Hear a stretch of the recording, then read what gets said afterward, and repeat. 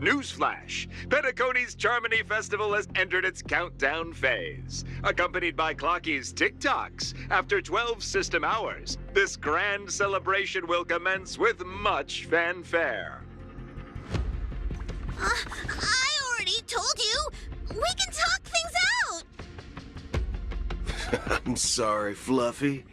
I really have something urgent to attend to, so I had no choice but to resort to asking this favor of you all. Since you already know what you're doing, I'll also have to remind you of its risks. Hey, partner, what's with the hostility?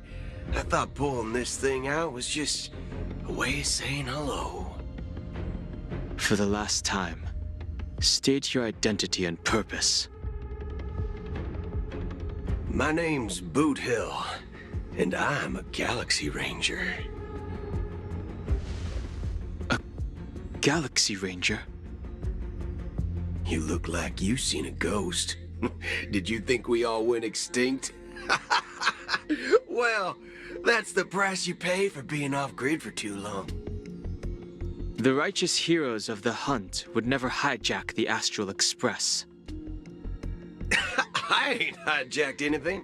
What, chatting with someone while holding the gun is considered a hijacking? It probably is. Pardon my frankness, but there are plenty of rumors in the cosmos regarding the Galaxy Ranger's current status, and none of them are pretty stories. I have a hard time believing you. Oh, this is hilarious. The tale that this bunch of fools spin is getting out of hand.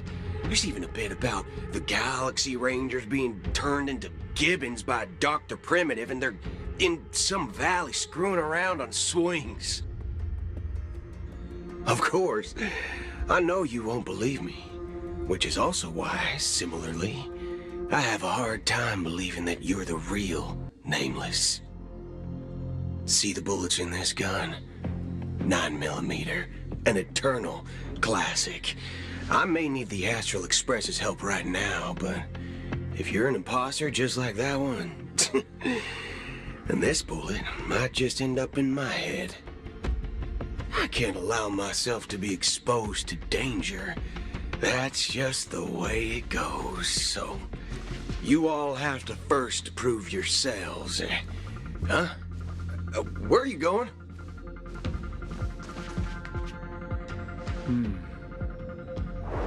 Recognize this? It's a model fudger. The Jade Abacus of Ally and Oath. The CN Joe really gave this to you guys? Model fudger? This is the Jade Abacus gifted to the Express by the Shenzhou Luofu's general, Jing Yuan. Its presence on board serves as the Shenzhou Alliance's official recognition of the Express. Is that enough? Not bad, kiddo.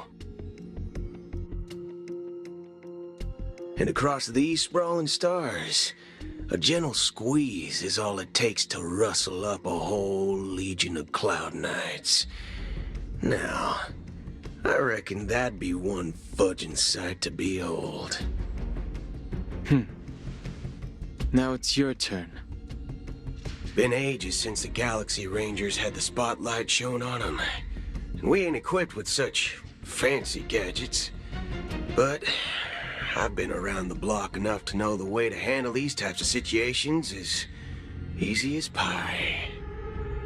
All right then.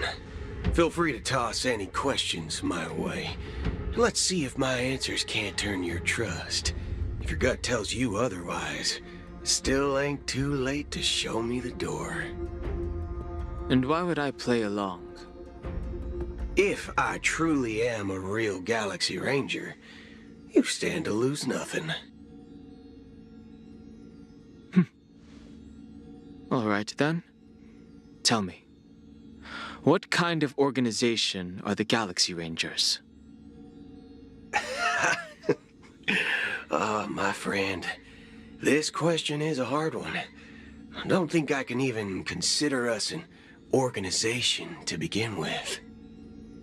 Everyone's on their own fated path along the hunt, with their own resolute sense of righteousness and not so welcome among such so-called universal values. This reply does not instill trust. It only makes your predicament more precarious. I'm guessing you're gonna ask about some form of shared faith, right? But us Galaxy Rangers don't need that sort of thing. What brings us together is a shared bottom line. Never bully the weak. Never kill the innocent. These oaths aren't some lofty beliefs, but the fundamental bottom line that one must never cross as a person. As Galaxy Rangers, we strictly adhere to the bottom line. When someone crosses them, the hunt's vengeance will surely come knocking.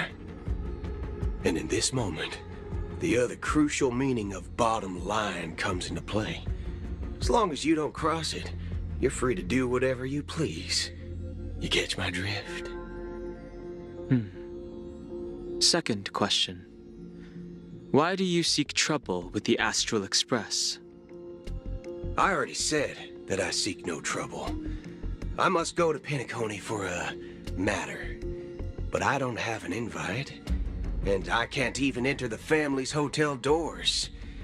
If only I could borrow the Nameless's identity.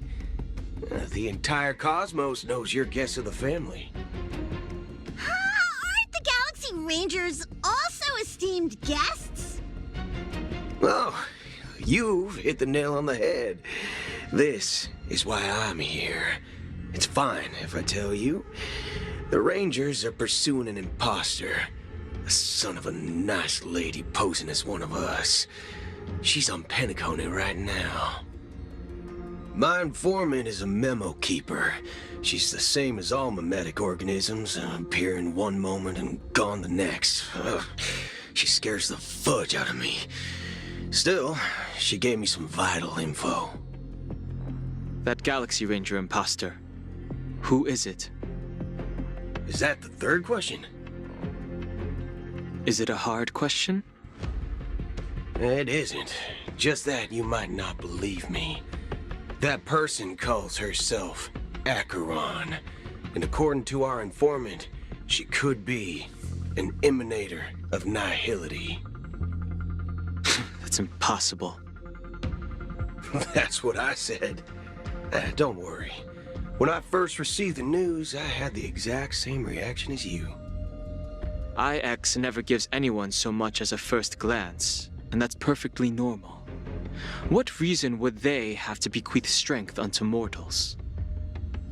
Then you must know that emanators can also conceal their own identities, which, for many people, it's better that way. Otherwise, there'd be wanton bloodshed across the cosmos, or even, perhaps, turning their back on the path they're supposed to follow. I had the good fortune of running into an elation emanator. Its appearance was no different than that of those clowns. If it weren't through sheer luck that I got it drunk, I would have never known of its eminent status. Even in the purest hunt, you'll find the Xianzhou Alliance under the spotlight and Galaxy Rangers lurking in the shadows. Paths are inevitably concepts created by people and exist in planes beyond our understanding. To reckon that nihility emanators don't exist, well, maybe we just ain't nihilistic enough.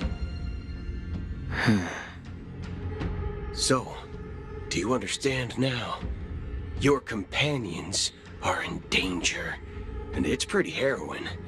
If you don't want to believe me, you'd best send a message to them, but I'd advise you to move fast. We don't know what's happening in the dreamscape or how much of what the memo keeper said is true.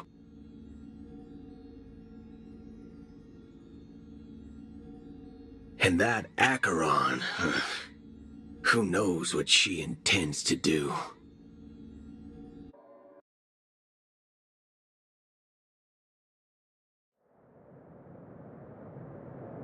I don't intend to do anything.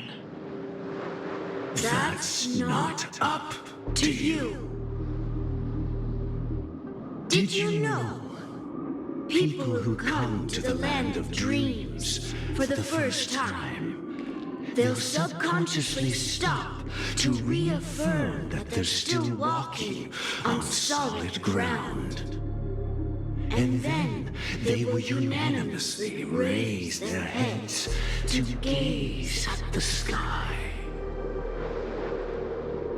Be it reality or dream, staring at the sky is instinctual for humanity. Since the day that the golden hour was completed, it's always been there, watching over every single night of decadence. But now this night sky has been mercilessly severed, dyed with the mist of nihility. And this whole event happened within the course of a single slash of a blade. A single slash of a blade isn't really accurate. It was actually 2 blades, just that the second one was faster. That's not the point. Many guests who weren't supposed to be invited have gathered at this banquet. Even if the harmony is all-embracing, I have no choice but to show some of them the door. For the sake of Penacony and the peace. The planet of festivities has no place for you, a puppet of nihility. Those who live in the shadows do not bear the right to tread the illuminated stage. Speaking of living in the shadows, there's probably not much difference between us. It's only polite to reveal your true self, at least when speaking to others. Penacony's Dream Master.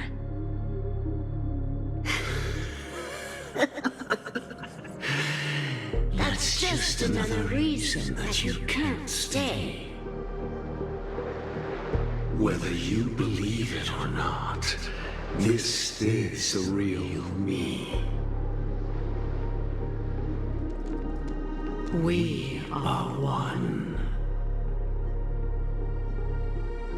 Is this the united as one that the family espouses? My mortal shell has long since dissipated. The Oak family's 107,336 offspring are now my eyes, ears, and mouths, spreading joy across dreams when required, and in times of essential need, exiling evil from this haven in my stead. From the sound of it, it seems like you're asking me to leave Penacony. I am glad that you're an understanding one. Alas, I'm not asking. If you think you can. Are you threatening me? I ended it with a period. It was a statement, not a threat. Knowing who I am and still showing such malice. You're not the first, nor will you be the last. This scene played out many times before. And usually, when faced with my questions, most people retort, "Why can't I?" The result has invariably been that they can't. You are confident, but be reminded, the family is forgiving, but not weak. The chords of the harmony extend across worlds. If you do not comply, When the blade is unsheathed for even a hair's breadth, you will never be able to escape the eternal Centurion's wrath in all of your lifetime. 137 individuals. That is how many heathens I have exiled since I became Dream Master. Among them were those who once severed my wings, and those who immolated my body. And here I stand again, about to add another mark to the tally. And you will die. I mean, all of you will.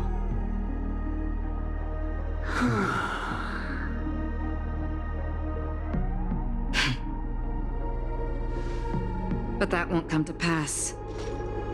I'll do as you ask. I'll leave. A wise choice. I wasn't aware there was a choice. To you, that surely is the only option. Please bear in mind, you and Penacony are of different worlds. Those born on the far bank cannot seek solace across the river. Leave and never return. The radiance of the planet of festivities is overwhelmingly bright, luring in tricksters, wrongdoers, and criminals. But even the harmony itself will never welcome the self-annihilator of nihility. And even more so, when this self-annihilator heralds the destruction of everything. Your strength is obviously a gift of the sleeping and shapeless, immeasurable and fathomless, like a tributary spawned from the abyss that brings death and sin to all. Acheron, a befitting name. Take it from someone on the other side of your so-called river. You know better than I do that Penacony has already deviated from the harmony. Whatever your intentions may be, I foresee only one outcome. Its future holds nothing but nihility, just like all the worlds that have drowned in their shadow.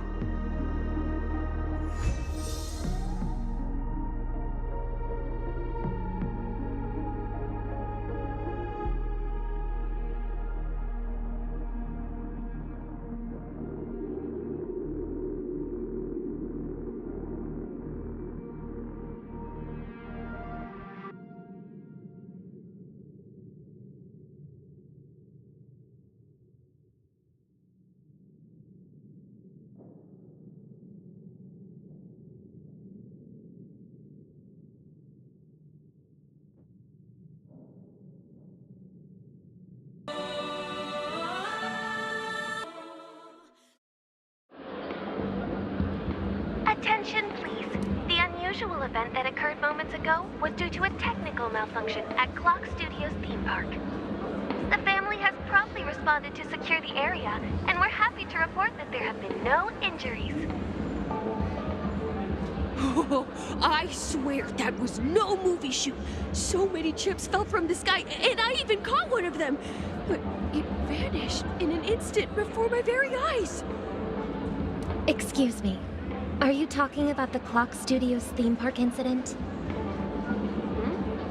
Yeah, what about it? Oh, Miss Robin, am I seeing things right? No need to worry. I apologize for any inconvenience caused to your delightful dream journey. What you just mentioned about the chips really piqued my interest. Would you mind providing more details about the incident? Oh, it was just...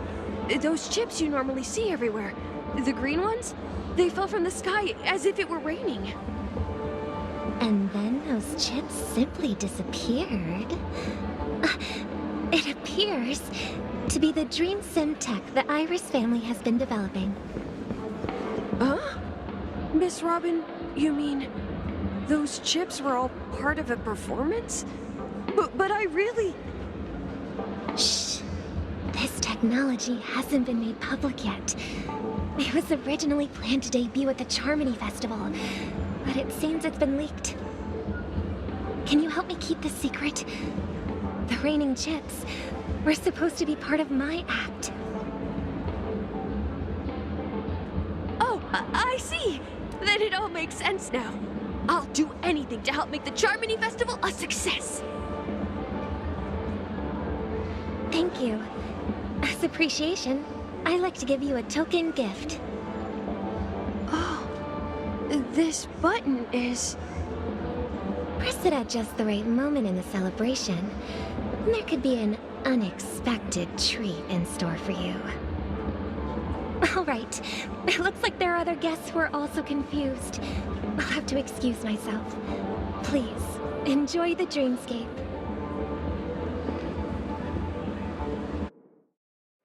The family promised they would protect the guests within the dreamscape, but I witnessed a group of organic life forms making their way to the theme park. And soon after, a rip tore through the sky, and black rain started leaking out of the void. The family needs to provide a reasonable explanation, or I'll take my loved ones and return to reality. I thought the dreamscape was supposed to be a paradise. If it's not, then there's no point staying here. It appears the good sir has seen many great events. And it's true that an uninvited guest has unexpectedly entered the dreamscape. However, their target is not the ordinary guests, but the ambassadors of the IPC. The family will certainly ensure that the safety of the guests is of the highest importance.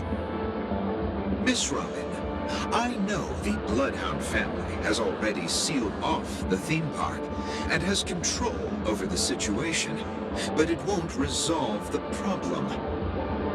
The family can try their best to protect their reputation, but as a guest, I don't wish to gamble with my life.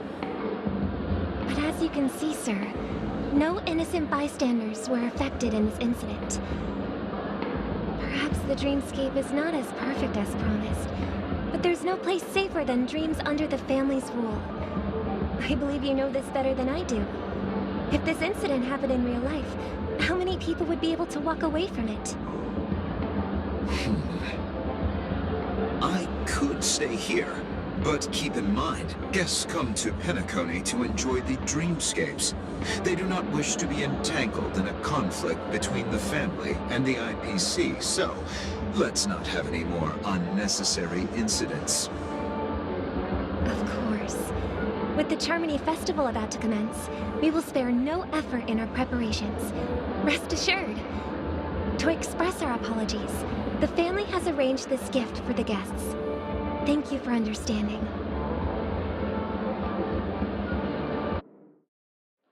Hello. May I ask what happened here? Nothing to be worried about. There's been a small rehearsal mishap at Clock Studios theme park. Please stay calm.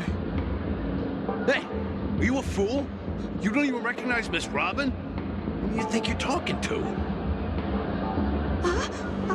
I'm sorry.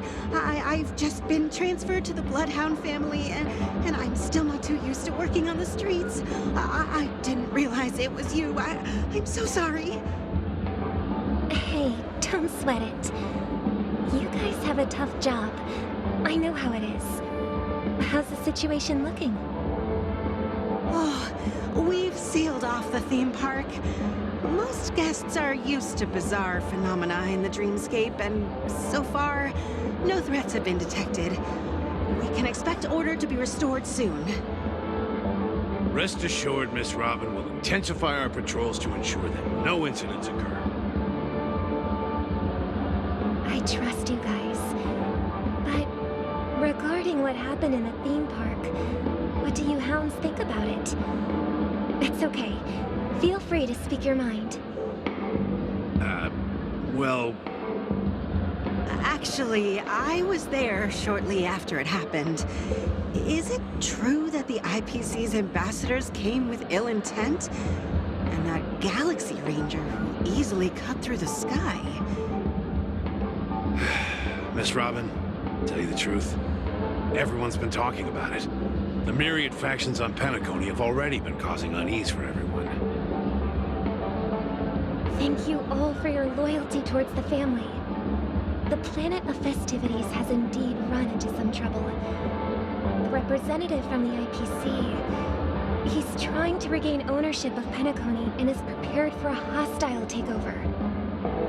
Of course, the family did not agree. The result of the failed negotiations is as you see it now. No wonder. So this is the main reason why the IPC staff are banned from entering the dreamscape. Did they apprehend the troublemaker in the end? Don't worry. Mr. Sunday is currently tracking his whereabouts, and he'll have something to show for it soon. However, given the situation, the IPC surely won't let this go easily.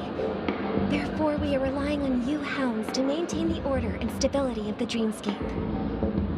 Please be assured, Miss Robin, we take our orders seriously. We won't let those IPC cronies get away with this. Thank you for your hard work. If there are any other members who still feel uneasy, please tell them on my behalf that protecting the dreamscape requires everyone's help. This is a small gift prepared by the Iris family for the guests. There's one for you too. Please, open it at the Charmony Festival for an unexpected surprise. I can't believe I received a gift from Miss Robin. It feels like I'm dreaming. Wait, I am in a dream. If trouble comes knocking on our door, we're not afraid to go to war. Rest assured, the dreamscape's peace will be protected by the Bloodhound family.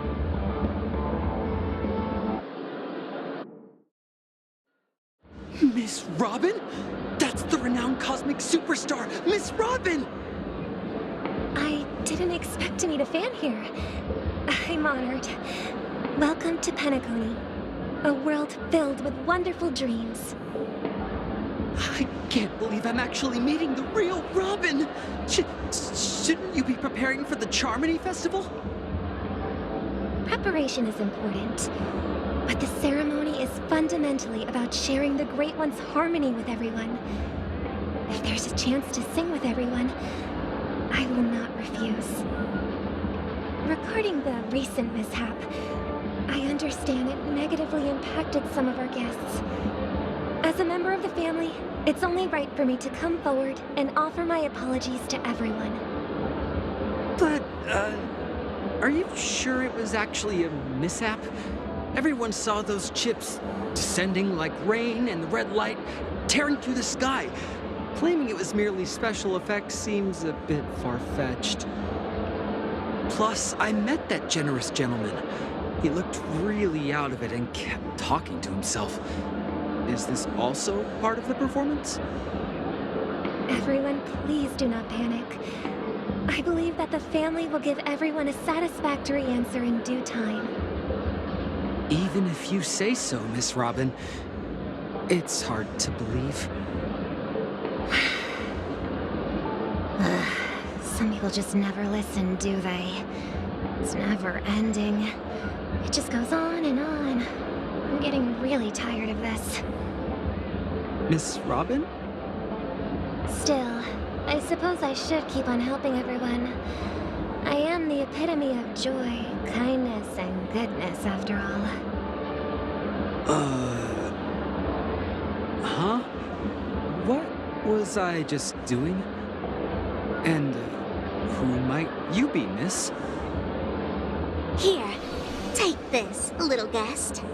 This gift has been specially prepared for you by the family. Make sure to take good care of it until the opening of the Charmony Festival. Then, When the show reaches its climax, press the button together with the others around you. You never know. Something very exciting might happen.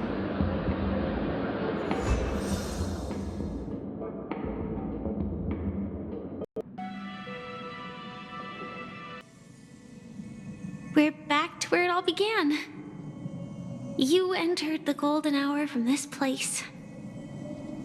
And it is also from here where you will enter the true Penacony.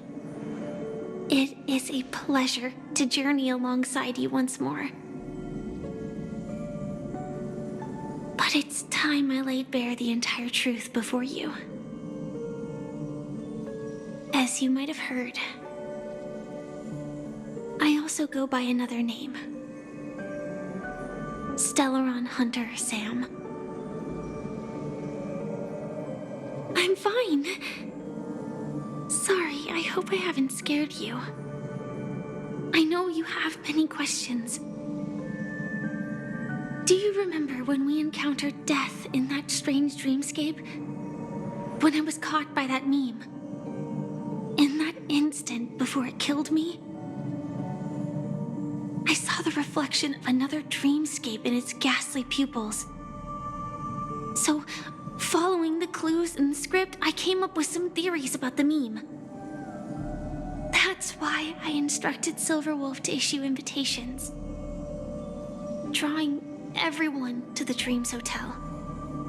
I intended to call upon death before you arrived, to solve the riddle using more direct means, and then invite you to join.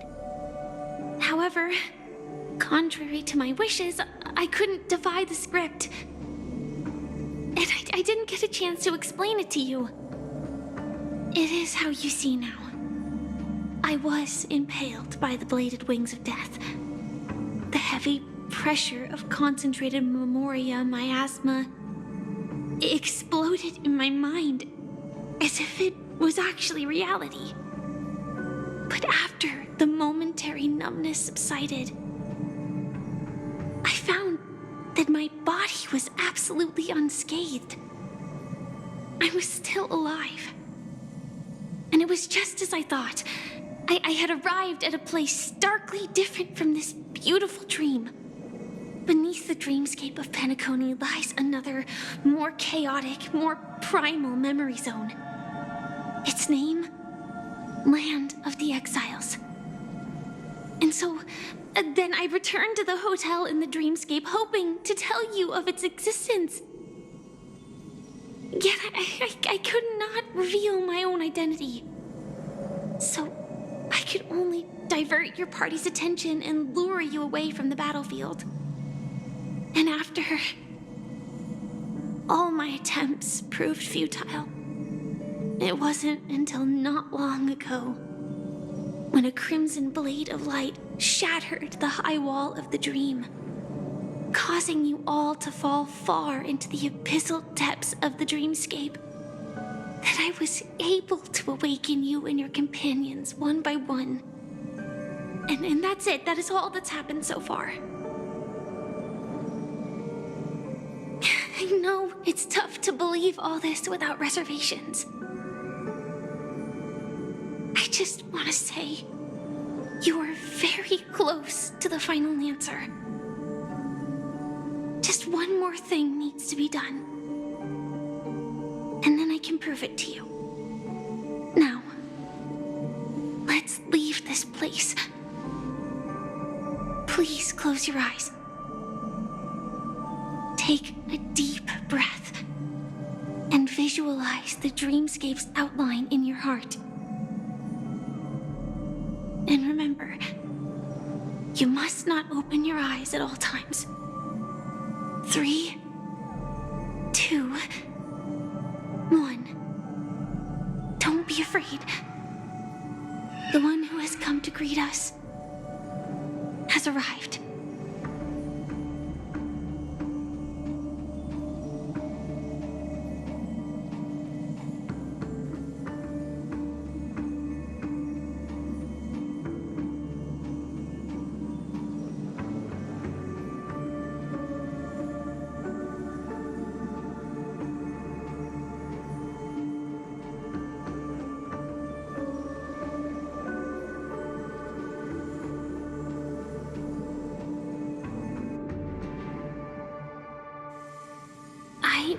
never knew you could do this.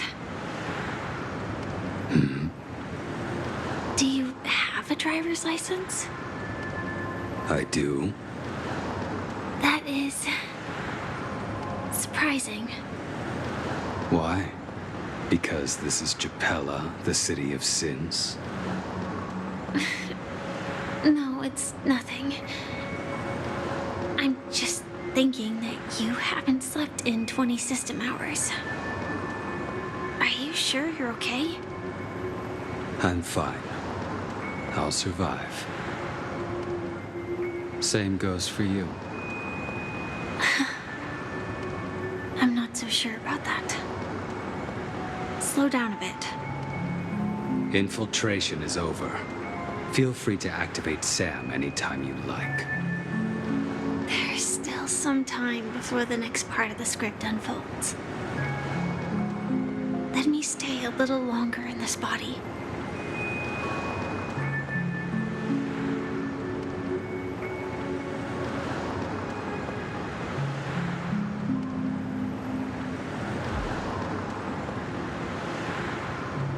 Such a long tunnel. Didn't feel this long when I set off. In half a system hour, it will lead us to Kafka. And then comes the downfall of the Japella Brotherhood. Is that also part of the script? It's in your script, too. Sorry. I didn't notice. Their destiny won't change just because of your selective ignorance. I told you before, it's a bad habit. What about you, then? Is this the moment you finally find the death you've been looking for? As always, it's a blank slate. It's not on this planet. Why the sudden inquiry? Because I'm currently in a car with a sleep-deprived driver. I just want to get there in one piece. This car has full self-driving capabilities. I'll just put my hand on the steering wheel. Will that do? Hey, don't take everything so seriously. Elio would always say there's only one type of destiny. The inescapable type. He can see the future, and we, likewise, are aware of our predetermined end. But before that moment arrives, we can still choose what we do. We all have this right, don't we? After today, Japella's name will disappear from cosmic history, and the Everflame Mansion will take its place.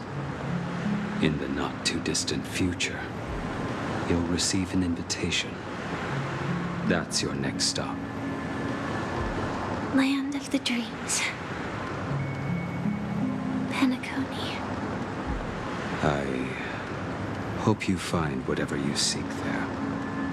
Be it answers or salvation.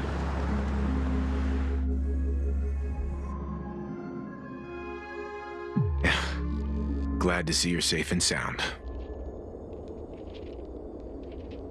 Close your eyes. This is the answer. Isn't it incredible?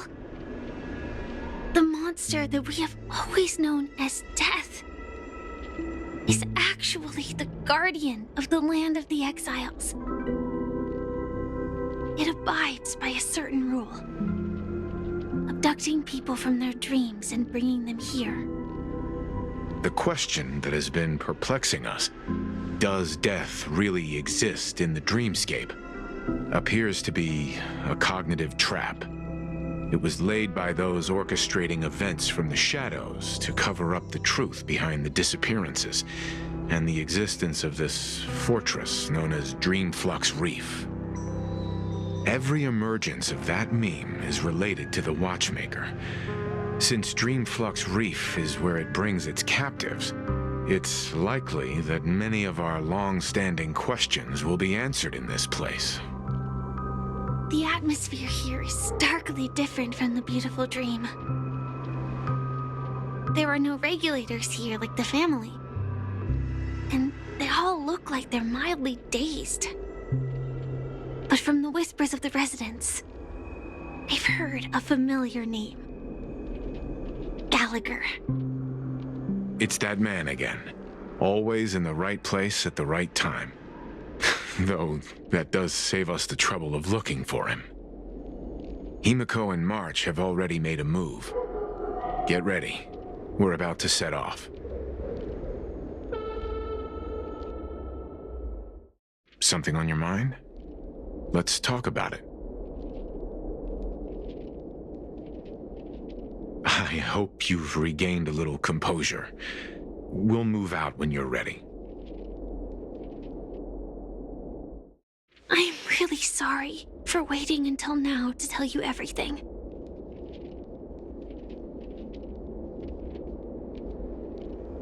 The timescale of Dreamflux Reef differs from reality, so we mustn't lower our guard. You're sensitive to Memoria. A slight misstep, and you could get lost in this memory zone. The atmosphere in this fortress is pretty different from that in the beautiful dream. When I first saw it, I was in awe too. The sky here, it's like a reflection of the 12 dreamscapes. What's even more bizarre is that this place is also separated into trade and residential areas. The layout may be simple, but the facilities are very comprehensive. It seems that there are quite a number of people living here. Though both dreamscapes have distinct styles, the architectural designs are quite similar. Works of the same hand, perhaps. Hard not to speculate on the connection. But there's no point in overthinking things. Let's meet up with Himiko and the others first. Take a right turn at the end of this road and you'll reach the trade district. There are more people there, and perhaps someone knows where she is. Not coming with us? The Astral Express likely needs room for some internal deliberation. In the meantime, I'll try and locate Gallagher. Sure. Let's reconnect later. Letting her go was the right decision. Further observations are needed before we decide whether to trust her. But first, there's someone I need to talk to. Let's go. I'm sure you've already noticed him. He's right over there. The Reverie Hotel's bellboy. How did he end up here? And right after Miss Acheron severed the beautiful dream. We'd better check, just to be sure. Huh? You were the guest from before. We meet again! And a new friend. Forgot to introduce myself. I'm the hotel's bellboy, Misha. Hello, Misha. I'm Welt. We met in a dream. Huh? Oh. And who might this be? Tick-tock! Old friend and new friend! Let's high-five! Your, memory zone mean? Nope. Clocky is a good friend of mine. We all live here. How did you two get here? This dreamscape isn't supposed to be open to the public. I wonder if it has something to do with Sleepy. So, this is your home? Yep. After my work in the beautiful dream ends, I'll go back home. Commuting used to be more convenient, but ever since travel became cumbersome, Sleepy started ferrying people back and forth between the two dreamscapes. This Sleepy. Can you describe what it looks like? Sleepy is a memory zone meme. Looks fierce and has many eyes. But it's actually really well behaved. Gallagher's been taking care of it. Based on the description, that meme is indisputably death. A nightmare for the family, but for the people who live here, that couldn't be further from the truth. Death? Not in a dream, surely. Sleepy's just a little aggressive, and sometimes messes up by fetching the wrong guess. But it would never hurt anyone. I see. Has it brought back any guests recently? Say in the last day or two? We're currently investigating a missing person case that occurred within the beautiful dream. I see. Then you'll have to speak with Gallagher. But he's currently busy hosting a visitor from the Oak family and specifically asked not to be disturbed. Mr. Yang, the person you're looking for, is it Miss Robin? Just as I thought. Considering what happened with Miss Firefly, this doesn't come as a surprise. If you're looking for Miss Robin, I can lead the way. She told me that she'd be willing to meet with outside guests. If it's not too much trouble. Also, we're looking for our missing companions. A woman with red hair, accompanied by a girl with pink hair. Have you seen them? Oh, I haven't. But please, rest assured. Dreamflux Reef is a small place, and it's not as bustling as the beautiful Dream. But its safety is unmatched. How about this? Since it's your first time here in Dreamflux Reef, I'll be your guide and help you find your companions. And then we can all go visit Miss Robin together. She's gone to Mrs. Grace's to visit the children. She won't be leaving anytime soon, so there should be enough time. All right then, we'll follow your plan. Well, we now know the answer to both murder cases that have caused such commotion in Penacony. As for the intentions of the mastermind behind it all, we're still none the wiser. Yes, that's my thinking as well. I'm not entirely certain, but we still have to find him one way or another. Say, you mentioned before that you saw a clocky that only you could see, right? I can't shake off this strange feeling. Am I really still so young at heart? But forget it. It's not important. We'd better just follow Misha. Everyone, look! From here, you can see the most spectacular view of Dreamflux Reef. Black hole?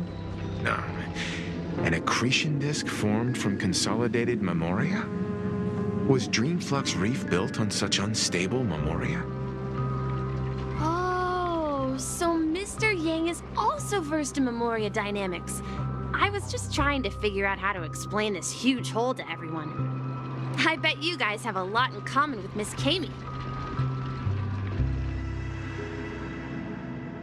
My calculations are finally done. In another 10 system hours, the above dream will swallow the dream below. My hypothesis was correct. This place will cease to exist as the dream devours everything. Who are you all, and why haven't you left yet? This place is about to disappear. I'm Kami, a dreamscape surveyor specializing in memoria dynamics, and this is my life's work that I'm researching. See that huge gaping hole?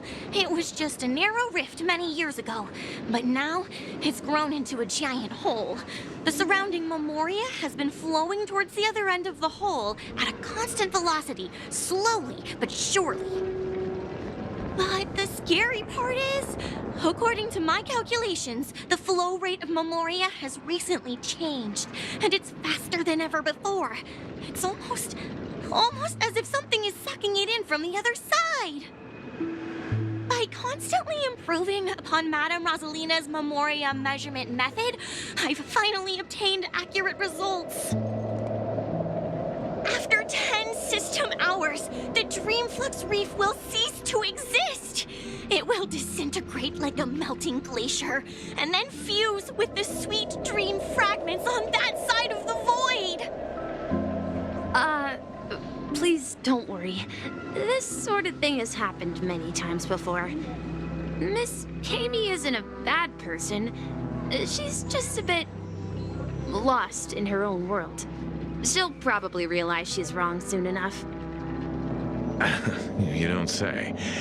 There was something else that piqued my interest. Who is Madame Rosalina? Oh, do you know her too? Or are you also a fan of Memoria Dynamics? We're very interested in Madame Rosalina's achievements. Could you tell us a little more about them? Why, of course!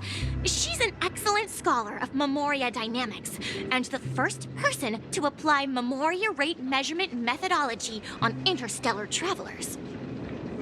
Regrettably, due to the presence of the Garden of Recollection, ordinary people don't pay much attention to the nature of Memoria. She departed this world without much fame, leaving only a few thin journals behind. I came to Penacony to learn more about my idol, and went to great lengths to seek out Dreamflux Reef, all because this is her final resting place. Prodigies always meet their demise prematurely. If only Madame Rosalina had more time, she would have discovered a way to reverse the flow of Memoria.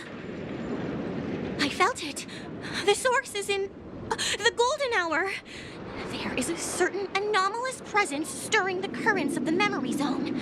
I must uncover more concrete proof. I must convince everyone. Does the name Madame Rosalina sound familiar to you? That's right. It seems like she did a great deal of research and calculations in Dreamflux Reef before abruptly passing away. Miss Kami regularly mentions her. I hear Madame Rosalina passed away during the prison war. She could see the Penacony of today. Its people building homes in the memory zone. I bet she'd be really happy. Perhaps. Ghost! There's a ghost! Don't come near me! Oh my. I'm human and so are you. Can you get a grip? Ah, there you are. I've been waiting for you two. Quickly, come help. I bumped into a member of the family on the way here. He was so scared and I just wanted to calm him down. But... Let me go! Let me go! I've only done good in my life. Why can't I rest in peace after death? well, this is how it turned out. Ha ha, you're a regular comedian. He thinks he's dead. Although, when I first fell in, I also thought the same. Dear guest, this is not the afterlife. This is Dreamflux Reef. That's right. Did you hear that? Repeat after me.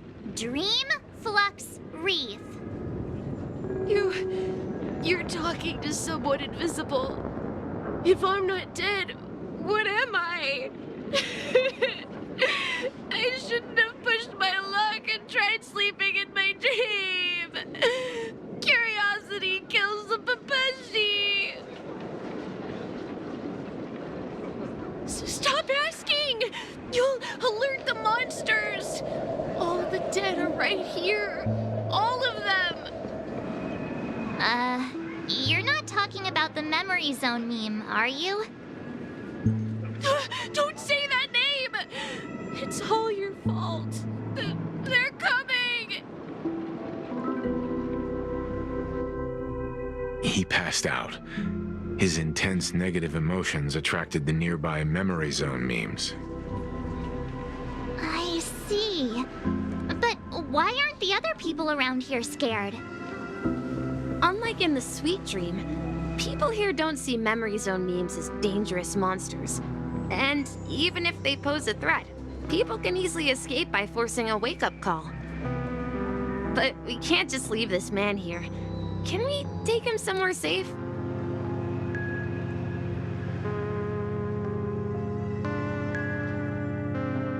Evening, Jessie. Is it evening? Welcome, Miss March. Who might these be? These two are my friends. As for the man lying on the ground, he's a scaredy cat who fainted from fright. I see. Another poor guy who accidentally ended up here. I'll take care of him. There have been a lot of new faces lately. Things must be tough in the beautiful dream. The few remaining havens of freedom in Asdana will soon face trouble. Do such things often happen here? Not really, but they're becoming more frequent now. Guess it's one of the signs of the Sweet Dreams collapse. This man has had quite the shock. Could you help me find a Halovian lady, March? Her songs can heal mental wounds. A Halovian lady? That must be Robin. She's also here in Dreamflux Reef. Huh? Robin? But I thought she... Oh, right.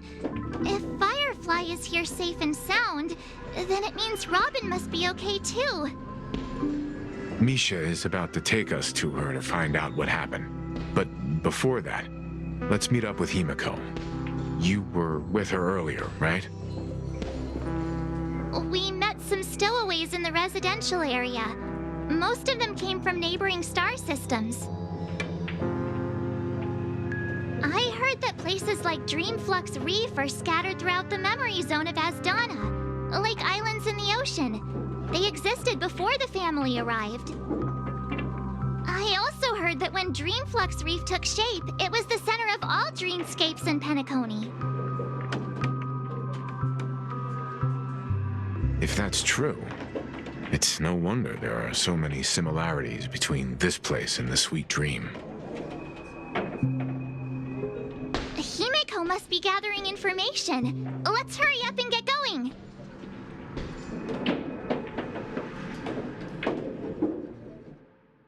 So that's how it is. I never imagined we'd gather the remaining details here. To borrow Gallagher's catchphrase, what an unpredictable twist of fate. Himiko, here they are. Ah, perfect timing. Now that everyone's here, I'd like to introduce everyone to Micah, who's partly in charge of the Land of the Exiles. Micah, these are my companions. It's a pleasure to meet the Nameless. You know us? I've been keeping an eye on you since the day you arrived in Penacony. We would have met under more appropriate circumstances if Dreamflux Reef hadn't been isolated from the 12 dreamscapes. Please, allow me to formally introduce myself. I'm Micah, the Gravekeeper of Dreamflux Reef. Gravekeeper? Life in Dreamflux Reef is pretty liberating. Everyone here mostly keeps to themselves, without meddling in others' affairs. My daily task involves cleaning a few tombstones. You're too modest, Micah. When lost dream chasers stumble upon this place, you're the one who takes care of them, guiding them back to the Sweet Dream, or showing them how to survive the wild dream chaos. So, a guardian of sorts. Were you talking to me, Mr. Yang?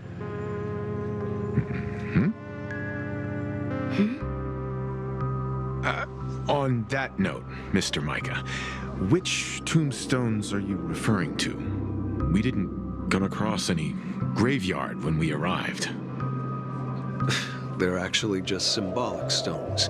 But Since you're curious, Mr. Yang, I'll take you there. I have a feeling you might find something of interest there. But before that, you have an important guest joining you.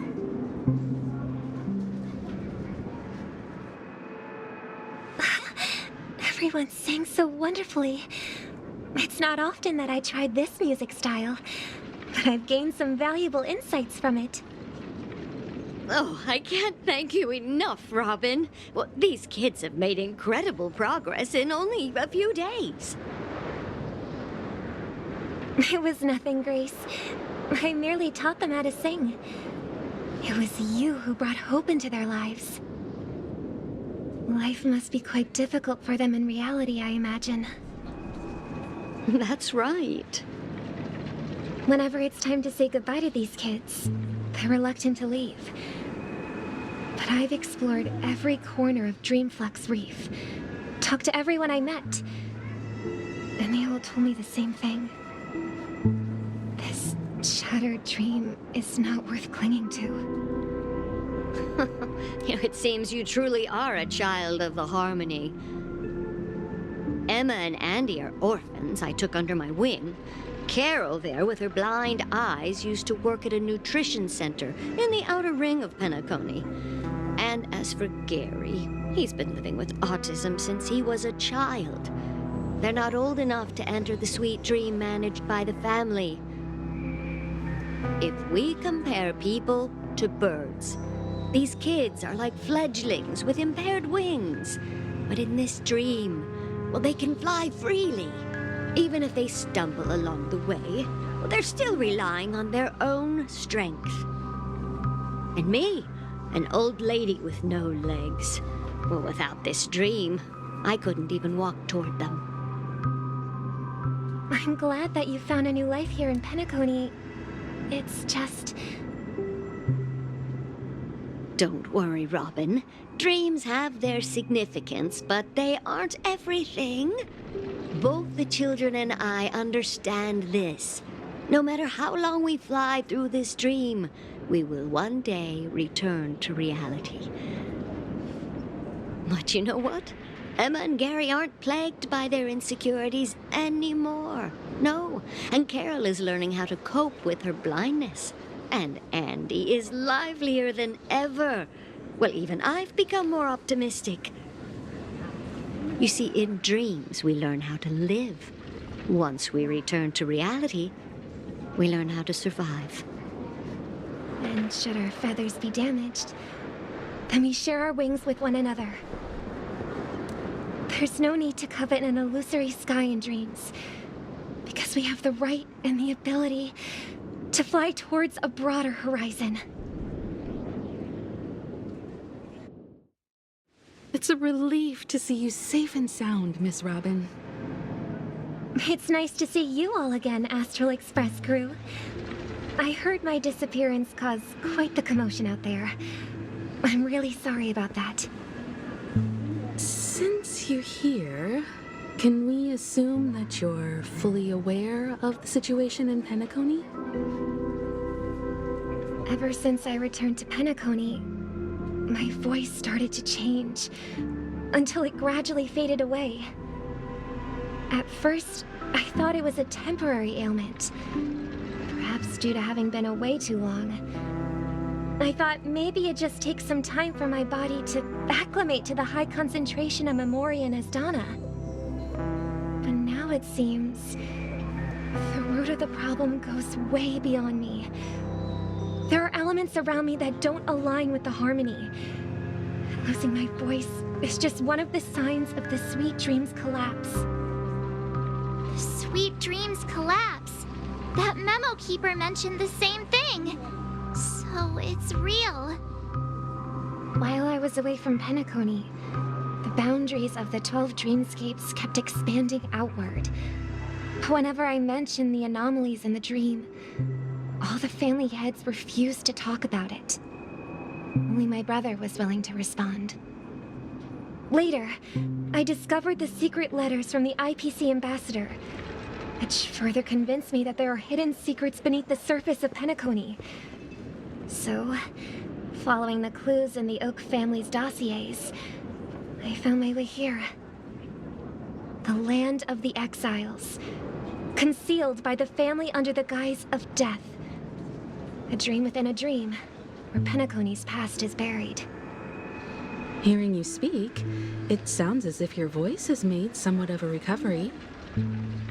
I hate to admit it, but the harmony in this place resonates more broadly than within the sweet dream. It's regrettable, but the family has experienced betrayal. The traitor, or traitors, abandoned their original principles and, using the name of harmony, exploited people's weaknesses to turn Penacony into the planet of festivities, trapping everyone in the illusion of the sweet dream. This is not the strong defending the weak, but rather the strong exploiting the weak. A world without equality won't ever be favored by the harmony. And naturally, those voices blessed by them have lost the ability to sing. Could there be another force influencing the family's shift in philosophy, Miss Robin? Considering what happened with Acheron, it's difficult to conceive of another entity within the realm of the harmony capable of influencing everyone. Unless a power surpassing that of an emanator is involved. I'd heard about what happened to the Xianzhou Alliance. But as far as I'm aware, the family hasn't faced any such external interventions. Who knows? Perhaps I've just been away too long and missed something. Regardless, I cannot accept my home is moving towards the very opposite of what the harmony represents, while still claiming to uphold it. I must uncover the reason why Mikhail cut ties with the family, and who exactly it was who betrayed us all. Do you remember our arrangement, Mr. Micah? Well, here's my answer. I've decided to forgo my role, and never step foot on the Charmony Festival stage again.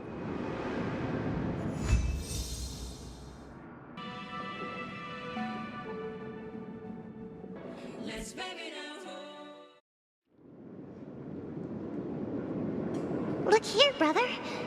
A little bird.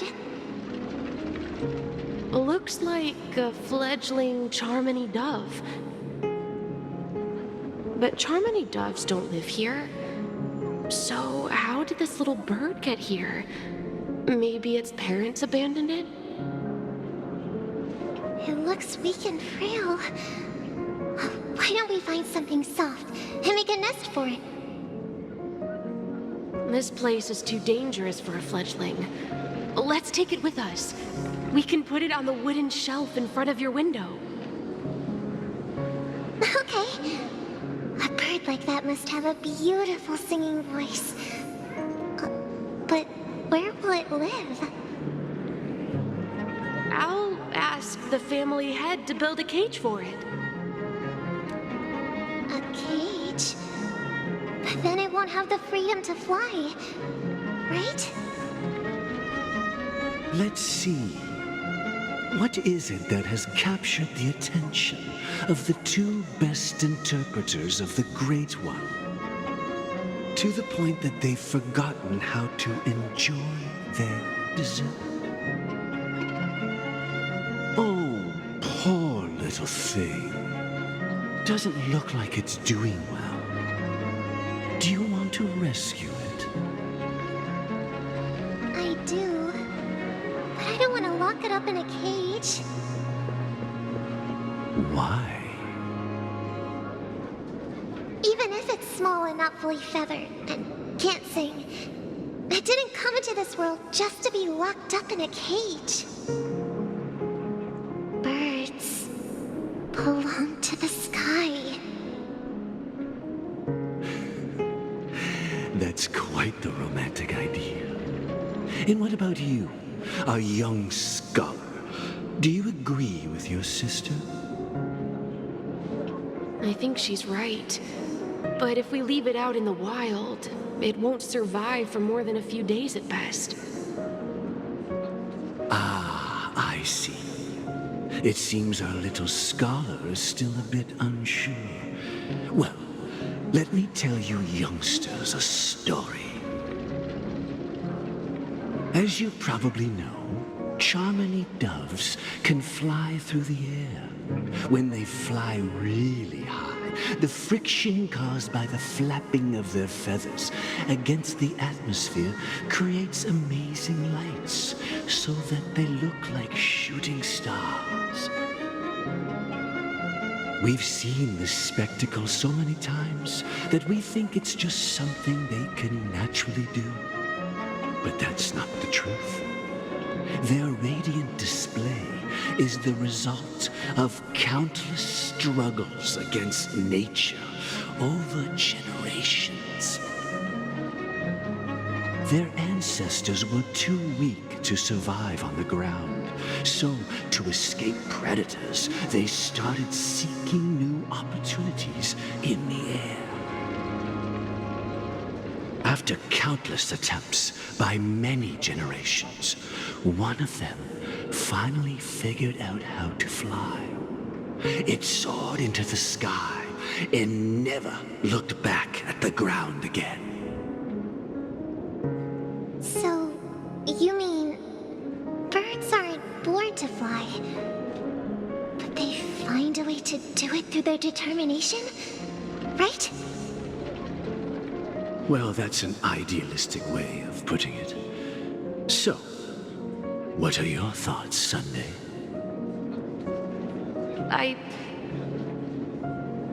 I think people believe birds are meant to fly because they've never seen those birds crashing to their death. That's an interesting perspective. So, have you decided what to do with the bird now? For now, I'll keep it in a cage until it can take care of itself because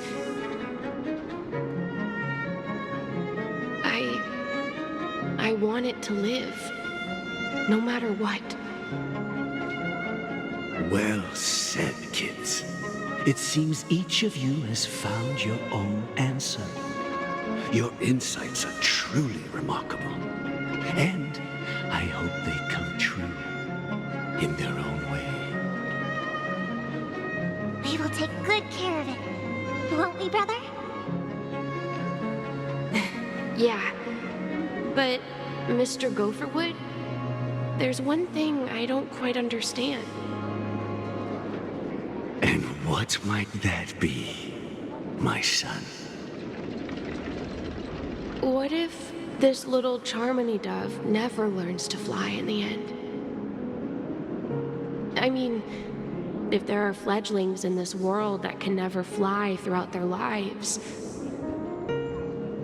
should we let them go back to the sky, only to see them crash to the ground and die? Talking in your sleep, Birdie? Time to wake up.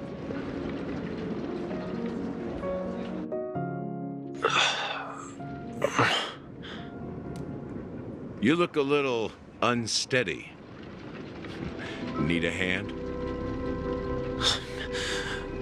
I'm still alive? Yeah. Happy about that. Where is Robin? Tell me. Now. I knew that was going to be the first thing you'd ask. Don't worry, your sister is here, safe and sound. She's probably walking around the streets now. If I were you, I'd be more worried about myself. After all, right in front of you is the guy who just stabbed you in the chest with a dagger. If you wanted to kill me, you wouldn't give me the chance to speak. Just tell me your demands, lackey of the watchmaker. So, you figured out who I am, huh? No wonder you had the guts to go against the Dream Master and the Four Families. Looks like I made the right choice. Choice? You are aware of my plan and see through my fictionology. Time is running out, so let's drop the charades. I'm suggesting we cooperate. Cooperate? What makes you think I'd cooperate with you? The fact that the famous Robin has chosen my side. Plus, some clues about a traitor and a bright future for Penacony. Any of that catch your interest? I find it hard to believe a man who's full of deception.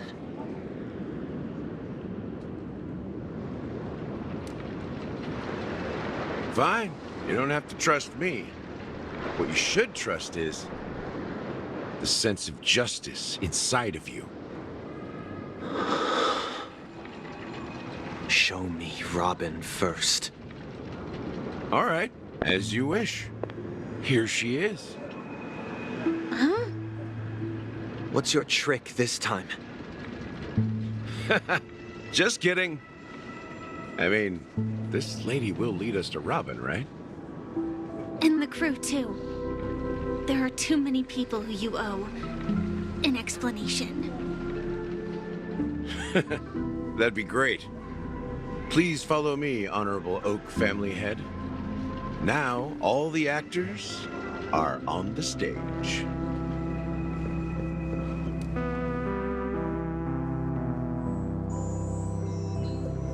This is the monument I mentioned earlier. The names inscribed on it should be familiar to all of you. Rosalina and Tiernan. When Penacony was known as a frontier prison, it was the Trailblazers who connected it with the stars. They were the heroes who saved Asdana, and their names deserve to be immortalized, not just on this small stone tablet, but in the annals of history for all of time. However, today, the planet of festivities is nothing but sweet dreams.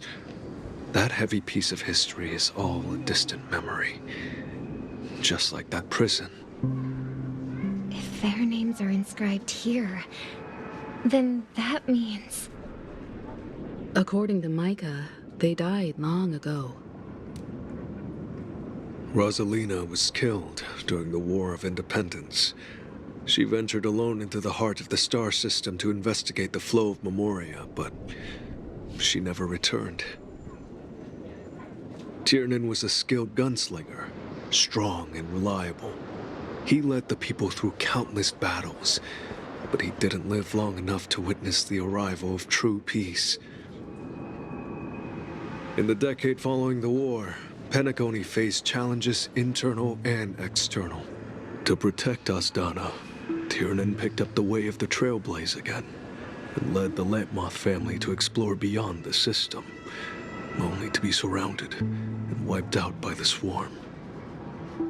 Though I had expected as much, the tales of these heroes truly are sorrowful. True to the title of Trailblazer, they spent their lives venturing into the unknown. But what about this tablet? There are no names carved on it. When Dreamflux Reef was created, its owner was still alive. However, he insisted on erecting a monument for himself, saying that it will happen someday. Here we meet again. Everyone from the Astral Express. Robin.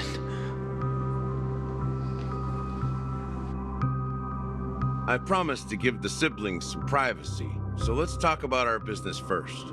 What do you say? That sounds sensible enough.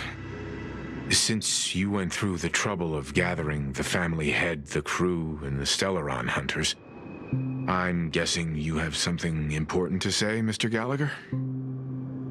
Oh? Is it that obvious? The look on your face is practically screaming, I'm the one behind all this. You're right, Mr. Yang. It is indeed time to come clean on everything. The siblings already know what they need to, and they've made their choice. But you, Nameless, arrived a bit late. So it's only fair that I answer your questions. Before we begin, let me reintroduce myself. I'm the founder of Dreamflux Reef, the deputy of the Watchmaker, and the one who sent out that invitation. As Gallagher, the history fictionologist, I humbly extend my greetings to you all. History fictionologist? So what, everything you told us was made up? Well, don't worry. Almost everything I shared was true. Well, except for the part about the family accepting me back. I double-checked with Micah, and everything he said about the family, the watchmaker, and Mikhail is true. Thank you for your understanding. Now let's get down to business. I'm sure you're all wondering why I went through the trouble of setting up this battle for the legacy, inviting different factions, and stirring up a ruckus all over Penacony. Well, it all boils down to something very familiar to all of you. The Stellaron. The Stellaron? But how is that possible? Penacony is a free-flowing interstellar hub. There are no signs of contamination whatsoever. You're totally correct. So, care to take a guess at what that means? I wish that were the truth. But if that were the case, I wouldn't have invited all of you. The sweet dream doesn't come out of thin air. If you think of the memory zone as the sea, creating the land of the dreams is like filling that wild ocean with earth to make an island. To achieve this feat, without the help of an emanator of remembrance or enigmata, the only way is to use a Stellaron. And that's not something you can achieve with a simple wish. It requires vast quantities of knowledge, time, and manpower. I'm sure you get what I'm hinting at. In Azdana, the planet of festivities itself is a Stellaron disaster. The planet of festivities itself is a Stellaron disaster? It all started a long time ago, back when the Watchmaker and his crew liberated the frontier prison. They faced countless challenges as they began building Penacony from the ground up. That's when the idea of using the Stellaron came into play. The Stellaron first entered the Azdana system during the war. The Nameless warned everyone against the folly of attempting to tamper with such a power, and most heeded their words. But there are always people in the shadows with ulterior motives. The turning point came after Tiernan's death. With two of the Nameless gone, the Watchmaker had to go to the front lines. It was at that moment his rivals saw an opportunity. By the time a representative from the Montour System's family arrived at the Watchmaker's call, the Stellaron had already been activated and was seeping into the primordial synesthesia dreamscape. And I suppose the family happened to possess the knowledge to seal the Stellaron? Not just that. They knew far more about the Stellaron than the average person. They helped Mikhail swiftly quell the civil unrest and played a part in building Penacony under the disguise of the Harmony. Those three eras were known as the Age of Dreaming. The Watchmaker, who had been left in the dark, sent out invitations across the universe, spreading the hype around the land of the dreams. Then, how did they turn against each other? Remember the island in the ocean metaphor? The truth is, the Stellaron was never truly sealed. It existed in a different form within the dreamscape. Think about this. What would it cost to create and maintain such a lavish dreamland? It's people's lives. The opulent dream is built upon the decay of spirits, with a toxic elixir called pleasure flowing through the dreamscape. It tempts people to indulge in the dreamscape, and gradually their minds succumb, becoming nourishment for the sweet dream. Confusion, laziness, and cowardice, weaknesses that plague humanity, were magnified and nourished by the family. Penacony became a new kind of prison, even more impenetrable than the previous one. Sadly, we realized this far too late. By then, the family had a firm grip on Penacony, swiftly quelling any opposition that arose. At my wit's end, I had to use the power of the Enigmata, and sought refuge in this chaotic memory zone. Over the years, I fabricated a meme within this dream for our use. Dormancy. That's its real name. We exploited a loophole. You see, regular people can't fall asleep again while they are inside the dreamscape. So this is the true meaning of the impossible. You sent out invitations in the Watchmaker's name to find forces capable of resolving the Stellaron disaster and draw them into Penacony to uncover the truth. It's not just that. Above all, I wanted to see what happens when the major factions engage in a struggle for the legacy. Since this is the Watchmaker's first announcement in decades, the traitor within the family is bound to reveal themselves. So, the legacy is just a facade. If you want to consider the Stellaron as the legacy, I'm totally fine with that. If that's the case, where is the Stellaron now? That's a question for Mr. Wings. The Stellaron is still under the family's control, and as the head of the Oak family, I'm sure he holds all the answers.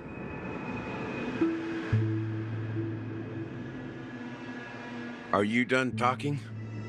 So, will you tell us where the Stellaron is?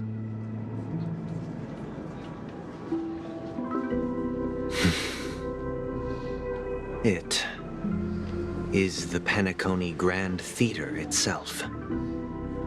As I suspected, it's the embodiment of the family. The edifice that first materialized within the Sweet Dream. That's what turned Penacony into its current state. As for the person who employed its power, it is in fact Mr. Gopherwood, the current Dream Master. Well, that was easier than I thought. Did you conduct your own investigation already? Correct. When I was trying to track down the person who murdered my sister, apart from you, Gopherwood was my second suspect. Confronting me first turned out to be a smart move on your part. I didn't have other options. The Dream Master has been elusive, and even the heads of the families can hardly get an audience with him. Moreover, Mr. Gopherwood has been kind to my sister and me. And I didn't want it all to end like this. What do you mean by that? To be honest, my brother and I are also victims of the cancer of all worlds. We grew up as orphans, and were adopted by the family when they came to help. Mr. Gopherwood recognized our potential and brought us to Penacony. But I can't just stand by and watch Mr. Gopherwood become an enemy of the Harmony. I won't use my voice to support an evil cause. I won't step on that stage and sing, no matter who the traitor is, or what orders they give me. I won't let the Charmony Festival become an event that destroys Harmony itself, or the paradise in our dreams. Indeed. For the paradise in our dreams. As the head of the Oak family, I'm responsible for ensuring Penacony's promising future. Robin and I will head into the Sweet Dream and confront the Dream Master. And if it turns out that the family has truly strayed from the Harmony, I'll fight alongside you. We'll put the Charmony Festival on hold and make sure Mr. Gopherwood pays for his blood debt. The enemies you are about to face aren't like this old dog here, who can barely even bark.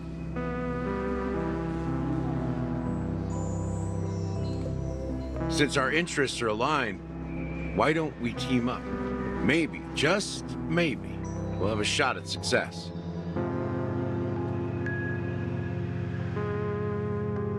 We have always been following in the footsteps of our nameless predecessors, and there's no reason to stop now.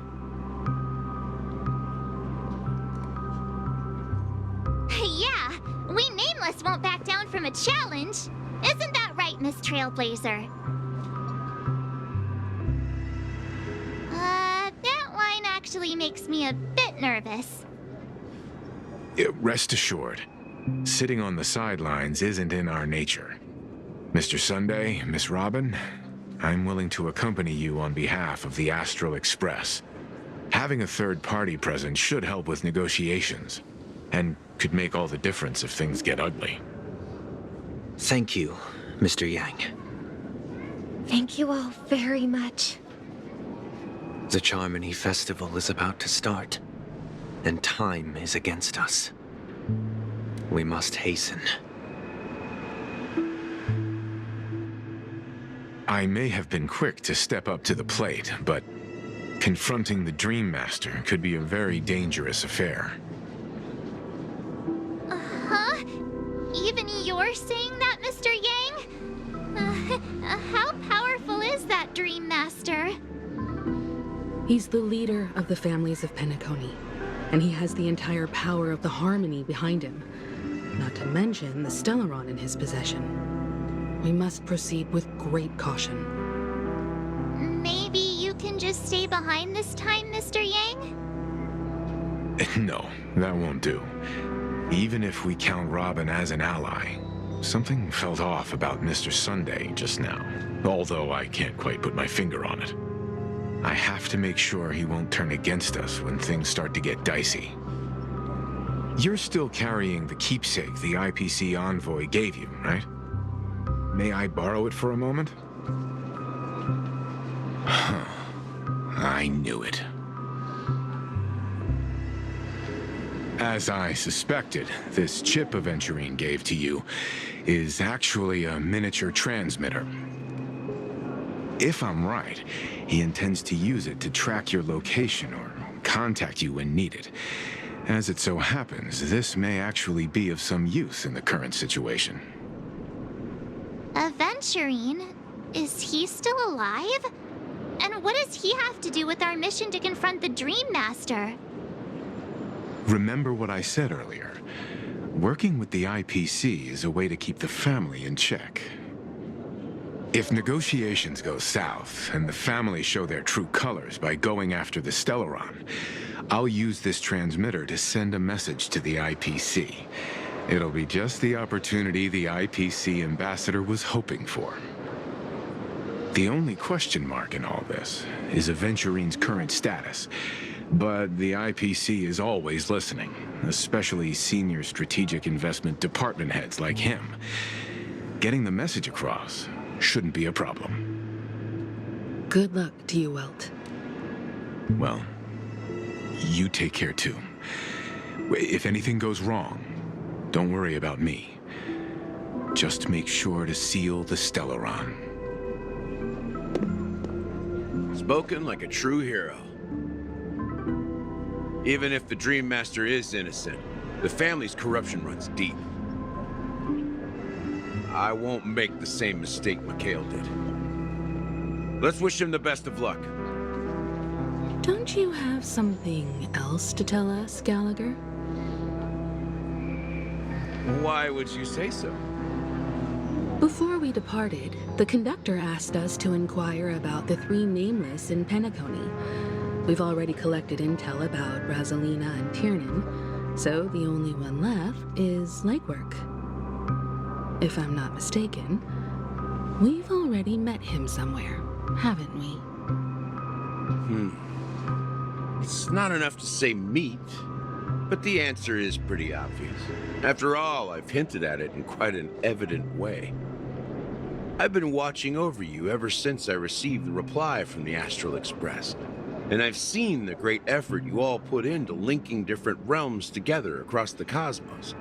And now, after getting this far all in one piece, you have truly proven yourselves. Miss Himiko, were you the one who repaired the Express and got it sailing through the cosmos again? Yes. And you two, young Nameless, you have very interesting life stories and extraordinary skills. I don't know much about my life story, But I do have extraordinary skills. You're full of energy. Please send my regards to the conductor, Pom Pom. Please let them know that their friend has fond memories of his time aboard the Express, which he reminisces on every time he has a good drink. As for the last nameless, he embarked, disembarked, and embarked again, traveling in a great circle, ending up back where he started. On his deathbed, he told me to find the Astral Express and deliver an invitation to the future nameless. He left behind a special gift, a true legacy. Something that belongs only to the successors of the Trailblaze. Come with me. Now is the time to reveal it.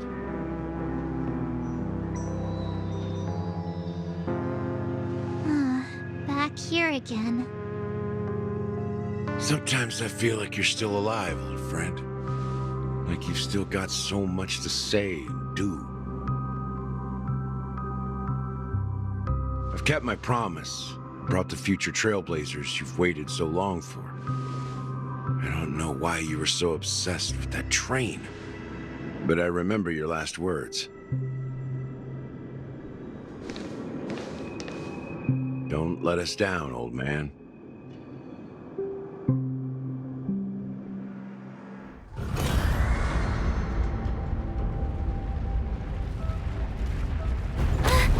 What's happening?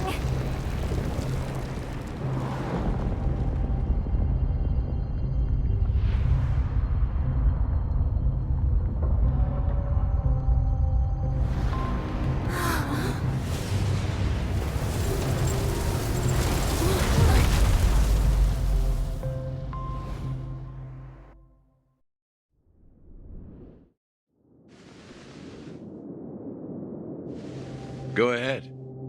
His resting place lies in the garden up ahead. The first and last nameless of Penacony. Mikhail Char Legward, the Watchmaker.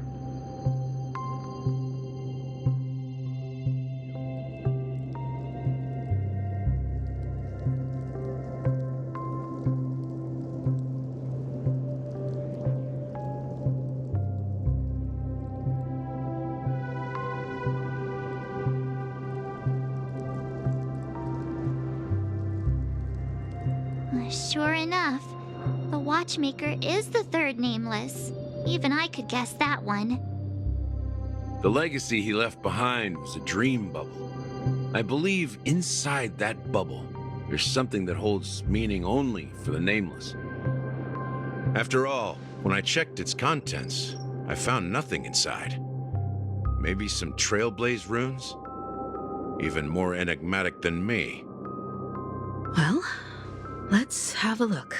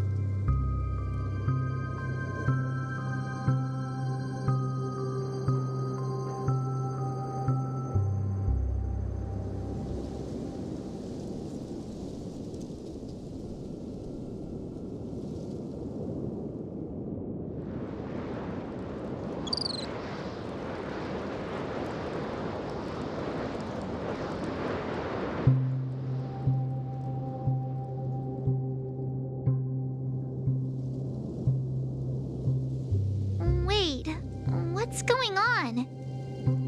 Seriously? There's nothing inside this dream bubble?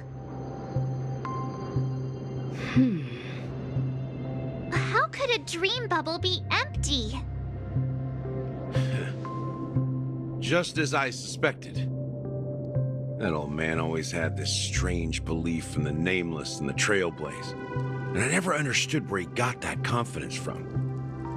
Especially since he never managed to get in touch with the Express while he was alive. I could never figure out what was going on in that old man's head. But this empty dream bubble is so typical of him. He was always full of weird fantasies and incomprehensible romanticism. That mischievous old man. Well, I didn't expect him to leave anything concrete behind anyway. Don't think that's the case, Gallagher. I'm sure Mikhail has left us the most precious thing of all. Don't start getting all philosophical on me, all right? Just as Mikhail believes in the nameless of the future, we unconditionally believe in the nameless of the past. How could they leave with regrets for the future when they were ready to dedicate their lives to the land they loved? There must be something contained in this dream bubble. It's just we haven't figured it out yet. You also have faith in the Watchmaker, don't you, Gallagher? Well, I'm a follower of the Enigmata. My philosophy forbids me to have faith in anything. That's why I understand what faith means in the path of Trailblaze. And I also want to know what he left behind. I'll leave it to you guys then. Can I borrow your pet? I need to make a trip back to Golden Hour and check something at the Dreamscape sales store. It's for Mikhail, and for the future of Penacony.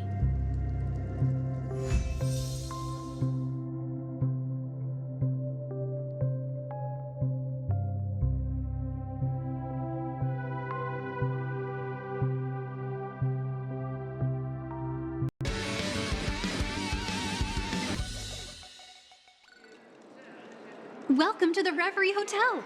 How may I help you? Greetings. We're the Nameless from the Astral Express, and we'd like to check in. The Astral Express? But I thought... Yes, my companion's already checked in. My name is Dan Hung, and I believe my personal information is recorded in your system. I see, but your companion said you wouldn't be coming due to a change of plans.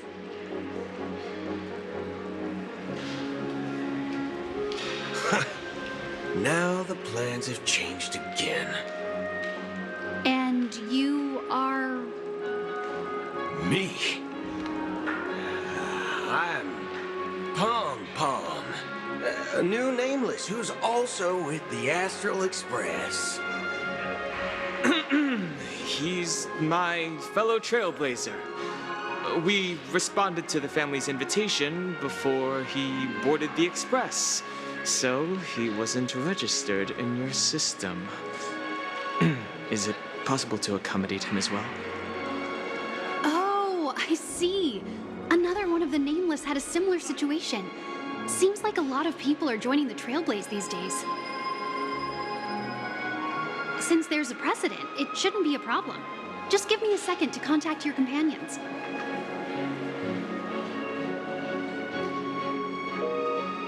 I'm sorry, dear guests, but it seems I'm unable to reach the other members of the Astral Express.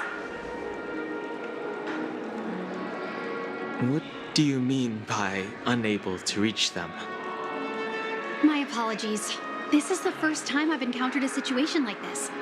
However, the system indicates that those guests are still in the dreamscape. How about this? Give me their room number, and we'll go check on them ourselves. I'm afraid that's not possible. I need to verify both of your identities before I can share any guest information.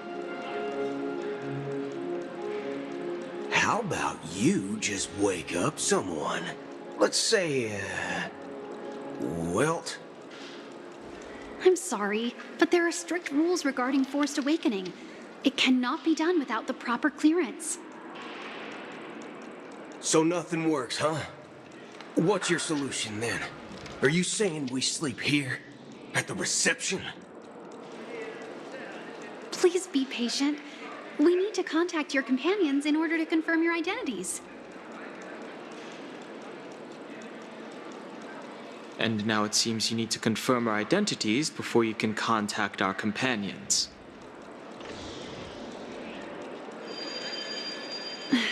It seems so. Fudge. Look, nothing personal, but if you can't handle this, go find someone else who can, okay? Please calm down, dear guests. I do recall that Mr. Sunday, the Oak family head, personally handled this issue earlier. Oh, please wait a moment while I contact him. I don't think she's trying to give us a hard time. She really just doesn't know what to do. I have a bad feeling about this. You tried to contact them on the Express earlier, but they didn't respond. Something doesn't seem right. I need to leave for a moment. You can stay here with the receptionist. Sure thing. Just don't keep me waiting forever. The Charmony Festival is about to start! I'm so excited! Hey! You guys here for the Charmony Festival too? Well, I didn't come all the way here specially for the festival. Honestly, I don't really even know what it's about. But I heard it's a lot of fun! Well, back in my home world, Anaria, we have festivals like that all the time. My dad threw me a birthday party one time that was just as extravagant as the Charmony Festival. Oh, come on! The Charmony Festival is a once-in-an-amber era event! How can a birthday party compare? Well, you never know, right? Maybe on her world, birthdays only happen once in Amber Era. Anyway, let's forget about that. Have you heard about the, unsettling things happening in the dreamscape? Unsettling things? What could possibly go wrong? It better not ruin the Charmony Festival! I've been looking forward to it! Relax. With a big event like this, there's bound to be lots of gossip and rumors. Don't worry. If anything does happen, the family will be on top of it. Oh, that's a relief. I didn't come all this way to see the festival go down the drain. Well, looks like I won't get any fudging clues out of these two. They're clueless. Greetings. I'm Cody of the Bloodhound family, head of security for the hotel. How may I assist you?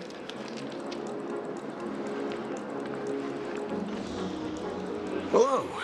So, there's something I wanted to ask about. I've been hearing some unsettling rumors about certain incidents that might affect the Charmony Festival. Do you think there's anything to be worried about?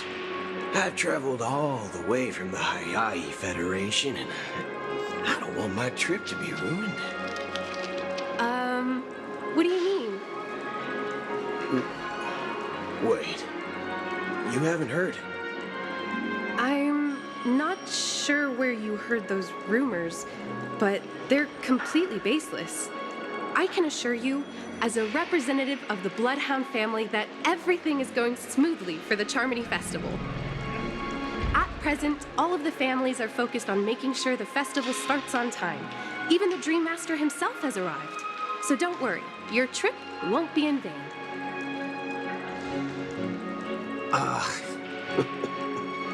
That's a relief to hear. She doesn't appear to be acting. So, it seems that even the hotel staff are out of the loop.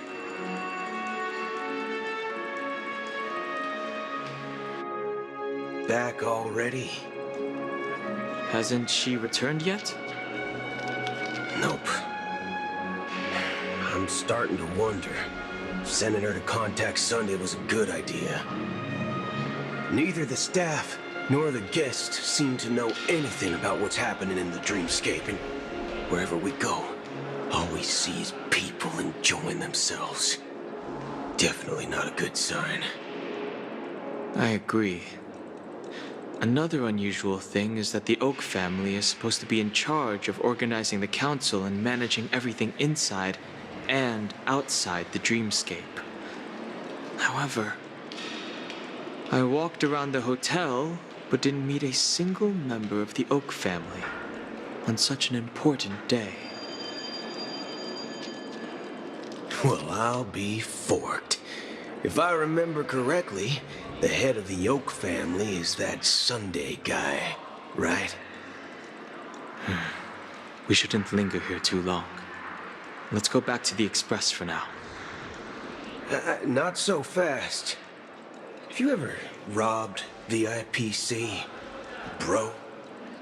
If you run away now, everyone will be chasing after you. Are you suggesting we sit here and do nothing? I wouldn't say do nothing, but let's stay put for now. Even if the family has ulterior motives, they couldn't have anticipated us showing up here. We're the surprise factor for them. They don't want to attract unwanted attention from certain outsiders, so they won't do anything reckless. See? The IPC lackeys are keeping a close eye on this hotel. If I were a family member, I'd find an official excuse and keep the surprise factors here. If we just wait here, that would be like walking into their trap. Of course, we don't need to walk into their trap. I gave a backup plan to the memo keeper. If it turns out we won't be allowed to enter the dreamscape, she'll order a drink for me in the VIP lounge at the hotel. In reality, a secret signal. That's right. Oh, a concrete object can indeed help the memo keeper establish a connection with you. But Boot Hill, if you have more backup plans in the future, I hope you'll let me know in advance. I'm sorry, but it's one of my quirks. I have too many unreliable friends. And if I reveal that I have backup plans, things can go awry. And that would leave all backup plans completely useless. You're the lobby manager, right? Yes, I am. How may I assist you? We're the Nameless from the Astral Express. We wanted to check in, but there's something wrong with your system. The lady at the front desk said she would contact the manager, but now she's nowhere to be found. Now, we've been waiting here forever, without any food or water. What the fork, man? Is this how the family treats its guests? Is this your idea of street smarts? Starting an altercation? It's called standing up for your rights. I apologize for the inconvenience. Please wait while we try to contact Mr. Sunday. I'll arrange 2 premium seats in the VIP lounge so you can rest there while you wait. See? Just like that. Just don't call yourself Nameless next time. Good evening, gentlemen. Hey, I have an order for a bottle of His Donna's White Oak. Can you help us find it? Hasdana's White Oak? I think there might be a misunderstanding. We don't serve that here. Oh, no way. Are you sure you're not mistaken? If someone had reserved such a beverage, I would definitely remember it. It sells for hundreds of thousands of credits per bottle, after all. I couldn't afford to cover for such an item if it were broken or lost. That's strange. Well, could it be that the memo keeper couldn't afford it? Then what should we do now? Oh, no need to rush. Well, let's grab some drinks first. Maybe I arrived too early and he hasn't come yet. Now, let's see what kind of juice malts you all have here. Well, give me a glass of Heenum Valley, 40 years. I'll have it neat. No ice. Wow, that's the most expensive one on the list. You have a taste for the finer things. It's on the house, anyway. What can I get for you? Anything you recommend is fine. Then I would recommend today's special, Glass Village. It's classic Soul Glad mixed with Laboom juice. It's refreshing and suits your cool demeanor. Just 1 minute. Ah, this flavor. Dynamite barbecue with rocket fuel. Ooh, it really hits the spot. Truly the finest sherry cask-aged malt juice in the cosmos. Dynamite barbecue with rocket fuel. Is that really something that humans enjoy? Hey, this guy doesn't know anything at all. As long as you're satisfied, dear guests, please enjoy. Let's give the memo keeper another half-system hour. If she doesn't show up, we'll need to come up with a new plan. In the meantime, let's take stock of the situation. What do you think? The situation is unclear. Something must have happened on the planet of festivities, but the public is unaware of it. Someone in a position of power within the family must be covering it up. It's unusual for the followers of the Harmony to invite other factions, let alone the IPC and the Masked Fools. If what you said about the Emanator of the Nihility is true, the situation in Penacony is a little complicated, to say the least. Actually, there's something else I'm concerned about, regarding Acheron. As you know, the faction that follows the path of the Hunt are some of the most dangerous folks in the cosmos to mess with. I mean, who in the right mind would impersonate the Cienjo Alliance or the Galaxy Rangers? It's like asking for a death wish. Isn't there a saying among the Cienjo people that the Rainbow Sect lets their Lux arrow do all the beating? Talking. Do all the talking. Well, you know what I mean. Even though the Galaxy Rangers have been out of sight for years, we've been keeping an eye on this region. Even the dumbest criminals know better than to mess with the Annihilation Gang, much less the Rangers. But that Acheron lady, she doesn't seem like a lunatic at all. On the contrary, she's highly logical and organized. She knows exactly when to hold back and when to strike without mercy. And you believe that someone like her would have an ulterior motive for impersonating a Galaxy Ranger? I'm not entirely sure. I do have my suspicions. Maybe she knows a Galaxy Ranger, or perhaps she's trying to lure us out for some reason, which I can't figure out. Anyway, what worries me more are the anomalies within the family. They've summoned followers from various paths for the festival. No matter how generous the family might be, this move seems highly unusual. Unless the invitations weren't sent by them. If that's the case, it's even more intriguing that the family insists on organizing the Charmony Festival, despite the chaos. Maybe it's She-Pei the Harmony pulling the strings. We find it beyond human understanding because it wasn't arranged by humans at all. People do stupid things out of irrational impulses. They abandon their principles when self-interest is involved. They believe in things they know they shouldn't, and fudge, they even break their own rules. But Eons don't. They stick to their determined path and never turn back, even if they reach a dead end. You think Shippei's will is behind all this? It may not necessarily be Shippei. There's definitely some higher entity involved.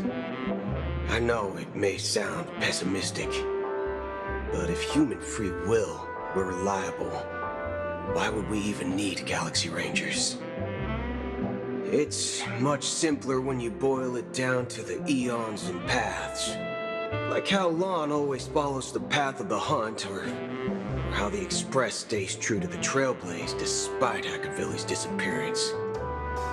But in my opinion, Akavili's fall holds significance for the Nameless. Oh, so you're saying the Nameless now have to take responsibility for their own choices because their absolutely right leader is gone? Exactly.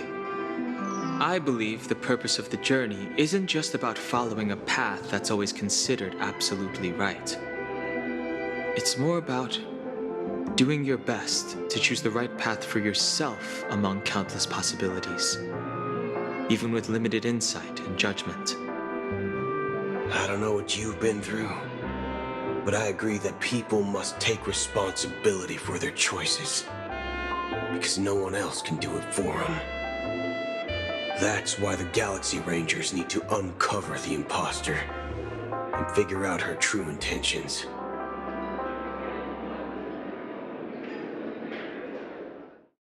Just in case. I have a backup plan if the Memo Keeper doesn't show up. This is my final backup plan. I promise. You sure have a lot of cards up your sleeve. Well, going back to my old career would make things a lot easier. By the way, when you were walking around the hotel, did you happen to see any important-looking guests? What's your plan? It's simple. We just grab some hostages and use them as bargaining chips with the family. Or maybe we can even take their identities. No need for that.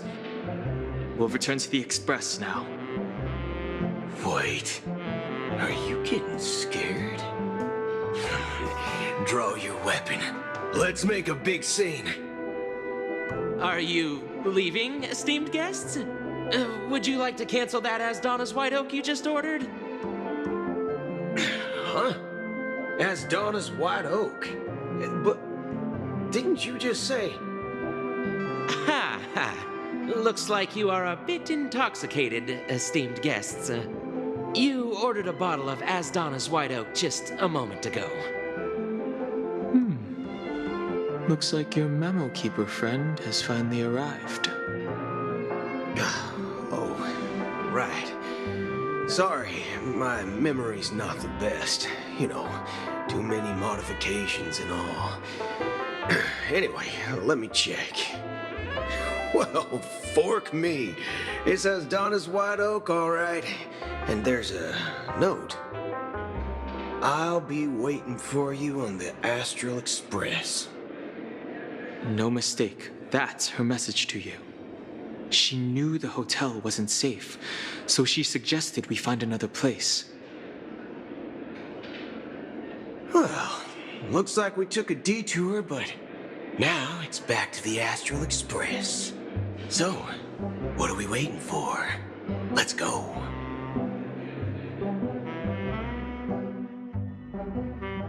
You're back? Two guests just boarded saying they were looking for Boot Hill, so I told them to wait in the parlor car. Oh, just in time. 2 guests? She's one of them. Look, we welcome all passengers on the Astral Express, but sneaking in like that? You have no regard for etiquette! My apologies, conductor. It was an oversight on my part. I assumed you were already acquainted with the garden. Given the chaotic situation in Penacony, the Nameless are the only ones we can truly trust right now. You are the memo keeper. Pleased to meet you, Dan Hung. I've seen you in others' memories. And as for Boot Hill, this is our first face-to-face meeting. I hope you enjoyed that bottle of Astana's White Oak. You sure have a refined taste. Finally, memo keeper. Well, let's cut to the chase. Spill everything you know. That's precisely what I intend to do. But before that, please allow me to introduce myself. My name is Black Swan, and I serve the Garden of Recollection as a memo keeper. As for Acheron's story, I'm sure she knows it better than I do. Greetings. I'm Acheron. What? You Garden of Recollection shirtbag! You betrayed me! I apologize, but she did that at my request. Due to certain reasons, I have been exiled by the family. Thankfully, this memo keeper came to my aid and helped me escape their surveillance unnoticed. To be honest, it was more like stalking than helping. And the process was far from unnoticed. But we did escape. I asked her to guide me to a place beyond the family's reach and to contact a few trustworthy individuals, namely all of you. Trustworthy? Son of a nice lady. You think I'm dumb or something? How about this? I'll put a few bullet holes in your head and see what secrets spill out. Then, we can talk about trust. It doesn't have to be like that. I'm willing to answer all your questions, but not right now. If my cover hadn't been blown, we might have had more time, but at the moment, we don't have any other options. No other options? What do you mean? This is the only way I can ensure everyone's safety. I kindly request an immediate warp jump out of the Astana star system.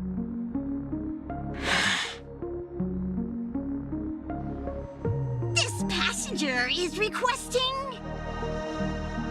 As far as I can tell, she's not a threat and seems to be telling the truth. I've briefly traveled with your companions and know their whereabouts, Dan Hung. Please rest assured, your nameless companions are safe, but they need our help. As for Boot Hill, you may have guessed, I've been waiting for you. Galaxy Rangers are known for their elusive nature and limited contact with each other, so this was the only way I could reach out to you.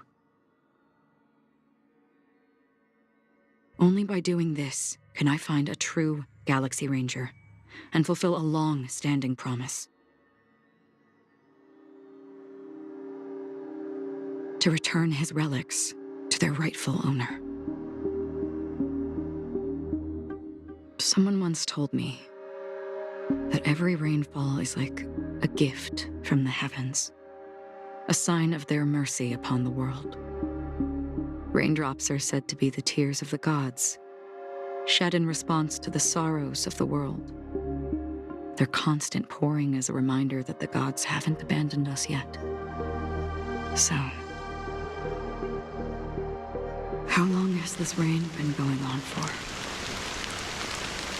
I used to believe, just like you, that it would eventually stop.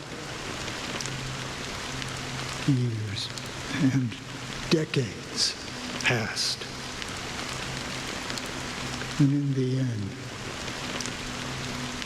Such hope faded away before the rain did. Looks like the god you mentioned doesn't exist after all.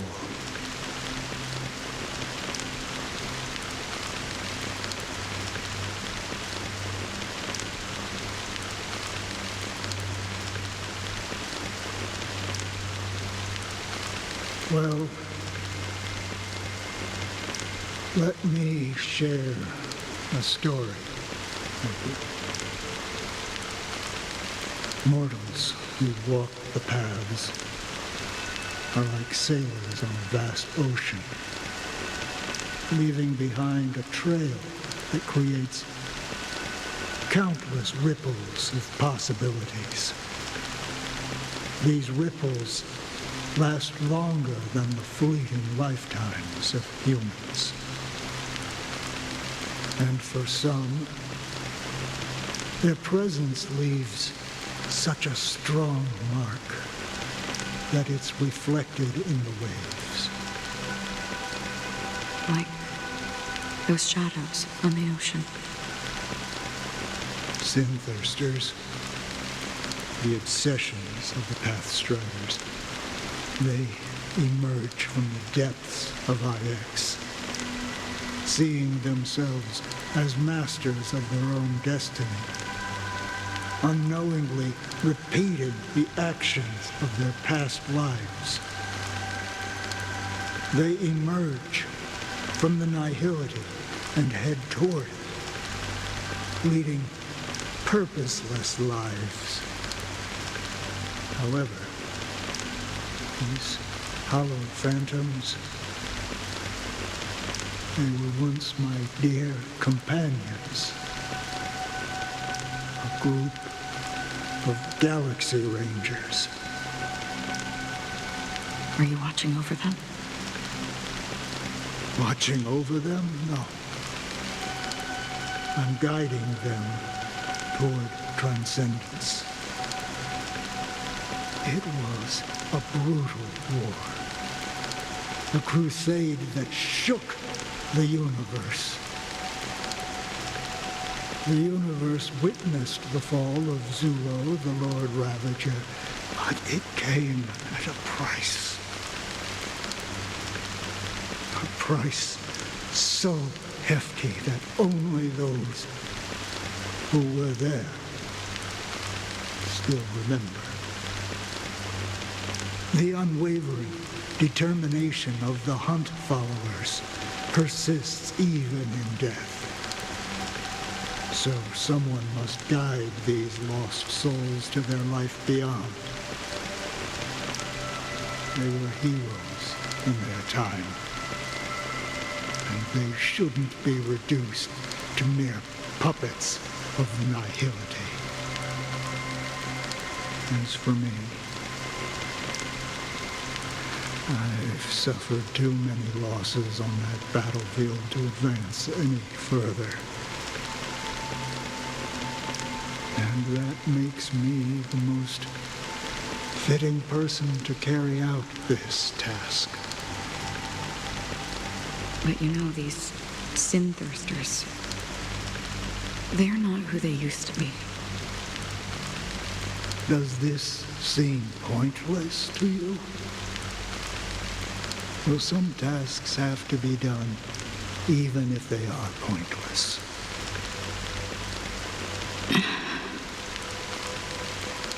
I can help you. For what? For the meaning of the nihility. That's what I've been seeking. I see. After all, this realm is off limits to ordinary souls, right? Thank you, stranger. I wish that you find what you seek. Before we part ways, I have one more question. It is true that their actions and even their entire lives may seem pointless from our perspective. But if, and it's just an if this is what the departed ones expected, should we try to change it? A good question, and a profound one. I don't know the answer. What I do know is that one day I too will pass away. I hope that when that day comes, someone will stand at my grave and place a bouquet of flowers.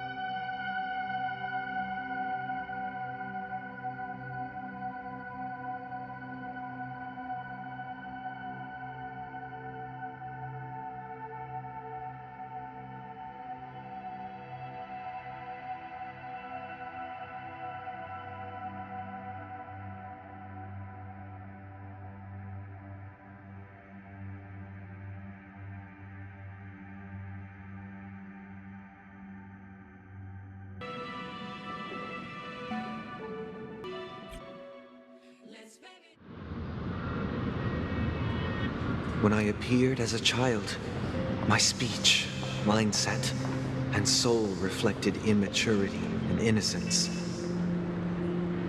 As I grew into adulthood, I left behind my childlike side.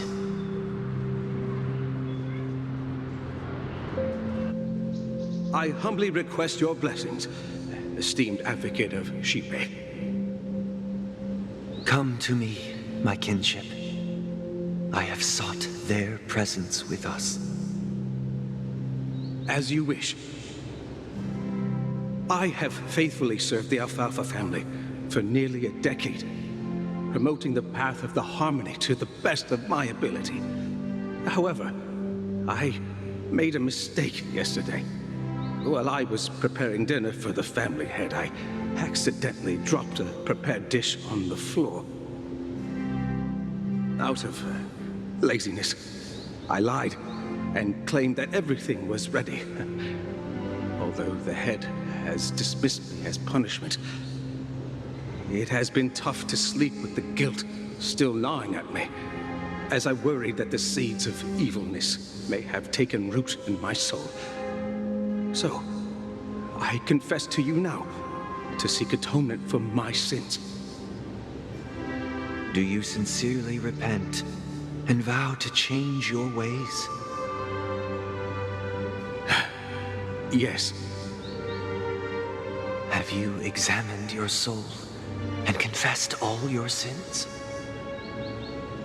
Oh, yes. Are you willing to accept the process of atonement? Yes. Very well. Show your dedication and goodwill to the family, and you shall be reinstated among them. Now, please, leave in peace. Oh, praise Shipe. And thank you, esteemed advocate. Next, please step forward. I wholeheartedly confess to you. Please, pardon my sins. Rest assured, I have implored their presence to be with us.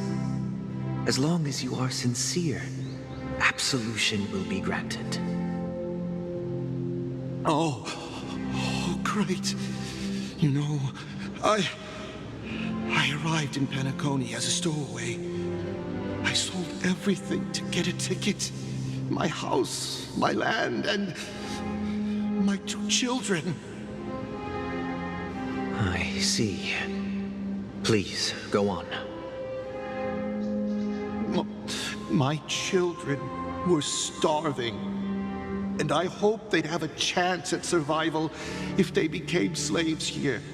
If I can strike it rich here, I'll lift them out of that situation and give them the life they deserve. But the Bloodhound family got wind of it. They're on my tail, hunting me down. I thought I could bring my kids here. It was all my fault. All my fault. The family is ready to forgive all sinners. I'll ask the Bloodhound family to cease their pursuit. You don't need to live in fear anymore. Oh, thank you. Thank you. I'll work my hardest to redeem my children and make them part of the family. Praise the harmony! Next, please step forward. Hey! Long time no see, Mr. Sunday. The most esteemed individual in Penacony, and the next leader of the Oak family, right? I have sought their presence with us. Let us proceed. Sure. Let's just get this over with. I have sinned. Please forgive me. I wasted half a pizza at breakfast and a bottle of Soul Glad. That's it. Nothing more. When we wrap this up, I've got a robo-ball game to catch, you know? Do you seek to atone for your sins through good deeds? My sins? Starting to sound like a saint, huh? Well, let me tell you something. Neither the family nor you have the right to judge me. You think nobody knows what your precious family has done? About the watchmaker? Huh? Don't kid yourself, Featherbrain. Those dream chasers might be fooled by your act, but don't fool yourself. Before you start spouting off your holy verses, answer me this. Where does the power of the Oak family come from? And your power? What makes you think you can sit there all high and mighty, looking down on everyone else? Well, I've spent enough time in confession today to enter the Harmony's paradise, right? Then I'll take my leave. Good luck with your election, and, don't make me regret my investments in you.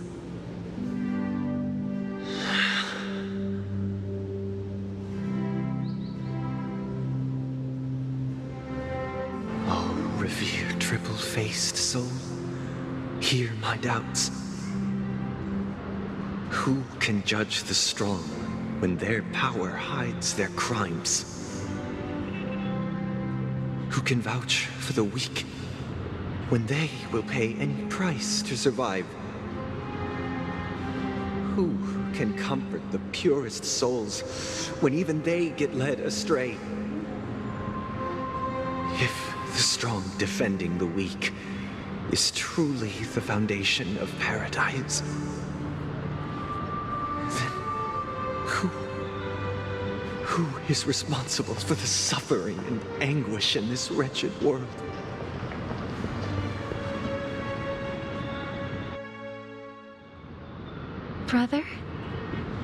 Brother?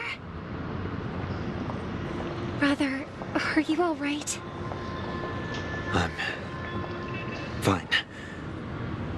I've been working long hours, and I just made a trip to Dreamflux Reef and back. So, I'm a bit out of sorts. But it'll all be over before we know it. You've been working non-stop on the Charmony Festival, Mr. Sunday, and no one could have predicted this incident. Even if the Stellaron does pose a grave threat, I still feel sorry for all the trouble we've caused you. No need to worry about troubling anyone. The Charmony Festival was meant to spread joy and harmony across the cosmos. But now that we know the truth, I'm afraid we'll have to cancel it. It has always been our wish to make everyone happy, so we'll do our best to explain everything to the Dream Master. I'm sure he'll understand. Even if the negotiation does not go smoothly, I'll refuse to go on stage. Without the Chordmaster, the Harmonious Choir would not arrive, and the Charmony Festival would be just a grand performance, and nothing more. I'm relieved to see your determination. You know, since arriving in Penacony, we haven't had any contact with this Dream Master himself. I'd heard of the heads of the 5 major lineages, but the Dream Master is a mystery to me. The Dream Master rarely grants an audience, even for us. But, given the urgency of the situation, he's agreed to meet us in person. Perhaps you'll be the first guest to meet the Dream Master in years, Mr. Yang. Let's hope we can reach a consensus that satisfies everyone. Indeed. Let us hope so. It's about time. We'll have to get ready for the meeting. I apologize for any inconvenience caused by the urgency. Don't worry. I'll be waiting here.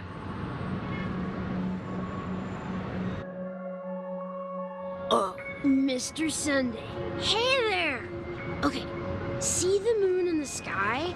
It's about the size of the cap on my Soul Glad bottle. If I just reached out my hand, I could grab the moon, couldn't I? The moon? You mean the Grand Theater? Yeah. Look at me. I've been away from home for too long. I must be missing that moon. But it's no big deal. The Grand Theater here looks much better than the moon back home. It's just magnificent. They told me not to sell everything I had just to come to Penacony. How short-sighted. Selling everything you had? Why would you go to such lengths? Why? Can't you see? Life back home is miserable.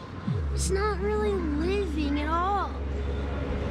It's better to be here at Penacony. No pain, no worries about tomorrow, just sweet dreams. You can do whatever you want. That's what I call living. Yeah, now this is the life. Is this truly living? Huh? What did you say, young lady? I didn't quite catch that. Oh, it's nothing, sir. You see, the traffic on Glock's Avenue can be dangerous.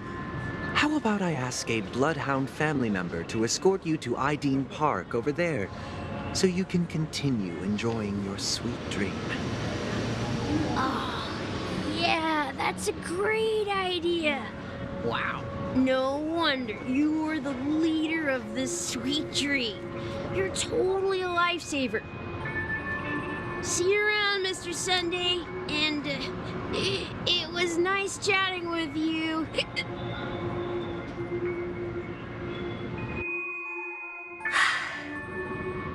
What's up, sister? This is the land of the dreams. But why do they live like this? The man we ran into, he doesn't seem happy at all. Even though sweet dreams are nice, they're just illusions. But for him, they're the only way to survive, even if it means giving up on reality. That's not really living at all. I suppose you have a point. But, in my opinion, that's how most people live their lives. Why do you say that? You think that man is not actually living, but that's not quite accurate. Even without Penacony, people create their own illusions called self-value. People believe they have a predetermined value to fulfill. Gaining value means gaining power, and those deemed worthless are seen as the weak. However, value doesn't come out of thin air, and there's a limit to it. To accumulate value, people have to take from others. So, the weak get exploited and oppressed. Are you suggesting that this is not how things should be? Exactly. But, ironically, people don't think there's anything wrong with it, because they uphold the illusory notion of self-value, and even the weak believe in it. The survival of the fittest. That's where all the tragedies in the world come from. People come to the sweet dream in Penacony to escape from that reality and find solace. No tragedies exist here, only happiness, although in its nascent form. Isn't that the same paradise we yearn for in our dreams? Perhaps that man is just an exception. Let's not jump to conclusions. We should experience the dreamscape ourselves, just as I did at Dreamflux Reef. Yes, seeing is believing. I'll accompany you. The Dream Master hasn't shown up yet, so we have some time for a stroll.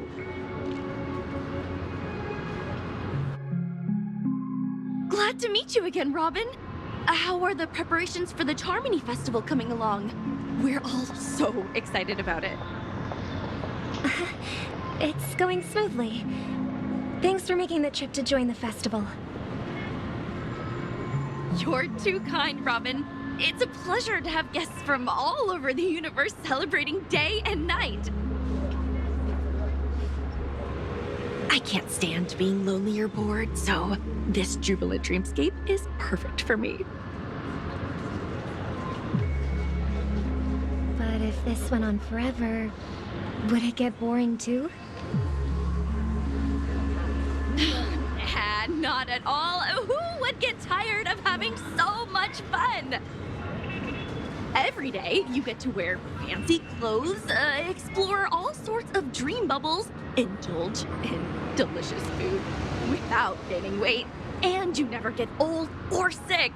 As long as you can afford a room, this place is the ultimate paradise. But you know that only a few things can be brought back from the dreamscape to reality, right? That's exactly why I don't plan on bringing anything back. Just enjoying the dream itself is good enough for me.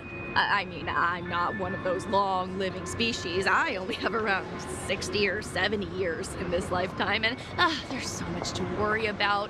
Being happy here is pure bliss.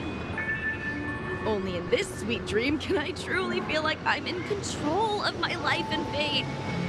Who would want to go back to reality after experiencing this bliss? I see. I genuinely wish you all the happiness in the world. And I wish you a fantastic performance, Robin!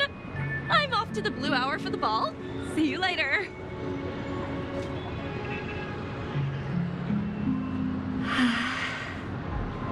Seems like that guest's perspective didn't resonate with you either. She had a valid point. and I could sense her genuine happiness. It's just that... What you're trying to say is, she thinks she's in control of her life.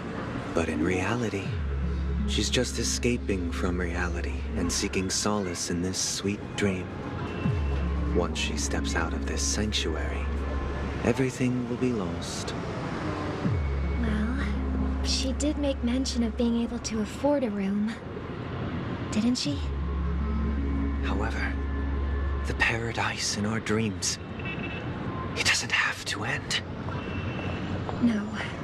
And the paradise we yearn for shouldn't be just a fleeting dream either.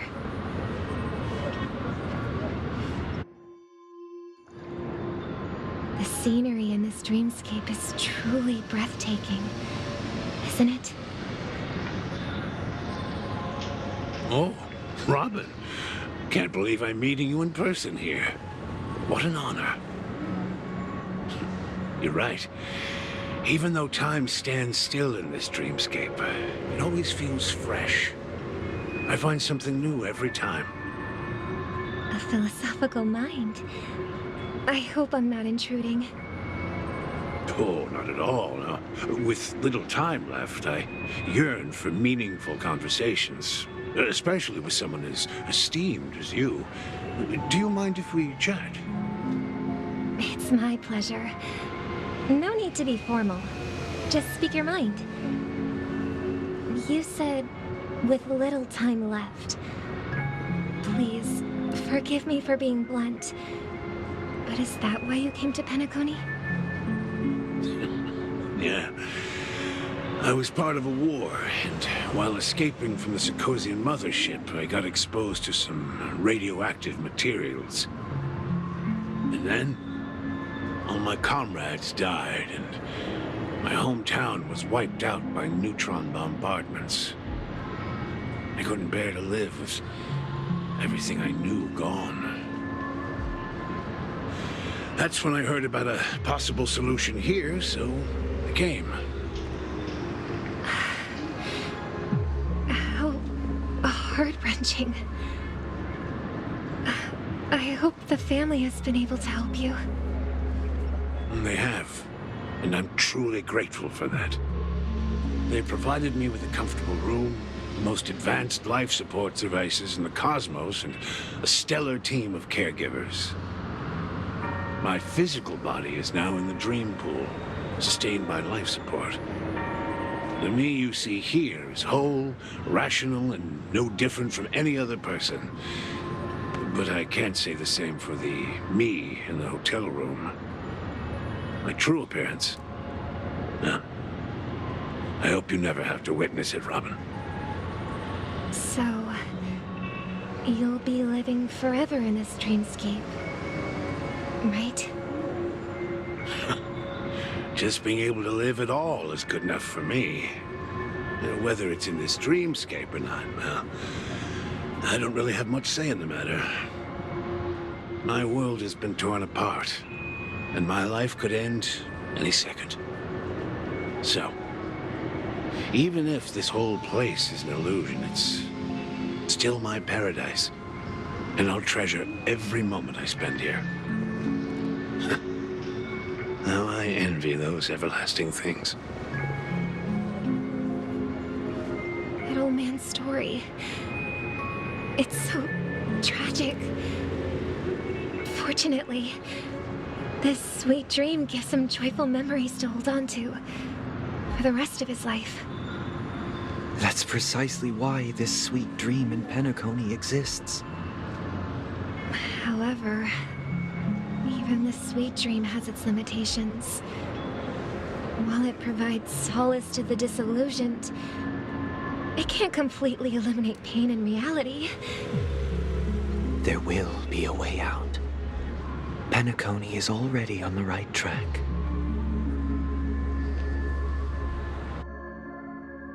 Brother, what a surprise to see you again. Show yourself. Your trick won't work on us. I've heard that a skilled mass fool received an invitation too. That must be you, right? Did you enjoy yourself? Barely. The people here are way too gullible. A little bait is all it takes for them to bite. And they run away at the slightest hint of danger.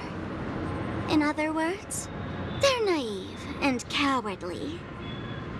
Now that you've had your fill, it'd be wise to leave before it's too late.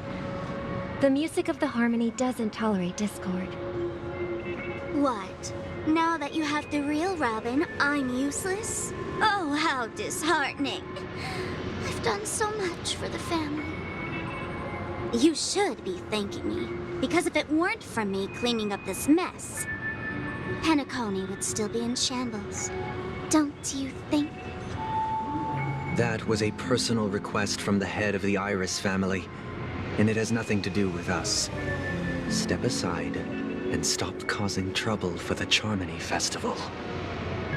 The Charmony Festival? You think you can scare me? You think I have no idea what you're planning? I don't care what you're thinking, chicken wing boy. But I'm pretty sure lovely Robin won't be appearing on stage. After all, you're well aware of what a sorry state this dreamscape is in under the banner of harmony. Penacony, the land of the dreams. Is this truly the paradise you desire? Stop it. What's the rush, chicken wing boy? Did I get to you? Our paradise is none of your concern, masked fool. Leave now, or the family won't tolerate you anymore. All right. I'll go. But Robin, I suggest you seriously consider this. Do you really believe those living in dreams can escape pain and find true happiness? Well, I've done my part, and now I'm simply waiting for the fireworks to begin. Here, the last 2 gifts for both of you. And don't lose them. If by some unfortunate chance the Charmony Festival starts against all odds, remember to use them during the show. And it'll be thrilling. Bang!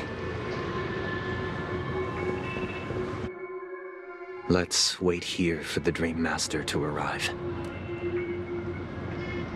Okay. By the way, brother, I heard you no longer have a sweet tooth. Back when we were kids, you used to steal my desserts. Seems like a lot has changed during my absence. What exactly happened? Well, someone has to stay awake even in this sweet dream. But that someone doesn't have to be you, or anyone in particular. You're carrying too much on your shoulders, brother. The paradise in our dreams. It shouldn't be like this. Penacony is nothing more than a dream. It can't erase the worries and pain of reality, or bring true happiness. It only offers an escape from reality. Nothing more. Remember the old man we met earlier?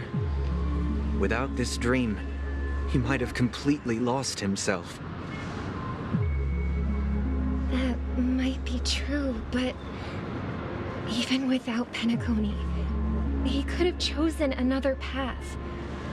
As far as I know, the Intelligentsia Guild has been promoting their rehabilitation techniques for a long time now. That path may have been more ordinary and challenging, but now he's in a comatose state, and that sweet dream has become sort of end-of-life care. His fate is sealed. Is Penacony granting these people a future? Or is it taking it away from them? Well, don't forget this. Not everyone really has a future. The future for humanity is like the sky for birds. People mistakenly believe that flight is inherent to birds because they've never witnessed those birds crashing to their death. Do you remember how we took in that little Charmony dove when we were young? Yeah, we took care of it. Provided food and water, groomed its feathers. And later, when I decided to leave Penacony, I opened the cage and set it free. Well, I didn't mention what happened to it in my letters because I didn't want to upset you. Shortly after you left, it crashed to its death right in front of your window.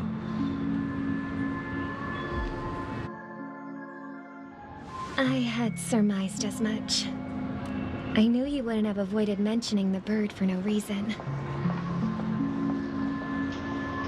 Despite that unfortunate outcome, I still believe it was the right decision. Birds aren't meant to spend their lives in cages. They belong in the sky, even if they can't fly. But here's the thing. If there are birds in this world that can never fly, can we really assert that they belong in the sky?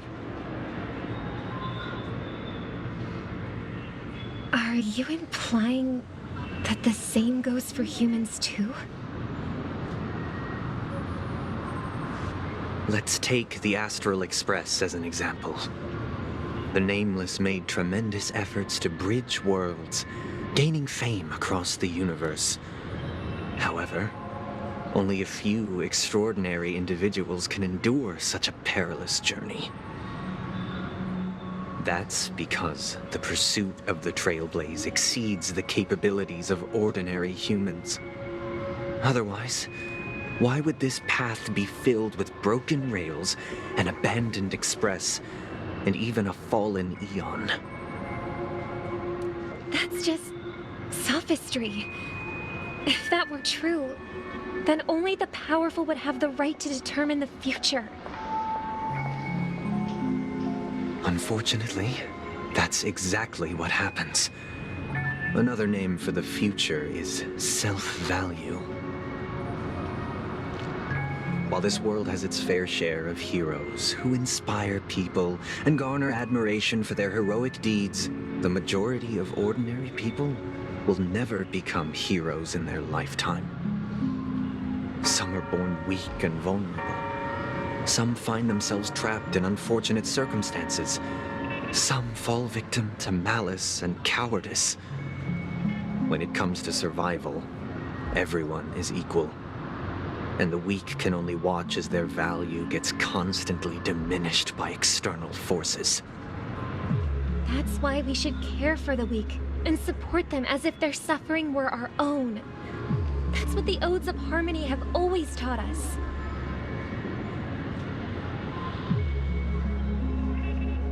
While the Harmony holds noble aspirations, the strong will always be strong, and the weak will always be weak. Even in this carefree dream. Human nature contains greatness, but it also harbors inherent weaknesses that can't be eradicated. In the end, if people can't even secure their own survival, they won't care about the illusory future of equality.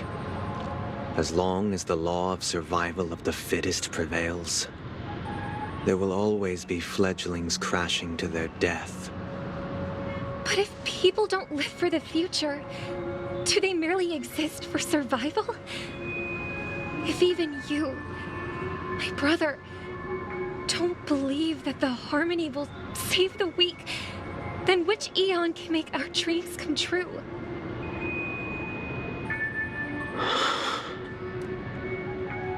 People often forget that when the first bird took flight, the entire world envisioned a future where no more fledglings would ever crash to their death. Are you reading, sister? What are you reading? Mr. Gopherwood gave me a picture book. It's about the story of the harmonic strings. If I could become a chord master, I'd like to summon Dominicus, the harmonious choir.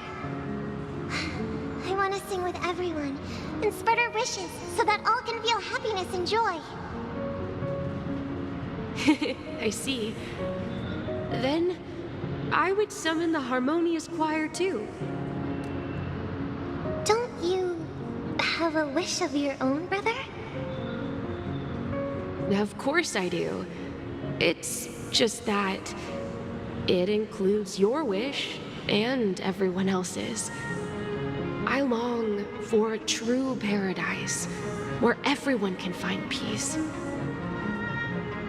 Then let's build a stage there and invite everyone to our performance so that both our wishes come true through the power of the harmonious choir. It's a deal then.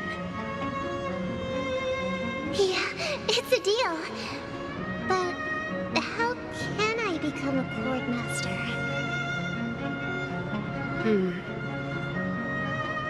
Maybe you'll have to become a star first.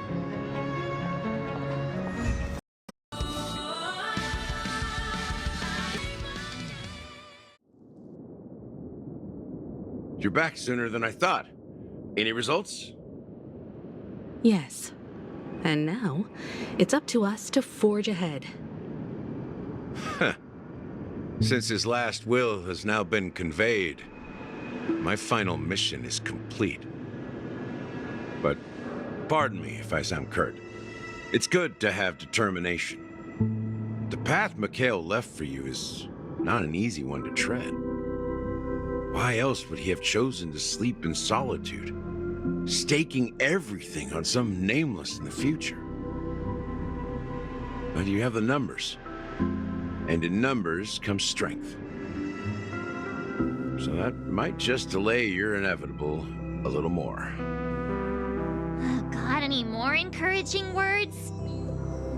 As I see it, relying on Welt's negotiations alone is far from enough.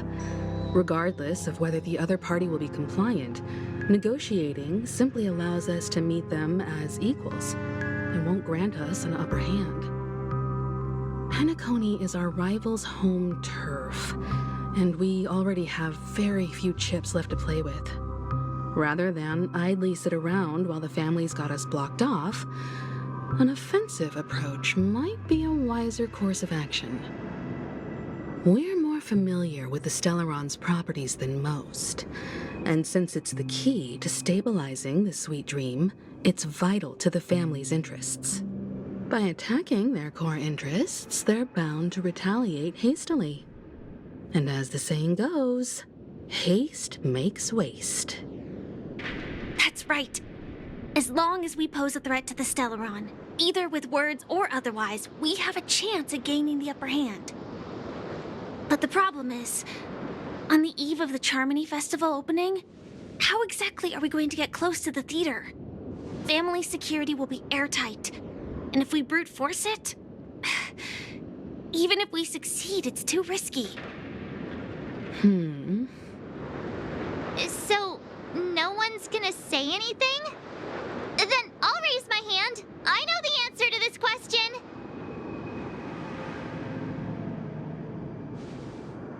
What's that supposed to mean? You'd better believe it. So, I heard that before the Charmony Festival begins, there'll be a pageant to kick off the festival. It's called the Soul Glad TM Festivity Auditions, or something, and it's going to be held in the moment of scorched sand. As long as we clinch the top spot, we'll be able to attain the title of Festive Superstar, and be able to personally bask in the graces of Miss Robin. Not that that's important.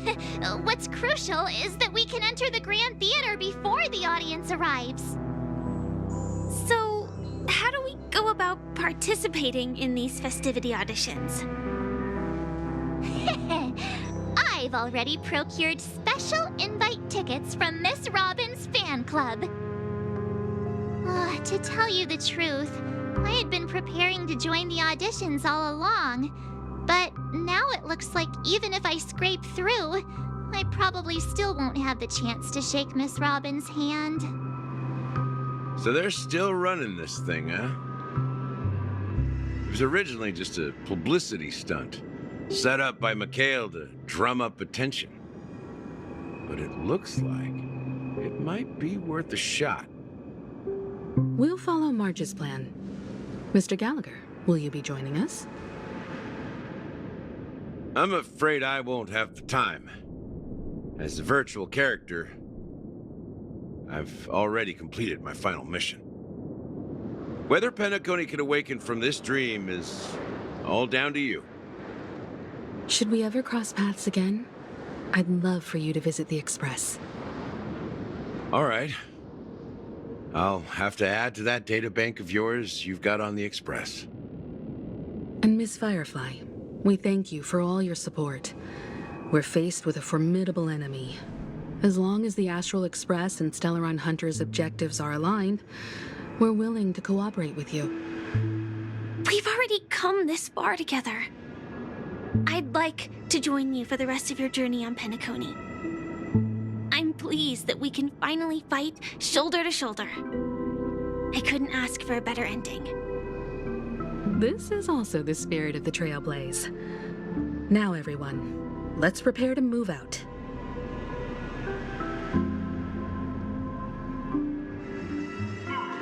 Ladies and gentlemen, welcome to Scorched Sand Hall. This is where challengers thrive and dream chasers shine, all under the watchful eye of the entire universe. If you have ambition, dream, and the drive, dear friend, the next superstar of Penacony's Charmony Festival could be you. Oh, wow, they've really outdone themselves. Oh, I'm starting to get excited. Behold, here come 4 friends with spirits high and full of steel. Are you aspiring to be the superstars of the festival? Is he talking about us? Yes, you! There's no doubt about it. I see you have all the potential of a superstar in you. Excuse me, you 4. What are you hoping to get out of all this? As the last group of contestants, how confident are you in overcoming all of the challenges? Would you be open to a brief exclusive interview with us? It'll be quick. Your journey is long and fraught with peril, yet under a sky blanketed by banners, you vie for the crown. The sword and rose! Protect the beauty! The beauty! The beauty! Magnificent and majestic! A knight's head is hard as steel. Brother Lance's focus is stubborn as a heel. We don't all have to be winners, but if we don't have fun, we'd all be sinners. People are pouring in. It kind of feels like all sorts of baddies are showing up. Let's get in there quickly and enter the competition. Ladies and gentlemen, please make way. Make way. Coming towards us now is one of Penacony's top 10 wealthiest tycoons and the soul-glad business empire's founder, Mr. Idean. Allow me to introduce myself. I'm the director of Soulglad's factory, Idean Leader. My 4 friends, introduce yourselves to the audience across the cosmos. Hello, everybody. I'm Himiko, a nameless from the Astral Express, and these are my companions. Don't you guys need to hide your identities? Can't hide it anyways. Penacony is plastered with our posters. And because the Astral Express is so well known, the family won't dare to make any rash moves.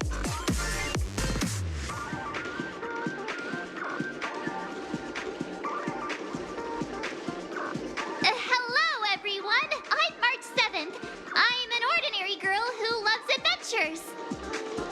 Hello, everyone. I'm Firefly. I am also also an ordinary girl who enjoys adventures.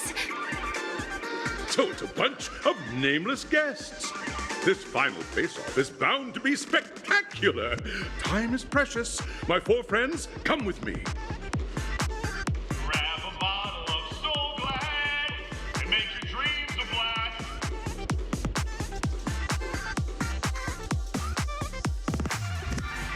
Grab a bottle of Soul Glad and make your dreams a blast. Nameless, your arrival reminds me of the grand occasion when Penacony was first established.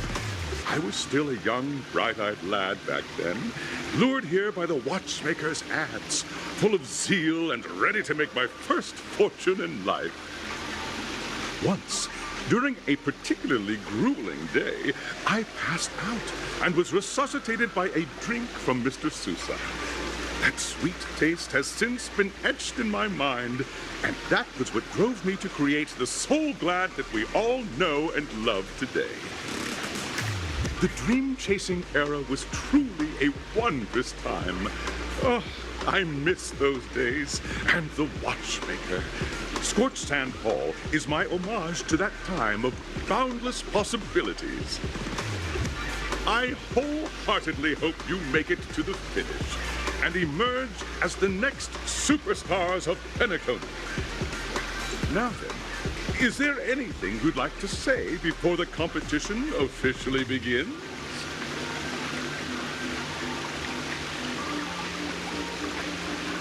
Ha! That's the trailblazing spirit. How about you, Miss March? Hello, everyone! Next up, get ready for the Mega March 7th Adventure, where I'm going to break the speedrun world record! Trailblazing into the uncharted and challenging the limits.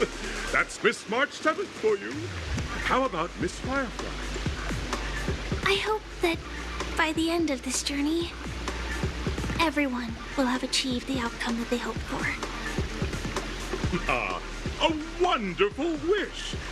Miss Himeno, what are you expecting from your team? Safety first, everyone. Simple words, but full of warmth. Waiting for you are 3 stages, each connected to that era. The first 2 stages offer 2 distinct paths to choose from, with unique challenges on each route. And in the last stage, you will face off against a champion who has defended the title to this very day. A beloved contender whose noble virtues are unrivaled. Those are the rules. Simple. Everyone clear? Now, I hereby announce that the 33rd Scorched Sand Festival of the 20th season, sponsored by Soul Glad Enterprises, has started.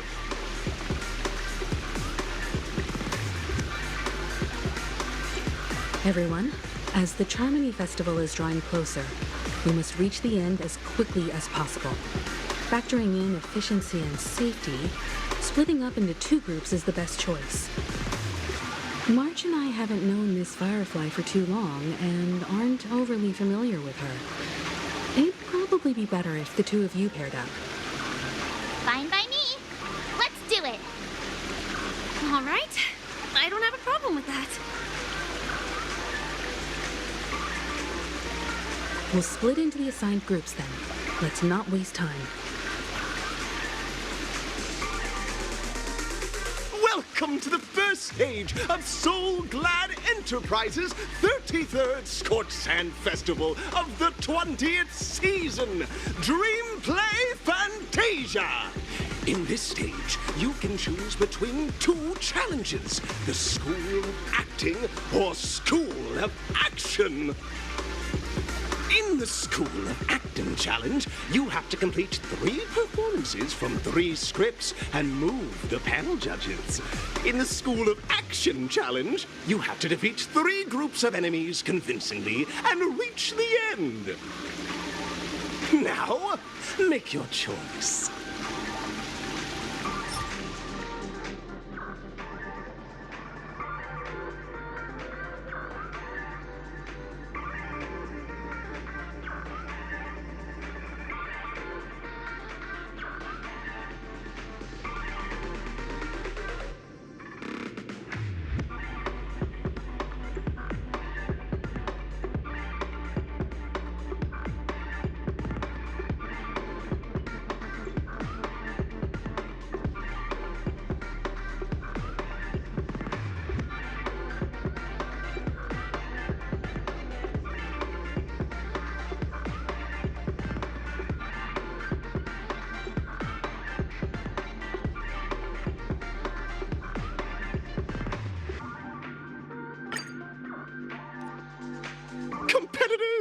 allow me to introduce the rules of this challenge to you.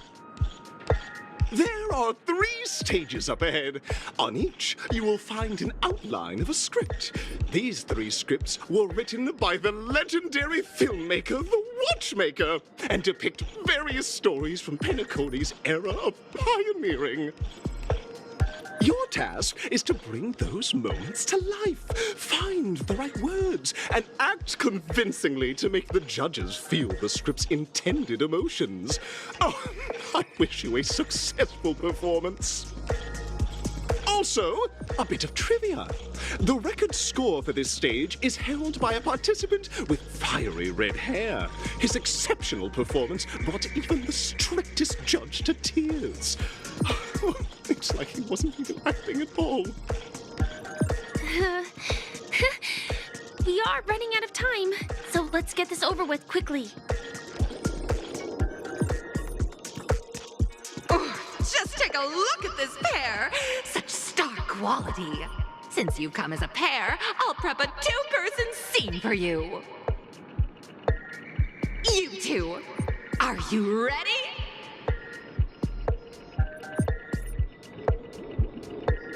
Envision that you both, driven by the spirit of exploration, are arriving at the land of dreams that is Penacony for the first time. But instead of lush lands, you find yourselves amidst swirling sands and desolation, far from the paradise the Watchmaker described. You're driving an old clunker through the wilderness of the dreamscape, braving the cold wind, choking on the dust, and suddenly, a fierce memory zone meme blocks your path. Now, Miss Greyhair, what line would you deliver to express your disappointment in Penacony?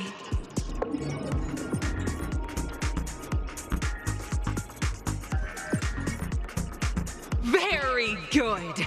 Now, though you're disappointed, your screen partner is conversely very enthusiastic. Now, young lady, you will say... This is great! I love living on the wild side! Very good, very intense! And then we cut to the story's next scene. You find a job mending the rails, but the days are long, and your endurance can't keep up, and you finally collapse in the endless expanse of desert. Suddenly, sweet rain falls from the sky, wetting your lips and rousing your spirits. Now, Miss Greyhair, what line will best express your surprise at this moment?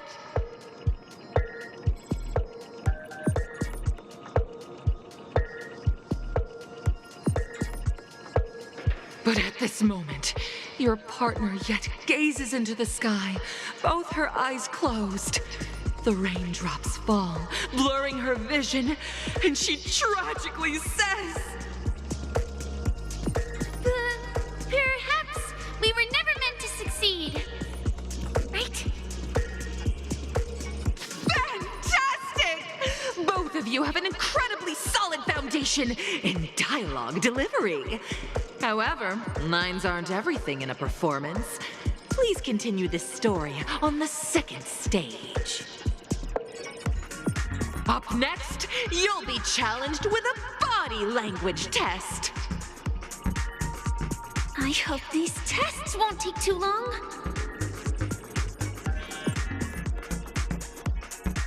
Here, you two are required to skillfully utilize body language to portray the story context I've laid out for you. Picking up from where we left off, a heavy downpour saves you both stranded in the desert. This rain quenches the anger in your heart. You look to your companion, now completely devoid of fighting spirit, wanting to comfort her. At this moment, what should you do to make her laugh?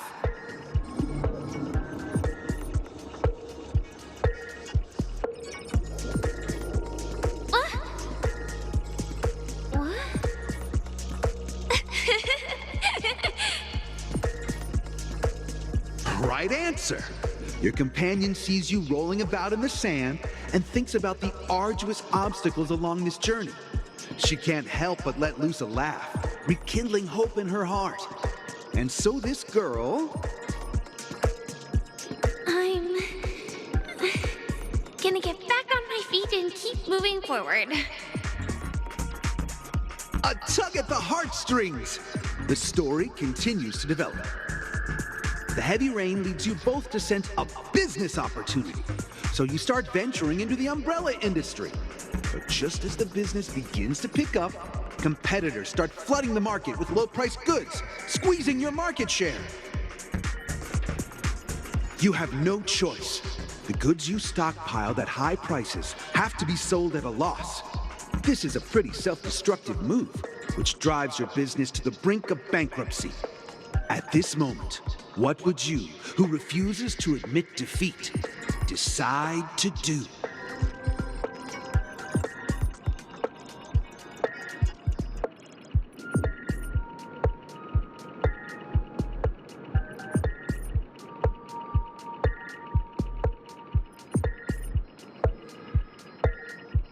Fantastic! But it's a pity your friend does not agree.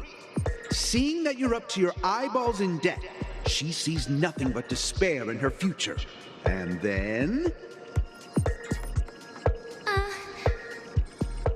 leave Penacony in utter disappointment.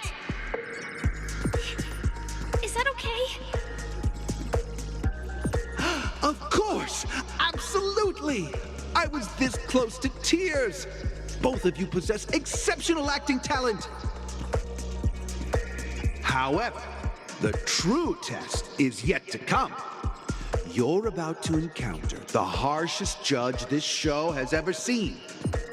You'll need to rely on perfect performances if you want to win them over.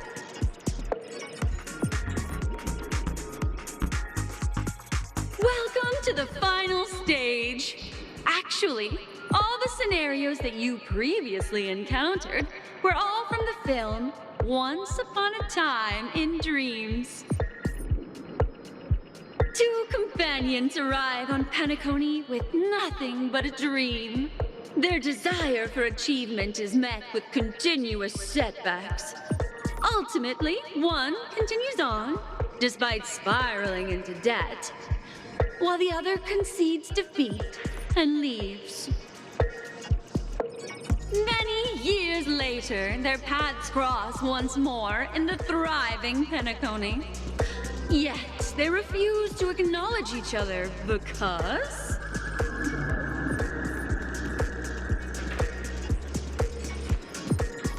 Against the backdrop of a revitalized Penacony, the joy of reunion mixes with the sorrow of past separation, the awkwardness of being strangers, and the shyness of a long-awaited encounter, all converging at this very moment.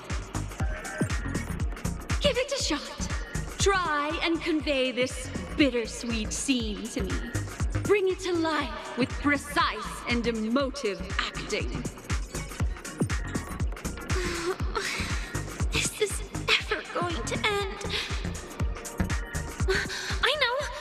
Why don't you try that clockwork thing you used before?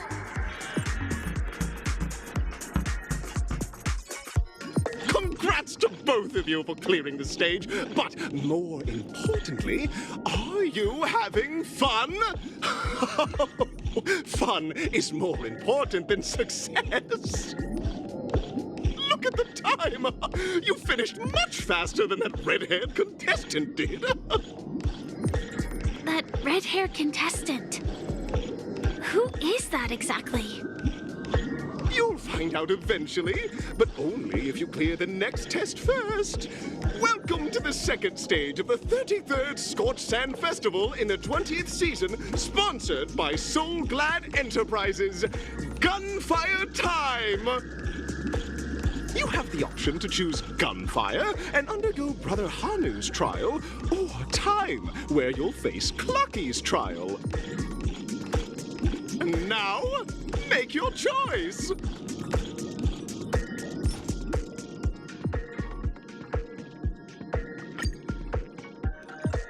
Competitors, allow me to introduce the rules of this challenge to you. There are a total of 3 stages up ahead, each with their own challenges. The enemies you will contend against are antagonists from the film Once Upon a Time in Dreams. Defeat them swiftly and decisively to set a new record. It's worth mentioning that the fastest time for this stage was achieved by a contestant with fiery red hair. Astoundingly, he overcame all enemies across the 3 stages in only 5 minutes. Time is of the essence. Let's make this quick. Contestants, you are about to confront the monsters of the primordial dreamscape. During this period, Penacony was nothing but a barren wasteland. The dreamscape was fraught with strife and disorder, with memory zone memes running rampant. As dream chasers who've come to Penacony, defeating them is your first step towards success. All the Soul Glad is ours! Don't even think about plundering the Soul Glad from us! Soul Glad! My Soul Glad! Pretty simple. I just hope these tests don't take too long. Congratulations on becoming the first group of Dream Chasers! Answering the call from the Watchmaker, you are disappointed to learn that Penacony isn't paved with gold. Resigned to your current plight, you start from the hierarchical dredges, biding your time for a chance at success. Just as you're about to give up, a downpour sparks a business idea. You enter the umbrella business! But just as things are looking up, you encounter a competitor. Defeat them and emerge victorious from this trade war. Why is our opponent Soul Glad? Because this is Soul Glad Enterprises' 33rd festivity auditions of the 20th season! Isn't this just product placement? To safeguard the integrity of Soul Glad, I will soar high into the sky and become its shiniest star. Whoosh! The world kisses me with pain, and I provide with Soul Glad in return. Whoosh! Congratulations to our 2 Dream Chasers for establishing yourselves as budding stars in Penacony. However, now you face a competitor selling at low prices, pushing you to the brink of bankruptcy! No matter how lengthy the battle, you always persevere. Topple this powerful opponent, and the tides will turn, paving a way to success! None will take my Soul Glad away from me. I will use the Transmutation Arcanum to turn into a dinosaur! Oh, dinosaur! Devour my enemies! Grab a bottle of Soul Glad and make your dreams a blast!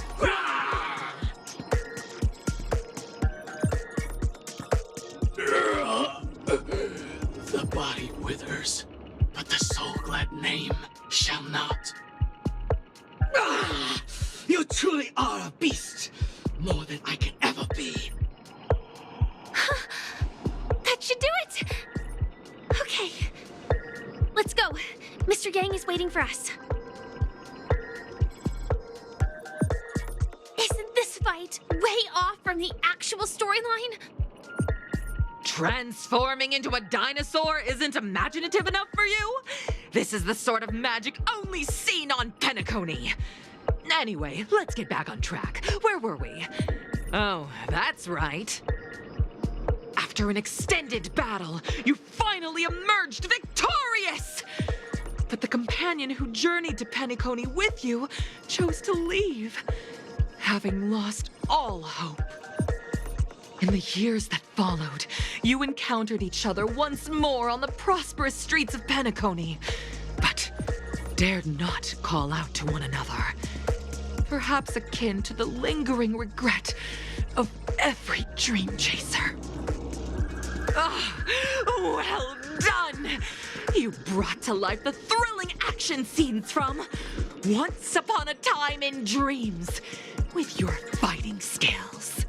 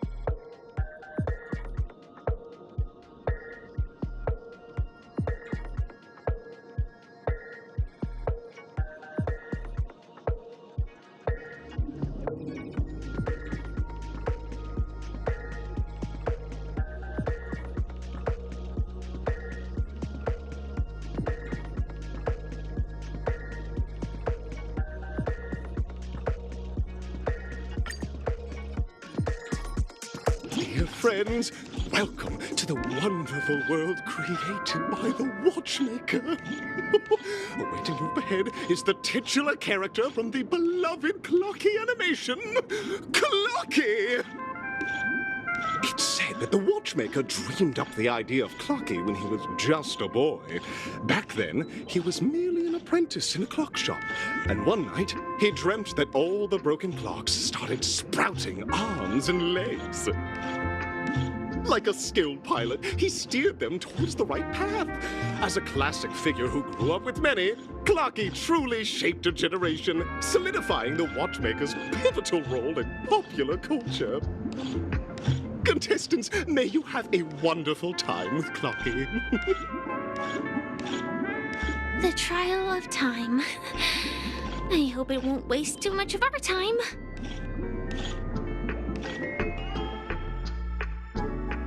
Tweet!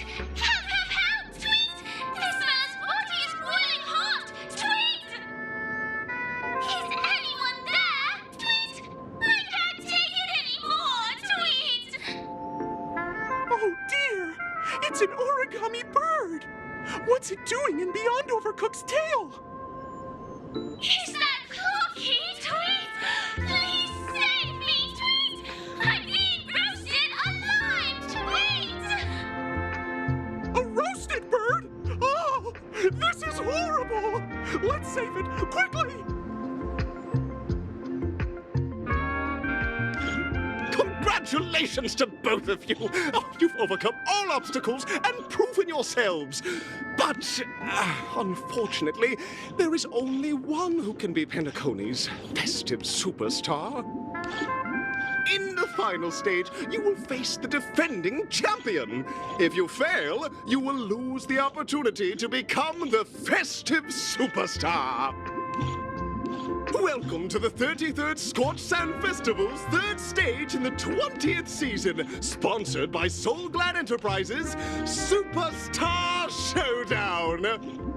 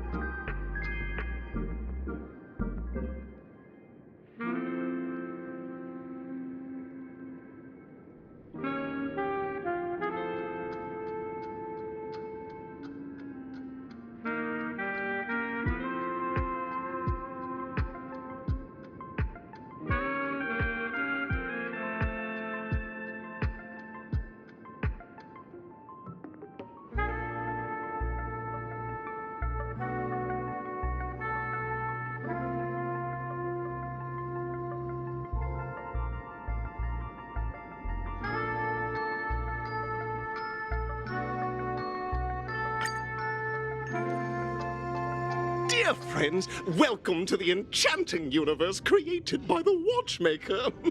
Awaiting you is the morally dubious yet ever charming character from the animated Clocky series, Hanu! It is said that these cartoon characters were inspired by the Watchmaker's own experiences. According to research by Clocky scholars, the original Hanu of reality shared a deep friendship with the Watchmaker, akin to comrades in arms. Enter into the world of Hanu via the TV by the entrance and partake in an enchanting and suspenseful story with him. Good luck in there. If it's a gunfire trial, we should be able to settle this with a fight, right? I hope this won't waste too much of our time.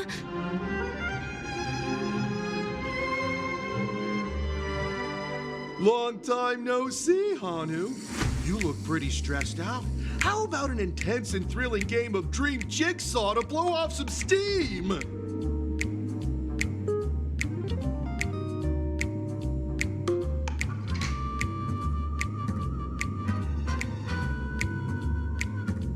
Oh my! Are you telling me that Boss Stone has rallied the villains to seize Dreamville? What a dreadful twist of fate! Listen closely, Hanu. I'm aware you're in need of a suitable weapon. And I also know there's one just upstairs. But you know what? You'll have to play an exhilarating round of Dream Jigsaw first. No Jigsaw, no moving forward.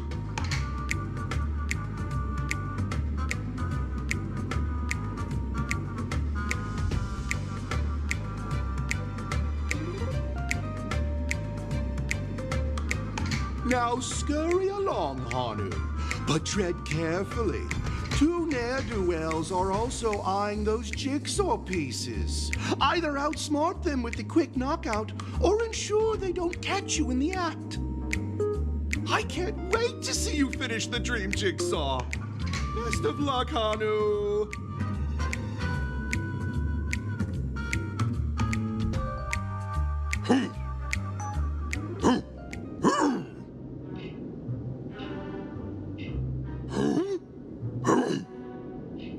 What exactly is he talking about?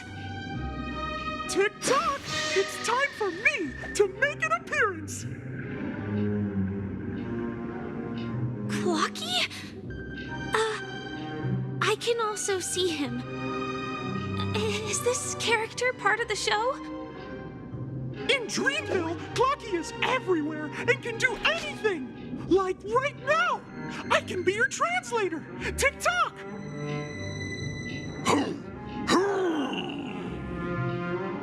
Hanu says, battle! We must do battle!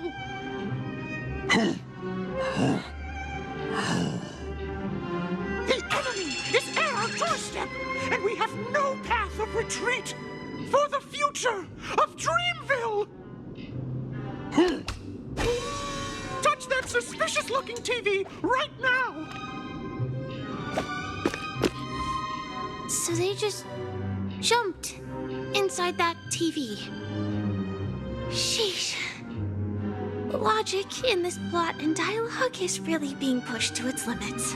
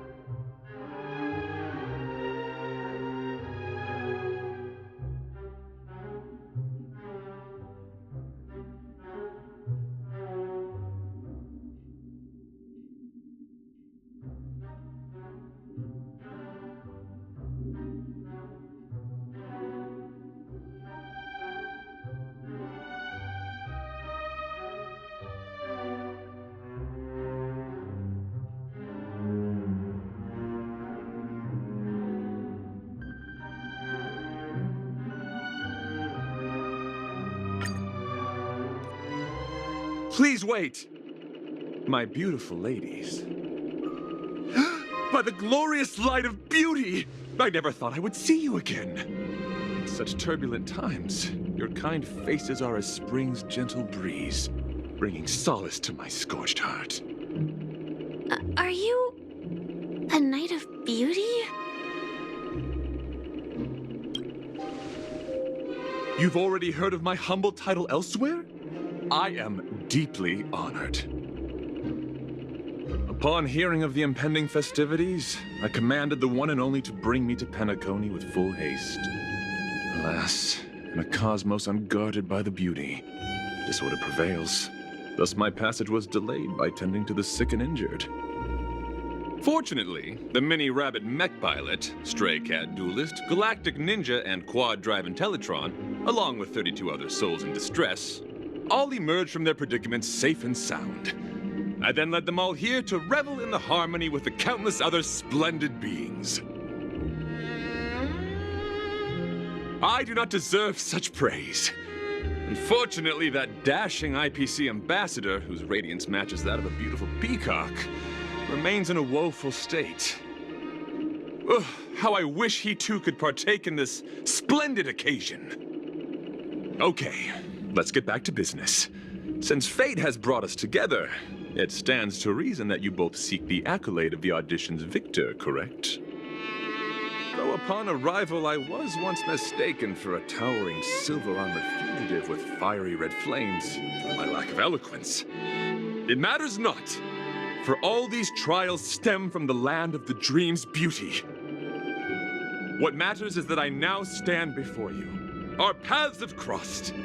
I, Argenti of the Knights of Beauty, am humbly requesting a battle with you both, in the name of the Code of Chivalry. If I am fortunate enough to emerge victorious, kindly grant me passage to the Crown of Victory, and recognize that Idrilla, the beauty, is the most peerless beauty of them all. Beautiful! Truly a captivating contest. It is through you that I realized to uphold the honor of Idrilla, I must further hone my skills. What a beautiful lesson indeed! Go forth, my dear friend, beautiful miss. The audition's crown is yours to claim. I shall remain here, gazing from afar as you bask in the limelight, joining the audience in offering you the most heartfelt cheers and applause. We don't have much time. May fate allow us to meet again, Knight of Beauty.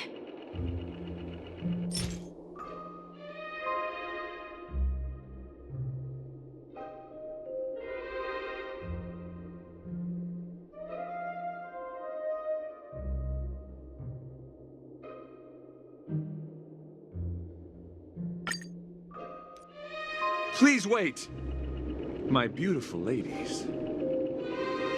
By the glorious light of beauty, I never thought I would see you again. In such turbulent times, your kind faces are as spring's gentle breeze, bringing solace to my scorched heart. Are you a Knight of Beauty?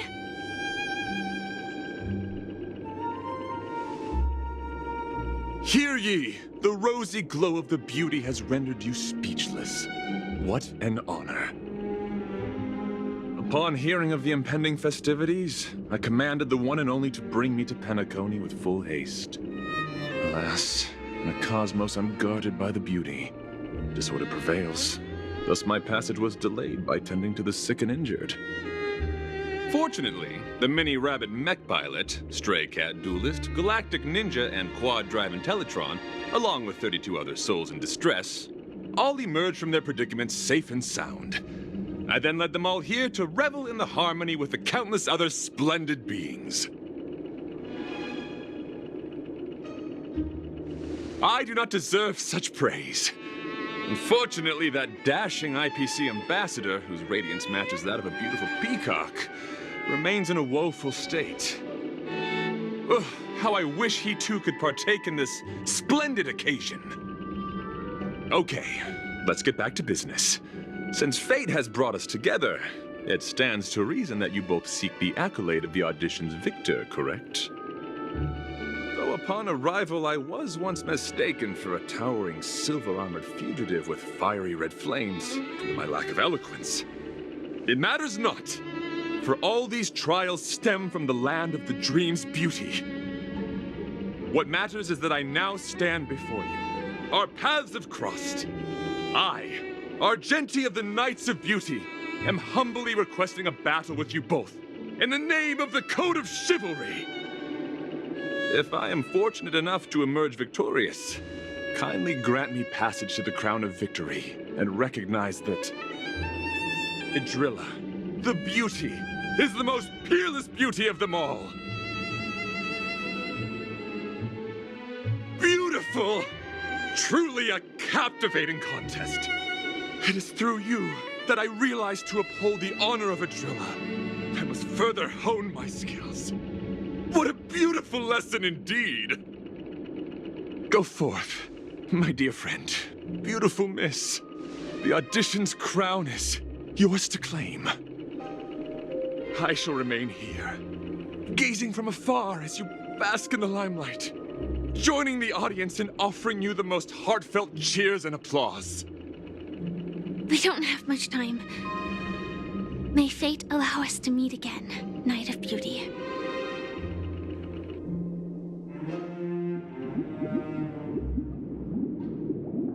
Congratulations to the both of you on becoming the festive superstars of this year's Charmony Festival. Before entering the Grand Theater, I, on behalf of the organizers, extend my sincere congratulations to you, wishing you joy under their radiance.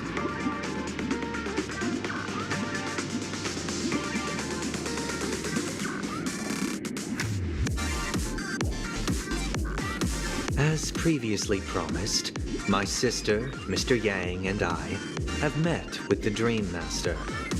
We delved into the truth about Penacony and its Stellaron, and have come to a consensus. Both I and the Oak family cannot acquiesce to your request.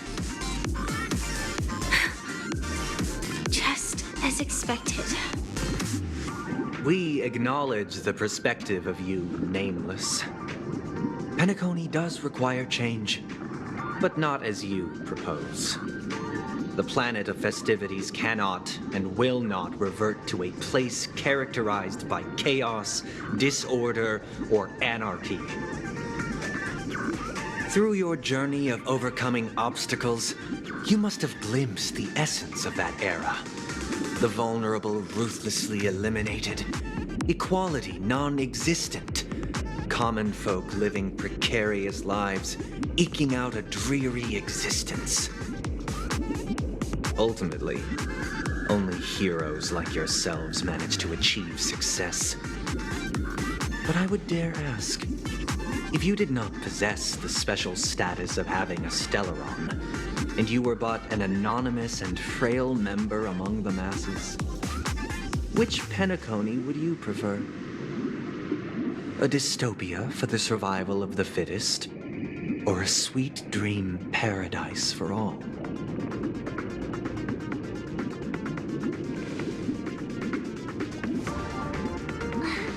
That's not the point! Don't let him mislead you!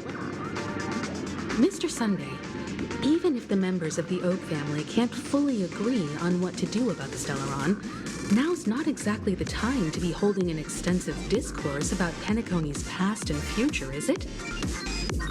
The Stellaron issue concerns the life and death of everyone on Penacony.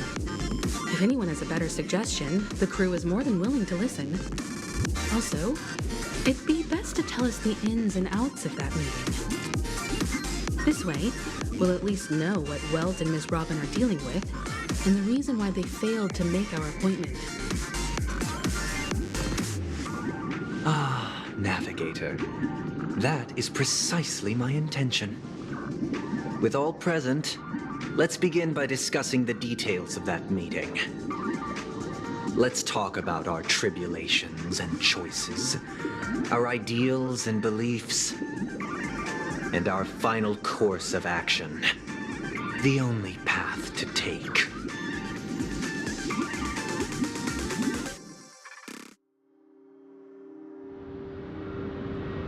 You mean to say that for the longest time, there have been scoundrels who would use the Charmity Festival that I have bequeathed to the masses as a tool to realize their ambition? Indeed, Dream Master. Once the Charmony Festival begins, the Stellaron's powers, along with the song, will be broadcast across the entire planet of Penacony. And then everyone in their dreams will be unable to awaken. This is indeed surprising to me. The dreamscape is maintained by the collective effort of the 5 families. If someone were to use the Charmony Festival to recklessly disseminate the power of the Stellaron, this individual must hold a position of great authority.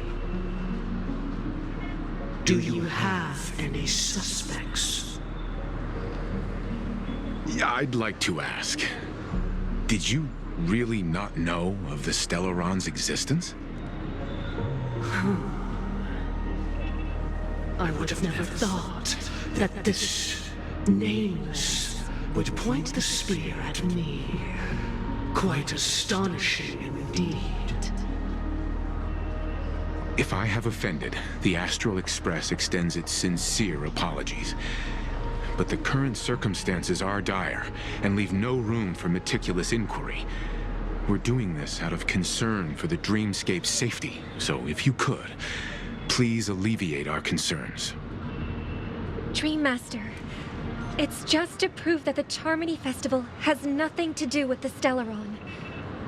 If we're being overly cautious, I will return to the stage to offer tribute in song, just per the arrangement.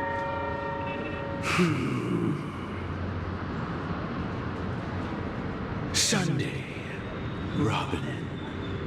I've watched you two grow up and know your dispositions like the back of my hand.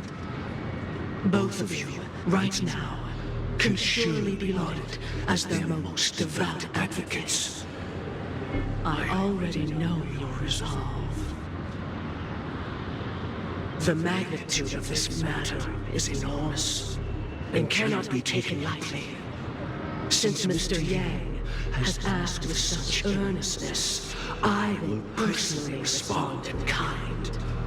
If there is a need, the entire Oak family will be mobilized to heed your call. Someday, might I ask you to beseech them to cast their light unto me and question me in their stead, so that no lies may be concealed? I will do as you command. Robin, could I entrust you to be present as a witness, to document the truth, and to proclaim my innocence, so that all slander may be utterly dispelled? I will do as you command.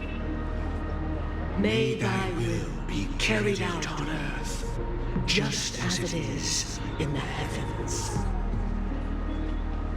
Oh, triple-faced soul, please sear his tongue and palms with a hot iron, so that he will not be able to fabricate lies and make false vows. Let us begin. There is nothing else to prepare. Understood? Question. Have you devoted your life to your god, never worshipping other gods? Naturally. Do you love your god as you do yourself, always heeding their admonishments? Naturally. Have you strayed from the path expected by your god, betraying their name? Never. Have you ever been inordinate with your asks of your god, coveting more than the foundation of the creation itself? Never. Then, a final question.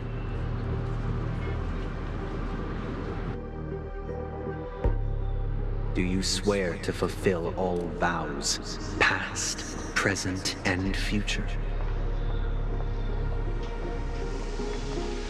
With the Eon as my witness, if I do not deliver on my words, or if I renege on my vows, may I be cursed in accordance with divine law.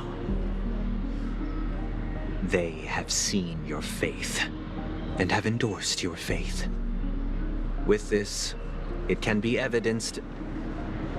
Just a moment. What is it, Mr. Yang? I have another question I hope to have answered. To my understanding, the family's harmony and prosperity have never relied on so-called divine laws. The god you both mentioned, are they truly Xipe? Mr. Yang should know that those belonging to the family toil together as if they were kin, embracing solidarity and unity under their light. All duplicity is laid bare before the harmony. Such a delicate and complex symphony. Which other god could perfectly harmonize this, if not for the Great One, Xipe? Perfectly harmonized. Therein lies the problem.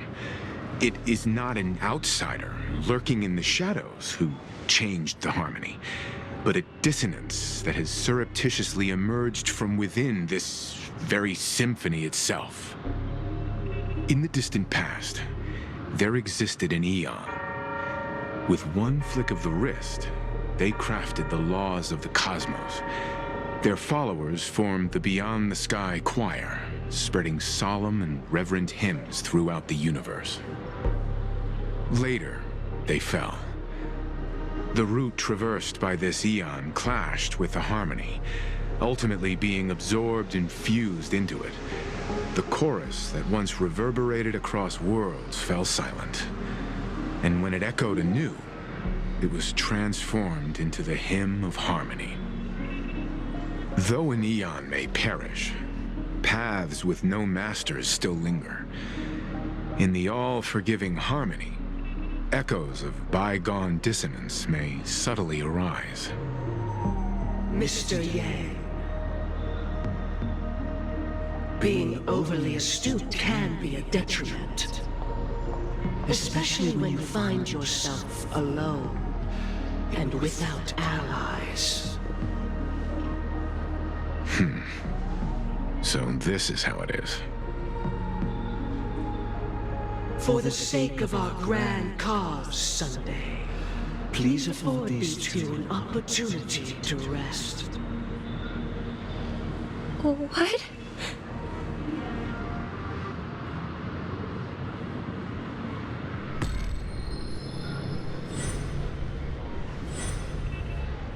Sorry, Robin.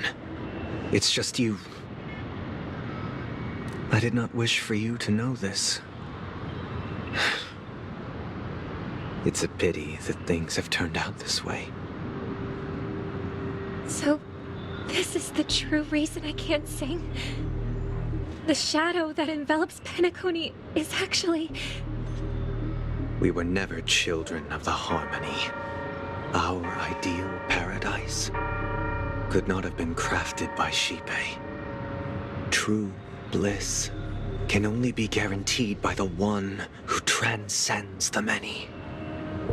Within the foundation of law, humanity establishes civilization, and through harmony, we obtain order.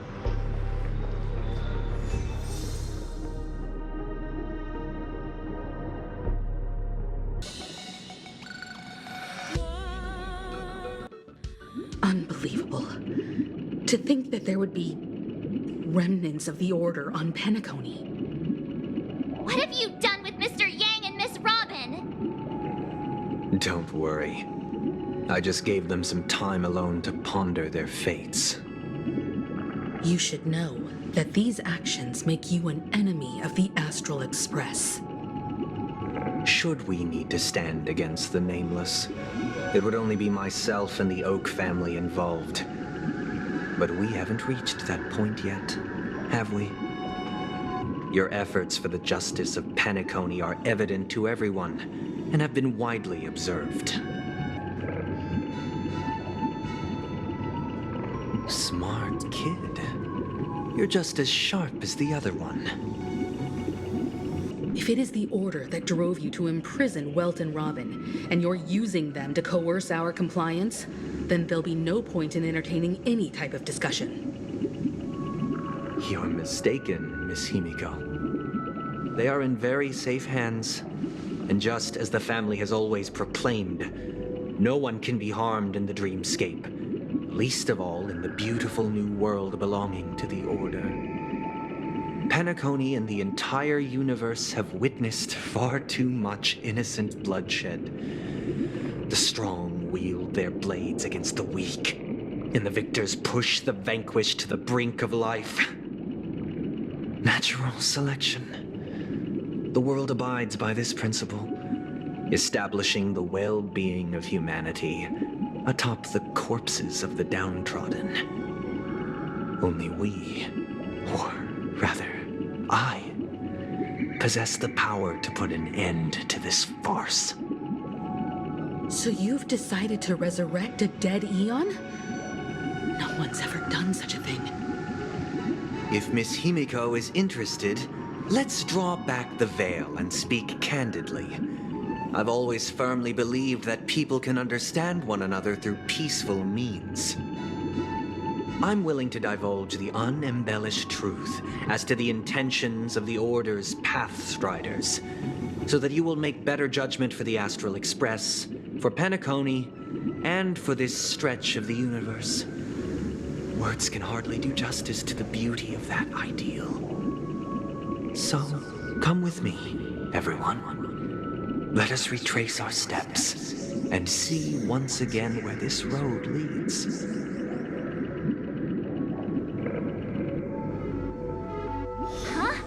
Where'd he go? Welcome.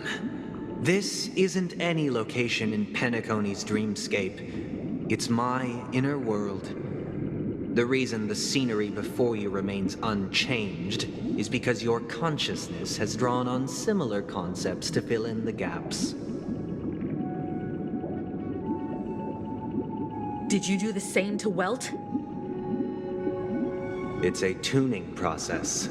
Stronger in effect and more draining on the mind. The gray-haired guest has experienced it before, so she should understand what it entails. Tuning allows you to intuitively grasp my feelings, which also means that I cannot hide anything from you. Now, everyone, please look at the huge screen. The road we once took begins here. From this point on, you will witness the numerous decisions I've faced. I've selected a portion of these to share with you. I believe after going through similar predicaments, you'll be able to better understand my thoughts. Let's begin. The first decision. A story about a baby bird. This story happened when Robin and I were very young. We were victims of the Stellaron disaster, and the family's Mr. Gopher Wood, who would later become the Dream Master of Penacony, saw that we siblings had no one to turn to and took us in. Later on, Robin and I lived a time with nary a care in the world. One day, after dinner, while my younger sister and I were lounging about in Mr. Gopher Wood's yard, we spotted a fledgling Charmony dove all on its own. That baby bird was tiny.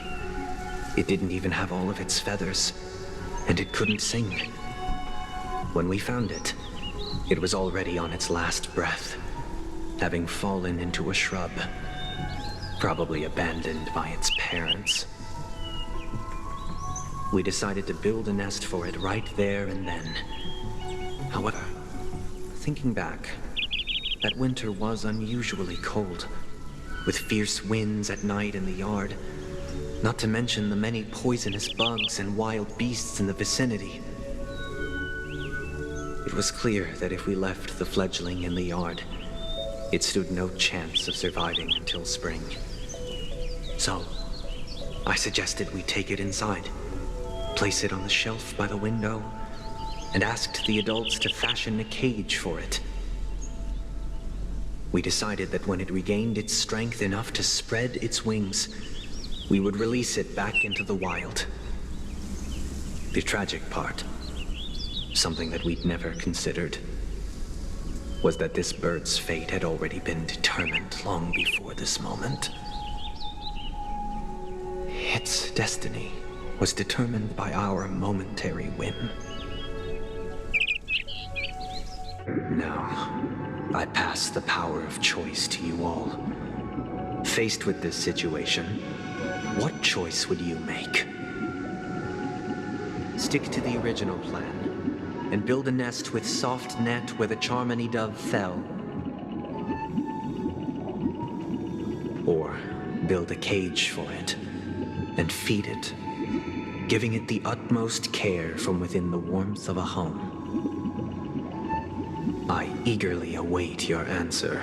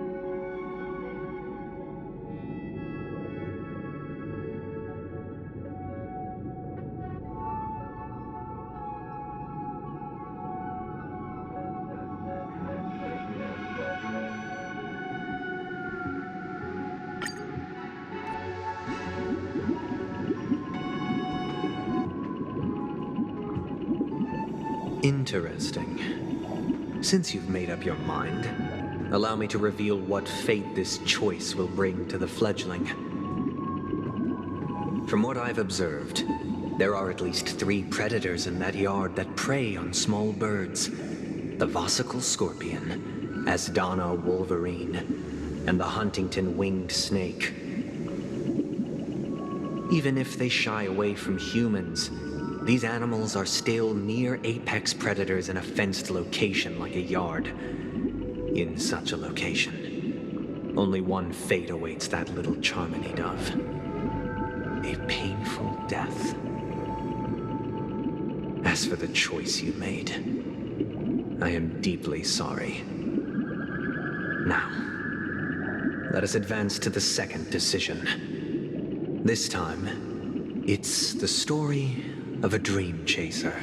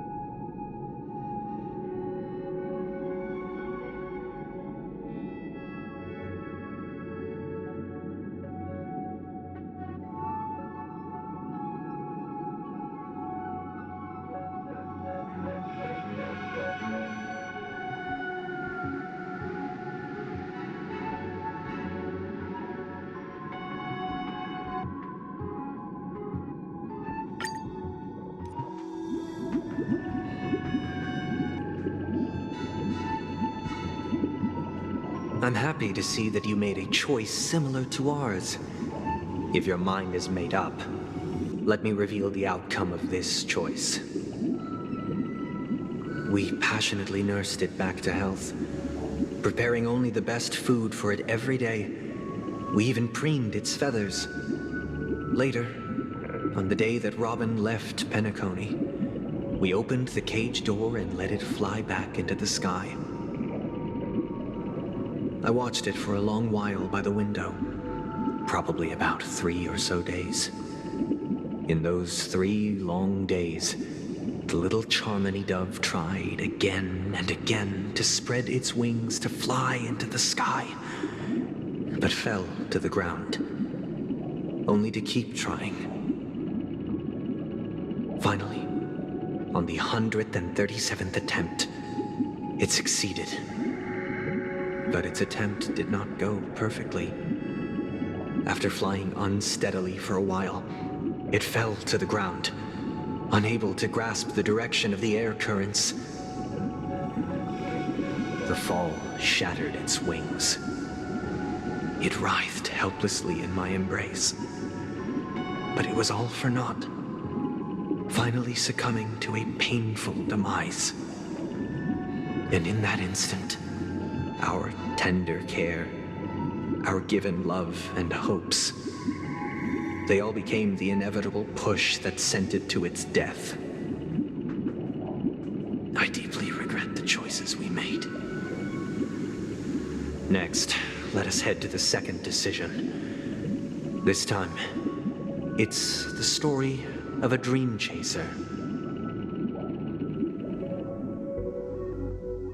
This story happened when I was appointed as Bronze Melodia, a position exclusive to the Oak family, charged with listening to the problems and vexations of Dreamscape residents, and providing them with the relevant guidance.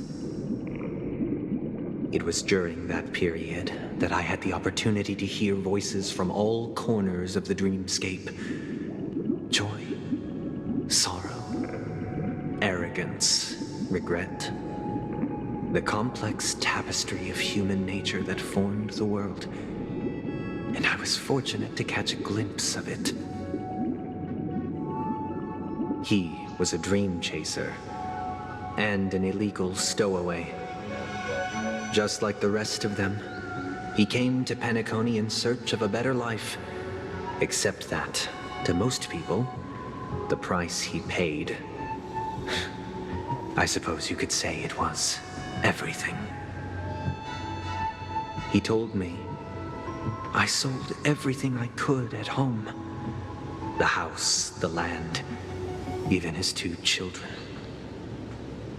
He said he could not afford to raise them, and that at least they could eat if they lived as slaves. He had a plan in place. He would buy back his children once he had made his fortune, and enjoy Penacony's beautiful dream with them. Alas, his plan to smuggle himself was somewhat clumsy, and he was sniffed out by those pig-headed hounds. After hearing the Dream Chaser's story, I immediately appealed to the Bloodhound family to cease their pursuit. That way, at least he could live peacefully. But I was still too naive to the ways of the world. I did not anticipate that what I thought was a kind gesture would later lead to dire consequences. I'll tell you the outcome soon. For now, I'd like you all to make a choice. Will you do as I did and try to convince the Bloodhound family to stop their pursuit so that the Dream Chaser may live peacefully and realize his wishes? Or will you remain silent, leaving him to languish while the hounds are hot on his heels until his inevitable judgment arrives? I look forward to everyone's decisions. Who knows? Perhaps they might even alter the outcome of this tragedy.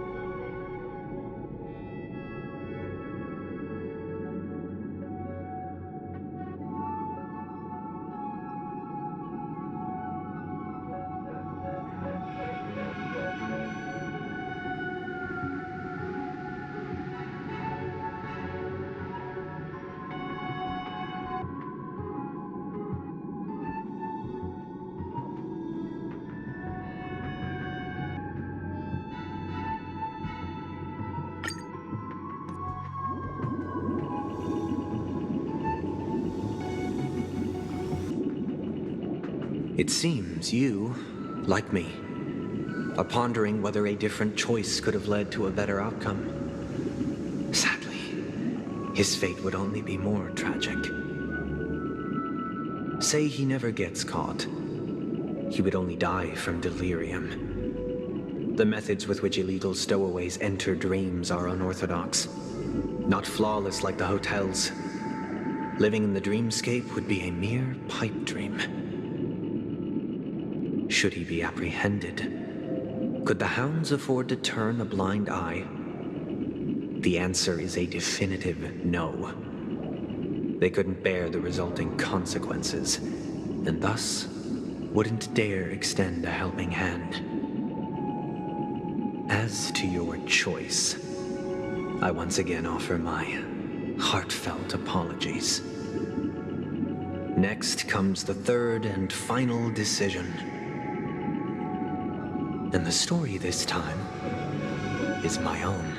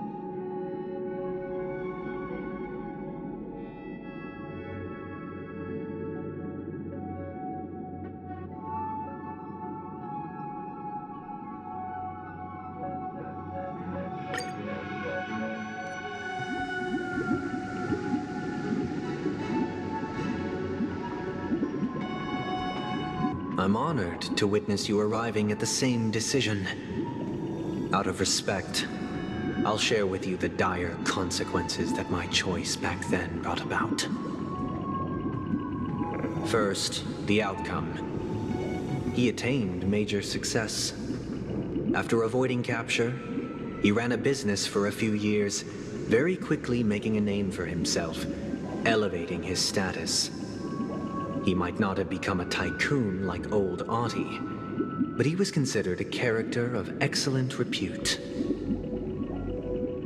Now then, did he realize the wish he set out to achieve? No. The last time I saw him was in the real world, where the hounds were going to permanently exile him, and I was the accompanying bronze Melodia. The mission was simple. Listen to the criminal's repentance. He told me the reason he was in this predicament was because he conspired to usurp the head of the Alfalfa family. When I asked him about his 2 children, he instead responded with a question. What children? In the end, my heart aligned with the harmony, and the good deed I dared to undertake held no value, turning instead into a wrongdoing. It created a lamentable oppressor and countless oppressed individuals. As to your choice, I once again offer my heartfelt apologies. Next comes the third and final decision. And the story this time is my own. This story happened the day I was appointed the Oak family head. At that time, Mr. Gopherwood was the current Dream Master, and as per his wish, we had a private conversation. What surprised me was that the Dream Master had only come to deliver a letter to me. He let me read its contents, and it was a letter from my sister. The letter contained the usual pleasantries, anecdotes from her travels, nothing out of the ordinary. Just as I started wondering how this letter related to our discussion, the Dream Master began to speak. Do you know who wrote this letter? My sister, of course. But why would you personally visit me to hand me a letter from my sister containing mere trivialities? To help you grasp the full scope of this issue. Do you know where Robin is at this moment? From what the letter indicates, she must be in Caspelina 8, correct? She's touring there right now. Correct. Has she mentioned anything about a stray bullet? A stray bullet? What? A war has broken out on that planet. It is because of this very reason that Robin chose this destination. To spread the word of the Harmony. And to save the lives of that planet. She personally made for the front lines. She hoped to ease the people's suffering with song, and was willing to brave mortal danger to deliver the IPC's medical supplies. Unfortunately, stray bullets show no such compassion. Is she all right? If the operation was successful, she should probably be recovering in the field hospital. By the eon above, the bullet struck her neck directly, yet possibly as a reward for her consistent deeds of harmony. It didn't hit any vital arteries. Once you've attended to your outstanding tasks, it'd be advisable to write her back as soon as possible. Those damned savages! I'll pack my bags right away. My gratitude for bringing this to my attention, Mr. Gopherwood. Now you understand why she always wears such elaborate neck ornaments, don't you? How could this happen? Miss Robin? It's all in the past, so please don't worry. I share this in the meager hope that you will understand the Harmony's limitations and predicament. As grandiose as the strong defending the weak sounds, many times, it is nothing more than wishful thinking.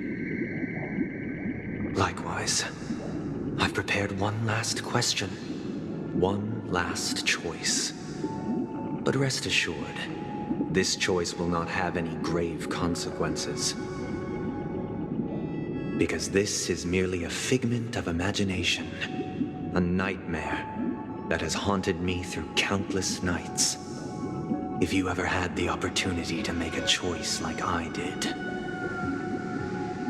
would you still support Robin's journey on the path of harmony?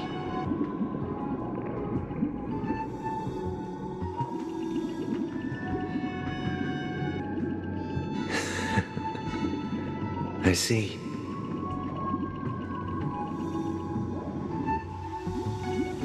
I am now aware of everyone's stances. Raising these questions merely serves to illustrate one point. The plight of Penacony cannot be salvaged by the Harmony. The true foundation for a sweet dream paradise can only be established through the order where the strong govern the weak. I know the suffering of being tormented, the turmoil of losing your way, how sorrow and even despair set in when matters don't work out. All of this causes me unending pain, because this is not what happiness is at all. We must teach the weak how to live a happy life. And this life isn't some noble propriety that the upper crust preaches, but in definitive terms, a way of survival that belongs to everyone. So what is your definition of living a happy life? Good question. Human consciousness is fundamentally an illusion, a cage known as self-worth. People lured in by this illusion make mistakes, yet still ask that external influences bear the burden. When one mistake after the next permeates the masses, they become impossible to trace. Thus, the amassing of these individual cages culminate to form a prison, a place dictated only by the rule of survival of the fittest. Nature is always accompanied by predation and sacrifice. Its antithesis is known as order. That is what I want to do. Unite people's happiness under the banner of order. They won't need to make bitter choices any longer, nor face the weaknesses of humanity. They can cast aside their primal instincts to build a haven for mankind. Simply describing thoughts is far too abstract, so allow me to provide a simple example.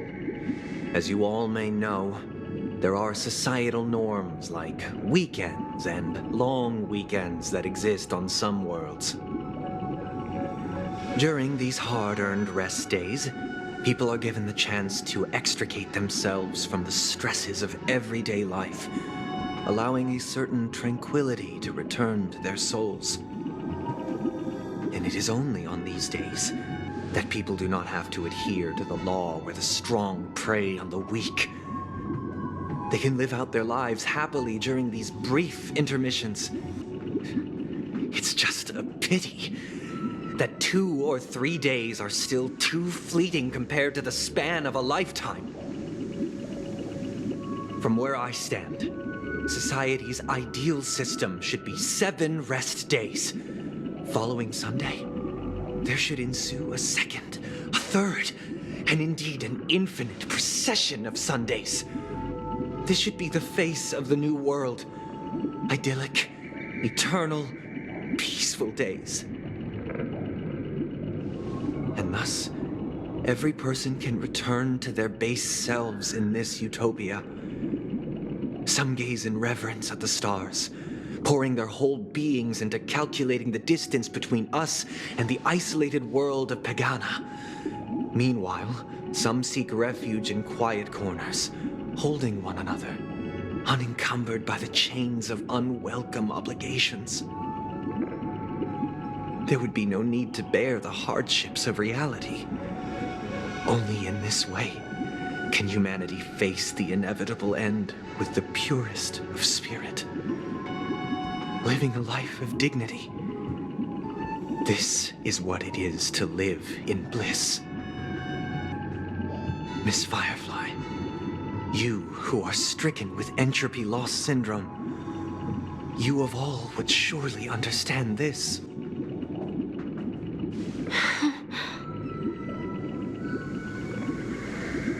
It sounds like a flawless theory.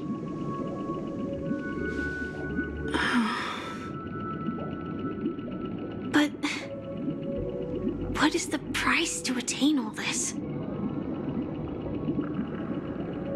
The cost is minute, merely a personal and eternal sacrifice. If this paradise is to be maintained for everyone, someone must remain trapped in solitary wakening until the end of the cosmos. Wakening. Which means that this so-called paradise is still a dream. Stepping into this paradise means forsaking reality, correct?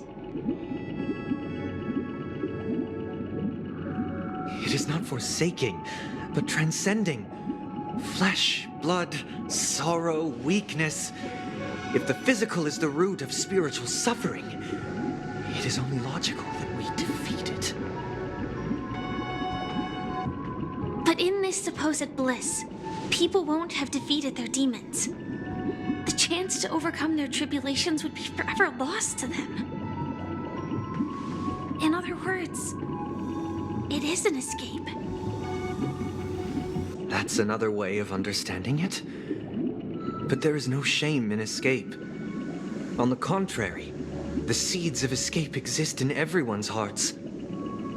Don't you agree, Miss Firefly? And as for why life slumbers, it is because we are afraid to awaken from our dreams. But this is not in conflict with the grand plan. Only in acknowledging this can we truly understand the frailty of human nature, and from there, show compassion and protection.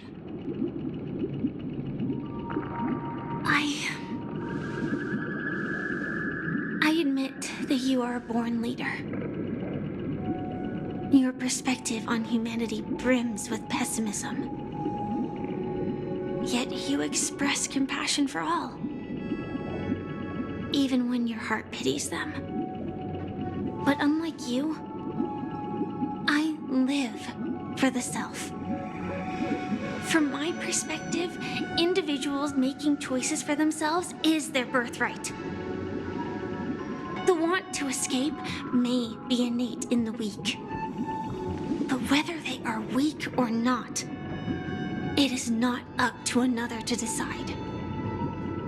Perhaps in your mind, you also view me as weak?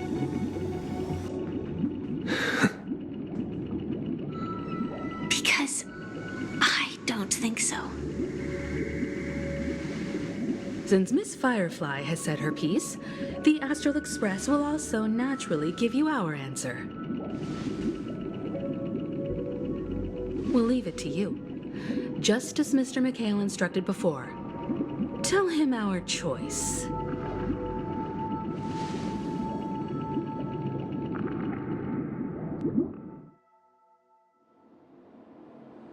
What is this place? Does this place ring any bells, Misha? I don't know, but I feel a sense of déjà vu. What is this place? It's the realm within a dream bubble. This was left to the Astral Express by a nameless, but weirdly, when we entered it, it was completely empty. Dr. Edward from the Dreamscape sales store told me that dreams are formed from memories, and a dream bubble can't take shape if its core is empty. So I thought you might be able to help us in unraveling this mystery, Misha. As a hotel doorman, you know Penacony best among us. I don't know much about dream bubbles, but if you want to figure out what this mansion is, I'll do my best. I'm counting on you then. Himeko, I still don't get it. Why were you so sure that Misha had a connection with this dream bubble? I wasn't sure. It was just a hunch. But since Misha feels familiar with this place, my hunch might be correct.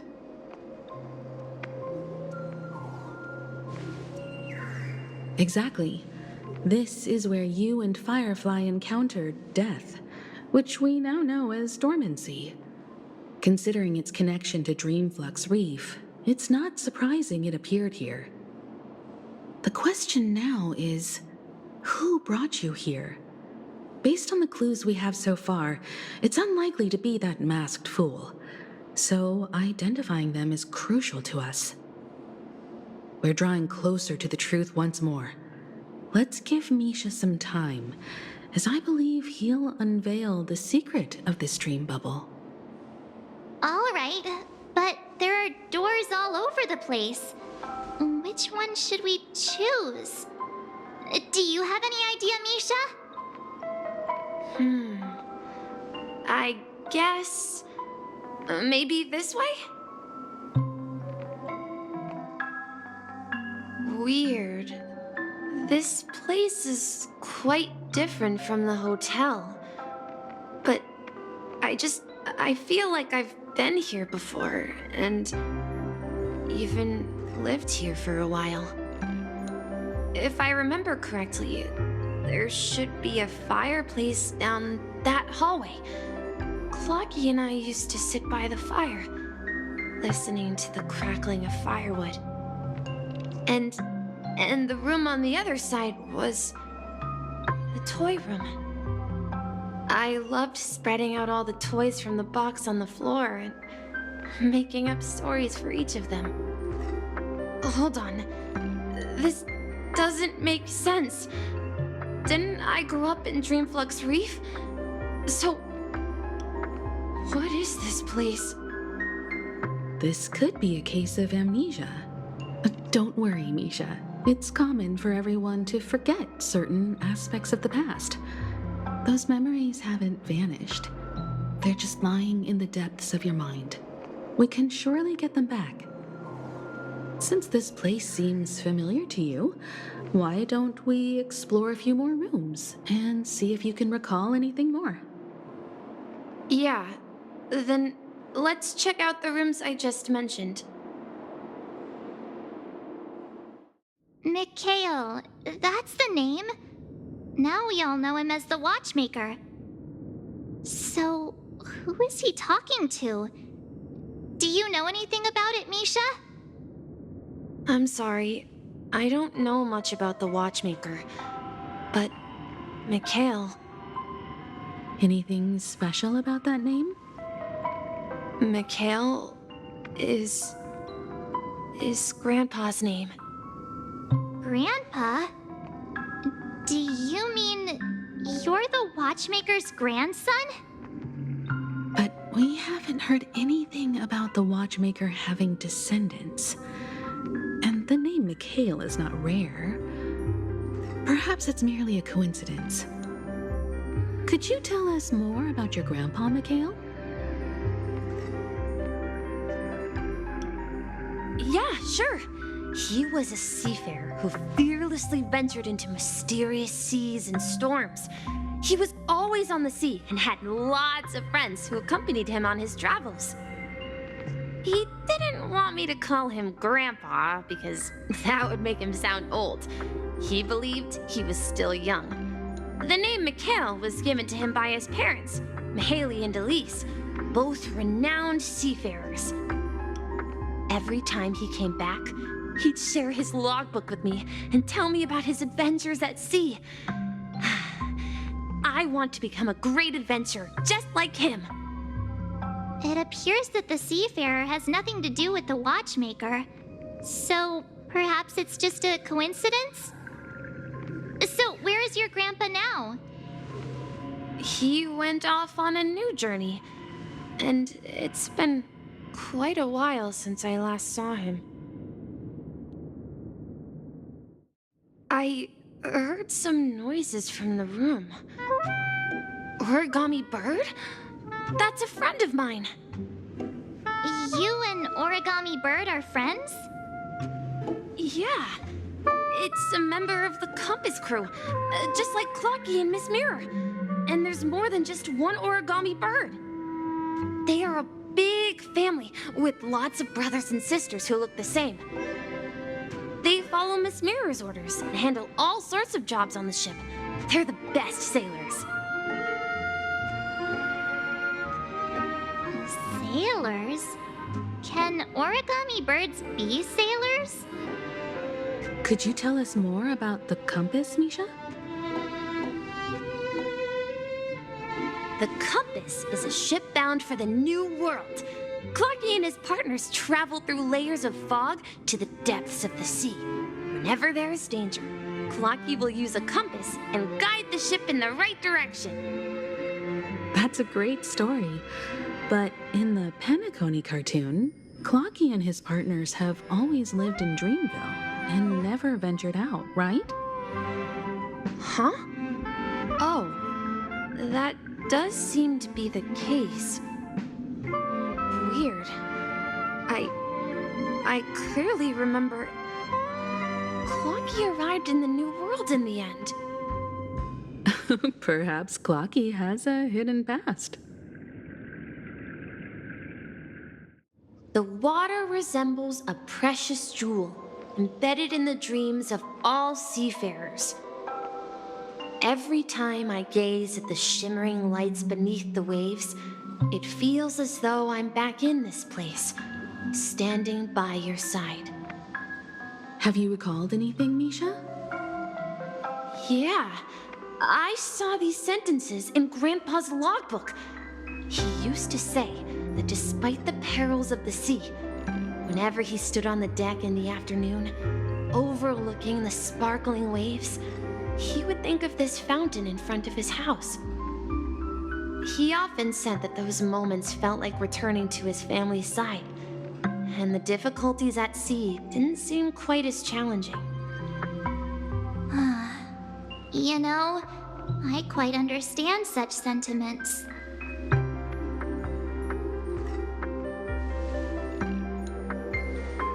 Hey, don't tease! I was just being a bit sentimental. Perhaps every adventurer far from home carries a fountain within their soul. Even though the other side of the sea remains shrouded in the unknown, the fountain in front of his house serves as a compass, leading him back to his cherished ones. Yeah, while Grandpa was at home, we would stand by the fountain and place the compass, a toy boat that I made, into the pool. Back then, I would ask him when I could go on adventures like him, and he would always laugh and say I was still too young. It seems this Mikhail is truly a seafarer and has nothing to do with the watchmaker.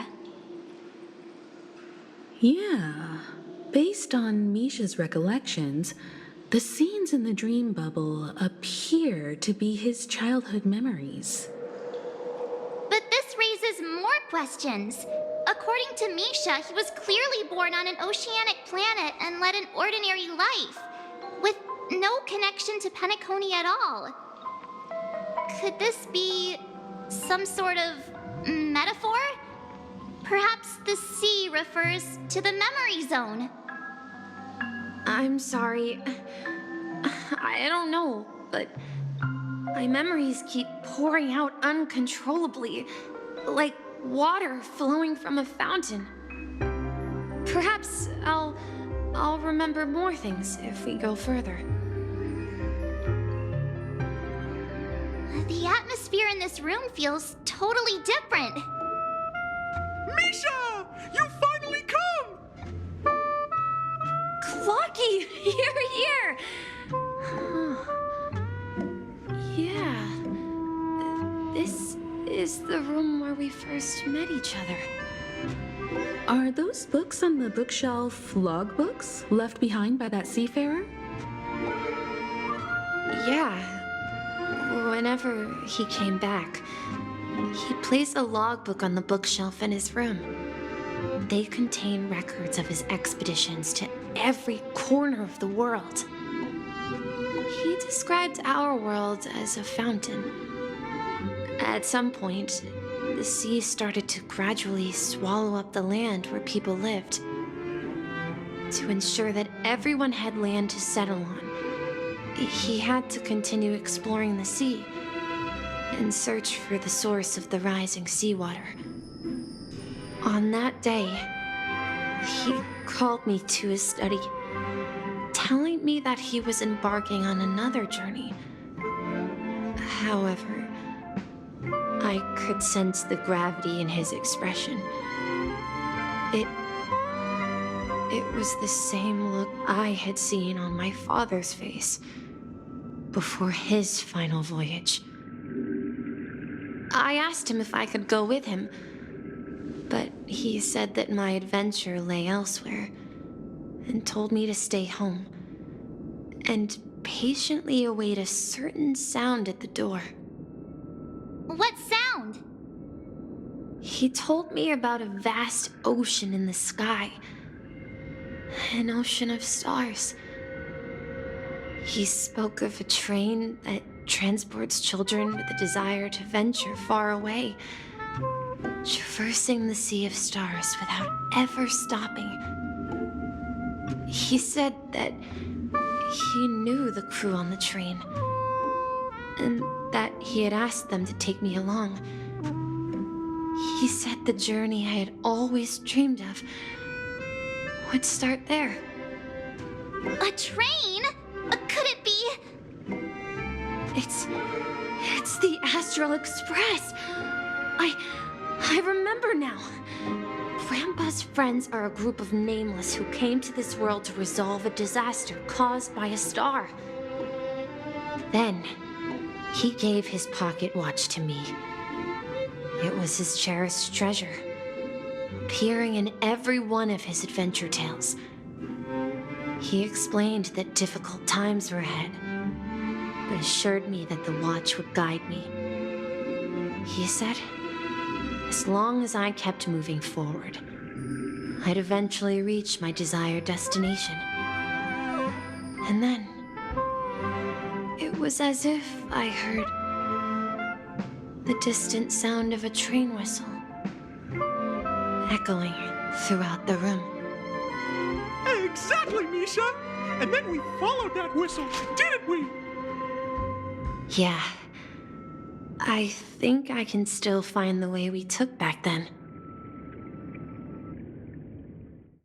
This is it. This is my room of clocks.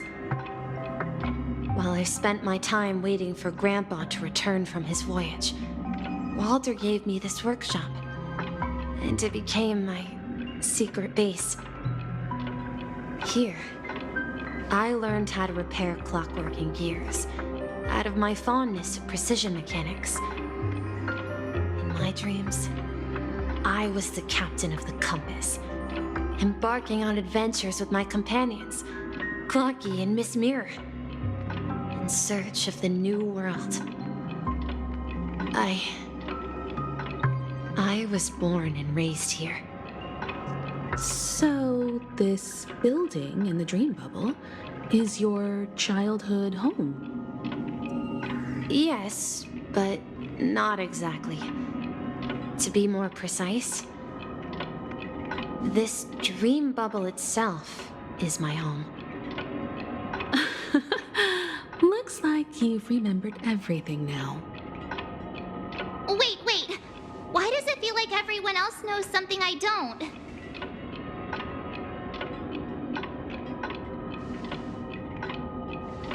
Marge, do you remember when she mentioned the clocky that only she could see? Yeah, the little guy here, right? But we all saw him in Dreamflux Reef, right? And Mr. Yang even greeted him. Looks like everyone on the Astral Express has a childlike spirit. The answer lies in the Astral Express. Her experience shows that neither Firefly nor Acheron can see this clocky. And when we were in Dreamflux Reef, you may have noticed that for some reason, nobody outside of the crew had ever talked with Clocky.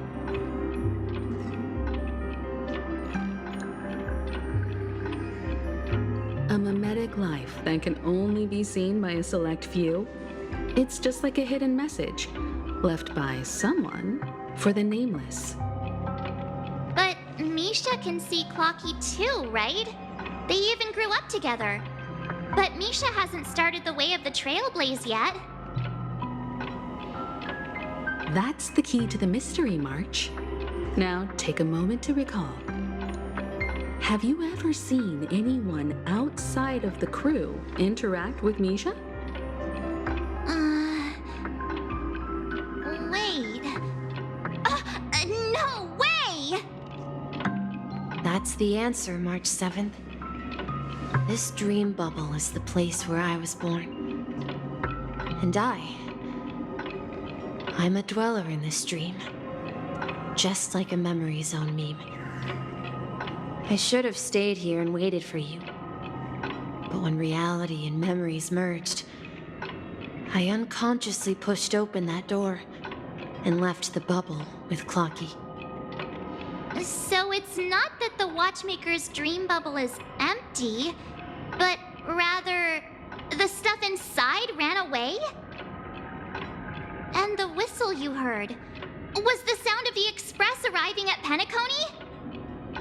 That's one way to see it, but I believe there's a longer story behind all this. It's best for Misha himself to explain all the details. How about we start with your name? Now, should we call you Misha, or... Thank you all for helping me rediscover my true self. Now, please allow me to reintroduce myself. I was born on Lushaka, in the Presmere system, adopted by seafarers Mikhail and Char. They gave me a treasure, a name. I carried their hopes. Mikhail Char Legwork, or simply Misha. If you prefer, you can call me by a more familiar name, the Watchmaker. So, you're the Watchmaker himself? Unfortunately, that legendary figure is no more. I am only a reflection of his life. As for the child who has been with you, he's the innocent protagonist of Misha's childhood dream. A friend of Clocky, a young apprentice, and a future mechanic on the Express. And this also marks the beginning of his journey, devoted to the Trailblaze. At the end of the journey, I left this little flame, which I so cherished, in my deepest dreams, hoping to pass it on to the nameless of future generations. However, he somehow left the dream bubble and forgot all about his task. I apologize for all the confusion this caused. Because he was born with a desire to trailblaze, wasn't he? I don't think Misha has forgotten his role as a guide. He remembered it, and that's why he mistakenly appeared as a hotel doorman in her dream from the very beginning. The one who brought our unconscious friend here must have been Misha. If that's the case, we encountered the Watchmaker's legacy from the beginning, didn't we? Well, I have a sarcastic friend who says I always take big detours and end up back where I started. Perhaps that's what every nameless has to go through. But in the end, you found me. I'm sure you're all wondering what my legacy is. I believe my hound has mentioned the Stellaron and my wealth. If I may apologize, the Stellaron part is real. As for my wealth, however, it's nothing more than a baseless rumor. I left my homeland as a child and embarked on the journey of Trailblaze. I traveled to various planets until finally reaching Asdana, where my friends and I built the original Penacony and fought for its future ever since.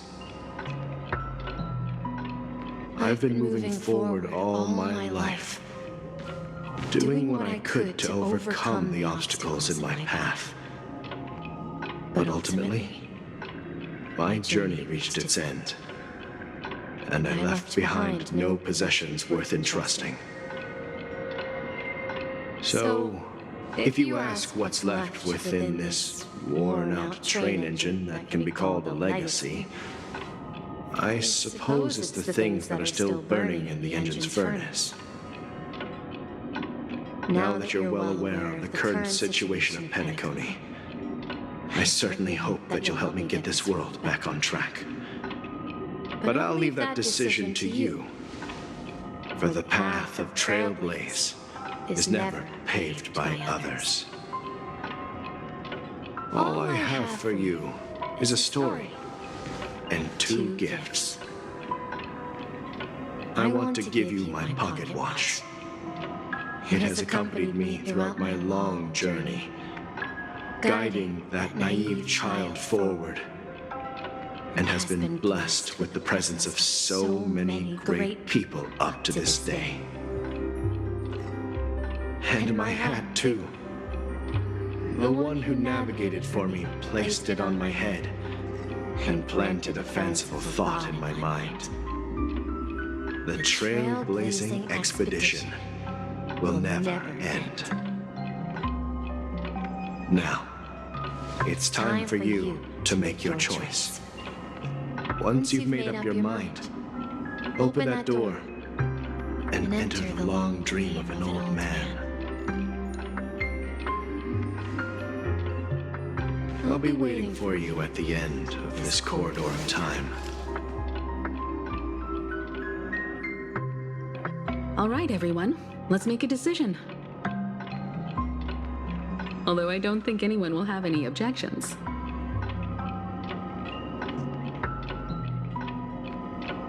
Of course. We've come this far. Surely there's no other option than moving forward. In that case, it's unanimous. Then let's proceed together to the end of this stream and tell Mikhail our decision.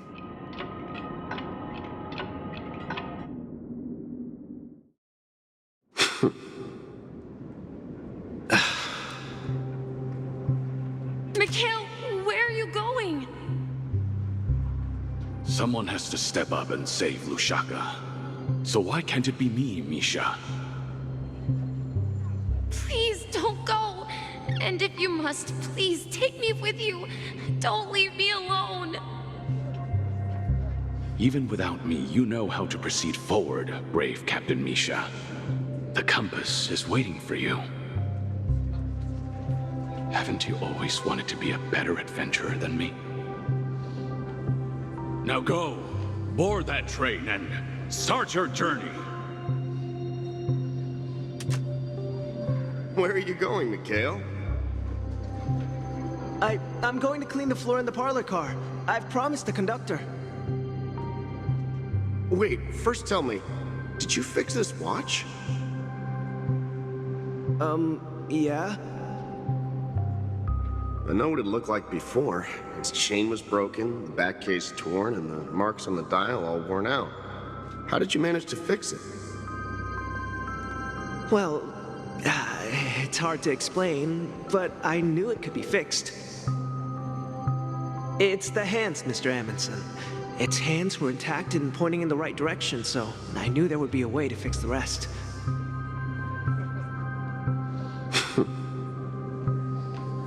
I see. You'll work with me from now on. Haven't you always wanted to tinker with this train? You're its mechanic now. As for the conductor, I'll do the talking. But I only know how to fix watches. Don't worry. You've got what it takes. I'll teach you what you need to know. Where are you going, legwork? It's time to head to our next stop.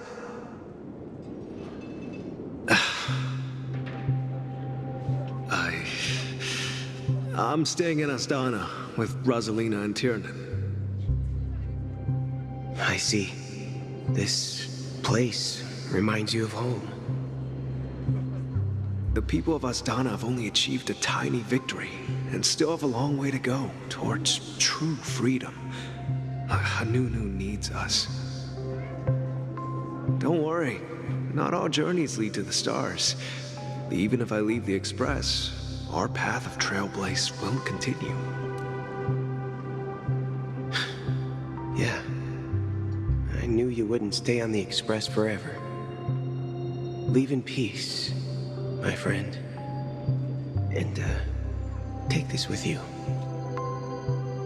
This is Mr. Amundsen's hat. But why? When he departed, he said he would leave it to his best student.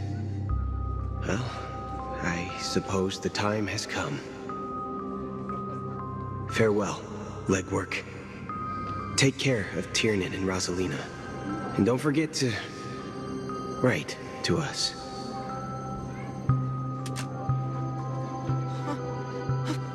Where are you going, Watchmaker? Don't worry, Micah. Just going on a little trip. Someone has to be at the forefront of the interstellar frontier, and I'm the only former Nameless in Penacony. So why can't it be me? Because you're all we have! Have you forgotten about Tiernan? The cosmos is way more dangerous now. What will happen to Penacony if we lose you too? But what will happen to Penacony if we don't find a way out? Ah, Tiernan. How could I ever forget him? I've spent countless sleepless nights asking myself why I didn't go with him back then. We Nameless won't stop. Don't worry, Micah. It's just a matter of getting back to my old profession. Just wait for me to come back.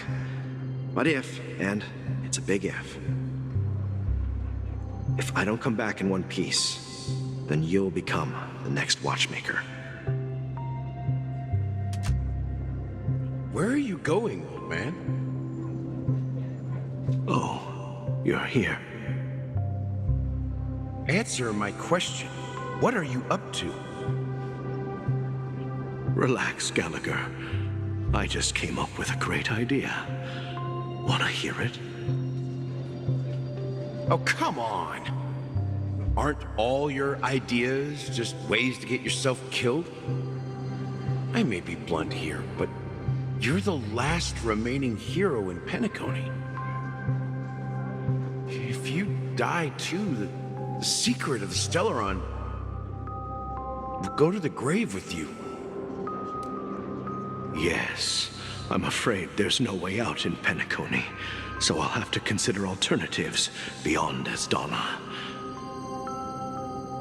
We'll organize a festival using the Watchmaker's legacy as a facade and send invitations to the entire cosmos to gather people here.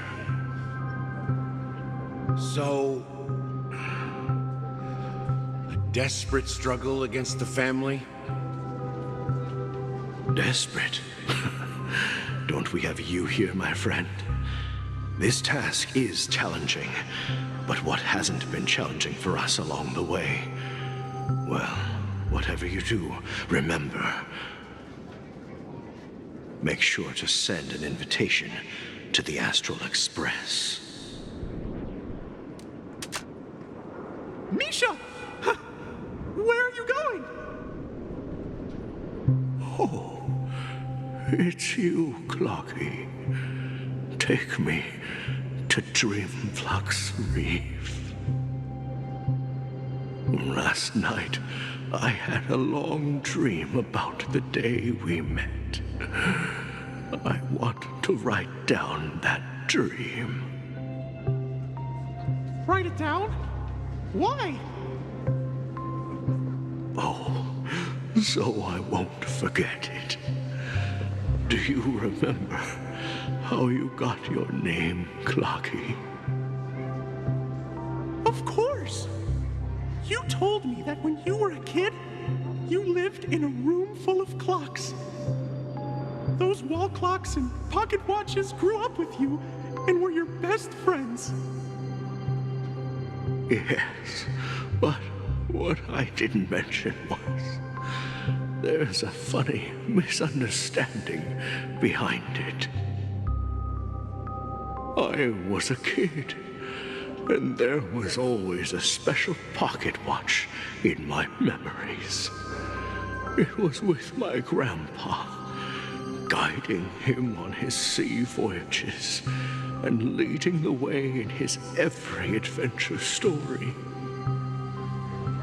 I wanted to have a pocket watch like that too.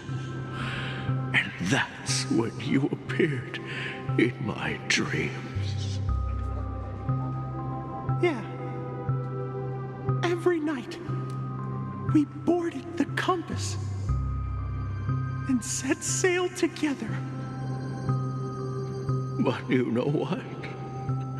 It wasn't until the day my grandpa gave it to me that I realized it wasn't a pocket watch at all. It was a compass. So, your name should have been Compassy. And the watchmaker is just a nameless.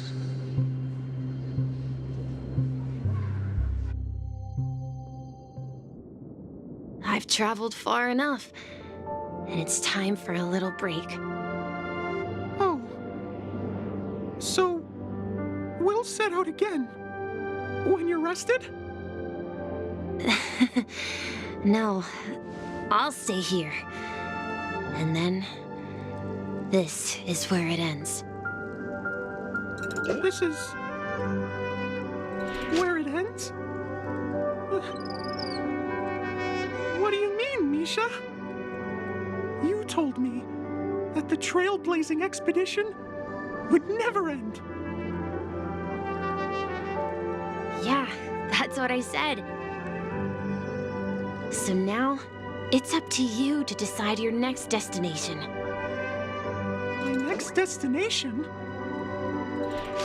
What's that supposed to be? I've been following you.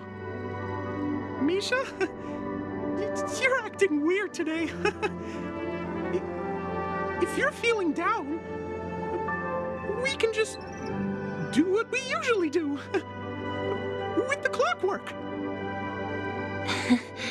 No, I'm not feeling down. As for clockwork, yeah, it resolves all problems in this dream. So, do you know what clockwork actually is?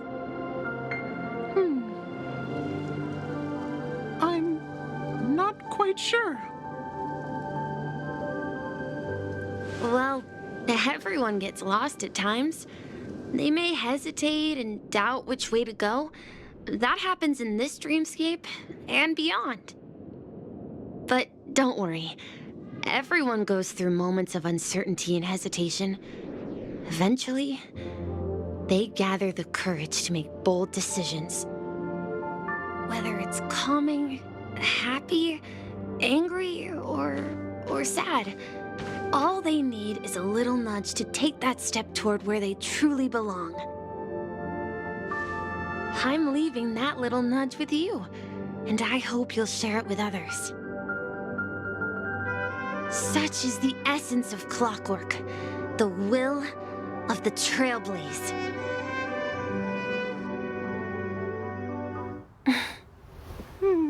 Clocky's hands spin around non-stop, indicating confusion, frustration, and weakness. But ultimately, people still need to move forward. Just like your hands, always pointing ahead. This is where my journey ends. From now on, it is your path to walk. Trailblazing means taking paths your predecessors forswore and venturing even further. The Penacony in Mikhail's dreams does not belong to order.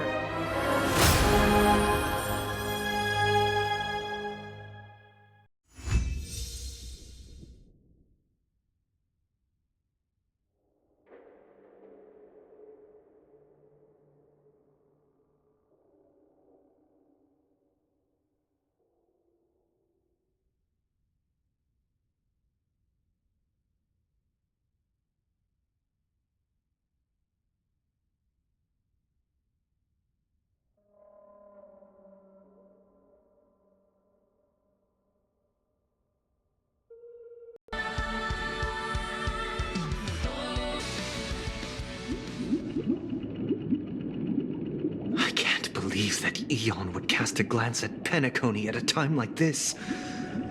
Is it because of the resonance from the legacy of the Trailblaze?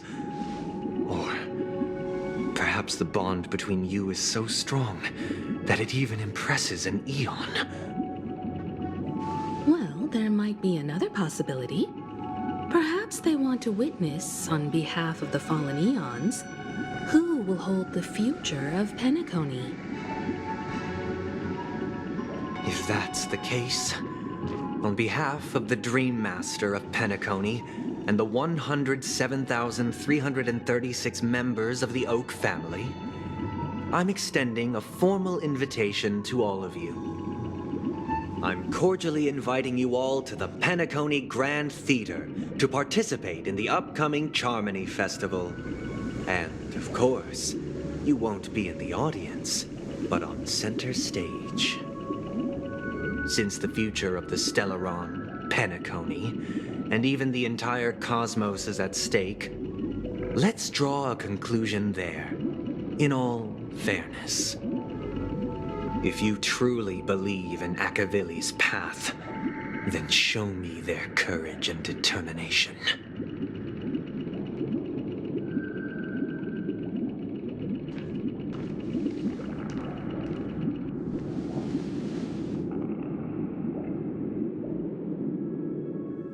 Does that mean he wants to fight us during the Charmony Festival?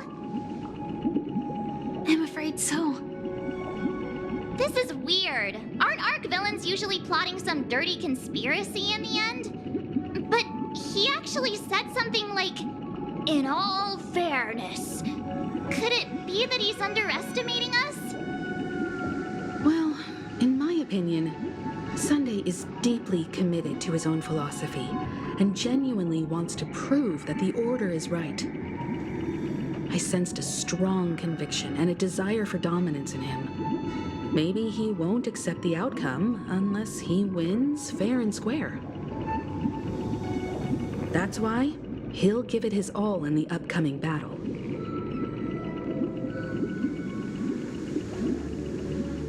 Yeah, you're right. We've even dealt with a Lord Ravager of the Destruction, so a follower of the Order won't be a big deal. Anyway, we can't leave the Stellaron unchecked. This is about trailblazing a bright future for Penacony and fulfilling Mikhail's and his predecessors' long-cherished wishes.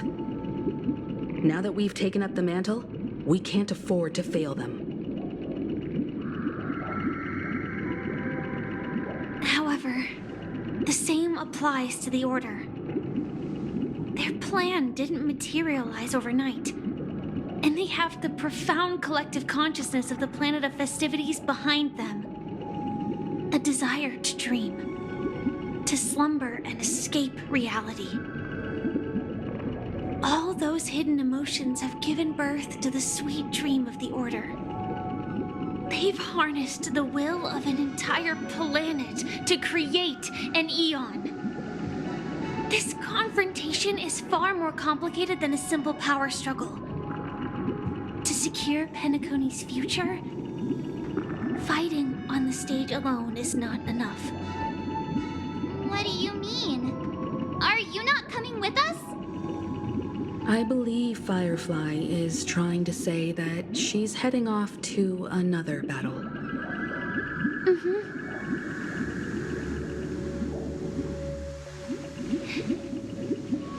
Before I left, the Destiny Slave told me that this journey would bring unforgettable rewards. Even though the script he gave me only had a few lines, I couldn't ignore them. Because one of the lines said, "I'll experience death 3 times in the land of the dreams." 3 times? This can't be serious, right? The first time was a painful death when I was stabbed by the Blade of Dormancy, which led to all subsequent events. The script will always come true,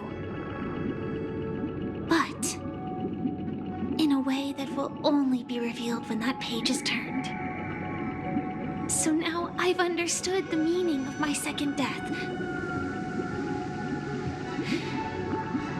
And I am prepared to face it. If all goes well, my efforts will provide crucial support for you. Only by achieving victory in this battle can we secure a future for Penacony.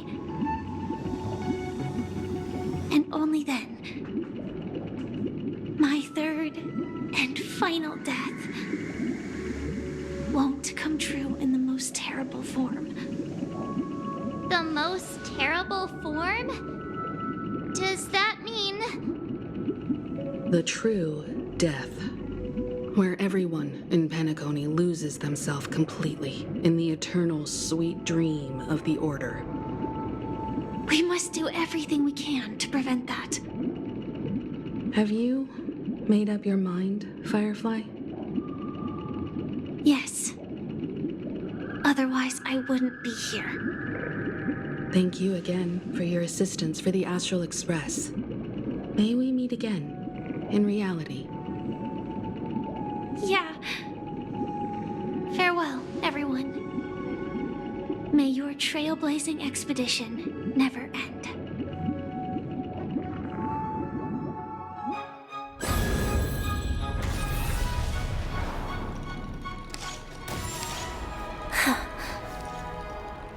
I dreamed of a scorched earth. Everyone, are you ready? A new shoot sprouted from the earth. It bloomed in the morning sun and whispered to me. Like fireflies to a flame, my biggest death. May we meet again in reality.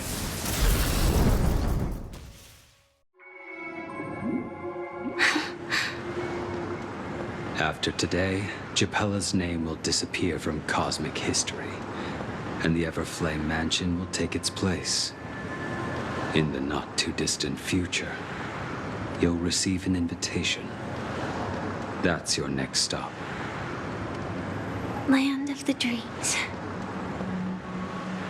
Penacony. I hope you find whatever you seek there. Be it answers or salvation. You mean my 3 deaths? Silverwolf told me about it. It's such a shame that it's not part of my script. While I want to live, I'm never afraid of death.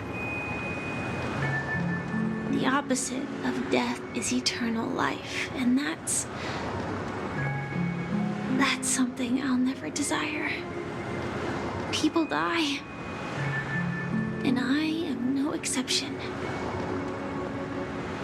Death is like a script, a fate that cannot be defied. But that's exactly why we have to choose where we want to rest forever. Do you exist just to perish? Are you not the same, Blade? The end you desire is not one dictated by others.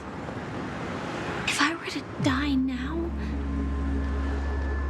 I would only be a weapon. I believe I should die as a human. Though its definition escapes me, isn't this the answer that ordinary people look for their whole lives? A name that can be carved onto their tombstone. The tombstone that belongs to me once bore the inscription, Glamoth's Iron Cavalry. Then it changed to Stellaron Hunter. But one day, it will bear the name Firefly. And all the brilliance she showed at the end of her life.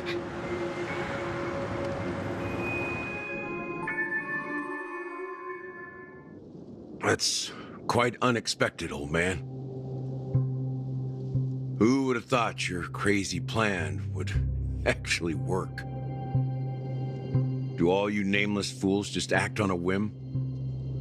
I can sense that this false sweet dream is coming to an end. The Nameless may be young, but they had the ability to achieve this goal. just like you did in your time. It's a shame you won't be able to see it firsthand. Maybe I won't either. Once something fictional is seen through, it ceases to exist. Yeah, not just those nameless. Even Mr. Wings is just like you. Stubborn, won't listen or give up, no matter what. Well, fate is unpredictable, I guess. If we weren't bound by those cursed paths, maybe we could have had some good talks. But in the end, we managed to do it. Now we can find solace. Remember how those idiots cursed us? They said, "Go to hell, you worthless traitors." Well, I don't know if they really meant it, but if longing for freedom means going to hell, then I'll be joining you soon, you old fool. Let's get together and have supper again in hell. Oh, I almost forgot. There's one more thing. Here's to you. A glass of hello and goodbye, Trailblazer. To the imperfect tomorrow.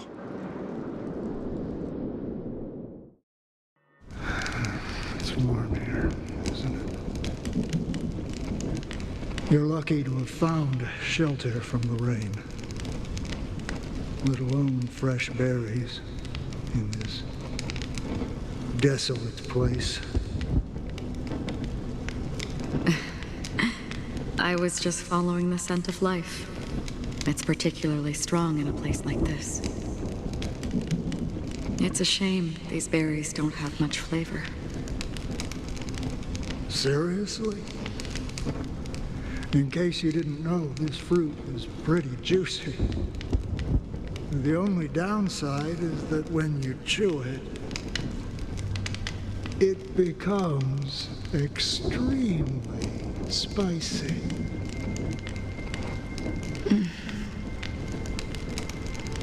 Have you lost your sense of taste? I can still taste certain things, like a faint sweetness. Before coming here, I stopped by a place called Orkron. It had barren cliffs and nights lit by bonfires. Burgundy snow would fall from the sky, and when it landed on my tongue, it tasted like raspberries. The flavor wasn't exactly sweet, but it left a lasting impression. When I think back on my past, I realize that what's tying everything together isn't the big events, but rather these small yet unforgettable moments. Don't worry about it. Losing oneself is a reality that every self-annihilator must face.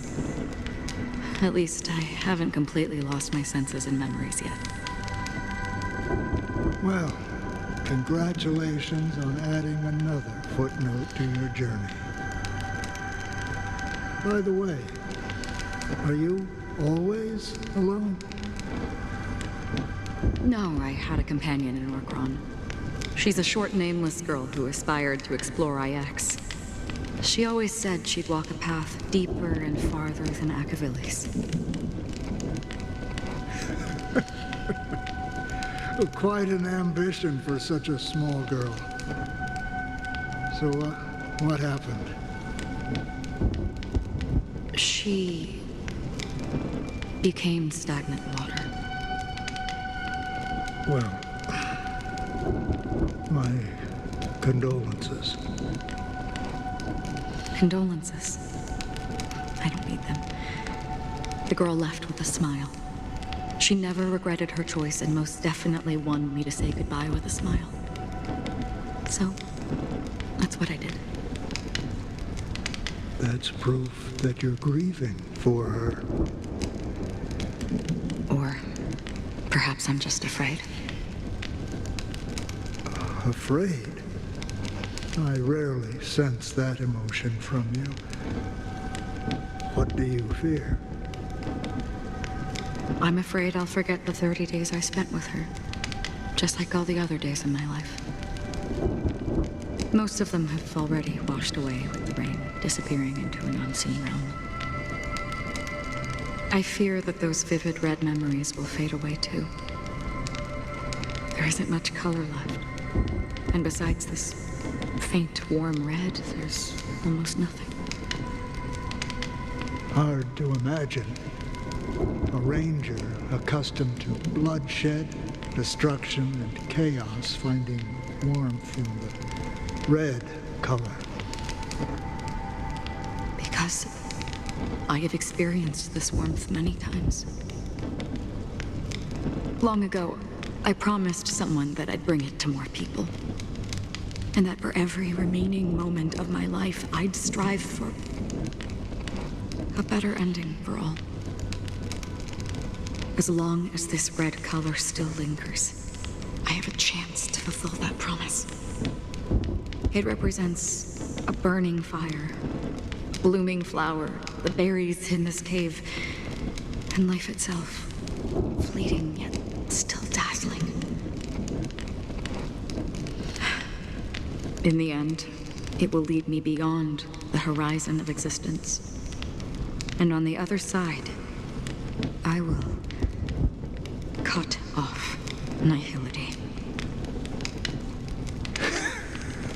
The one blessed by the sleeping and shapeless is considering how to kill them. That's truly pure nihility. But you're right about one thing. After spending so much time near this stagnant water, only when I look at this vibrant red fire do I realize that I'm still alive. When will this rain ever stop? Perhaps when the sorrows of the departed have finally quieted down, the sky will clear up.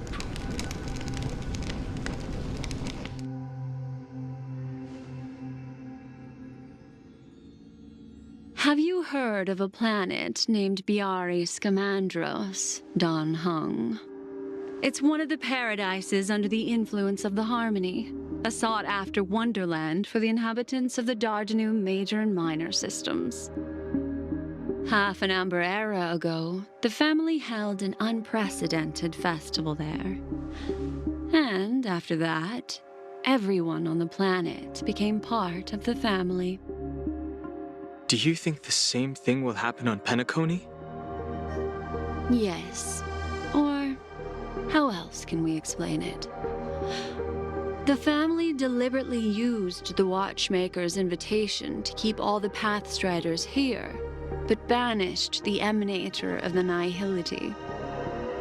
Because of the nihility, I'm rarely affected by the power of other paths, but somehow I can unconsciously infiltrate them. Maybe that's the risk they're trying to avoid. I would disagree. Biari Scamandros is not part of the credit system or connected to the Silver Rail. It's nothing more than a remote civilization sheltered by the Harmony. But Penacony is different. If the family messes with Penacony, that would be like declaring war on almost half of the factions in the cosmos. They have no reason to do that. No, they don't. If they truly serve the Harmony, that is. What do you mean? The path in Penacony is impure. The Harmony here has impurities. Do you remember the Ancient Swarm disaster? Tazerond, the propagation, brought endless havoc to the universe, and it eventually evolved into a fierce battle among all eons. 2 paths lost their eons in that war, the propagation and the order. Coincidentally, their downfall is related to a certain eon. Shipe, the Harmony. Legend has it that they participated in the crusade against the Imperator Insectorum and devoured Anna the Order for unknown reasons. Holy forgaroni. So you're saying that the two leaderless paths are working behind the scenes? But I don't see any descendants of the propagation in Penacony. Could it be that the remnants of Beyond the Sky Choir are hiding within the family, trying to resurrect a fallen eon? I can't say for sure, but they're definitely planning something for the Charmony Festival.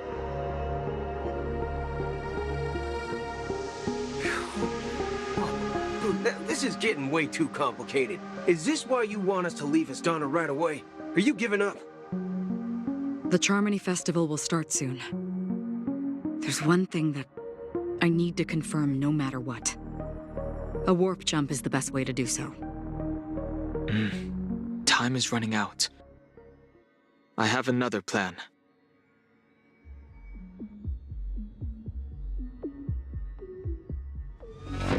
Hold on. Are you thinking of using the Jade Abacus of Allying Oath? Exactly. The assistance from the lawful Cloud Knights would be enough. Think it over carefully. You can only use that once in your lifetime. I have considered it thoroughly. My companions are... they're also once-in-a-lifetime treasures.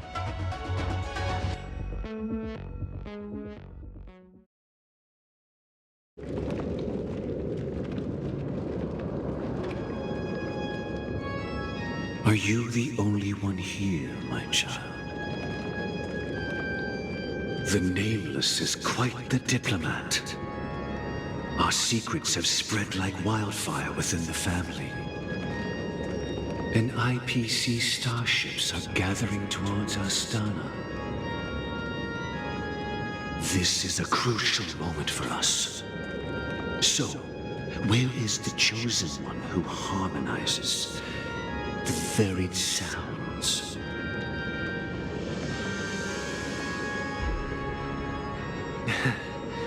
What do you mean, Master? I'm right here in front of you, aren't I? You know, she was supposed to be the star of the Charmony Festival in our plan. But the plan has changed. As her brother, I know she doesn't want to sing for the Order, so I'll take her place. You've always been wise beyond your years. I'm sure you understand the consequences of your choice. If you consider this a betrayal, well, there can't be two suns in the sky.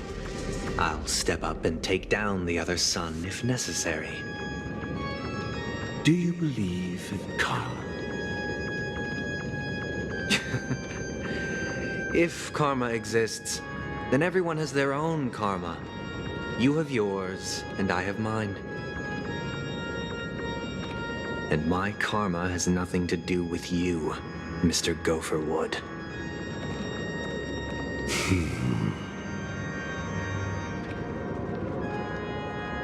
All right.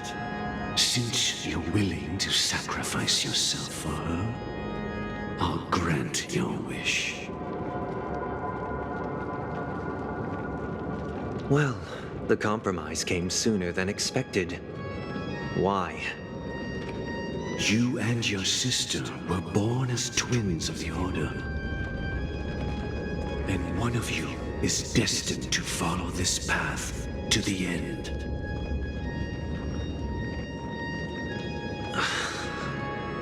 Is this part of your plan? Of course. You're still as clever as you were when you were a child. The opening is near. Go, my child. Seize the power of the harmony and reveal your karma. I have one final question, Master. Why did you choose to bring the Order to Penacony? Wouldn't it have been better to choose a desperate world instead of a city filled with hope and dreams? Why? It's for justice, my child. If we lose justice in our hearts, we'll make the same mistake as the Harmony did. So, it's not you who manipulates the dreamscape with the Stellaron, but... Well, that's where our conversation ends. Go ahead. The 107,336 souls of the Oak family have dreamed of this moment too many times.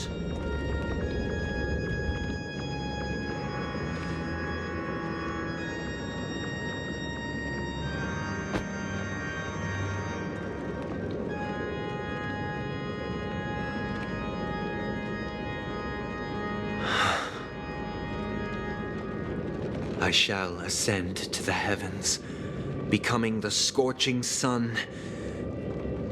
Bathed in my light, my people shall flourish, while all evil shall be eradicated.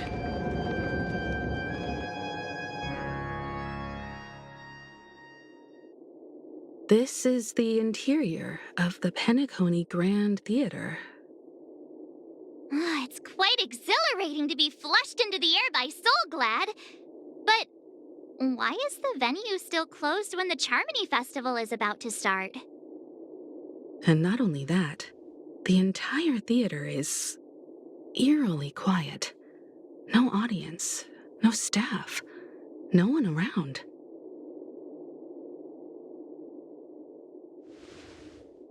Even if we're late, a grand theater like this shouldn't be completely empty.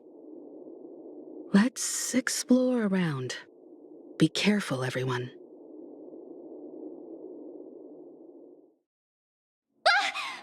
Yikes! They scared the life out of me!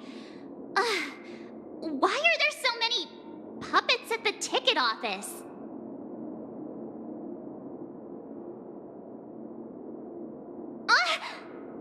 Stop it! Are these puppets part of the stage setup? Even so, it's so eerie that the entire front hall is empty. Something feels off. We're in the right place, right? There's no other grand theater in the dreamscape. So Sunday's messing with us? He said we'd have a final showdown on the stage, but why is there no one here? My apologies for the delay, March 7th. You scared me! Where are you now? I'm waiting for you behind the curtain. Following the Asdana tradition, I invite you to enjoy a stage play in 3 acts before the festival begins. History is a mirror reflecting the universe's true essence. Let's use this opportunity to delve into the rich history of Penacony and the eons. Within it, naturally, the future takes shape. Let us commence with the dawning of the world.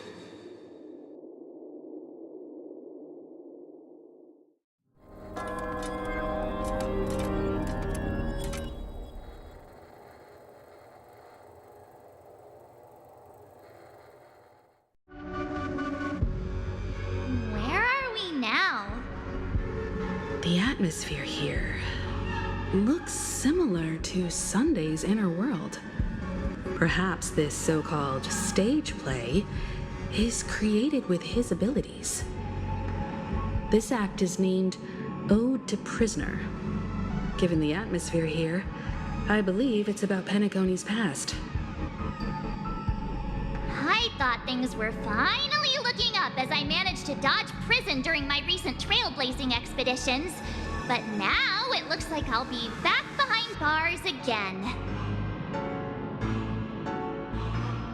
I hope you like this land of freedom on a scorched earth.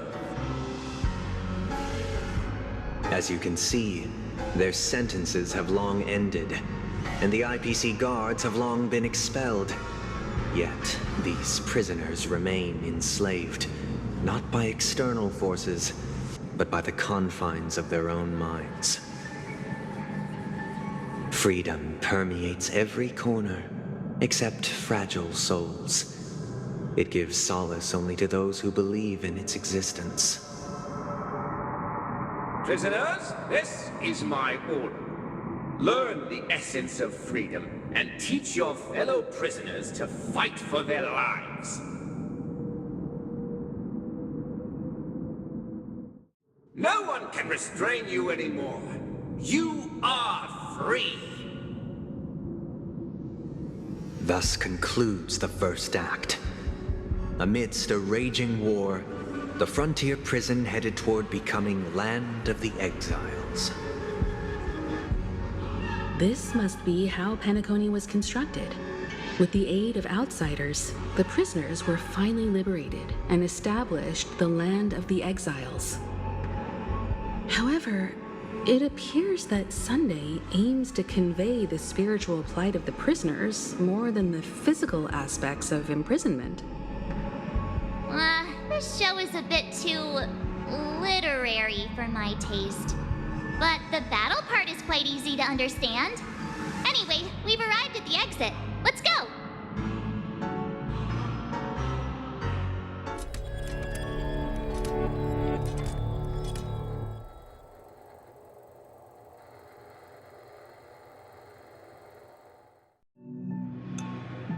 Dear outsider, I beseech your aid in purging this mansion of the poison spread by the lurking instigators. You want us to help you? What do you need? I wish they could regain their reason and cast away the shackles of hypocrisy. This is the second act.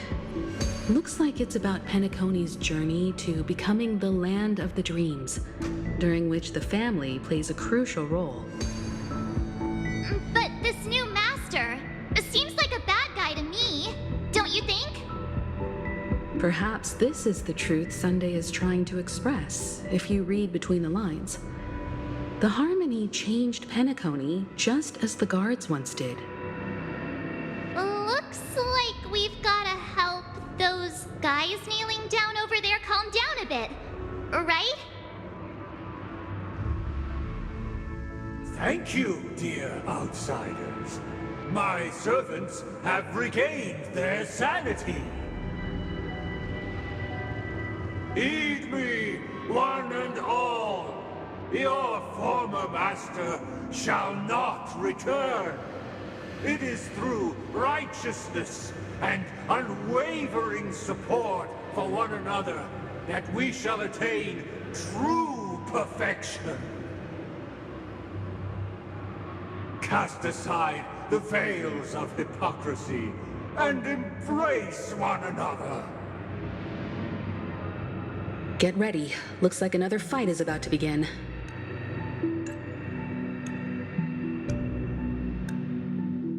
Alas, they remain but slaves till the very end, with the illusion of freedom. Thus concludes the second act. Amidst an illusory harmony, Land of the Exiles charted its course toward becoming the planet of festivities. This is how Penacony fell under the family's control.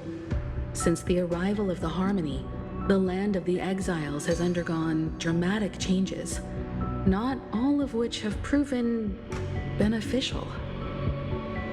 This guy really loves dramatic scenes. Bet he comes from a whole lineage of stage performers.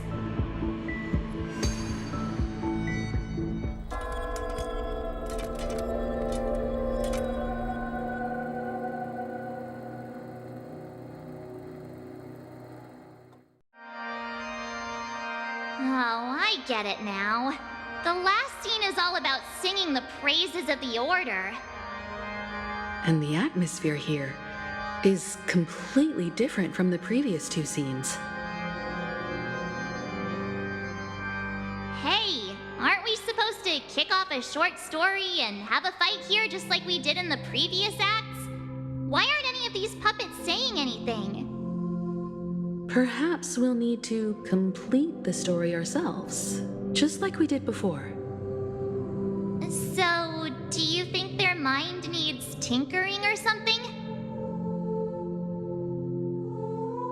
In the hushed expanse of a nocturnal reverie, I leave faint traces behind.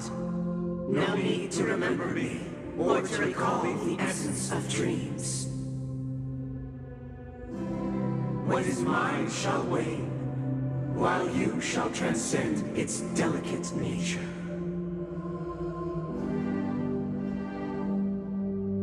This is the final scene. It's much more straightforward. He wants to expel the Harmony and establish an empire based on the Order. Let's go. Once this stage play concludes, it'll be time for the main event, the Charmony Festival.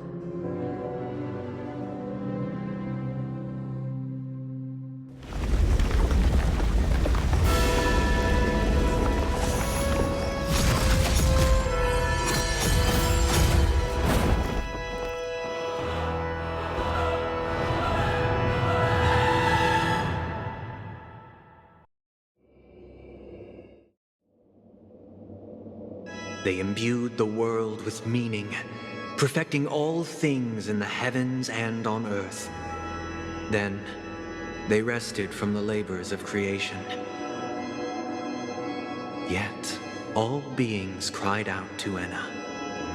Under the banner of the Order, you have defined all things in the cosmos.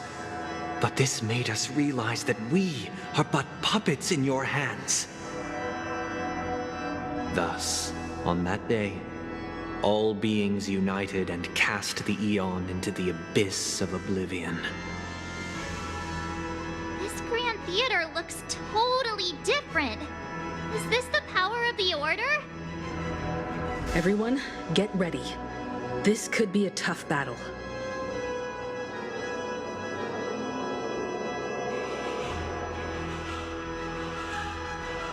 Look, there he is!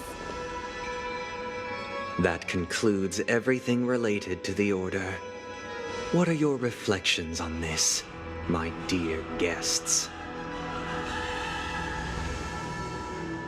Nevertheless, this is but a trivial blip in the annals of galactic history. What truly matters is the course this river shall take in the days to come. You've arrived at the perfect moment. The Charmony Festival is about to commence, and it would be a shame if you were absent for the Harmony's prologue. Allow me to extend my warmest welcome once more. Welcome to Penacony Grand Theater, the very core of the sweet dream, the abode of the Stellaron, the grand stage of the Charmony Festival. And the very place where the future of Penacony shall be determined through conflict.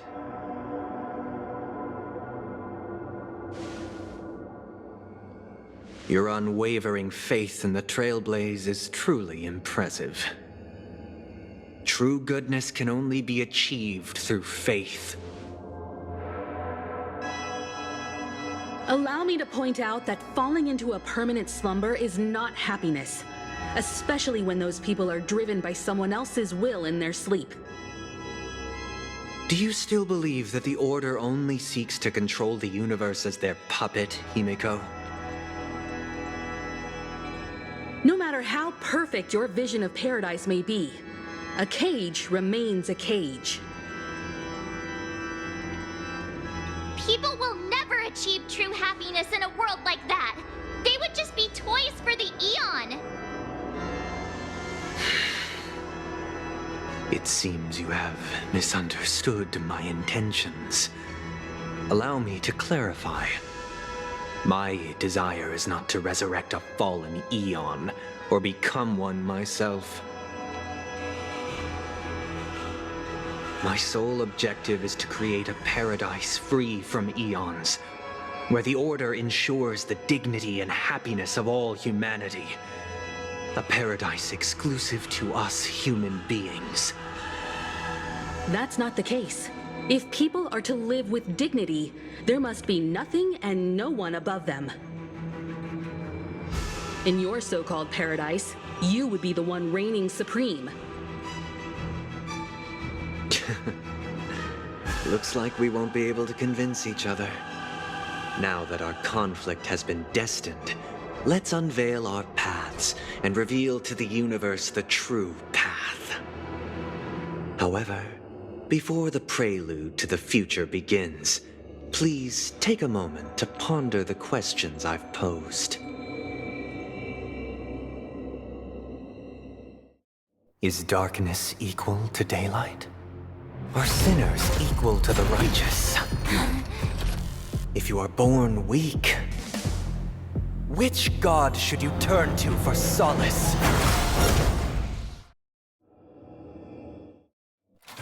I already know your decision. I now permit you to gaze into the sun. On these 107,336 stones, the almighty and powerful strings of harmony are at my disposal. The supreme tuner, harmonious choir, Dominicus! The time has come. Creation will be reborn from the remains of the gods. Dan Heng?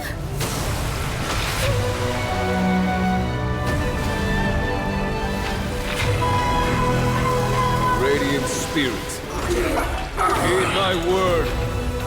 Show no mercy!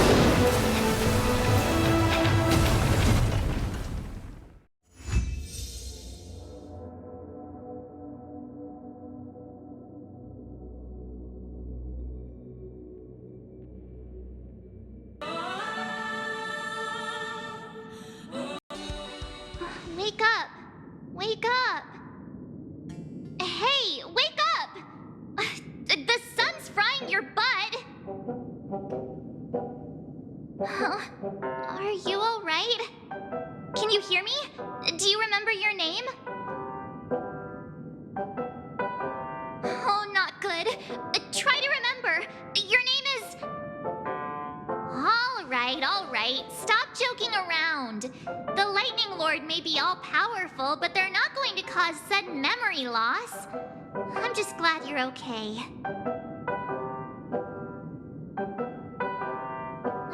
It's a long story. Simply put, Dan Heng used the Jade Abacus of Allying Oath when we were in the middle of a fierce battle, and summoned the General to help us just in time. And then we returned to reality. Look, this is your room. Everyone else has also returned from the dreamscape. Himeko and the rest are at the lobby discussing matters with the General. And now that you're awake, we should tell the crew that you're all right. Come with me. Hey, we meet again, sleepyhead. What's Miss Black Swan doing here? Nothing, Miss March. I noticed she was awake and wanted to check to see how she was doing. Though the strike from the General was timely, its destruction was also immense. When emanators collide, ordinary people inevitably suffer. But, luckily for them, the dreamscape is my home turf. Thankfully, I managed to get everyone out before the harmonious choir collapsed. Oh, so that's what happened! Thank you, Miss Black Swan! Don't mention it. After all, I wouldn't want to see such precious memories vanish. You're heading to see your friends, aren't you? Would it bother you if I walked with you for a short while? Of course not. But you're not on doing something like last time, are you? Why would you think that? I've never harbored any ill intentions.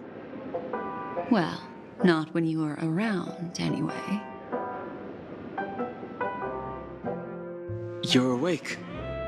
How do you feel? Well, fork me. You must be that Stellaron they were talking about. Don't worry. She's been up and about for a while now. But hey, Don Hung, why don't you introduce this cowboy to her first? Allow me to introduce him to you. This is Boot Hill, a Galaxy Ranger. During our pursuit of a certain person, we crossed paths and just so happened to uncover a shocking plot being concocted by Mr. Sunday. Which is why we sought you out, to help the Astral Express save the world together. No need for thanks. The Galaxy Ranger's principle is correct every injustice one sees. That's how you lot in the Cienjo put it, right, Don Hung?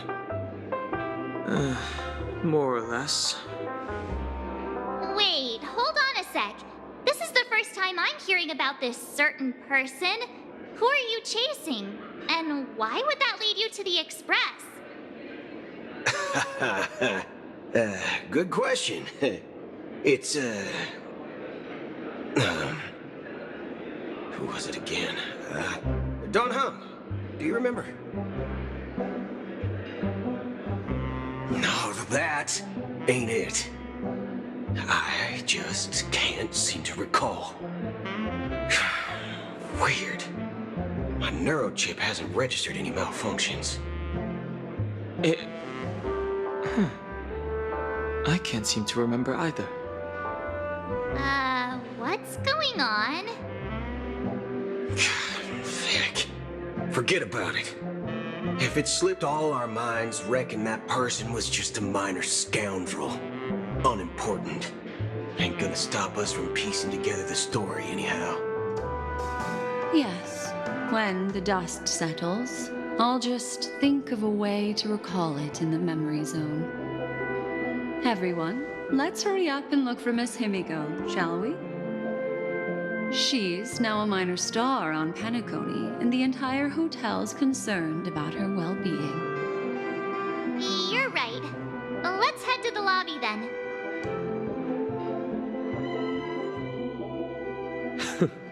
That's all right.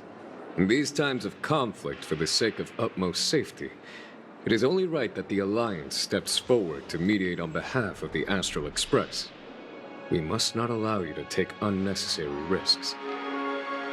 Furthermore, despite the IPC's eagerness for success, it prioritizes peace above all. And the family, trapped though it may be, professes a desire for harmony. The Alliance has always won people over with reason. I firmly believe both parties can indeed put aside their differences and come to a peaceful agreement. The General possesses a deep understanding of the greater good. With the Cienjo Alliance mediating, peace for Penacony is within reach. You flatter me. But ultimately, it's been all down to the Express. Without your efforts, this sweet dream paradise would have been claimed by the last remnants of order before there was even a shot at peace. Well, would you look at that? Here comes the big hero.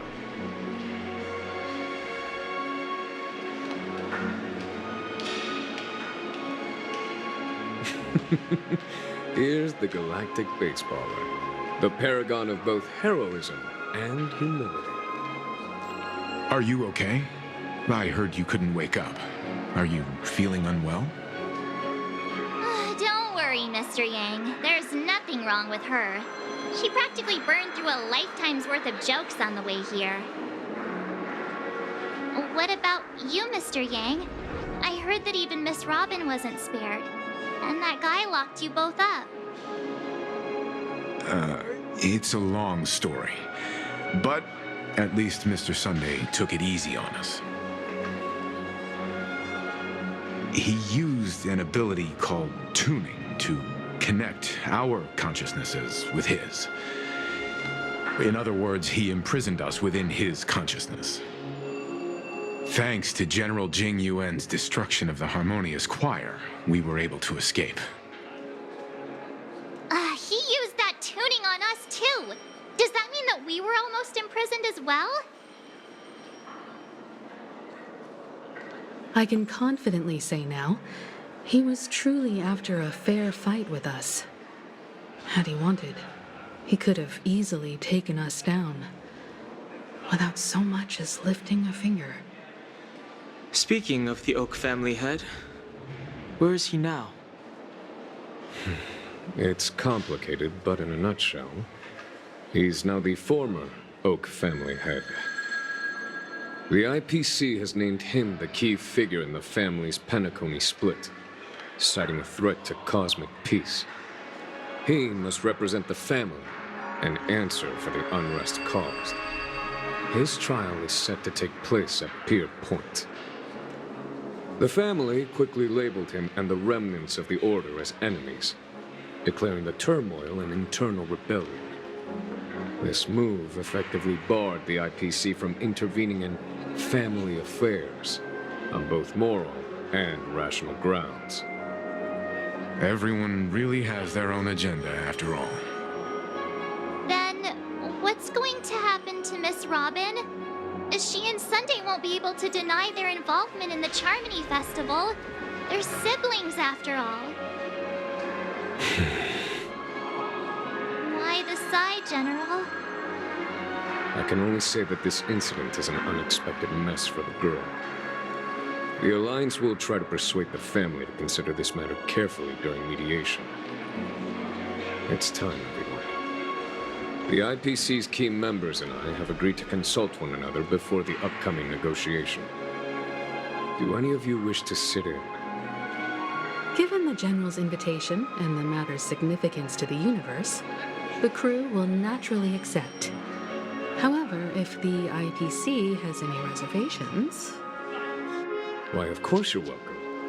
They've mentioned that your team is a trusted ally of the IPC in Penacony, so there's no reason not to welcome you. Besides, if there can be reliable observers from the Astral Express present, discussions will go more smoothly. So, what do you all think? Well then, we shall oblige. I'm kind of allergic to those types of situations.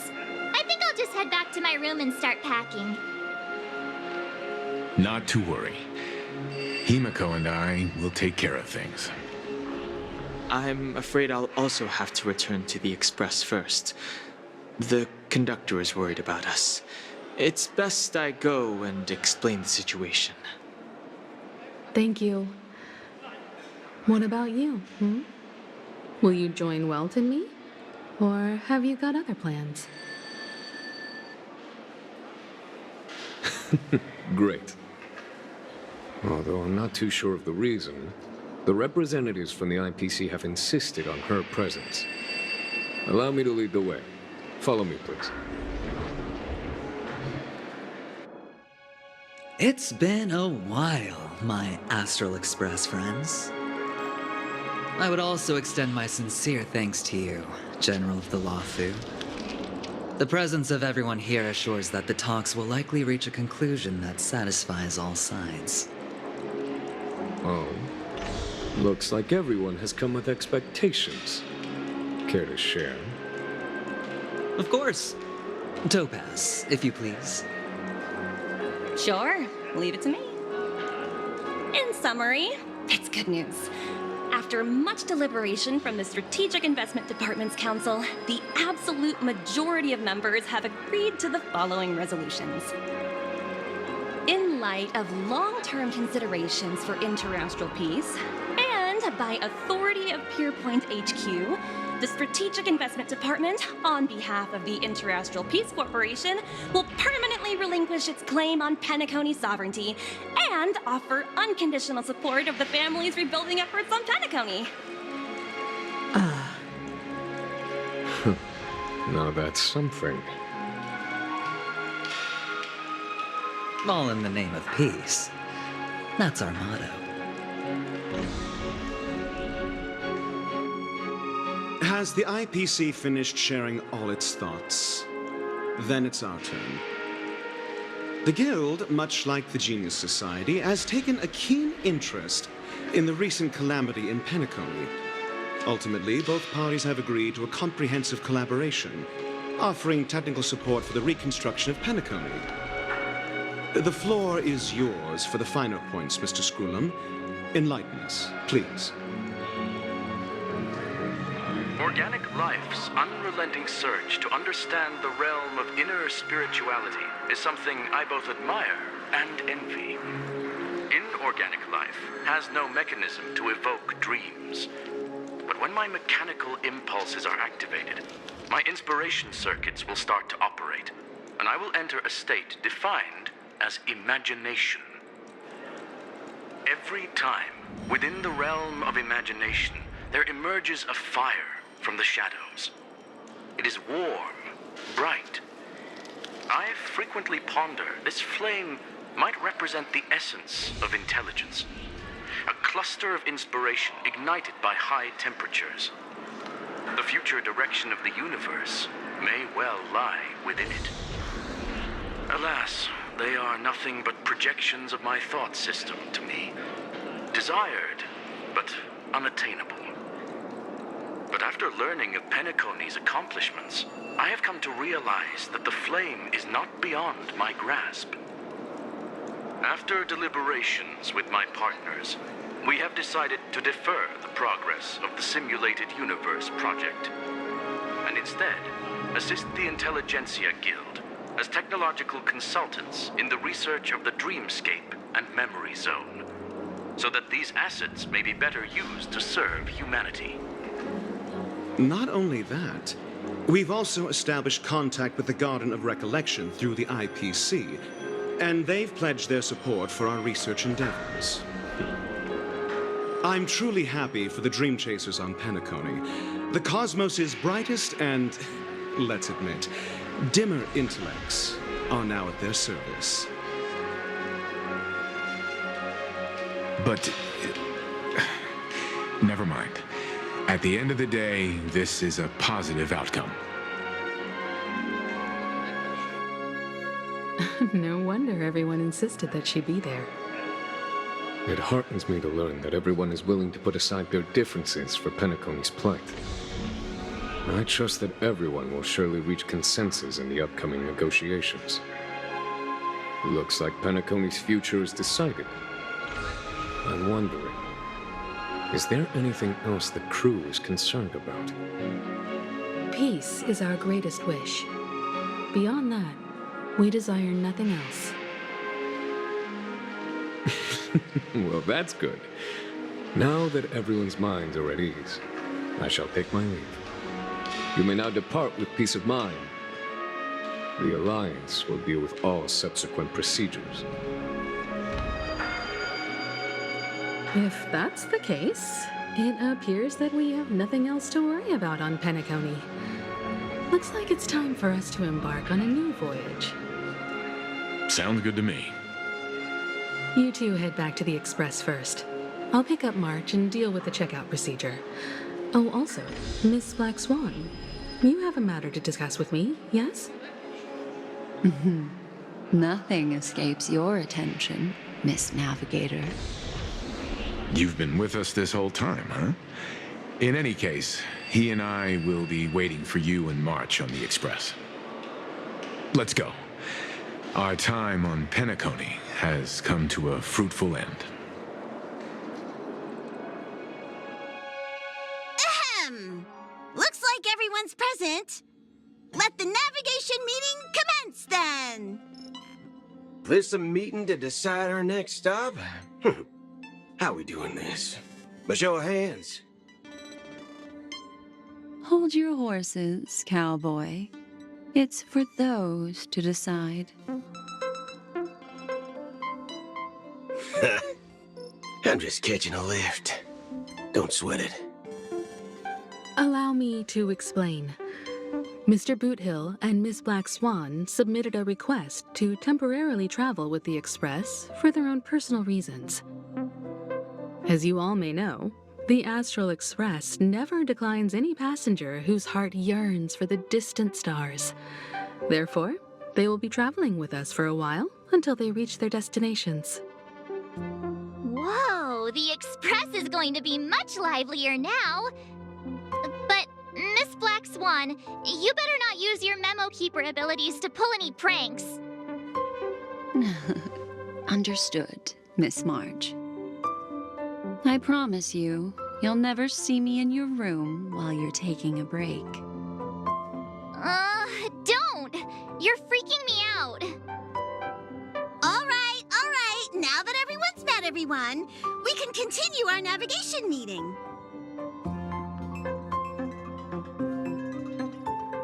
Firstly, Pom-Pom wishes to thank everyone. If it weren't for you all unearthing the truth about Penacony, Pom-Pom would have never known where Mikhail and the rest had gone.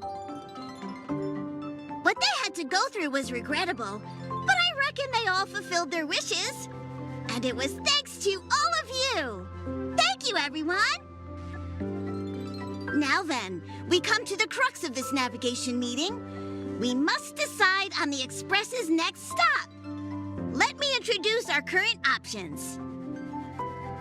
The first choice is from Himiko, the oceanic planet of Lushaka, a planet composed entirely of water. Many aquatic races reside there. Of course, it's also the home planet of the venerable, nameless Mikhail. The second choice is the agate world Melustanen, suggested by Welt. It's famed as one of the initial sites of the Stellaron disaster, and the place where the beauty Idrilla ascended. Today, it's celebrated as a planet of undying allure. The third choice is Edo Star, a planet nestled within a vast ion storm region, currently under assault by the Antimatter Legion. However, the distress signals from there have recently ceased, prompting the IPC's wish for us to check in on the situation. The last choice, courtesy of Black Swan, is the glass belt Petravia, a massive belt of asteroids that was turned to glass by the Lord Ravager Zephyro. These days, it's apparently known to house one of the branches of the Morning Actors Troupe. Ooh, so many options. I'm seeing stars already. Next up, everyone will select the destination that they wish to visit, and then we'll put it to a vote. Little Misha and old Mikhail's homeland. Having been through so much in Penacony, as an aspiring nameless, I believe a visit to his homeworld is a must. Count me in. Still, I imagine that planet must have changed entirely after the Stellaron disaster. I've heard that its land masses no longer exist, and the native population has completely changed. I'm not against Miss Himiko's choice, but Edo Star sounds like it's in danger. As nameless, should we not extend a helping hand? March is right. Though the fact that the distress signals have ceased means we're probably too late. But I still think we should investigate the situation there. 3 votes for Lushaka, 2 for Edo. Looks like we have a winner! Next stop, Lushaka, the ocean planet! Then this navigation meeting is adjourned. I'll go check the warp jump coordinates. Everyone can catch up on some rest in the meantime. When it's time to make the jump, Pom-Pom will make an announcement.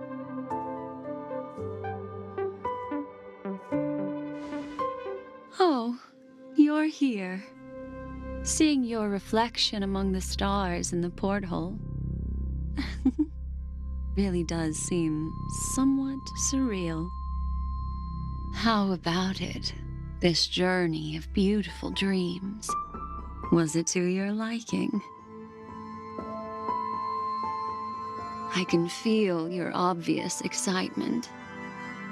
That means your memories will also become even more beautiful.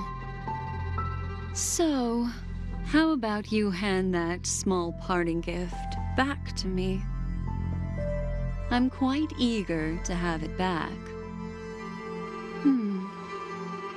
Oh? Never mind.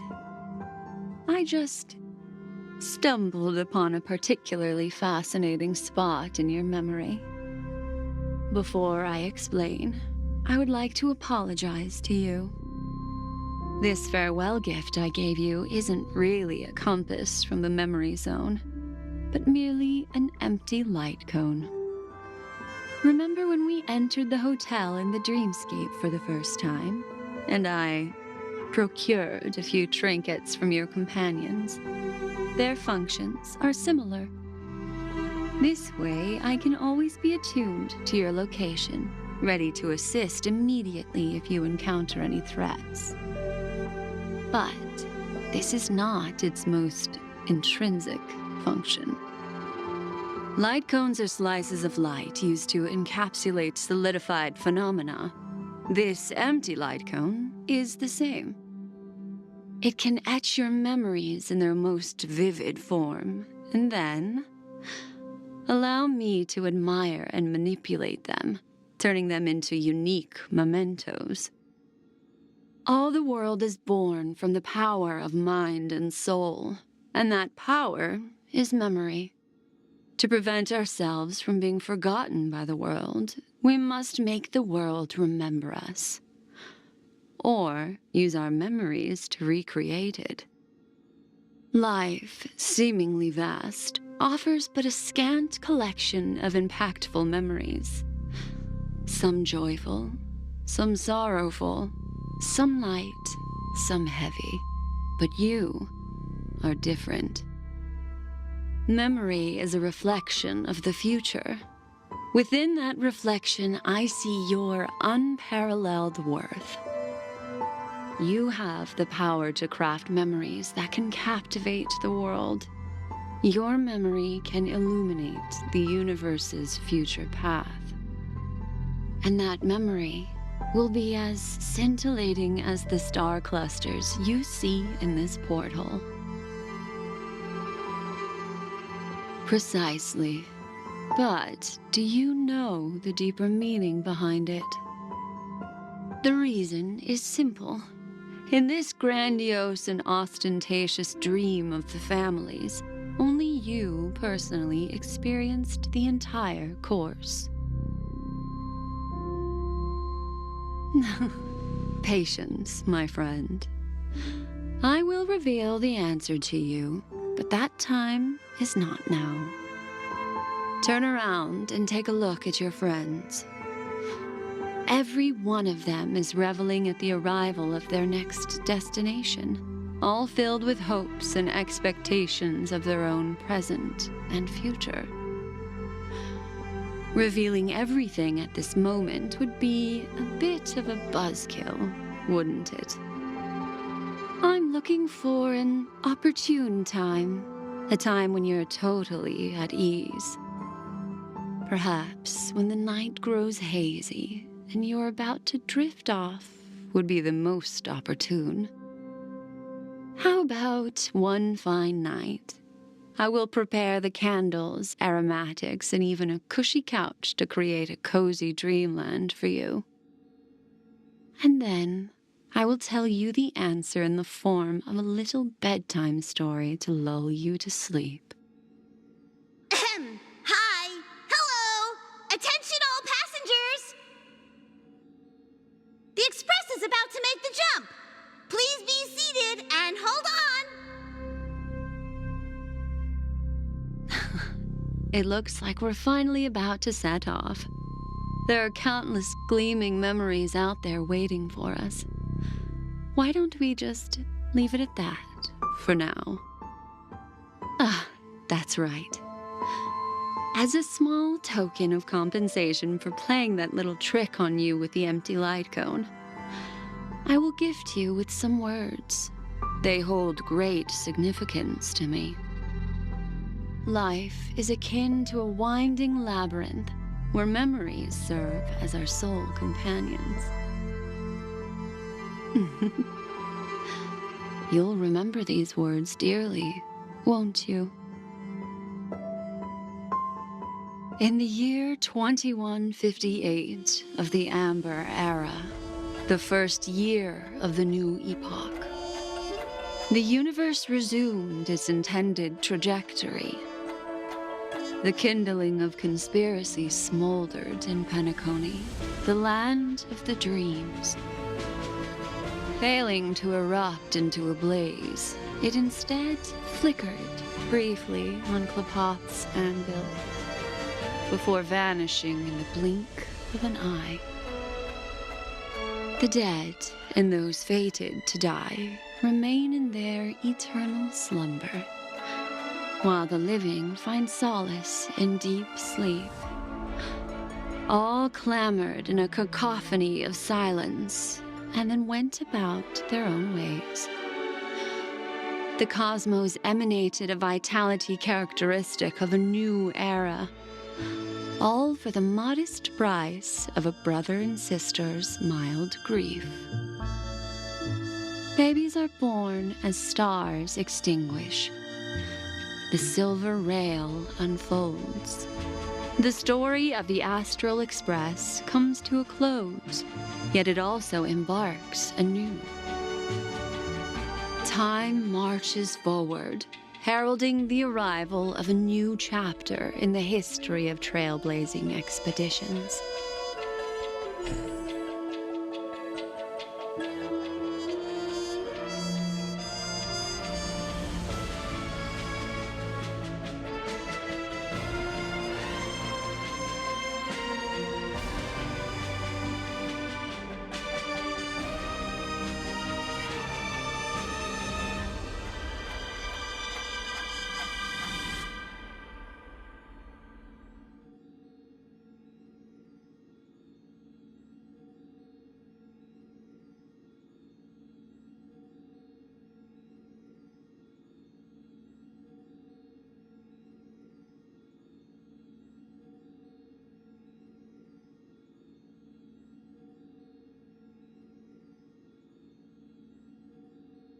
Countless shooting stars streak the sky tonight.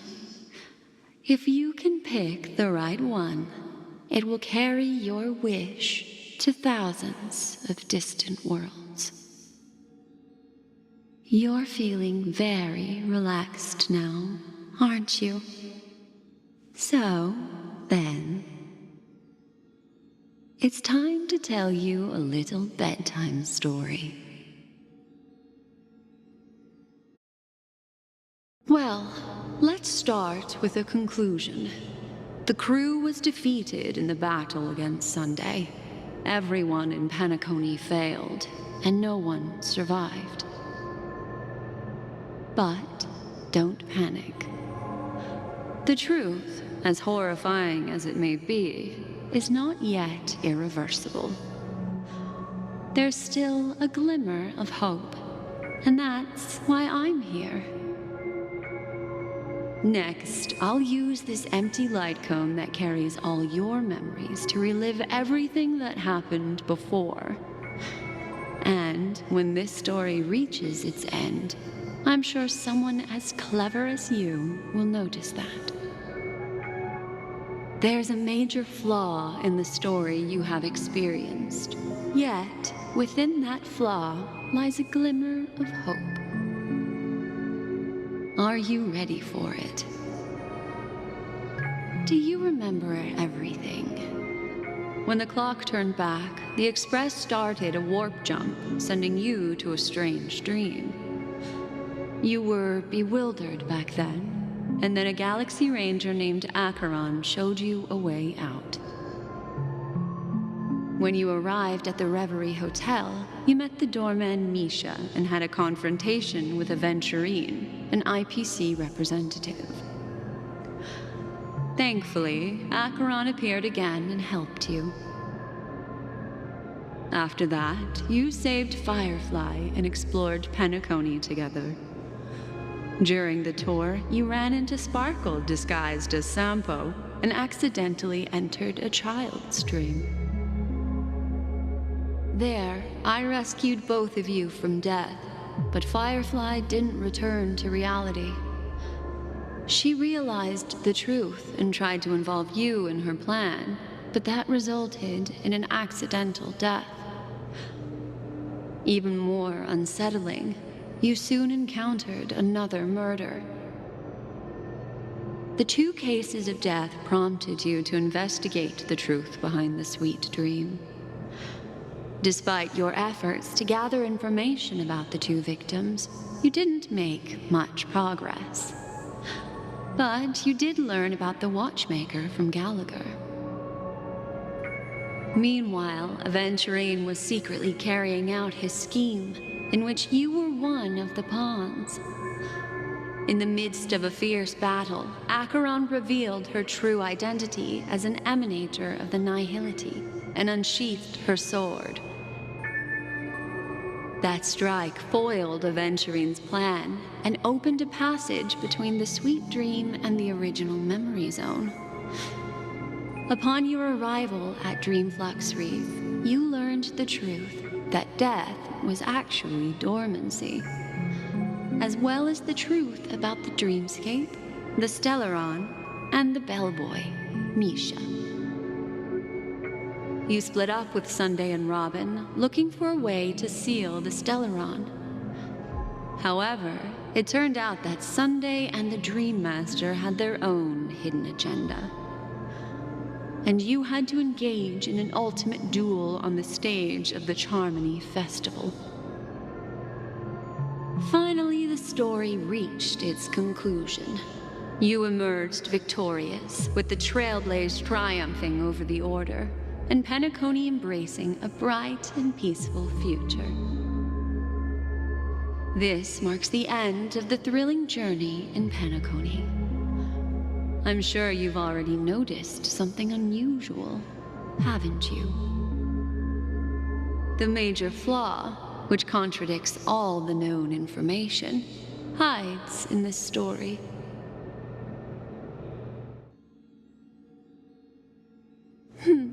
Little Misha.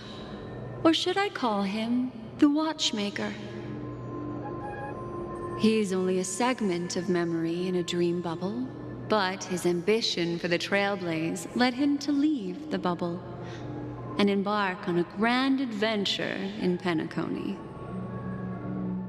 While Misha is a rather special memory zone meme, and he was granted power by the Trailblaze, there's still one thing that he shouldn't be able to do. A life born in the memory zone could never manifest in reality. So, why did he appear in the Reverie Hotel in reality? The answer is simple. He is the one fatal flaw that contradicts all our known information. This means that you, who wholeheartedly believe in this memory,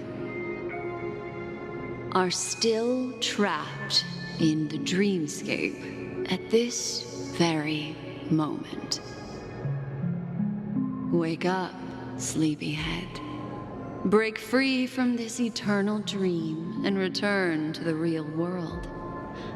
We'll find our answers there.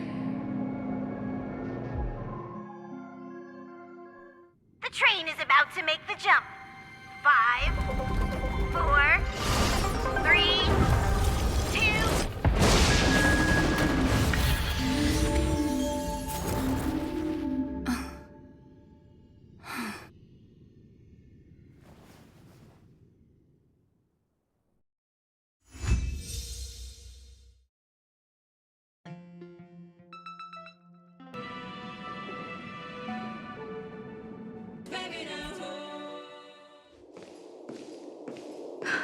Not another one.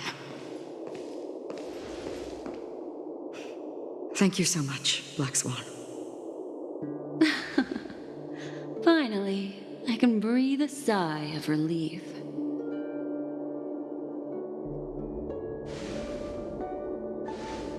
I understand you must be confused, and we'll do our best to shed light on the situation.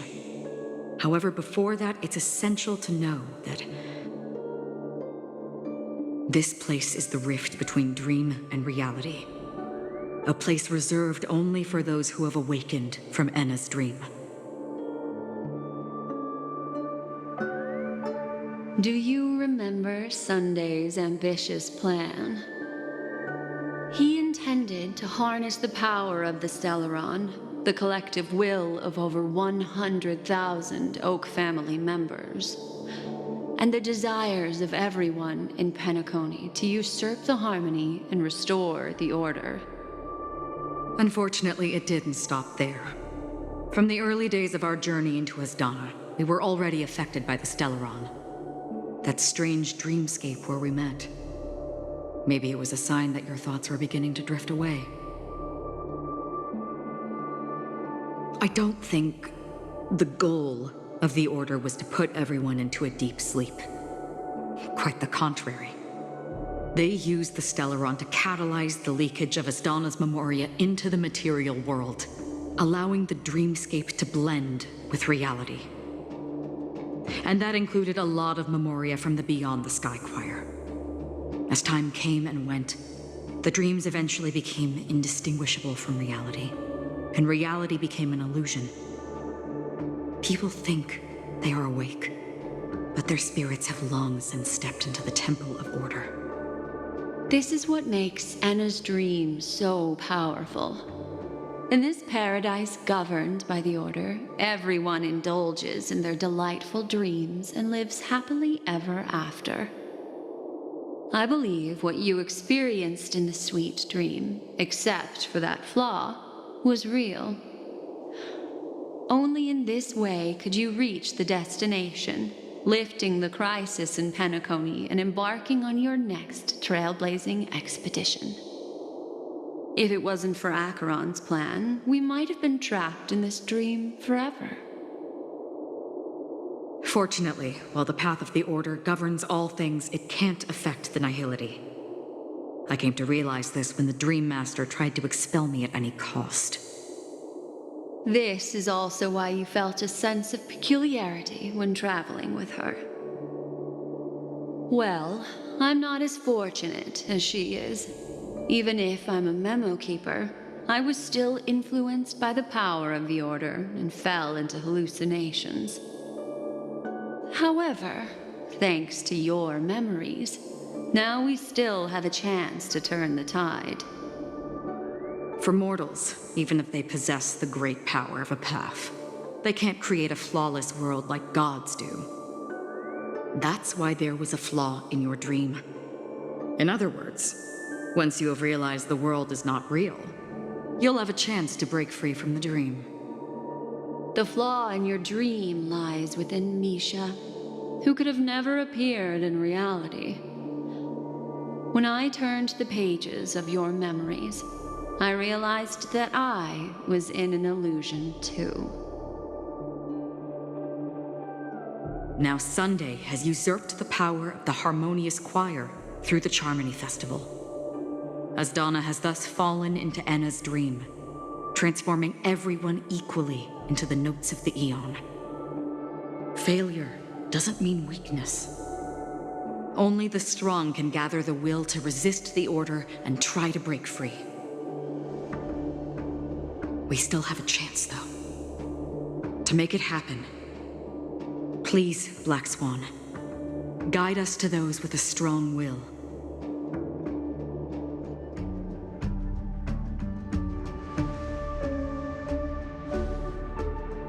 Finally, you've arrived. Let me introduce you to Robin. She woke up from Enna's dream by her own will, and it's this tough lady who led us here with her song. I woke up for the same reason as all of you. In the dream, I experienced something that could never occur in reality. Are we going to lock it up in a cage? I want to see it fly freely in the sky. Without us, this bird would be too fragile to survive on its own. Do you want it to die? No, but...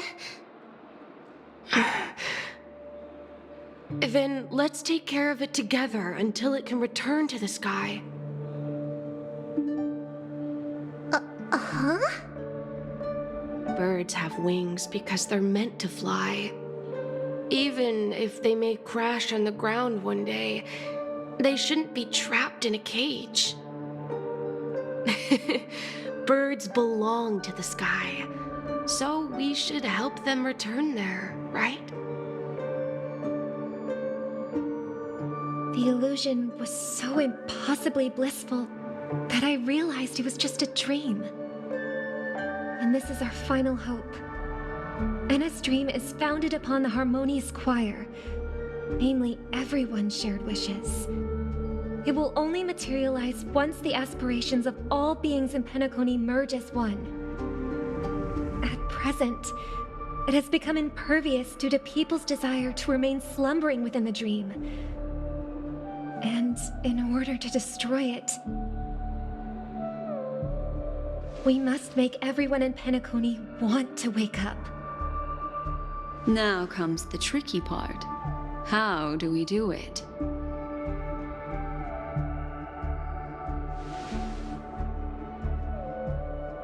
Humans yearning for sweet illusions borders on obsession, leading them to subconsciously resist the harsh reality.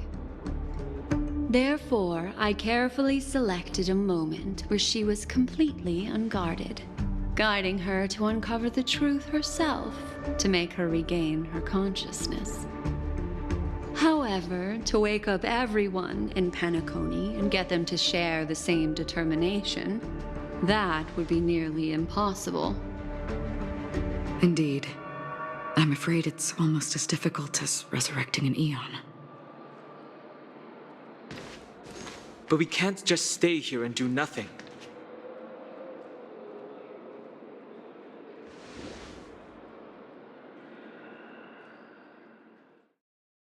This is a critical moment for the whole universe. Who cares about some dumb number? Thanks to Black Swan. You're welcome. And thanks to the memo keepers in Penacony, too. I believe your partners have also awakened from their dreams. This is the first step of our plan. With the assistance from the Garden of Recollection, those who possess a strong will, like you, will gradually awaken from the dream. These free wills are the discord that will sway Enna's dream. However, awakening a mere handful of individuals is insignificant compared to the vast number of people immersed in the dream. We must find other ways to awaken the free will of millions of people within a short period of time. If breaking through from the inside proves challenging, we can seek assistance from the outside. We've long been aware of a potential solution. Asdana is a galaxy known for its abundant memoria and the remarkable phenomenon known as synesthesia dreamscape. When people first enter this place, they often find themselves and others sharing a collective dream. At this very moment, there is only one dream encompassing the entire Asdana system. So, you mean, if we can attract a large number of outsiders to this system, their free will would intertwine with this dream and shake it to its core. However, those outsiders might also succumb to the dream and become the foundation of the Order instead. The real challenge is, how can we gather a huge number of people as determined as you within a short period of time? Looks like the Jade-Ab Kiss of Allying Oath will be the only solution. No need for that. Keep your once-in-a-lifetime treasure. We don't need to bother the Cienjo Alliance for such a tiny request. You want thousands of people with unwavering free will? That's easy. Just leave it to us Galaxy Rangers. You can gather Galaxy Rangers? Outsiders may see Galaxy Rangers as elusive and disconnected individuals, and actually, they're right. And that's why we have a tacit understanding among us. Do you know what it is, Acheron? It's the relic I returned to you. Exactly. Its owner must have told you that it's meaningless to anyone other than a Galaxy Ranger, and that it can only fulfill its purpose when returned to its rightful owner. Because it's a burial artifact, worthy only of a hero who has served the Galaxy Rangers with honor. When its light illuminates the universe, it means the fall of a hero. And in the direction it falls, countless meteors will streak across the sky. Those meteors are Galaxy Rangers, coming from all corners of the cosmos, driven by a shared purpose, without questioning the cause or counting the cost. Because we abide by a bottom line. The shooting stars of the hunt only descend on the longest night, and with them comes the dawn. We've stayed silent for far too long. Now, it's time to remind all the cowards, oppressors, and villains of the universe of our presence. I'll be the one to ignite the first spark. Once the dreamscape is swayed, I'll complete the second step. I'll fine-tune the slumbering souls with the Song of the Harmony, interrupting them with the discord of Trailblaze, and guiding them towards reality. It's true that some people are born strong, and others are born weak. If the Trailblaze is the target of heroes, then the Harmony will guarantee that the strong help the weak. Only the people of Penacony themselves can be the saviors of their homeland. Their path of happiness should be forged by themselves. While I may not be a nameless, I'm willing to instill courage in all those who need it. This includes my brother as well. Anna's dream is too cruel for him and everyone else. Your plan sounds well conceived, but still, it appears somewhat idealistic and romantic. The flaws rooted in human nature can't be eradicated overnight. Do you believe these efforts alone are enough to convince everyone to choose the right path? I agree with you, Black Swan.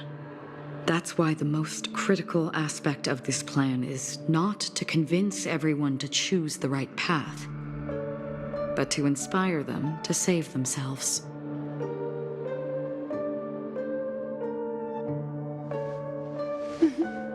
So, you're the key in the end, I assume?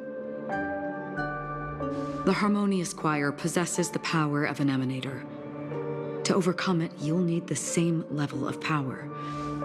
The final step in destroying the sweet dream will be my responsibility. That's a relief to hear. Now that our roles are assigned, let's get to our battlefields and pose a grand finale.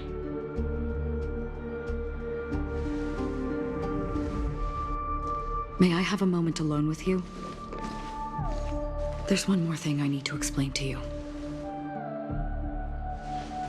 This grand festival is drawing to its close.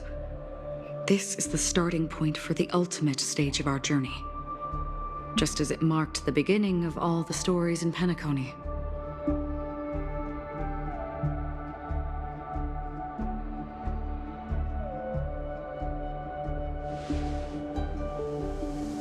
I have faith in you.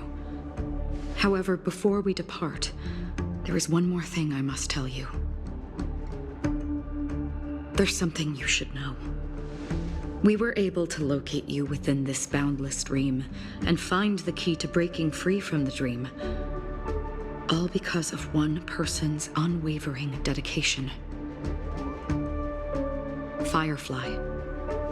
She awakened from the dream ahead of others, discovered the Express amidst the stars, and brought us valuable information about the remnants of the Order. She may have been aided by the script, and it came at a cost. As you know, Firefly is a stowaway who entered the dreamscape in a different way from ours. Without the dream pool in the hotel or assistance from the family, she can only awaken from this dream in one way: a real death. We mustn't fail her determination. I'm not implying that we must win this fight no matter what, but our resolve should match that of that courageous lady. Are you ready?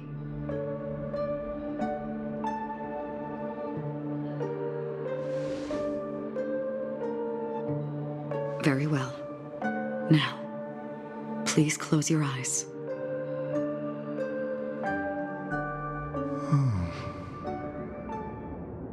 How long has this reign been ongoing?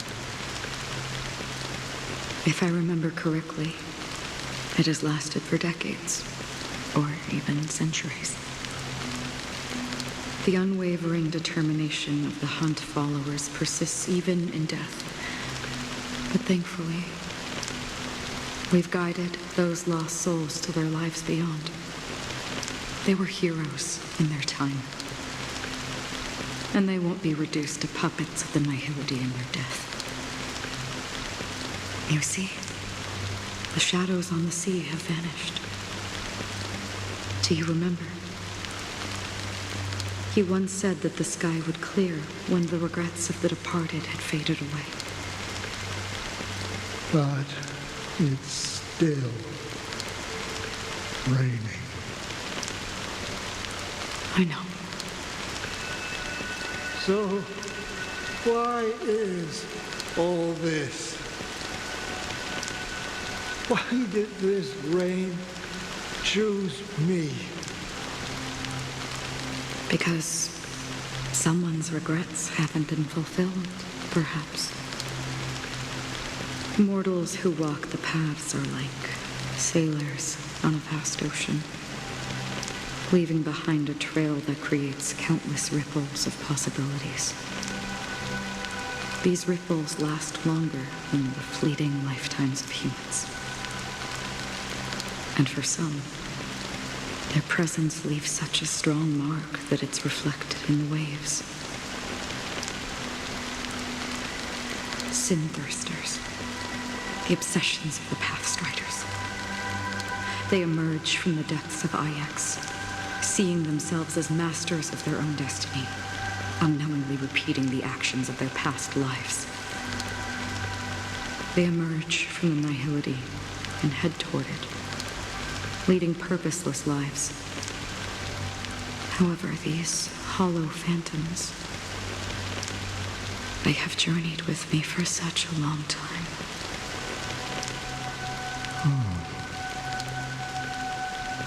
So this is how it is.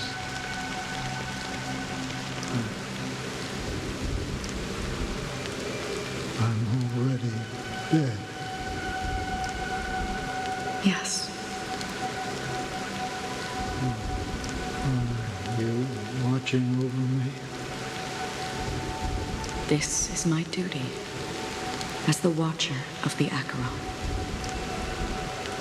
I'm guarding the path to the abyss of the Nihility, guiding every soul reluctant to become one with it. Back to this side. But if this is what the departed ones expected, should you try to change it? I don't know. But someone once told me that when the inevitable moment came, he hoped that someone would stand at his grave and place a bouquet of flowers. Even if it doesn't make sense at all. Some tasks have to be done, even if they are pointless. I have experienced that much already. Please extend your hand. and then close your eyes. I'll carry your wish with me and fulfill it. Only then will I be able to put an end to the final regret by the Dead Sea. Will I ever see them again? Yes, that is certain.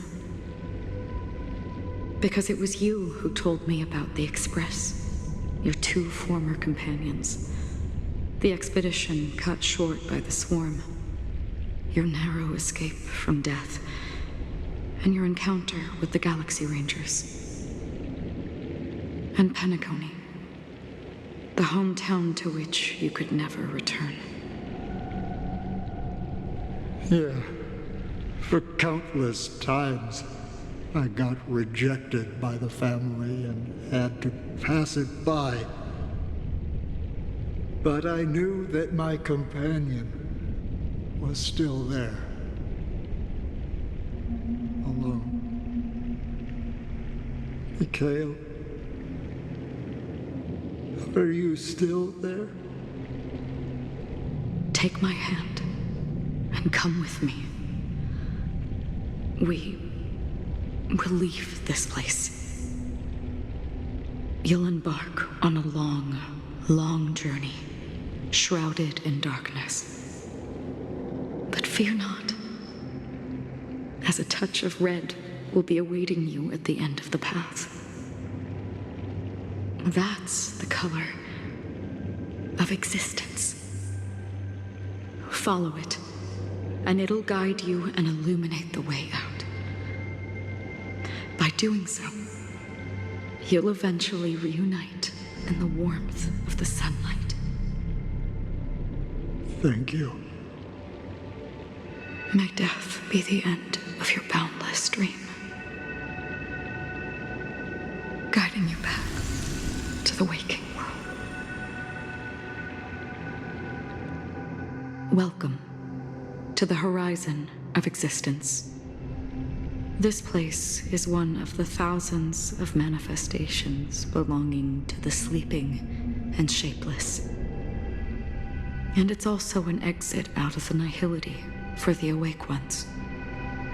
Let's bid our final farewells here. Why does life slumber?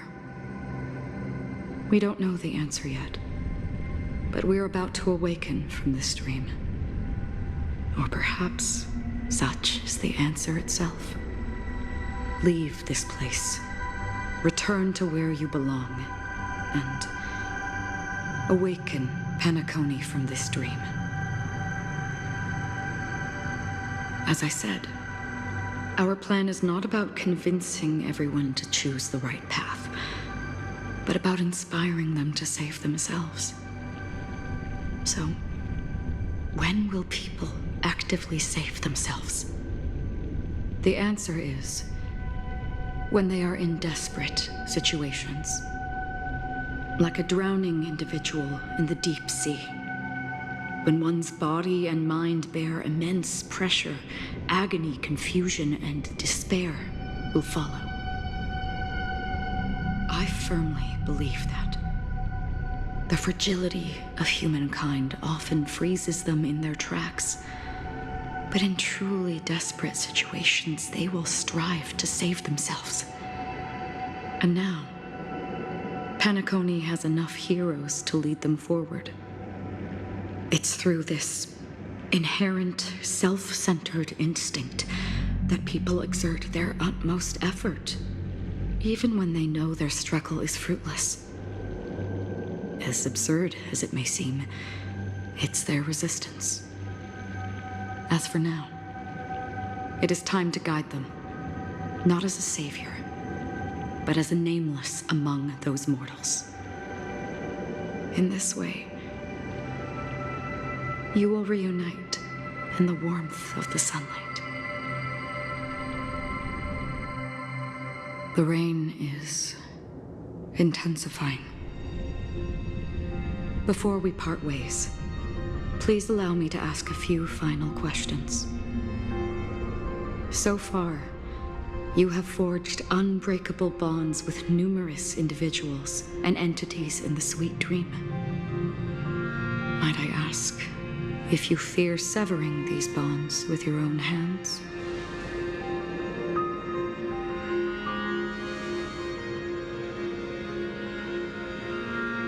If there is a vast, lifelike dreamland that is virtually indistinguishable from reality, a realm without death, where everyone can attain the happiness and fulfillment they deserve, living blissfully ever after,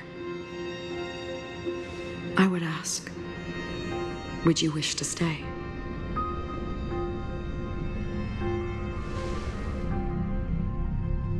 Imagine if this splendid dream were fated to fall apart. Friends, family, strangers, followed by the gentle breeze, soaring birds, the stars, and ultimately yourself. Everyone and every face they remember, the joy and the heartaches, the vows sealed and those left hanging, all will inevitably march towards a predetermined ending.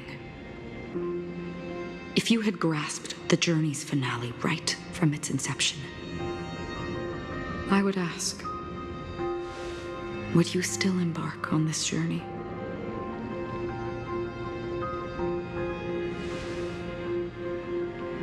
I'm glad. The answer itself doesn't matter. What matters is that you've made a decision. Listen, touch, and ponder. And therein lies the sensation.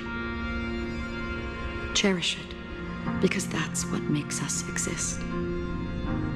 Such is the only answer humans can offer when facing the nihility. If the nihility represents the primal fear of life, rendering any lofty convictions insignificant under their imposing shadow, then behind this shadow, there must exist the most fervent source of light in the world.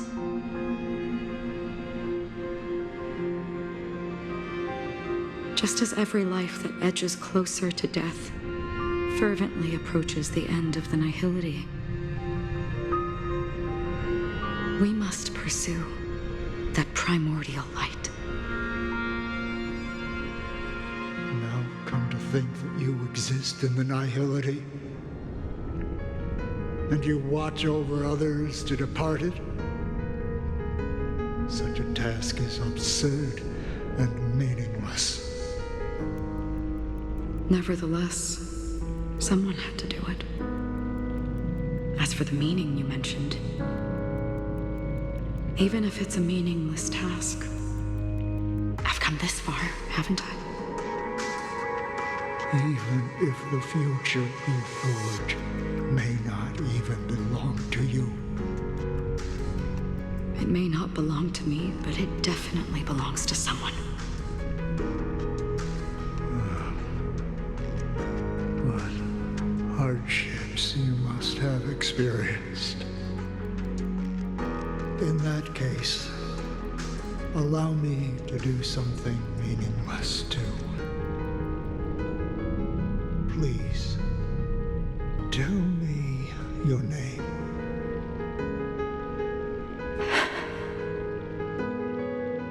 Perhaps my existence will vanish in the next moment, and nobody will remember this conversation or your answer. But I believe that your name should be remembered.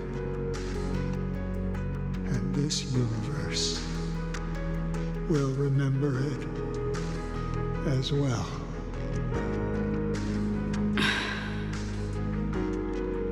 For me, some things are difficult to recall, yet there are others that I find challenging to forget. Such is memory, a creation of the past that blossoms into significance in the distant future. I remember remember that marks the start of my journey. The origin of the vibrant red hue in my life, and the most fervent element amidst every tempest. That's my name. Raiden Bozen Mori May.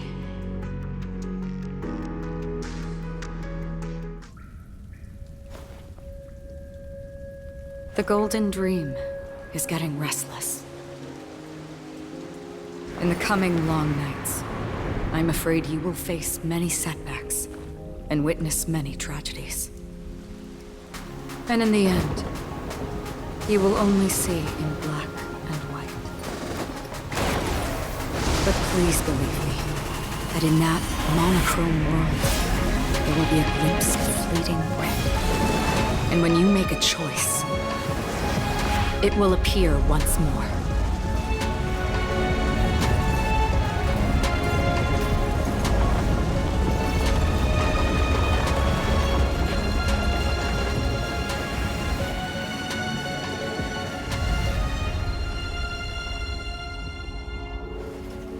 What you must do is ponder its significance, then return to the waking world.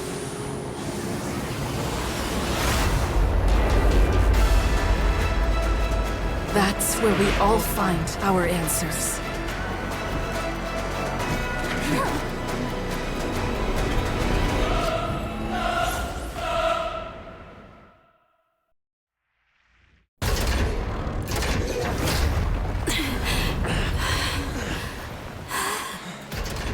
So,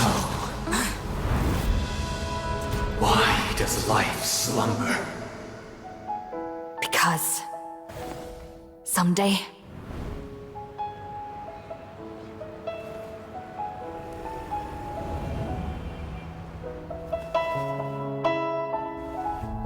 we will wake from our dreams.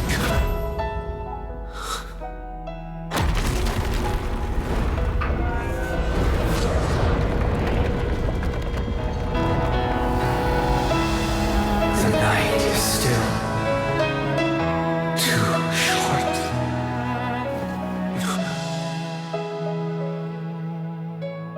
Brother, the dream is over.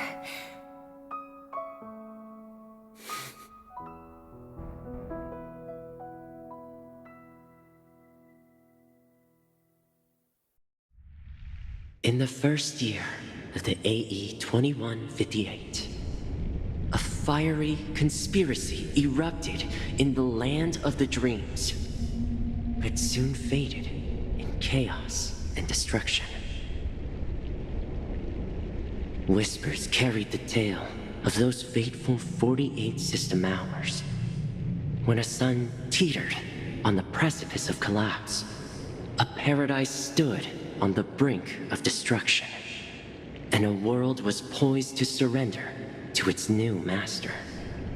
Amidst it all, a body decayed, a pack of vultures gathered, and a brother and sister were doomed for long separation. And so, an eon succumbed to slumber once more. Some celebrated this fall, while others mourned.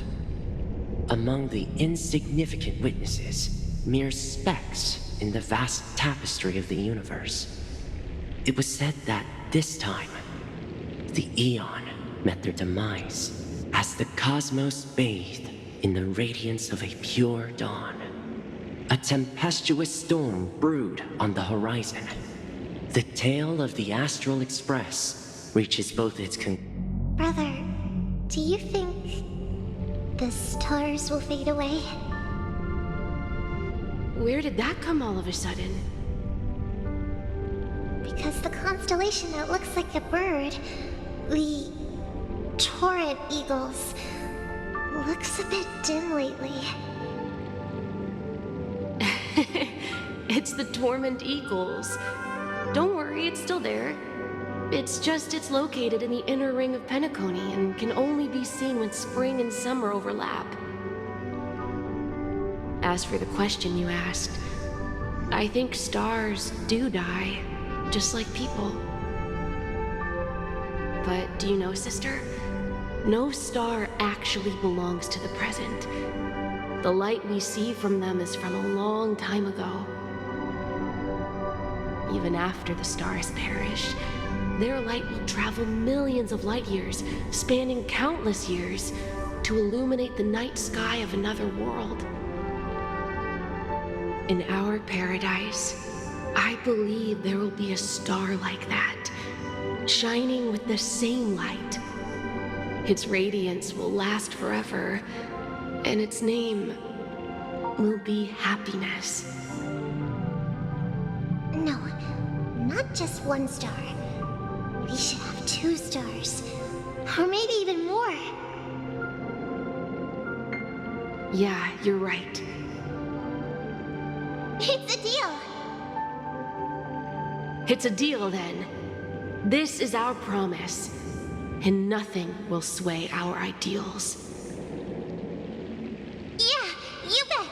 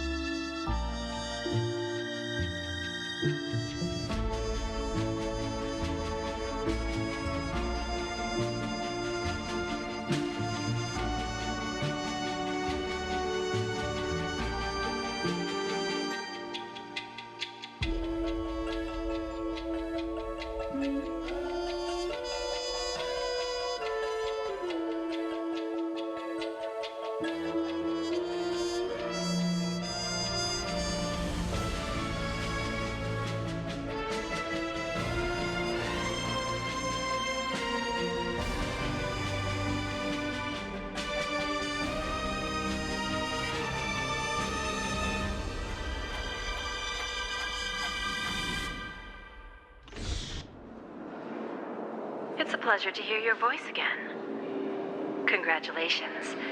You've become the biggest winner of this festival. Are you calling just to poke fun at me? No. I'm just impressed. Not only did you venture alone into Penacony and discover the truth of Dreamflux Reef, but you also managed to escape with the help of that Knight of Beauty. Remember the recording you received from your Trailblaze friend? It's now the most valuable chip in this game. However, this came at a high cost. Losing a cornerstone is a hefty price to pay. Diamond just called a meeting to discuss what to do with you. Just as I expected. So is Diamond planning to demote me? Or kick me out of the 10 Stonehearts? Why don't you take a wild guess? Well, alright. Then I'll guess. He's going to promote me to P46. Alright. What will you wager? Are we talking about an actual bet here? I don't want to wager anything just so that you can swindle it all in the end. But if it's just a friendly bet, I'll put on the line what I did when we first met. I'll bet my life, ma'am. Interesting. But Since it's Diamond's call, no one can predict the outcome. I'm on my way to Penacony. Once everyone is settled, we'll return to Pier Point for the final showdown. Sounds like I'll be out of the action for a while. Finally, a chance to kick back and relax. Yeah. Leave everything to me and Topaz, child. Thanks to you, as soon as the Jade Stone was delivered to the family's compound, we finished up our preparations. The seeds we planted have taken root. Soon, it'll be time to reap the rewards. Huh?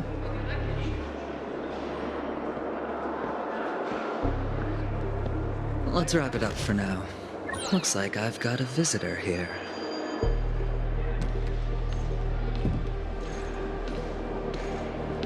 Oh, so many surprises today. Didn't expect a Galaxy Ranger and wanted criminal to show up here. One who managed to take out 2 IPC members under the noses of our fleet. Do you understand what that means? Screw wubba boo, I just put him to sleep. Don't try to intimidate me with that nonsense. Besides, I've taken down more IPC lackeys than the residual value you squeezed. And I don't mind adding a few more zeros to my wanted poster. I have a question for you. Be honest now, or I won't think twice about putting a bullet in your fudging head.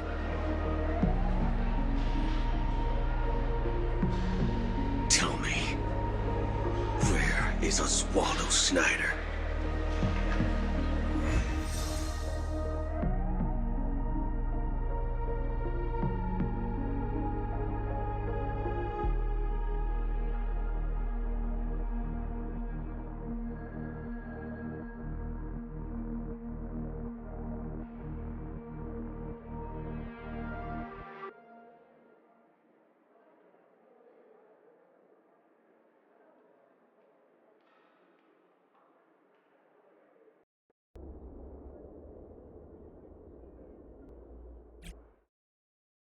Wake up! Wake up! Hey, wake up! The sun's frying your butt. Are you okay? Can you hear me? I didn't hear a peep from your room, and it really freaked me out.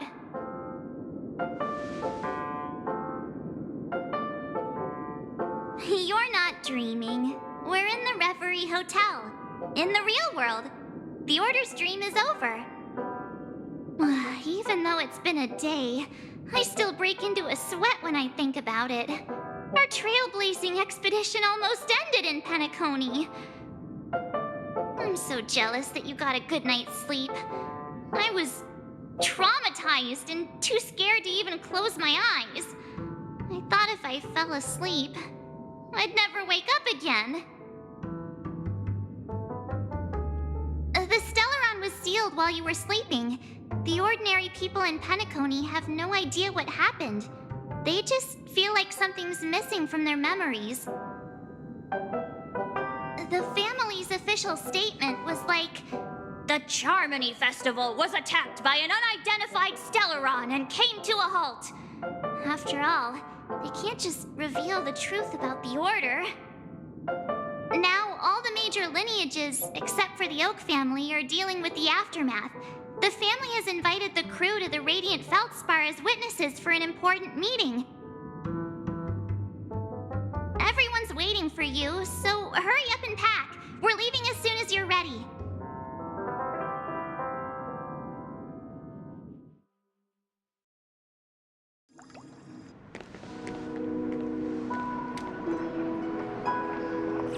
How extravagant. Just like Epsilon. How was it? Did it live up to your dreamscape expectations? You already asked that when we first got here. Yeah, and you said no back then. But after all this madness, I'd say you've grown fond of it. just a heads up. You're still on the Bloodhound family's wanted list, so keep a low profile.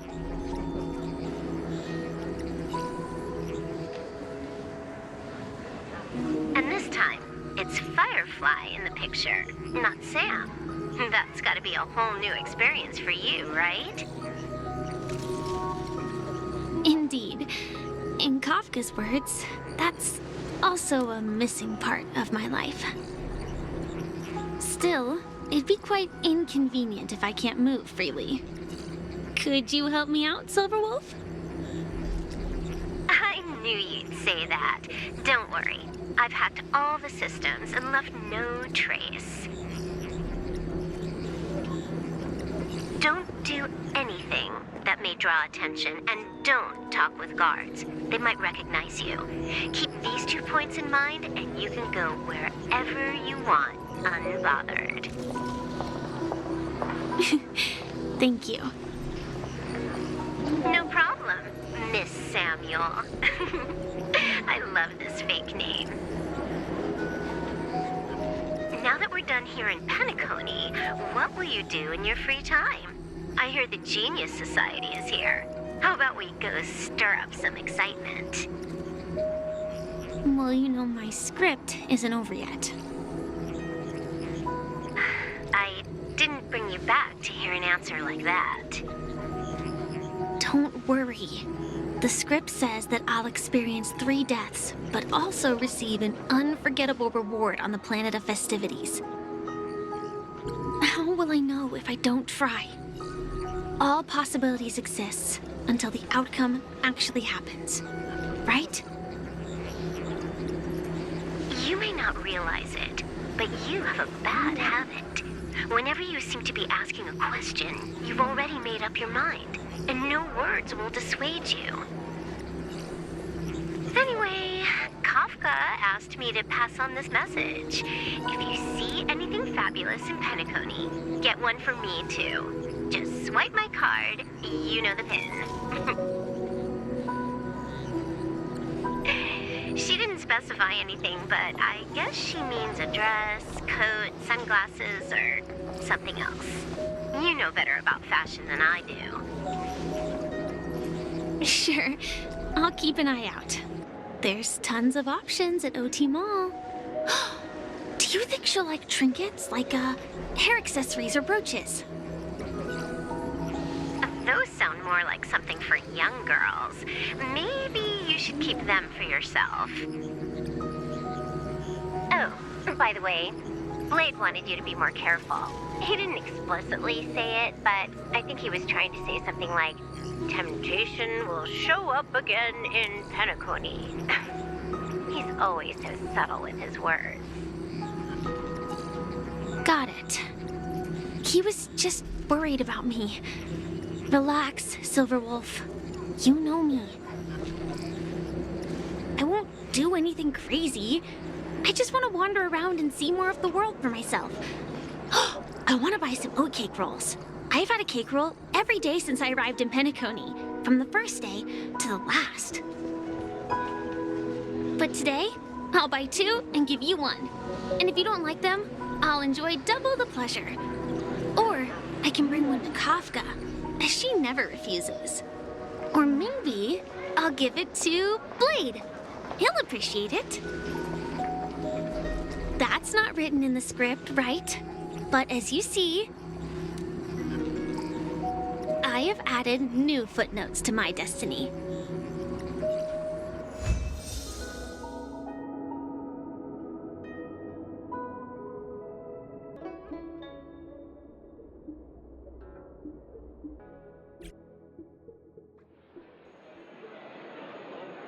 Welcome, Director Topaz. The family ambassadors are still inside making preparations, but the big boss hasn't arrived yet. It'll be a while before the conference starts, I'm afraid. Huh. Quite a spectacle. The family really knows how to make things look impressive. I thought they would choose a more formal and low-key location for the conference. I didn't expect them to go with a luxury airship. About this, Director. I've asked around. This airship, named the Radiant Feldspar, belongs to the Alfalfa family. This conference between the IPC and the family will have a direct impact on Penacony's future. Such an important event should have been held at well, somewhere secretive in the moment of morning dew. The atmosphere here, it doesn't feel serious enough. If I'm right, this conference is probably just a prelude. Whoever organized it wants to assess the IPC stance beforehand. This influential figure either has their own ambitions and wants to reach a preliminary agreement, or they plan to put pressure on us to make us back off. Oh, your mind is always so sharp, Director Topaz. When the big boss arrives, please remind her to be cautious and watch out for any traps. Thank you for the reminder, but I don't think that will be necessary.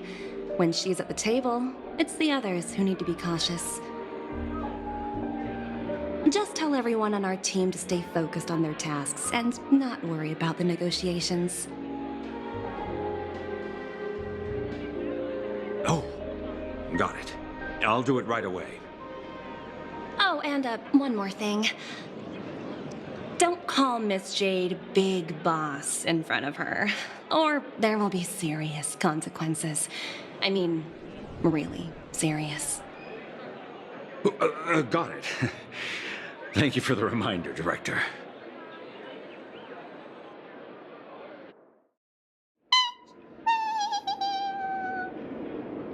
Aw, are you hungry, Numby?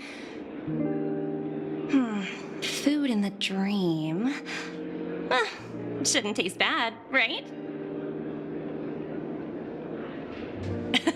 Numby, catch!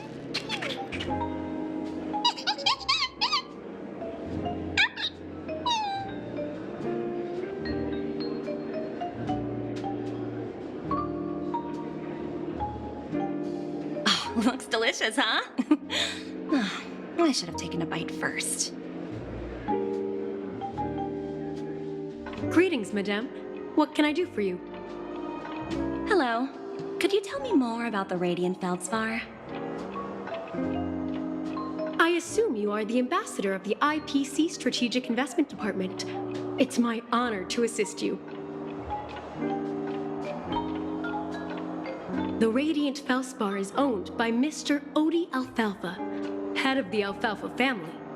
Mr. Alfalfa invested a significant amount in building this luxurious airship an Ember era ago, and it has been sailing across the 12 hours of the dreamscape ever since. Oh, so it's owned by old Odie himself. No wonder the ship is so lavishly decorated. Indeed, Mr. Alfalfa has impeccable taste. Only the most prestigious guests are invited by the Alfalfa family to board this airship. Please allow me to continue my introduction. The Radiant Feldspar had been cruising over the Sea of Dreams in Penacony for an entire Ember era. But its voyage was temporarily halted due to the recent reverberation. Reverberation? Such a formal way of putting it. You're really downplaying the whole thing. I apologize. Please continue. Following the previous reverberation in the Sweet Dream, the Radiant Feldspar had to suspend its voyage temporarily. Thankfully, the factors that disrupted the dreamscape have been resolved. However, due to, well, certain special reasons, the Charmony Festival, originally scheduled at the Penacony Grand Theater, had to be temporarily postponed. So, Mr. Alfalfa suggested relocating the Charmony Festival to the Radiant Feldspar, taking this opportunity to announce the resumption of the airship's voyage. Well, that would meet the family's needs and also create momentum for Mr. Alfalfa himself. Quite fitting for a legendary tycoon like him. Thank you for explaining matters to me. Goodbye. So many centuries would it take to press them all? Huh. Didn't expect those pooches to actually recycle them all. Huh? What are these?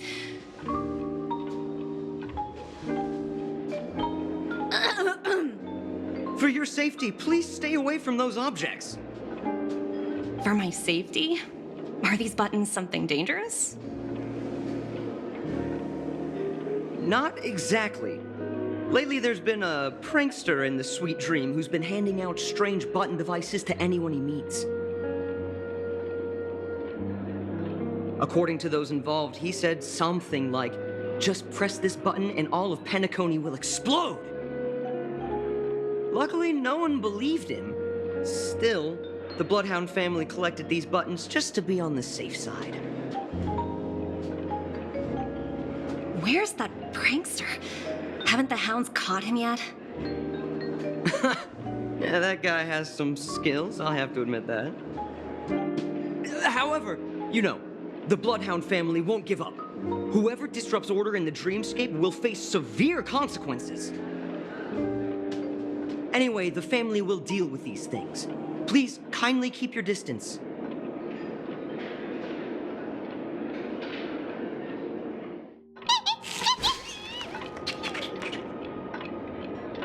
Hello? The Talent Motivation Department? Again? Internal review? Will it ever end? I'm working on a major project. I don't have time to squabble with you guys. The way I handled the Urillo case was approved by senior management, and all of the project logs and calls are complete. Can't you check on them yourselves? I just don't understand. Why are you so fixated on this minor case and constantly escalating it?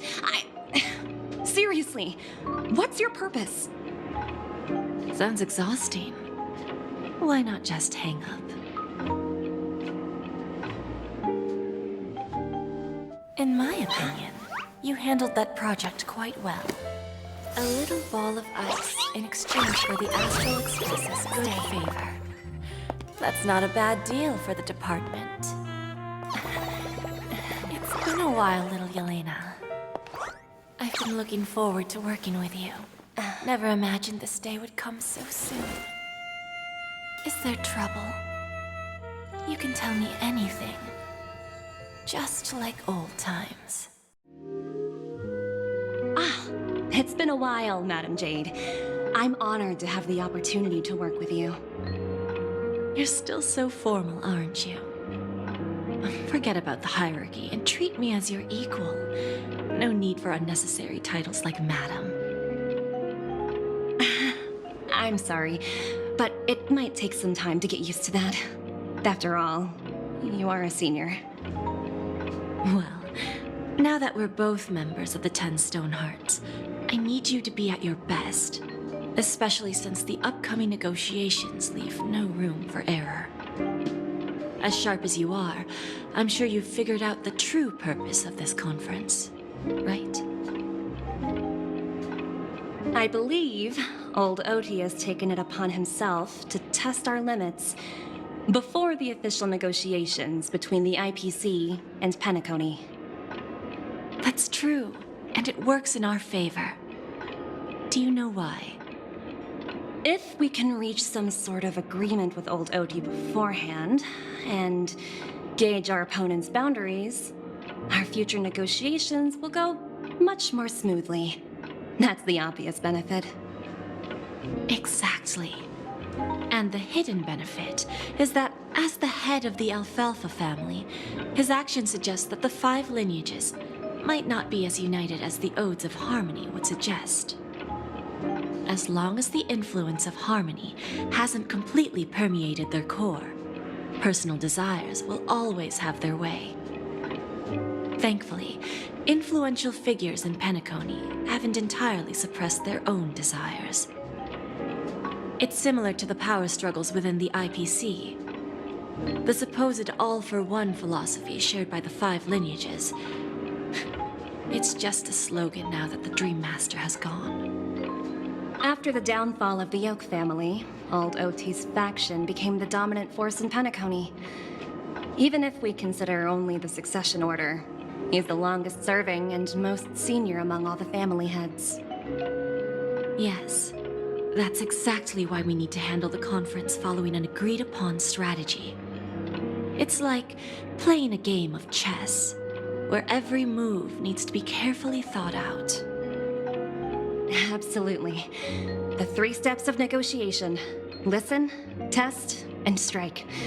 That's what you taught me. Pretty clear. Although, you seem to have changed the order in the Yarilo case. That was based on my personal experience.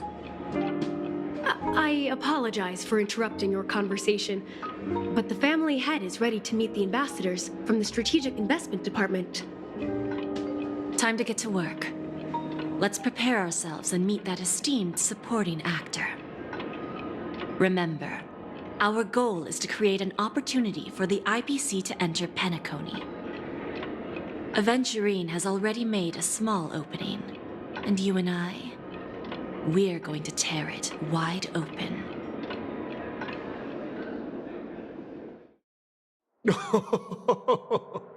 Welcome aboard my ship, the Radiant Feldspar. Smart and charming ladies. Please, have a seat. Let's have a pleasant conversation.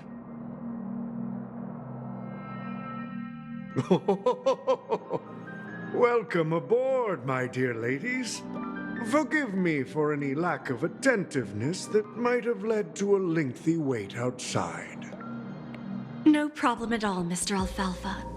It's my honor to meet you in person. You may not be aware, but the book Odie Alfalfa, the biography, is a must-read for all Strategic Investment Department employees.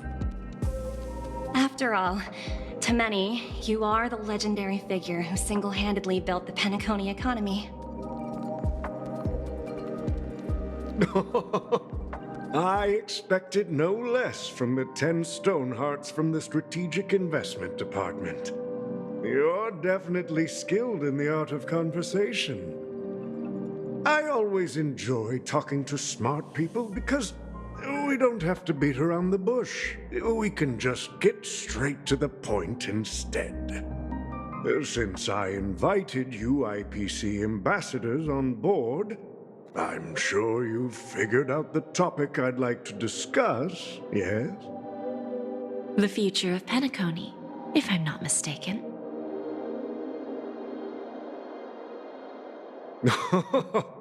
Precisely. Those few words represent a terribly complicated situation indeed. Let's take that golden-haired guy who's not showing up, for example. He put in great effort and almost got himself killed. But what was it all for? Wasn't it eventually to create an opportunity for you IPC to regain control of the precious Astana? The wisdom and experience you've accumulated over 10 Amber Eras are truly impressive. Let's assume your assumptions are correct, Mr. Alfalfa. How would you respond to the IPC's actions? I appreciate your composure, Miss Jade. You must have witnessed much in your worldly experiences. However, perhaps you don't know much about Penacony. Old Oti won't sit idly by when faced with a greedy wolf.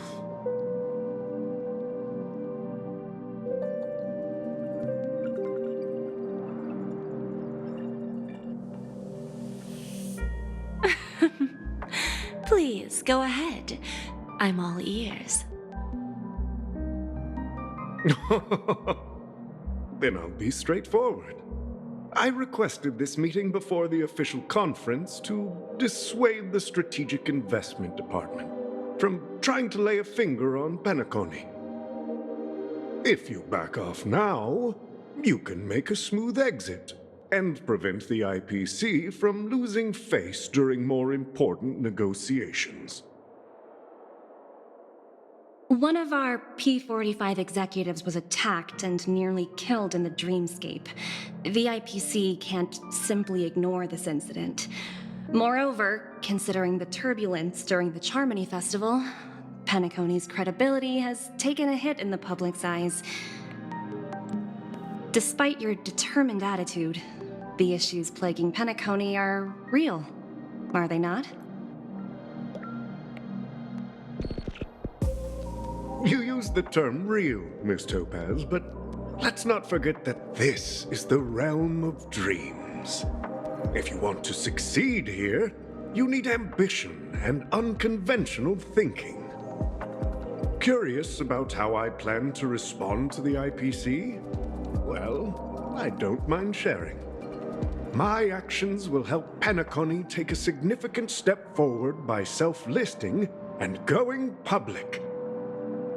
Going public? If I'm not mistaken, you want to bypass the IPC and go public on a universal scale. Precisely. Instead of watching the IPC gnaw away at Penacony, I'd prefer to open the doors of the sweet dream to the entire universe. Starting today, anyone in the cosmos can become a shareholder of the land of the dreams. This is the path of harmony I'll choose.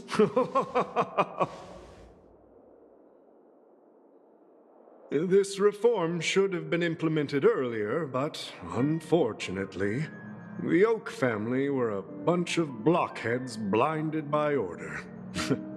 Their level of intellectual flexibility doesn't even come close to an old fellow like me. Thanks to the little reverberation earlier, the biggest obstacle between me and my reforms has been eliminated. The Alfalfa family will publicize the financial results of Sweet Dream Paradise, so that the entire universe can see that despite the catastrophe, Penacony still holds immense potential and opportunities, and that the family remains confident in its future.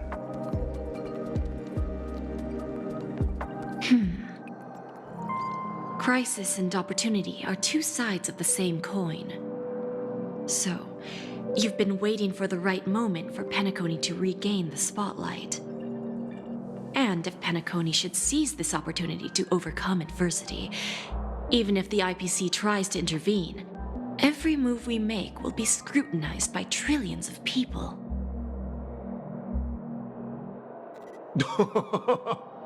Now I'm convinced that you've indeed familiarized yourself with my biography, Miss Jade. So, about your next move. Please, consider it carefully. Indeed. We need some time to digest such a wealth of information. I suggest we conclude the first half of our conference, Mr. Alfalfa. Please allow Topaz and me to confer privately for a few moments, and to respond on behalf of the IPC later. Of course. Take your time, dear ladies.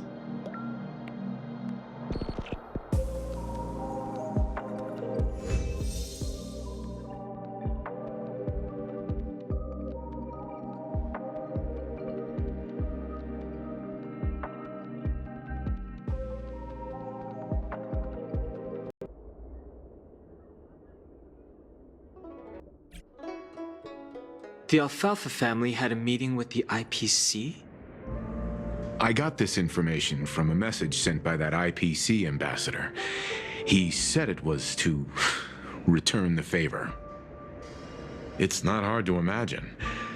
Penacony today is pretty much the frontier prison it once was, with external forces casting greedy eyes and the undercurrent of order lurking within. Instead of falling into a situation where they are plagued by both external and internal threats, Penacony would rather take a step back and invite the IPC to negotiate at the table, ostensibly to cooperate, but in reality, to secure more opportunities for their own survival. Well, no wonder they sought the mediation from the Astral Express. In your opinion, who should we stand behind?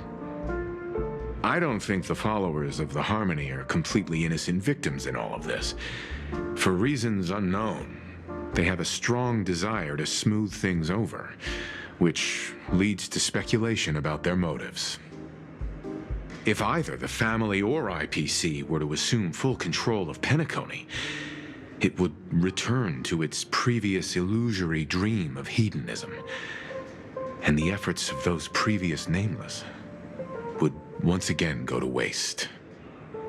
There you are. Did you rest well? I didn't disturb you since you were in a deep sleep. Nah, even long dreams eventually come to an end. Our adventure in Penacony is reaching its conclusion. After Enna's dream was shattered, the family branch from the Montour system soon arrived and swiftly took control of the situation. Most members of the Oak family fell unconscious, but fortunately, their lives were not in danger. The mastermind behind the plans was confirmed to be Gopher Wood, the previous Dream Master. But by the time we arrived, he was dead already. He'll face a trial. As for further details, the family would rather not disclose them. Ultimately, the public perceived the incident as an attack by evil forces targeting the Charmony Festival. They believe the family failed to safeguard the sweet dream, significantly eroding their credibility in the process. While quite different from the truth, this appears to be the outcome with the least impact. After all, you don't know who's awake and who's pretending to be asleep. Well, they'll open their eyes in the face of danger. Once the danger subsides, they'll embrace the sweet dream again. Here's a toast, with 3 glasses of Glory of the Trailblaze to all of you. Yeah, it's good to see you all again. Although we might be saying goodbye again after this reunion.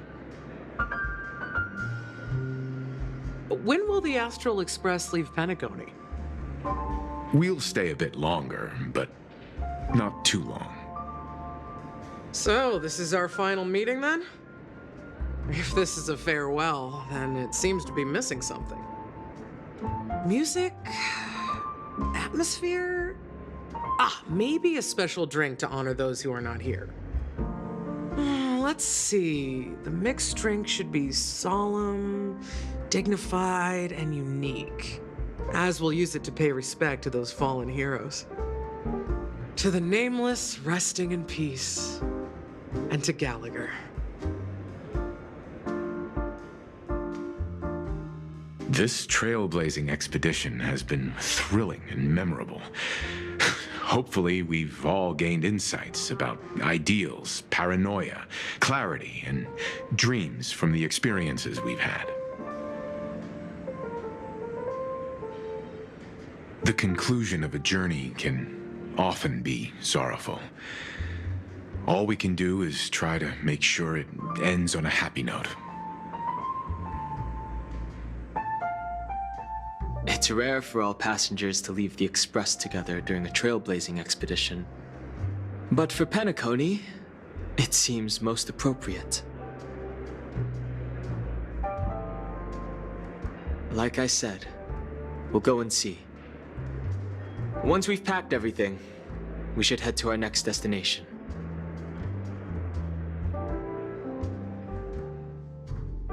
Guess what? Something weird just happened when I was on my way over here. Someone gave me a strange gift. So I unwrapped it and found out it was a button with a message on the back. Just press this button and all of Penacony will explode. That sounds terrifying.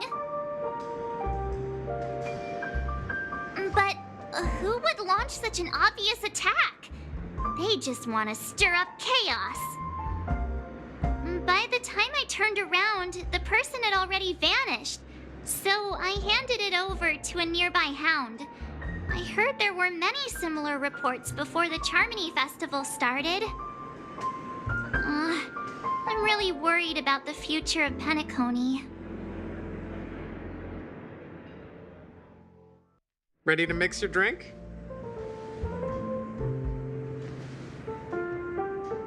Before we start, would you like to talk to your friends? We have plenty of time. All right, as you wish. I think I have an idea about what drink to make. Would you like it bitter or sweet? It's up to you. Choose the flavor that suits you best at this moment. Here's Bitter Dreams, the least popular drink in this bar. It's bitter and sour, just like the harsh realities of life. Not a bad choice. Let's start mixing.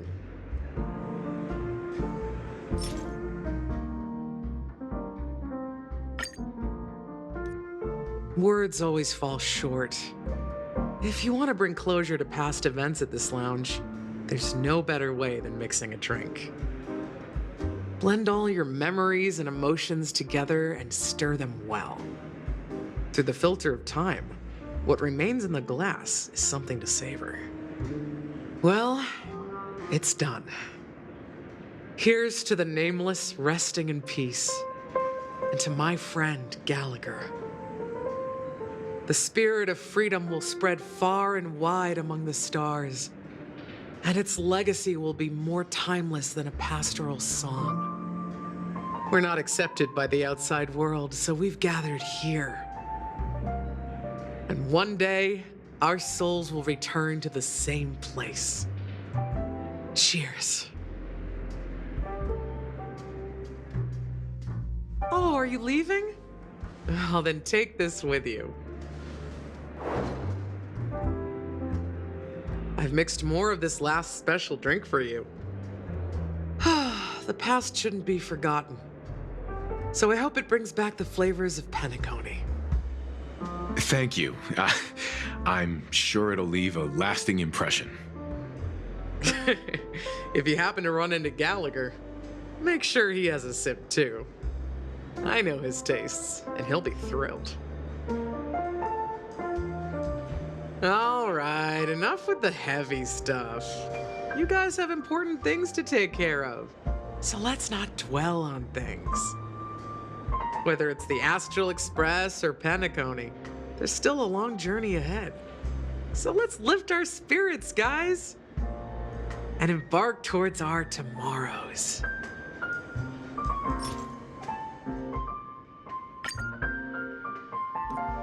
Words always fall short. If you want to bring closure to past events at this lounge, there's no better way than mixing a drink. Blend all your memories and emotions together and stir them well. Through the filter of time, what remains in the glass is something to savor. Well, it's done. Here's to the nameless resting in peace, and to my friend Gallagher. Death is a bitter truth, but what you did will be remembered by history.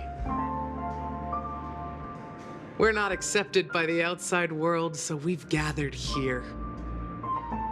And one day, our souls will return to the same place. Cheers.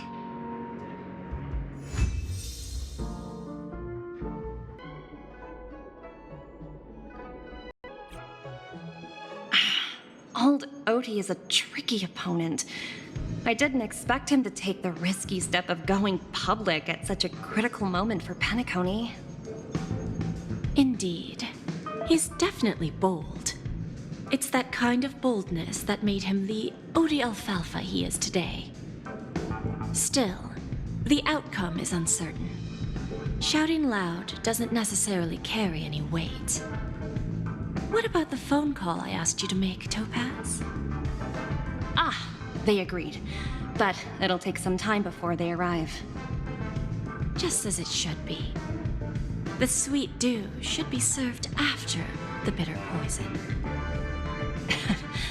Looks like we'll be skipping the exchanging apples step this time around. Now that we're dealing with a greedy merchant, a simple apple wouldn't make a difference. Well, I guess I included myself in that remark too. Now I'm a bit curious, Topaz. Do you think Penacony is a quality asset?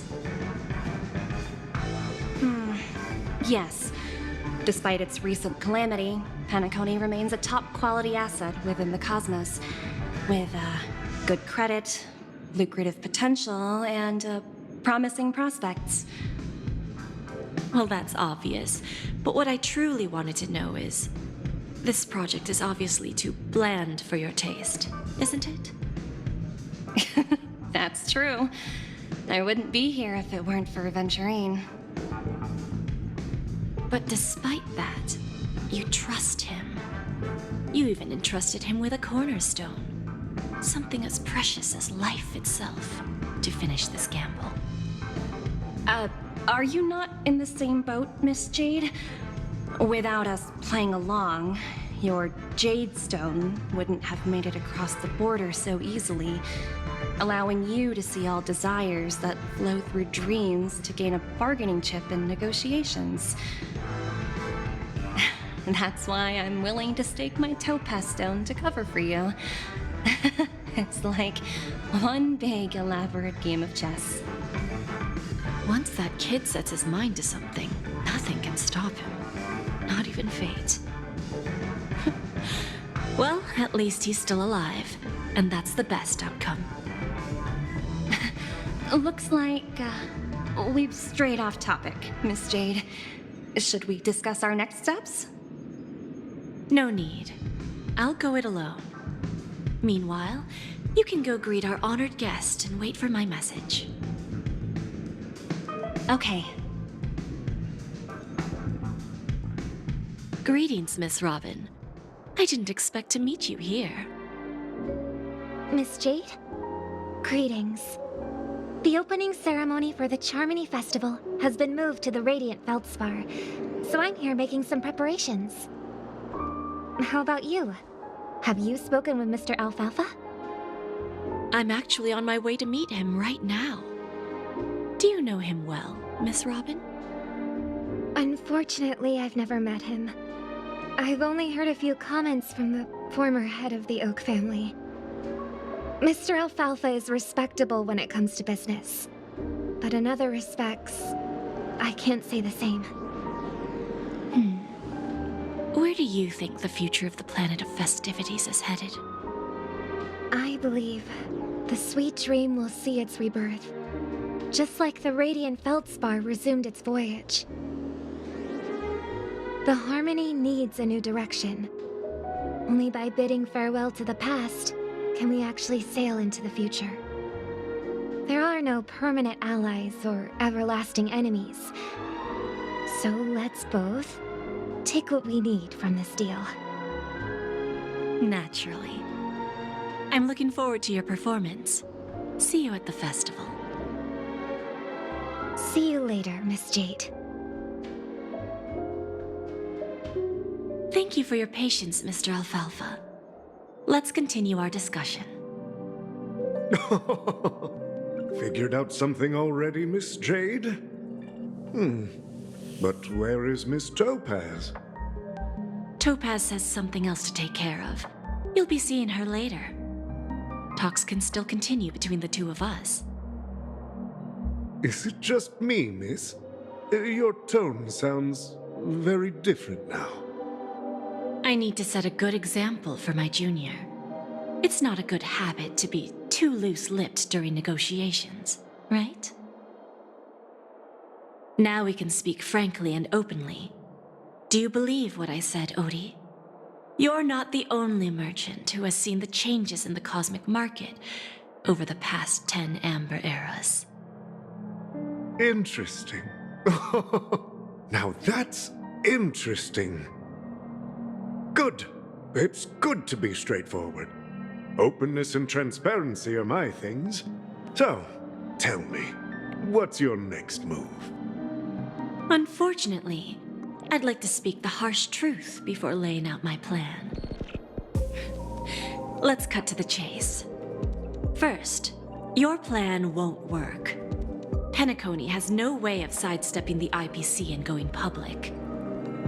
Second, you can't stop the IPC from entering Penacony. We've got all the time and connections in the world to find a way in. We'll keep tearing down and rebuilding this place until the Asdana system gets used to the IPC's ways again. Now, I'm repeating your words exactly. If you don't want to be a laughingstock and have everyone gunning for you at the official conference, you'd better drop your little pie-in-the-sky plan. Oh, interesting. Indeed. You surely have a way with words. Now, I'm curious to know what you have up your sleeve. Mr. Alfalfa, let's not forget that the IPC controls the biggest interstellar publicity platform. More than half the news networks in the universe take their orders from us. The moment news spreads about Penacony going public, trillions of customers will immediately receive a message like this. The family's protection for Penacony has expired.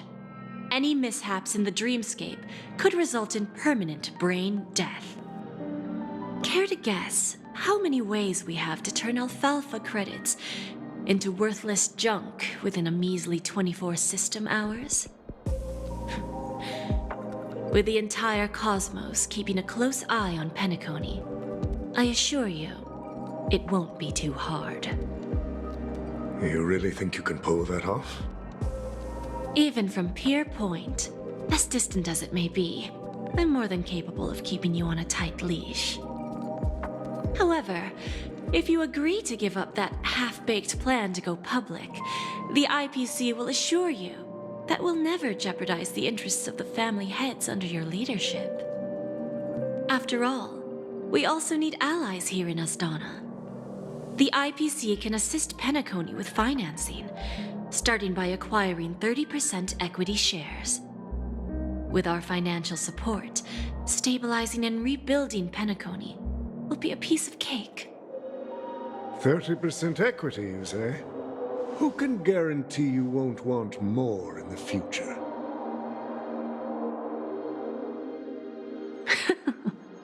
That's the brilliant part of it all. The answer is simple. No one. There are no guarantees. It all hinges on self-awareness and mutual respect. However, the board of directors will consider the interests of the family heads to some extent. You're a smart merchant, old Odie. Isn't the whole purpose of this elaborate game to showcase your business acumen and seek more benefits for the family? It benefits us if we both take a step back. And if that's not enough for you, I'm pretty sure that another goal of making Penacony go public is to expand the influence of the Planet of Festivities and attract more customers. I understand your concern, and I have a solution for that, too. Fine. Now I see your sincerity. As the head of the Alfalfa family, I don't think I have any reason to refuse your offer.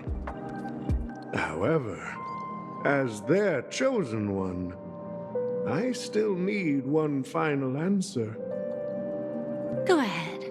I'm listening. When I was a child, I heard the adults recite the tale of the ancient Ember Era, about the ascension of Shipe, the Harmony, and the downfall of Enna, the Order.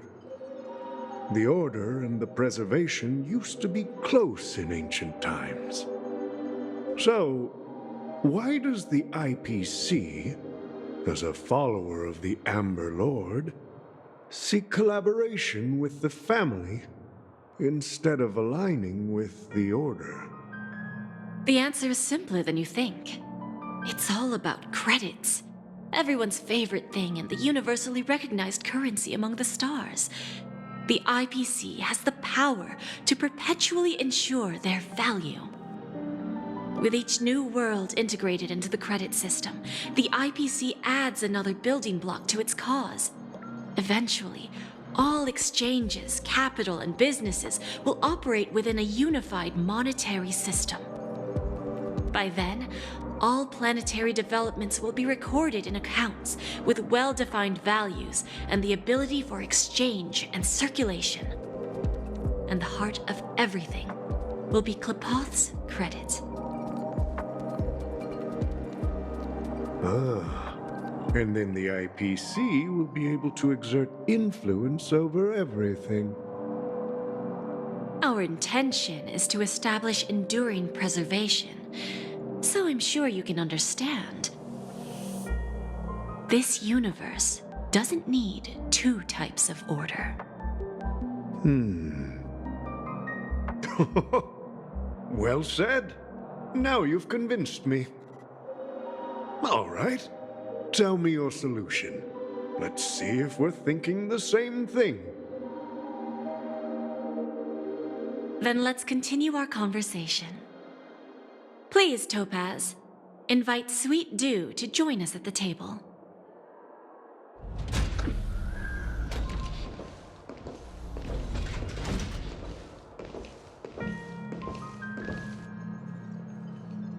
Thank you for your presence, Miss Himeko. Please allow me to introduce her to you, Mr. Alfalfa.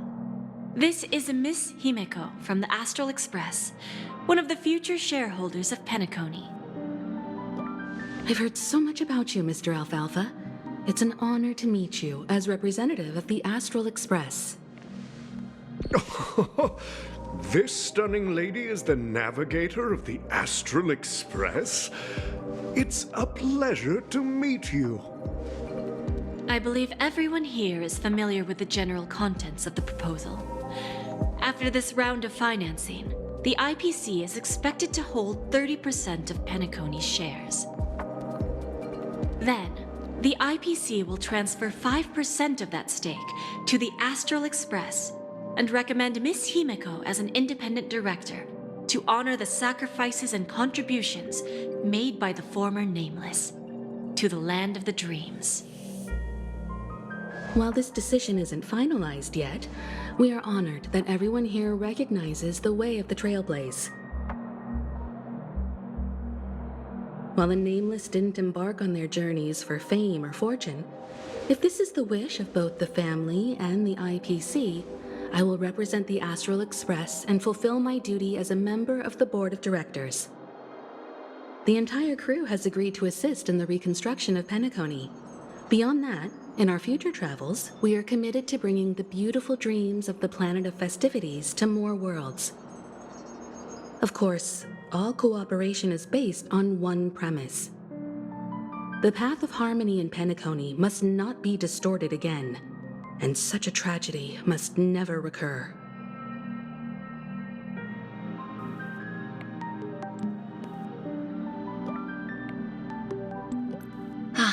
Old OT is in agreement, so the issue is settled, I presume. What about the remaining family heads? They will soon realize the situation. When the last question was asked, old Odie represented more than just the Alfalfa family. When should we schedule the formal negotiations? I'll handle the arrangements. It's all up to you. I'll step back and let you handle the negotiations and takeover. I won't be involved. But Miss Jade, this is...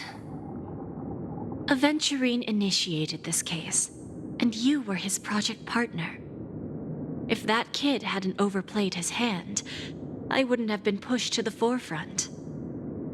I came here today to help you sort out the toughest issue.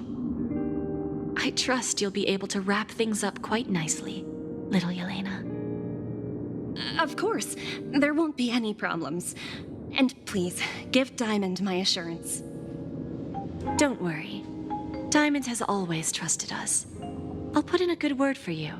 and you'll have your P-45 position back in no time. Radiant Feldspar. What a fantastic ship. Now that my business is done, it's time for me to indulge in my own little hobby. Ah, you want to open a Bon & Jade exchange branch on this ship too? Opportunities like this don't come around often. Just look at the guests on this ship.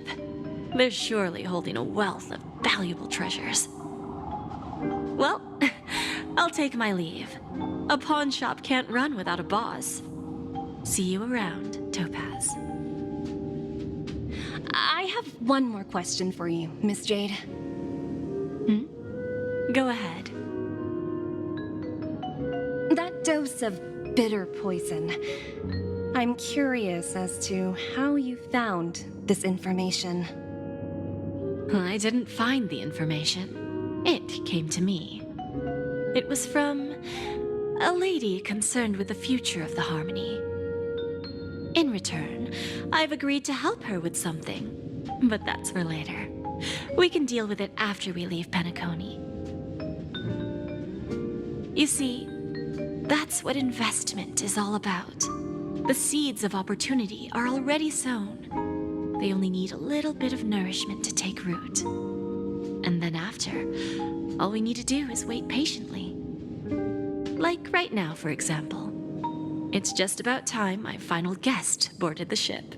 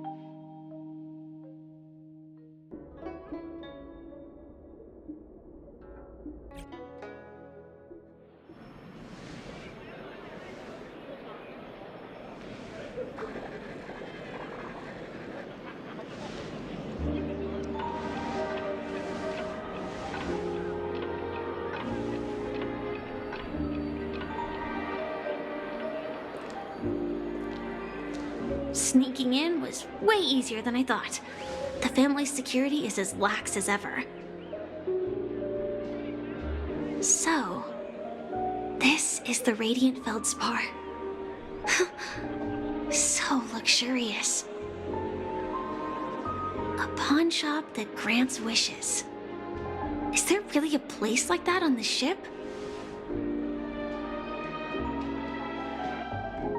By the way, there's one more thing. Mr. Alfalfa and I discussed it. I'll present a gift to the Astral Express on behalf of the family as a token of gratitude for the Nameless's contributions to Penacony. Please help me with the necessary arrangements. Right away, Miss Robin.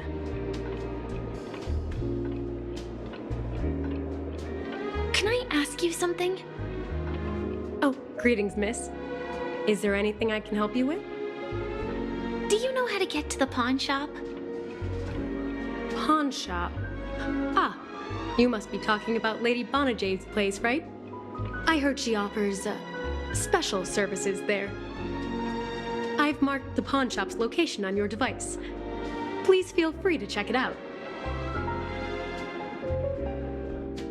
If I win, your chest is mine. Who said I was betting with you? I did. They are still a ball of fire as ever. Sorry, but I've got to find Lady Bonajade first. Welcome to Bonajade Exchange, Radiant Feldspar branch. How should I address you, dear lady? Just call me Samuel. Samuel. Nice name. So what do you need, Miss Samuel? And what are you willing to give up in return? I want to keep on living. And for that, I'm willing to give up everything I have. Everything you have? That's right. Everything. Miss Samuel, I think you'd best turn around. It seems you're not quite familiar with the term pawn. What do you mean? I mean it literally. I sense your burning desire to live, but unfortunately, you don't have anything of equal value to offer. Okay. A pawn shop that grants wishes. I see. It's just a marketing gimmick. Well, that's quite a harsh accusation. I understand you may not fully comprehend what I mean, but don't worry. I'll help you understand. Go and talk to these people. They're all customers of my pawn shop. See for yourself if their wishes have come true. Once you've done that, come back to me. I'll help you understand the true meaning of pawn and make you realize what you're missing.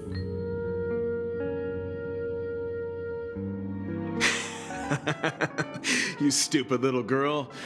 Coming back to lose more money, huh? Enough talk. Let's get started.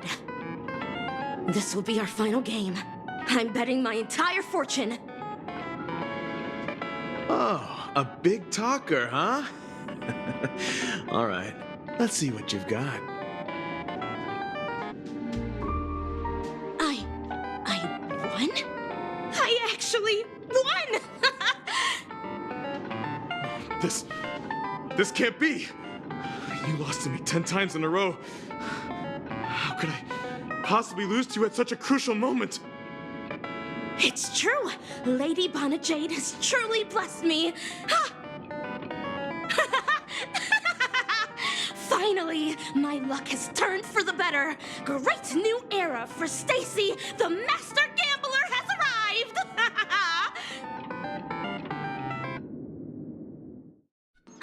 Hey, did you see that? The gray-haired one outside.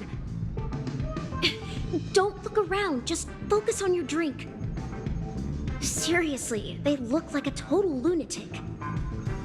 Is that her? I've prepared a gift for you, Dorothy. Check this out. Whoa! What a beautiful necklace! Is it made of cymophane? It's stunning. How did you know I love jewelry made of cymophane? It has the same purple hue as the necklace my dad gave my mom. I've never told anyone about it. How did you find out, Del?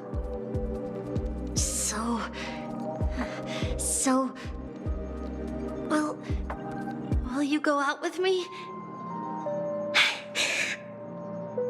I will. Really?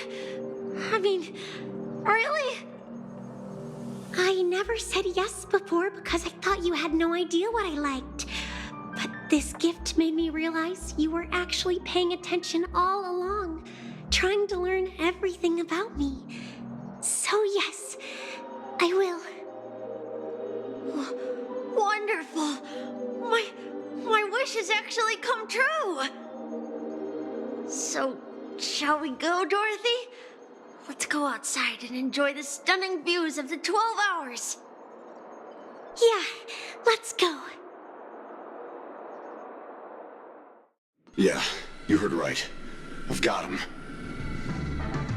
He's been hiding at the Moment of Soul in Penacony, using a fake identity. And he even poses as a professor at Paperfold Academy. I've made a deal with the family. I'll leave the extradition-related paperwork to you. How'd I find him? Well, let's just say I had some help from an influential figure. Don't ask for the details. 22 years. Yeah.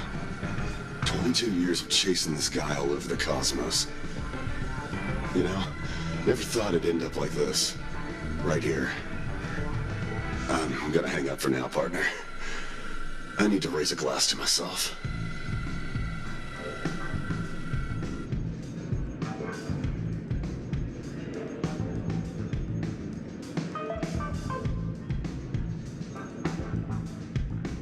So you're back, Miss Samuel. Yeah. I found those people. And it seems their wishes did come true after visiting the Bonajade Exchange. But I'm not sure what you want me to see. They all seem to be living fulfilled lives. Not so fast. This step was just to show you that the Bonajade Exchange is genuine. That I had the power to grant their wishes. And now, I'll tell you the price they paid. Del was from a wealthy family. He was head over heels for Dorothy and wanted to win her heart. So he made a deal with me. He put up his entire fortune in exchange for a gift that would impress Dorothy. It was a piece of cake for me, thanks to my IPC connections.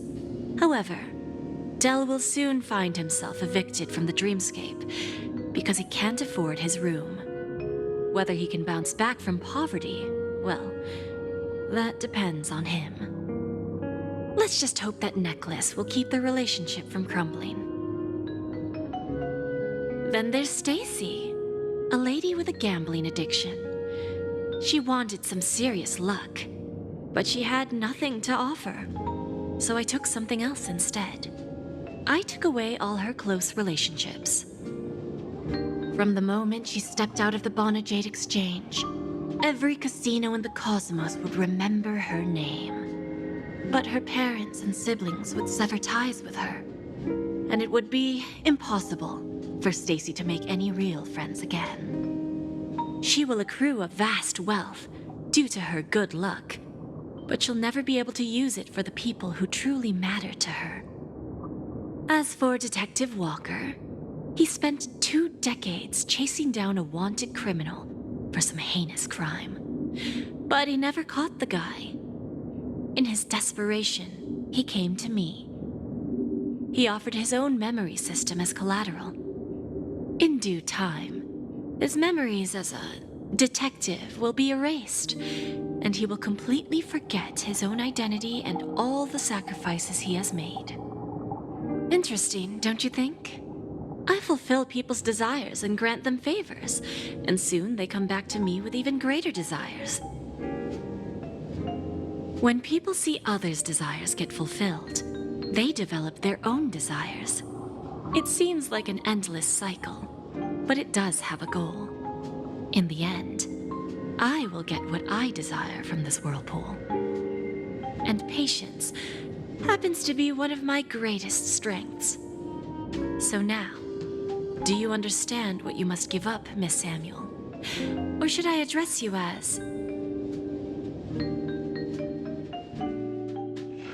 AR-26710, a remnant of Glamoth's Iron Cavalry? I'm not surprised. You are much calmer than I expected. Entropy loss syndrome. Truly an unjust misfortune, isn't it? The higher-ups in Glamoth implemented such a failsafe within the genes of their warriors, just to make sure the Republic's most powerful weapons wouldn't fall into the wrong hands. As for the price, those Iron Cavalries weren't exactly seen as regular, independent humans, so there wasn't really a price to be paid.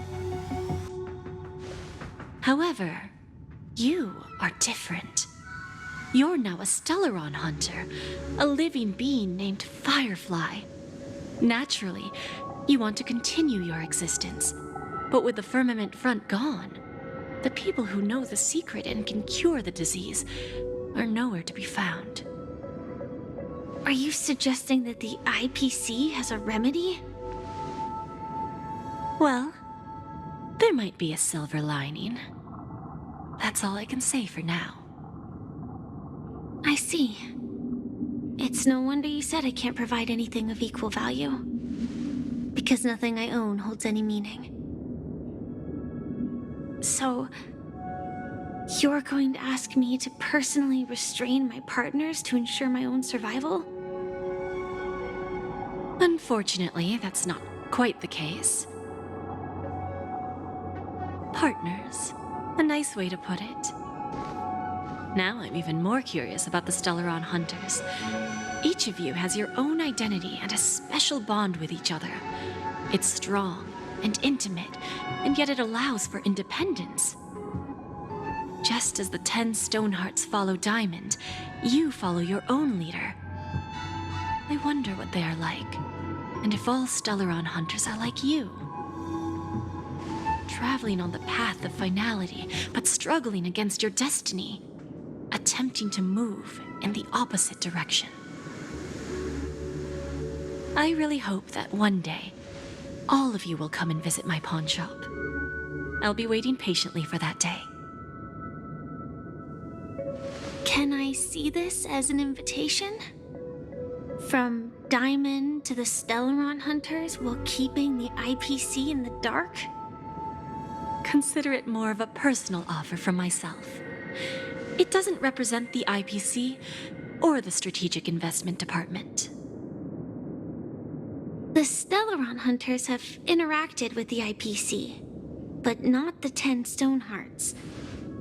Our paths have never crossed. As for your offer, I can pass it along to my partners. But I have a question. You know who I am. And you must know that my partner is keeping an eye on this room. If she wanted to, she could let the entirety of Pierpoint know about it within a few mere seconds. What drives you to take such a risk and extend this invitation on behalf of Diamond, even if it could lead to your downfall? Simply put, you and I are the same.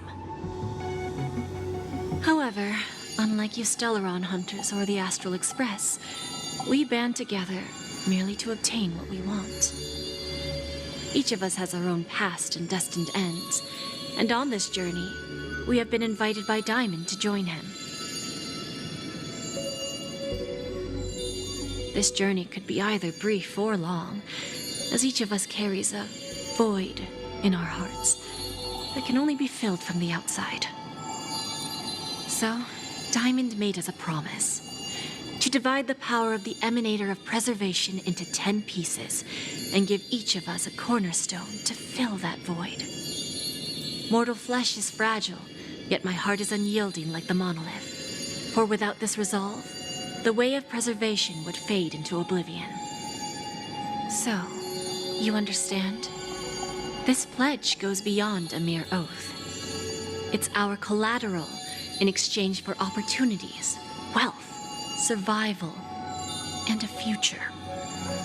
And whatever we gain from it will fortify the Stonehearts in return, allowing us to achieve the great cause of the preservation when the war among the eons eventually comes.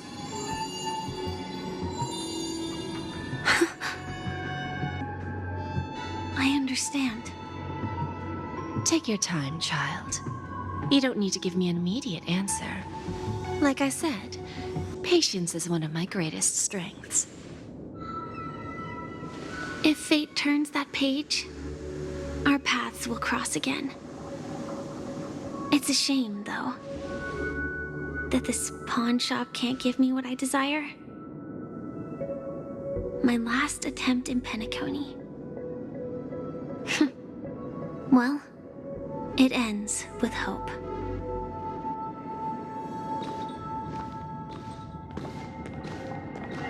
Lady Bonajade? I've come to deliver the collaterals promised.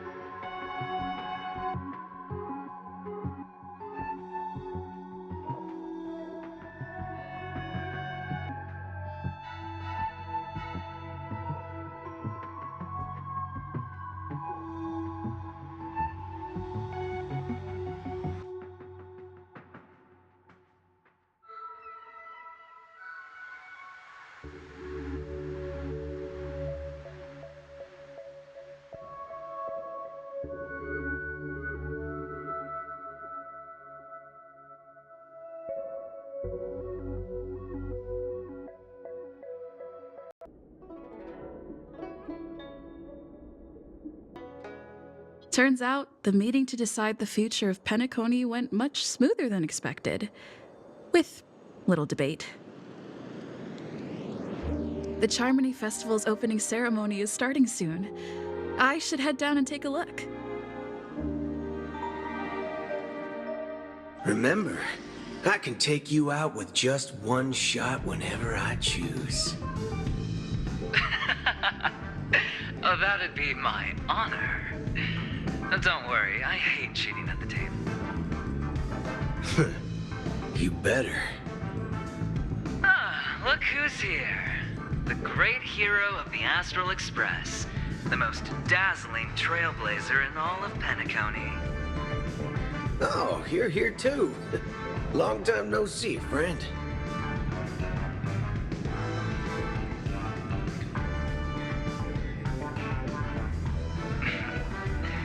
Merely a greeting of platitudes.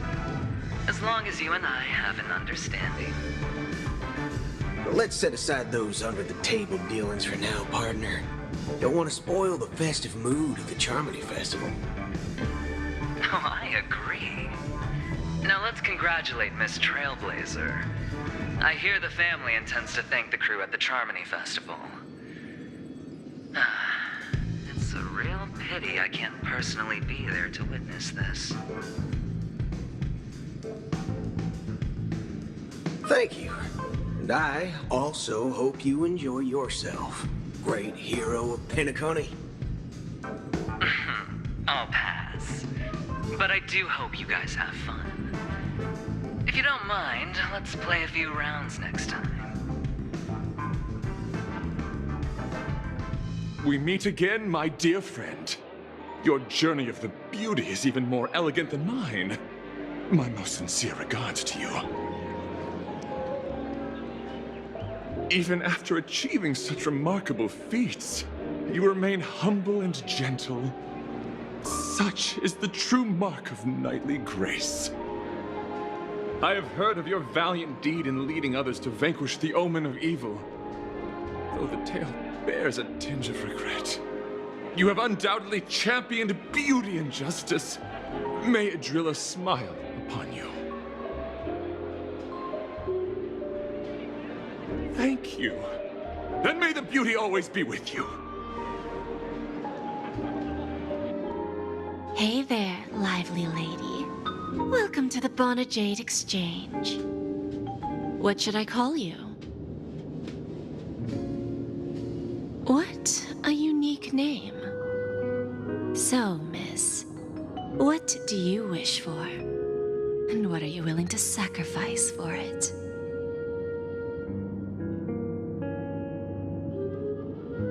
Oh, this is your wish.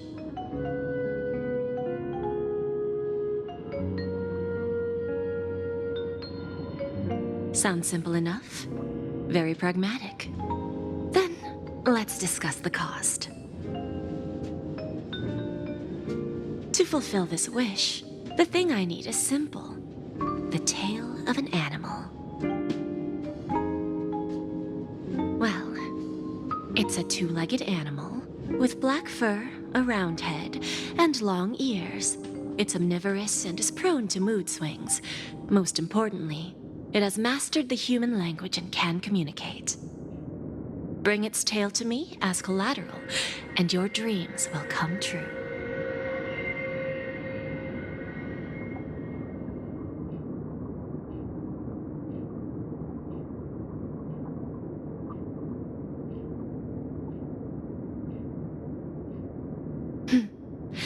May fate bring us together again, Miss Trailblazer.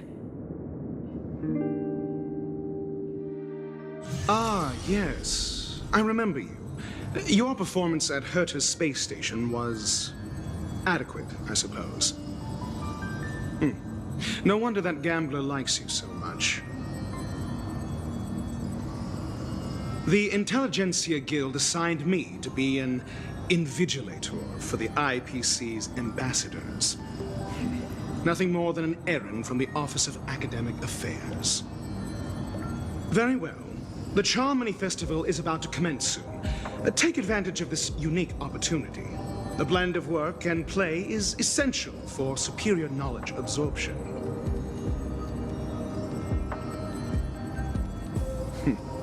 Then you'll excuse me.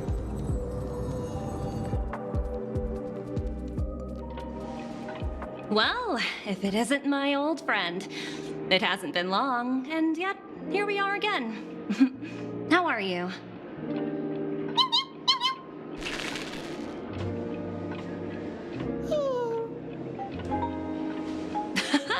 That's what I thought. I heard you guys pulled off a big stunt, cutting down the Oak family in one fell swoop. Such a pity I couldn't be there, or else I would have lent a helping hand. Look how bustling this ship is. Not bad. Someday when I'm less tied up, I plan to host a grand party on my eco-ship, and you'll all be on the guest list. Transform? What are you saying? Oh, I understand now. You're referring to Aventurine's cornerstone, right? Sorry. Compared to him, my ability is not as visual. Guess there is no harm telling you. The abilities of the 10 Stonehearts' cornerstones are all different. Some can even read your thoughts, grasp your desires. So, be careful. Now that I think about it, it was good that Branya got there when she did in Belobog. If she came any later, we probably wouldn't have ended up as friends. The festival hasn't started. let's take a quick break. Hi, we meet again. Who's that?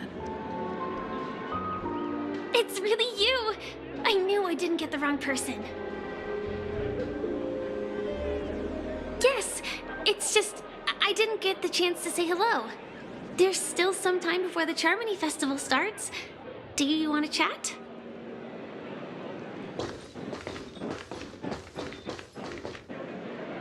Two murder cases, a showdown with the IPC's ambassadors, the legacy of the Nameless, and a remnant of the Order who dreams of creating a paradise in place of the Eons. You guys even ended up shattering the dream. It's truly been quite a vacation. It's a good thing that you guys managed to overcome all those difficult problems. Congratulations! After the Charmony Festival's opening, will you guys be leaving again? There will always be somewhere.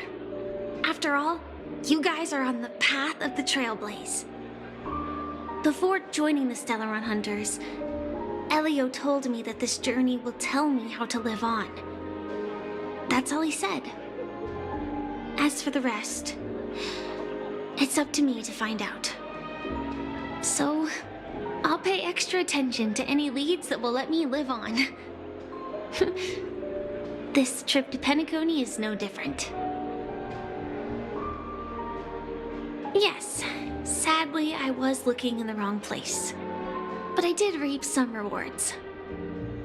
Do you know Miss Jade from the IPC's Strategic Investment Department? Bonajade Exchange belongs to her. She told me her price, but... No. But what she wanted wasn't my answer either. Of course, I want to live on. But... what fate owes me, I want it paid back, not passed on. No one else should be involved because this is a grudge between me and fate. Speaking of which, actually, I feel that I still owe you a formal apology for that matter with the performer of the Iris family. Even the smallest of lies can turn into a betrayal as sharp as a blade. I'm sorry. Really? Then it seems what Kafka taught me was correct. To me, hiding is much easier than being honest. Yet, I still want to try expressing my emotions as any ordinary person would. It's that girl! Get moving! Arrest that criminal before the Charmony Festival's opening ceremony starts! I can't believe they've chased me this far. Looks like we have to say our goodbyes. Don't worry about me, just go and enjoy the ceremony. The script hasn't reached its end yet. We will meet again.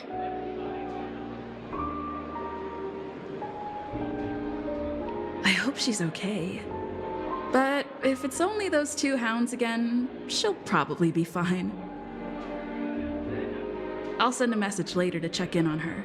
Let's go attend the Charmony Festival first. Let's take a seat here. Why do I feel like there's someone waiting for me? I probably have enough time. Maybe I should take a walk? Forget it. I've done enough walking around already. Let's take a seat and rest for a while.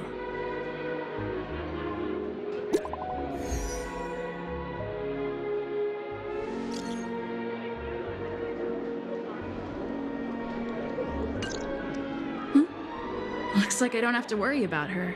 Let's wait for the opening ceremony to start.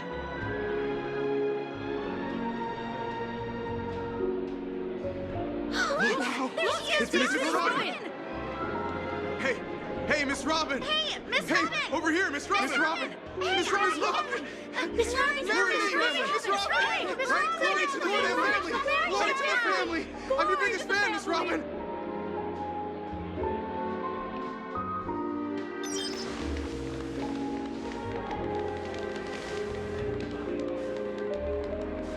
Distinguished guests, fellow family members, ladies, gentlemen, and friends from all over the cosmos. It's a pleasure to join you all in celebrating the grandest ceremony of the Amber Era, the Charmony Festival. Firstly, on behalf of the Penacony family's 5 major lineages,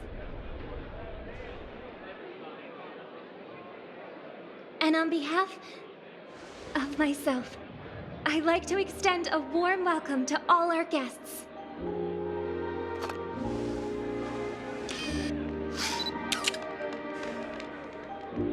As you all may have noticed, this year's Charmony Festival is far from regular.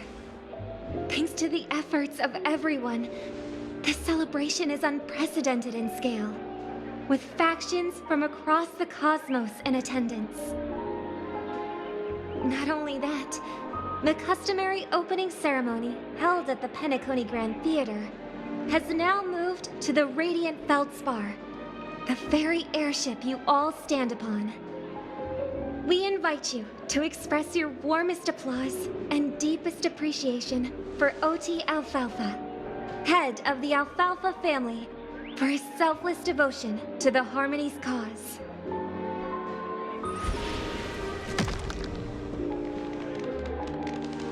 What makes this festival so uniquely significant? As is widely known, the Radiant Feldspar had to halt its voyage due to an anomaly in the Sweet Dream, sparking widespread discussion in the 12 Hours. Thanks to the hard work of Penacony's internal and external factions, we've finally gotten the dreamscape back on track, just in time for the Charmony Festival. And as they say, good things come in pairs. The Charmony Festival not only celebrates this achievement, but also marks the relaunch of the Radiant Feldspar. And finally, the last reason. Does everyone remember the Watchmaker? In truth, the family has poured their efforts into this festival just to commemorate this legendary luminary. The father of Penacony, Mikhail Chard Legwork, one of the legendary Nameless who laid the foundations of Penacony. In the most bewildering times of the planet of festivities, it was he who descended from the sky with his companions, who taught us through trailblazing where freedom lies. It was also they who led the vanguard in the pioneering of the dreamscape, in exchange for what is now known as the Paradise of Harmony. It can be said that Penacony's splendid success today is deeply rooted in the trailblazing ethos the Watchmaker planted within us. Only by honoring this trailblazing spirit can we fulfill our mission and spread harmony to a broader audience. Aw, that's so nice of her. She's talking about us.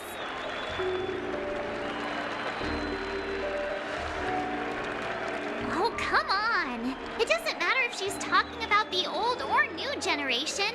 We're all still part of the Astral Express family. And now, the Sweet Dream is back on track. All thanks to the Trailblaze, of course.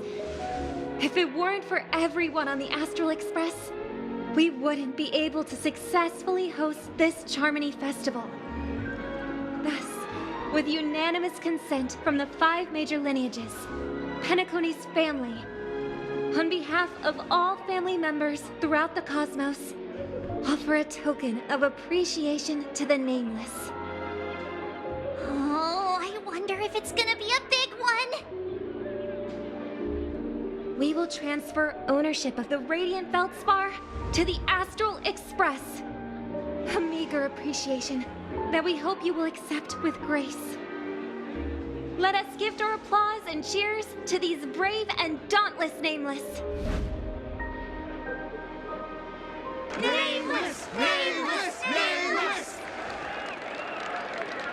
And now, I propose a toast. To harmony. To the Trailblaze. To the future of Penacony and the universe. And to the generous Alfalfa family head, Mr. O.T. Alfalfa. Cheers!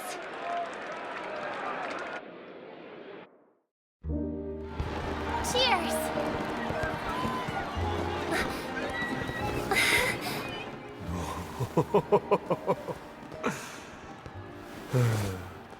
To make a decision like that.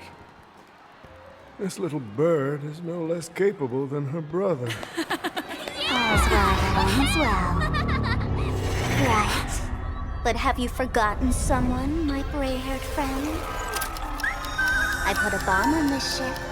You have 10 minutes to find it. Better hurry. When did this get shoved into my hands? There are still so many bombs. Now is not the time for the plot payoff. I can't handle this alone. Time to create a group and inform everyone.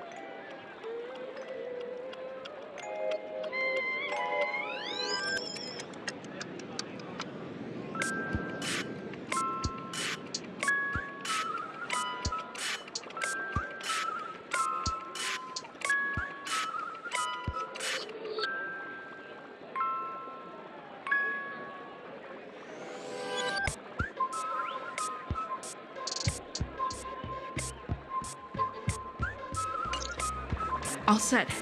Let's start following the plan.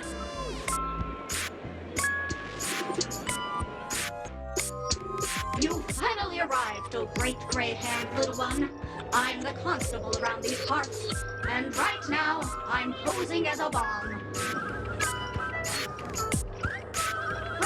This is called foreshadowing.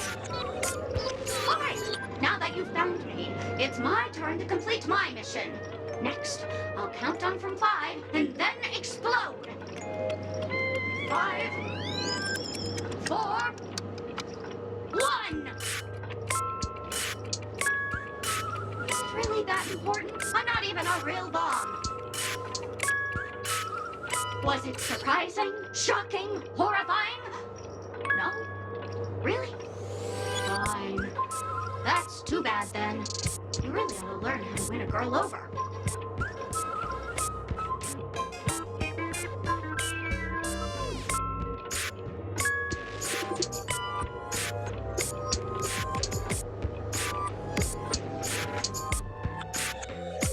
Oh, by the laughter! To think you've seen through my disguise this quickly! Honestly, my dear Miss Greyhair, you're just like the ferocious pangolin in Madame Susan's bedroom. Keep your shirt on. A watched pot never boils, miss. I'm on to you. You're here because you accepted bribes from the duplicitous and corrupt leader of that Sparkle gang. The scoundrel who wants to become mayor of Sparkle City. Blazin' Bro! This evil city has fallen into depravity. As the sheriff doll, I cannot idly stand by and do nothing. And now, only this imaginary neutron bomb can completely cleanse Sparkle City of your ilk. If you wish to defeat me, you'll have to face off against the Great Sparkle's dogs. They're my fiercely loyal companions, and you'll never defeat them.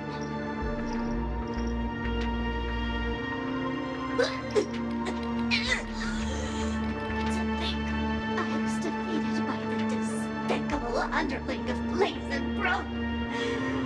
You'll never get away with this.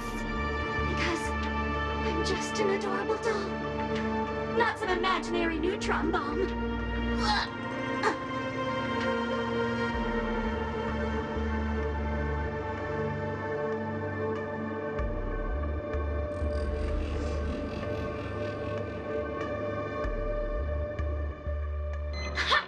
We meet again. I am Penacony's famed detective. Got yourself into a pickle? I'm more than happy to help. But unfortunately, I'm preoccupied with a couple of unsolved cases. So, you'll have to wait your turn. Oh, right. It completely slipped my mind. Dr. Boom specializes in explosives. I need your help, miss. You've had quite a few run-ins with Dr. Boom. And with the recent bomb situation, you're bound to find evidence that proves Dr. Boom is the killer. The first case is the Soul Glad factory arson case. We found a hammer, a doll, and half a liter of unidentified fluid at the scene of the crime. Our forensics results showed it's a red herring. The second case is the Blue Hour auction robbery. A gang of masked thugs broke in, stole a fragment of the Astral Express, and left behind a large hammer, a doll, and a half-dead red herring at the scene. Those are all the details. The way I see it, there must be a link between these two cases that will be the key to exposing Dr. Boom. I trust in your deduction. Which piece of evidence do you think is deciding? Wrong answer. The hammer is a murder weapon, but these two cases aren't murder cases. Oh, gray hair, gray hair. It's been so long, but you haven't changed at all. I'm sorely disappointed. But seeing as you've put in so much effort, I'll throw you a bone. The bomb's not here. This is only a prank I've craftily set up. Hurry, time's running out.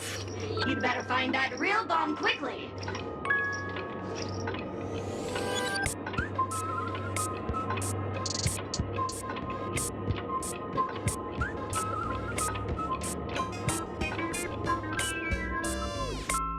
Welcome, students. I am an Eonic Intelligence droid head answering machine. Also very likely an imaginary neutron ball. If you can answer the only question I have for you correctly, you can open up my lid to check if I'm really a bomb or not. If I am, I will initiate my automated shutdown sequence to avert danger. Fortune favors the bold, and I respect you for it. Listen up. What creature has 4 legs in the morning, 2 legs at noon, and 3 legs in the evening?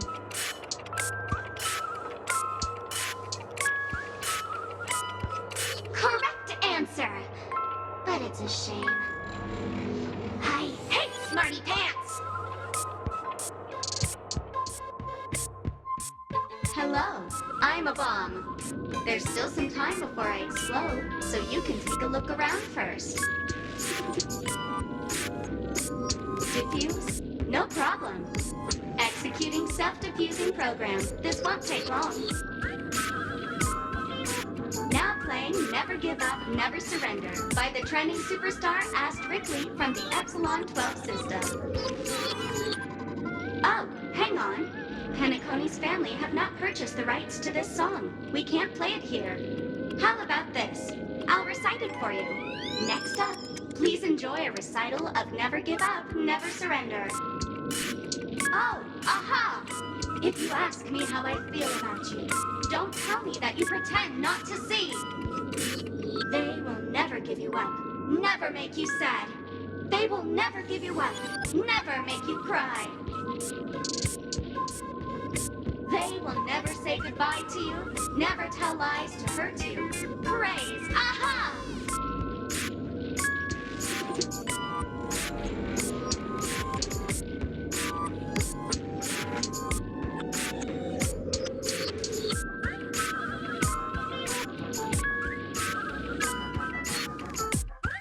Welcome to the Radiant Feldspar, good lady. I'm a dangerous bomb, and an outlaw who despises law and order. May you have a splendid day. Thank you, miss. But courtesy doesn't hide my hazardous lunacy. If you're unconvinced, let me show you. Go fudge yourself, you muddle fudger! To be frank, I didn't become an outlaw because I'm a fudging bomb. It's because I'm the fudging owner of an ancient, mad, forbidden curse. Care to experience it?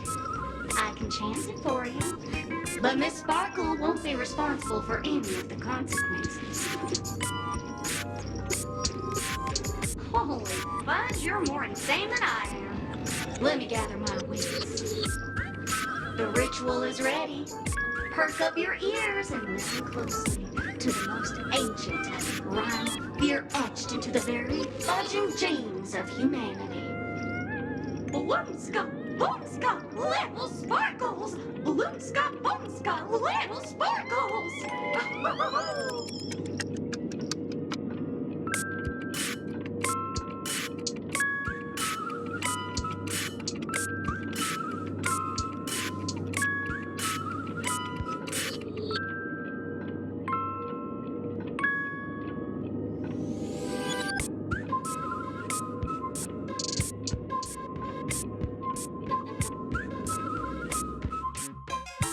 Lovely actor.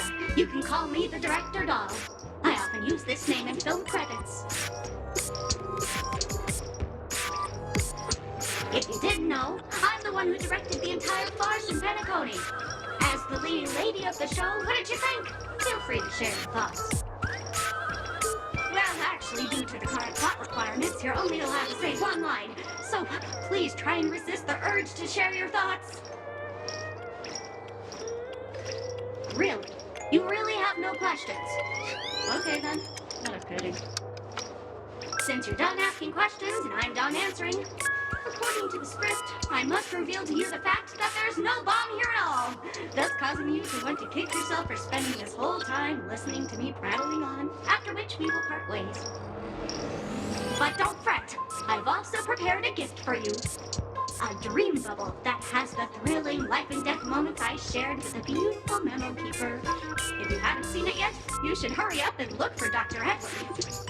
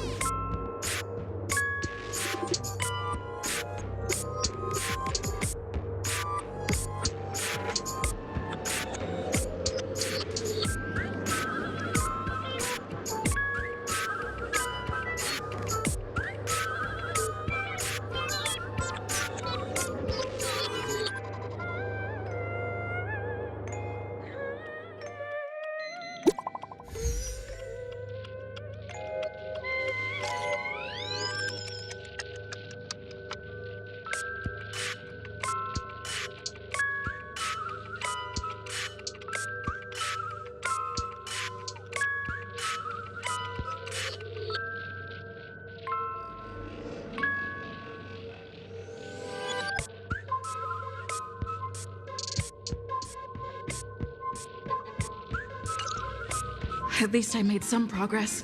I've got to keep working at it.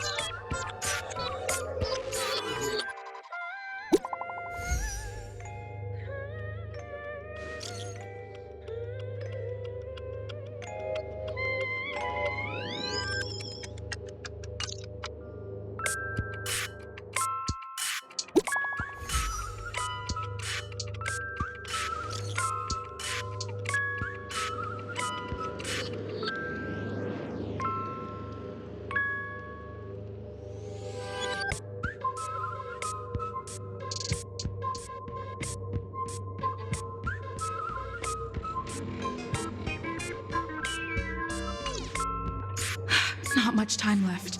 I hope I make it. 28 minutes, 46 seconds. 28 minutes, 45 seconds. You're here!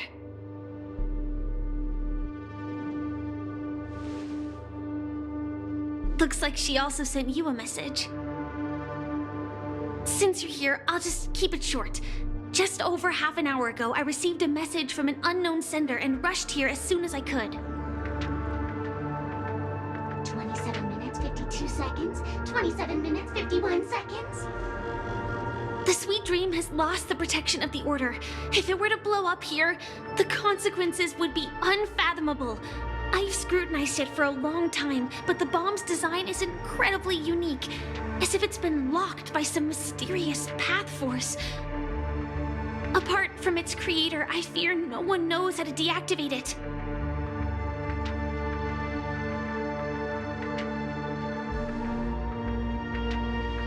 It's difficult.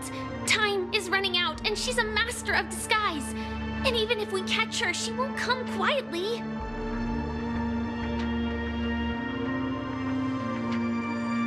You mean the Watchmaker's guests? That's a pity.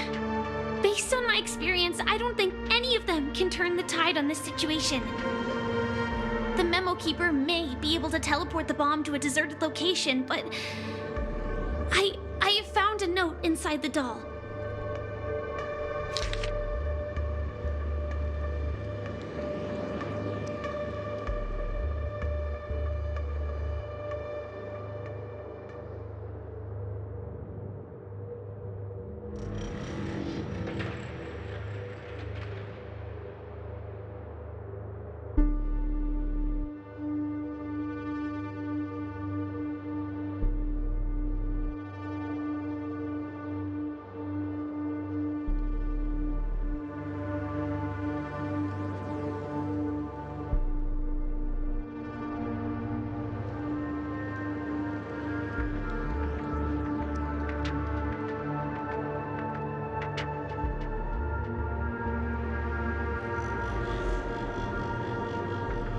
I don't know what grudges they have, but this path is a dead end, too.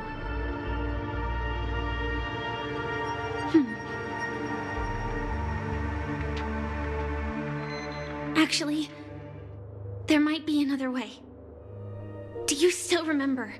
The script said that I will experience death 3 times in the Land of Dreams. I think this moment heralds the 3rd time.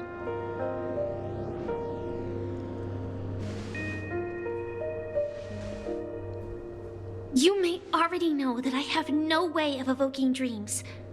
I employ a Stellaron Hunter's special method in order to enter dreams instead. This allows me to perform feats that typical dream chasers can't. As long as I can bear the pain of the Memoria pressure, I'll be able to dive into the primal memory zone beyond the dream and extend a lifeline to the Radiant Feldspar. I will take this bomb into the depths of the dreamscape, as deep as possible, where there are no living souls around. That way, at least no one will get hurt.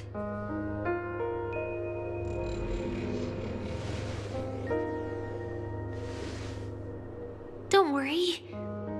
I believe that this Firefly armor will be enough to take me to where I need to go before the countdown ends, and maybe even make it back safely. At present, this is our best and most logical course of action. After all, a long story deserves a happy ending. I have some words to share with you, though they were spoken to me by Miss Acheron. She said that the so-called impossible is merely something that is yet to happen. At the moment, there are so many things that seem impossible. But are they really never going to happen? Maybe it's just that the moment to disprove these impossibilities hasn't arrived yet. Whether it be a literal ending, suffering akin to death, or a harrowing deathscape. Before the appointed destination arrives, they are all the same. Yet I can still make myriad choices. I also firmly believe that when that moment arrives for us to make a choice, the answer to our end will already be within our hearts. It is not destiny that shapes us, but we who shape destiny. The Astral Express and the Stellaron Hunters are like light and shadow. We walk on different paths, intertwined, moving forward and growing together. Maybe the end is predestined, but it is not today. Since things are going too well, let's speed speed up the countdown. Human life is short, just like fireflies to a flame. So if you have an answer in your heart, always remember, don't leave with any regrets. We have this right, don't we?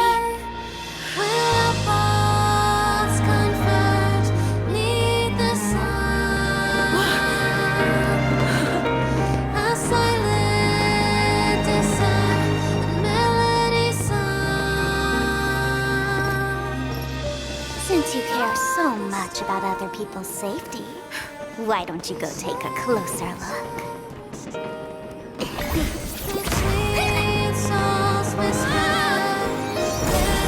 You see, everything is possible in this land of dreams. We each came here with our own goals and realized them in unimaginable ways. Regardless if the result was a sweet illusion or a bitter reality. It was an answer we longed for, day and night. So, why do people choose to slumber? I think it's as you said. Because in the end, we will wake up from our dreams.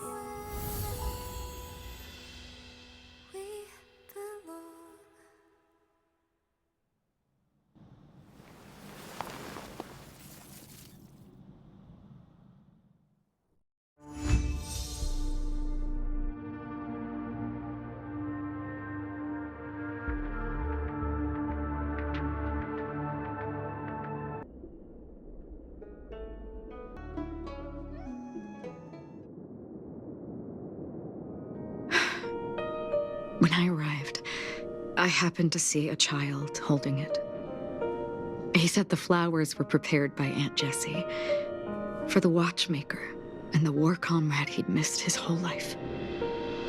Mikhail would place 2 bunches of flowers here year after year. And after he left, it became 3. Your wishes will always be remembered by someone. Now, Penacony, as you hoped, has welcomed the dawn after a long, dark night. The path forward may not be a bed of roses, but at least people are prepared to step forth towards freedom. Tiernan, you can go home now. While the Nameless are also preparing for the next stop of their voyage.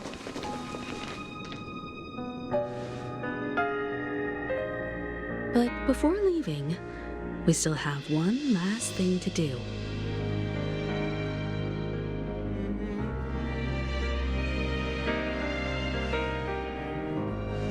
It is my honor. I've said many goodbyes. Yet I am glad that this is the first time I speak these words with a smile. But before leaving, I'm sure you all have plenty to say to the Nameless of the past. A fitting end to the tale of the departed. One could not ask for a better farewell. Go on. They're all here. Honestly, when I heard the conductor's request, I was pretty surprised. The Nameless. Those who trailblaze, doing good deeds but never seeking recognition. After all this time, how would we even find those 3 people in such a vast place like Penacony? But it seems, in the land of the dreams, anything is indeed possible. History may not remember the names of the dead, but the stars will attest to their journeys. The first glimmer of light in the prolonged night often illuminates little, as it is fleeting in the darkness too vast. But because of this, people will remember.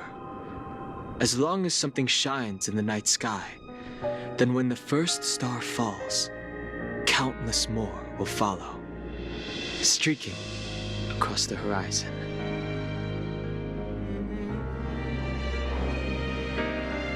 Brooklyn Tiernan, Rosalina, Jay, and Estella, we raise a toast to you, trailblazers of the Silver Rail. A toast to history that no longer remains silent. The passionate and courageous pursuit and a voyage that traverses the stars. Is the Astro Express ready to depart Penacony? Apologies, Mr. Micah, that we are only now bidding you farewell. Oh, that's all right. You've all done so much for the Watchmaker, and we are forever indebted. Allow me, as the representative of Dreamflux Reef, to make another toast to all the nameless. What will the people of Dreamflux Reef do now? Many will continue to live here. Those accustomed to being awake will mostly have a hard time getting used to a life of darkness with their eyes closed. Though the order has faded, there must be someone to watch over this primal memory zone. Penacony's nights are long, and there are many who are still far from a good night's sleep. As for the sweet dream over there, we're still managing without it, aren't we?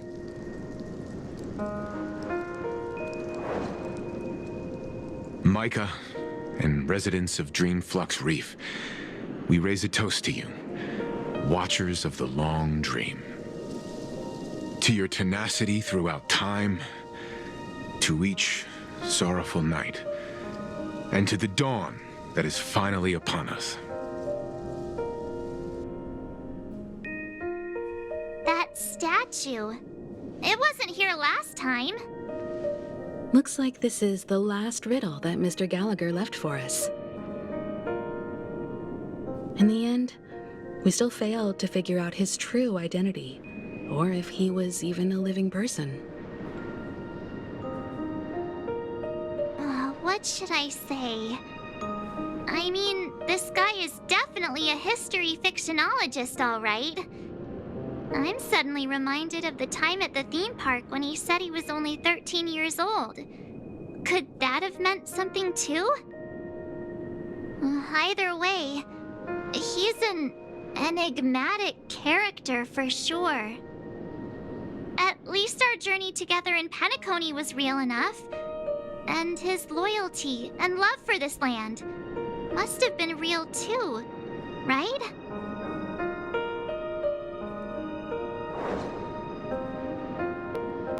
Gallagher, we raise a toast to you, the slumbering hound. To the festival's invitation, to all lies and the singular truth. If we ever meet again, please don't talk in riddles.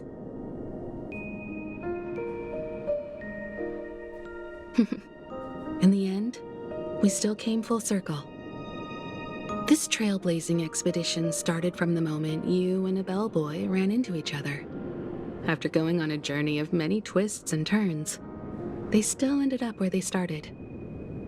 Just like a clock's hands that turn round and round, the start and end of each day will always land on 12 o'clock. The advent of time moving forward. There shouldn't be much left to say. This entire adventure started because of you, and should naturally end with you. And then, a new page will be turned.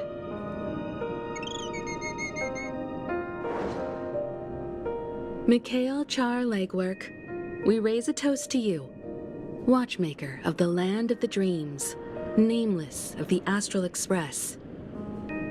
To Penacony's past, present, future, and the child's unwavering dream unto death. With that, our duty as nameless should be complete, right? The trailblaze can illuminate the way, but ultimately, the future of a world belongs to those who live in it.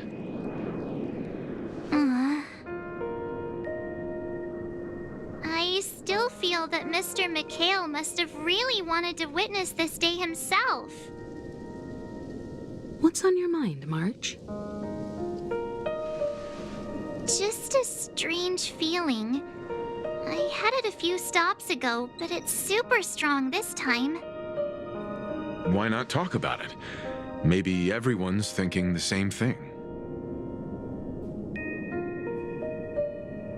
I can't help but think that whether it's Mr. Mikhail, Mr. Tiernan, or Madame Rosalina, their lives must have been long, and they must have experienced plenty of stories.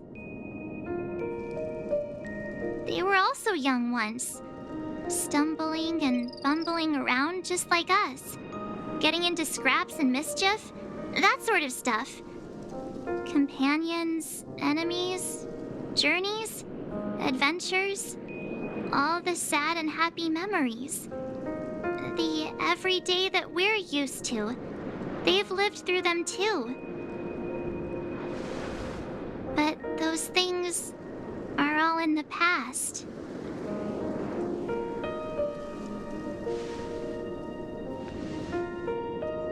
I know, but the thing that I can't get out of my mind is the present.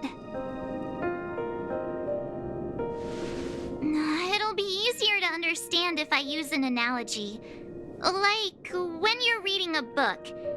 If one of its characters keeps running into obstacles and experiences an ending full of regrets, we're bound to feel a bit mixed about it, right?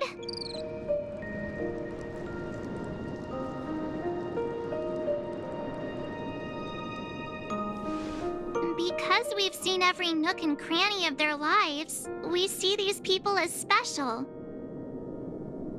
So, even if there are parts of it that aren't really realistic nor logical, we still hope that their story gets a good ending when it comes. But what if they and we aren't really that special? When Mr. Mikhail sat in this chair, waiting for the Astral Express to arrive every day, what was he thinking? And if, at the end of his life, he could still firmly say he had no regrets, then what is this regret we feel in our hearts right now? I think each and every one of us is searching for the answer to this very question. The universe is vast, and our lives are but specks. The trailblaze never ends, but against the backdrop of the cosmos, the average person's lifelong journey is merely a short stretch. But it is in this minuscule distance that paths cross and countless worlds connect. The universe may not remember every person who leaves a tie along the silver rail, but we will. As long as we remember, their stories will never end. And what Mr. Mikhail has left for us is his answer to this very question. It may not be perfect, but it left a smile on this storied, jaded old Nameless's face at the end of his life. And its meaning will be interpreted by those who come after us. It's not the answer that's important, but what we can learn from others' answers, right? This is what trailblazing is. Sure. I'm really sorry for bringing down the vibe. Quick, Don Hung, tell us a dad joke to lighten the mood.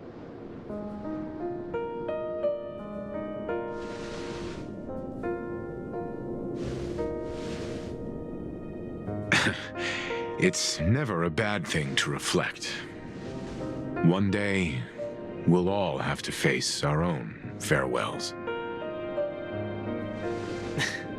But before that, we still have a long way ahead of us together. So the most important thing right now is to tell the conductor what we saw in Penacony. Then prepare ourselves for our next trailblazing destination.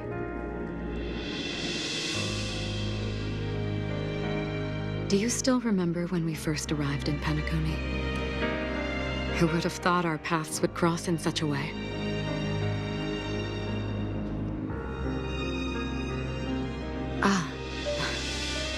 In that case, I must apologize for my rudeness.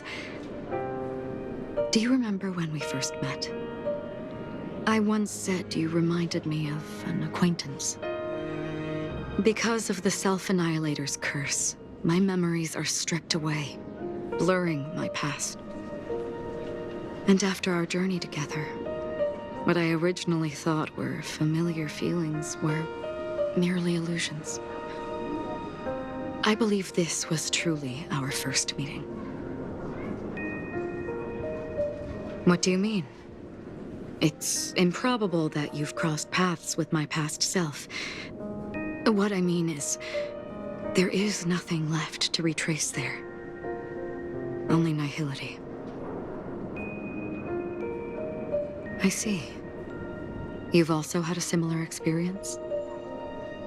Then you should know that this me and your memory of me are not the same person.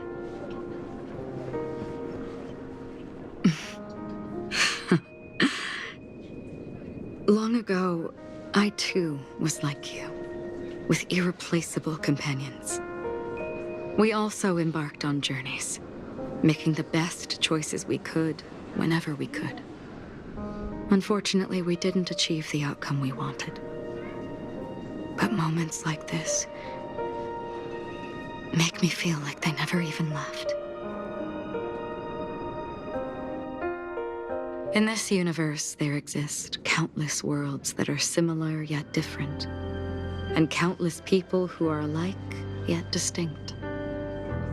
I too have wandered alone, encountering acquaintances on strange worlds, seeing their silhouettes overlap with my past. In your opinion, what does this déjà vu mean?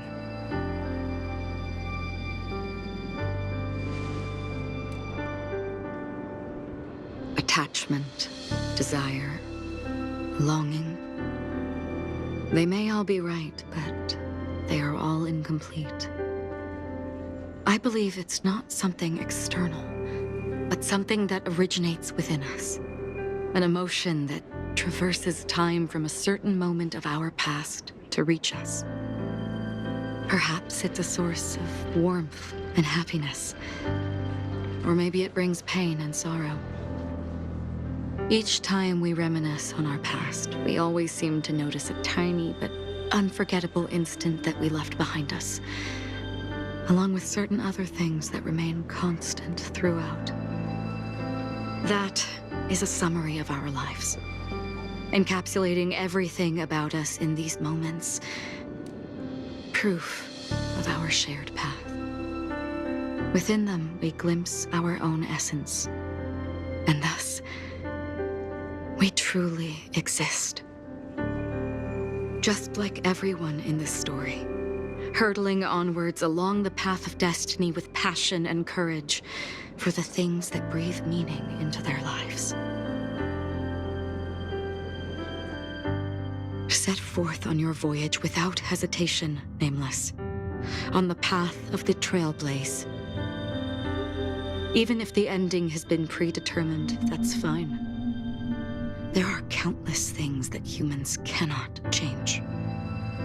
But before that, on the road towards the end, there are still many things that we can do.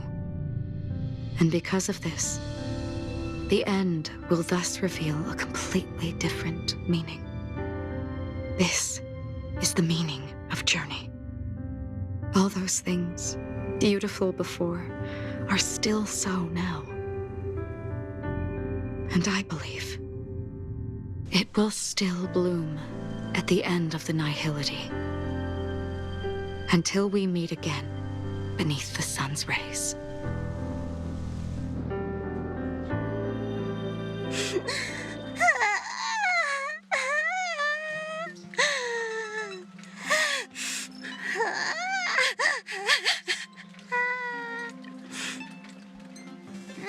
There. Chin up, Pom-Pom. Don't be sad. Don't cry. Wow. Your method of consolation is truly unsophisticated. Still better than just standing there like a scarecrow.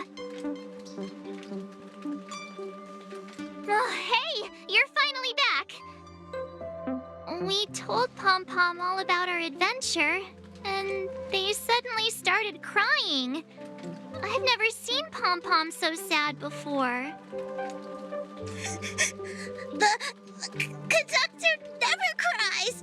Pom Pom is never sad. Pom Pom is just angry. Yeah, angry. No matter where the express stops, you lot always manage to cause chaos. My well-thought-out timetable completely ignored. If you carry on like this, the express is gonna run out of fuel. That's right. Pom-Pom is just angry.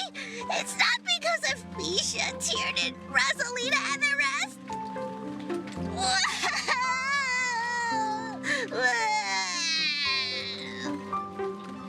It's okay. Oh, Pom Pom, just let it all out. Everyone, could you all take a break in the next car? Don't worry. I'll stay here with Pom Pom. But... Let's go, March. I never expected Pom Pom would be so distraught. Those three nameless must have meant a lot to Pom Pom. No one knows exactly when Pom Pom boarded the Express, but one can surmise that their journey has been filled with many hellos and goodbyes. Probably more than we can imagine. The fact that they're crying so hard is probably a good sign. It proves that Pom Pom's emotions haven't become dulled by the grind of time. They still deeply cherish every nameless who has boarded the Express and value every journey shared with them. Leave it to Himiko. When it comes to comforting, there's no one better on the Express. Well, they were a little emotional at the time, but I'm afraid that's not out of the question. Since you joined us, the Express has stayed longer than anticipated at every stop along the way. And to ensure that everyone always makes it back on board, Pom Pom has had no choice but to delay the warp jump schedule. I see. No wonder I can regularly hear Pom Pom pacing anxiously up and down the corridor. Turns out Pom Pom's been silently putting in a lot of work for us. Wow. Different from typical vehicles, the Astral Express converts every trailblaze into the energy it needs to run. Ideally, as long as trailblazing expeditions continue without interruption, the Express will receive a constant flow of energy, much like a perpetual motion machine. But because of our previous encounters, fuel is being used up much faster than expected. We can only probably pull off 2 more warp jumps at most. Only 2 more? Isn't that super risky? Oh, I don't want to become an ice cube floating around in space again. When you put it like that, it doesn't actually sound too bad. But I don't even want to become an adorable ice cube floating around in space again. Which also means that we must prudently consider our next destination. Yes, I've already checked the astral charts. The 2 nearest worlds to us are the oceanic planet of Lushaka and the agate world Melostanen. As for which one we're headed to, that still requires a vote. Or perhaps you might consider a suggestion.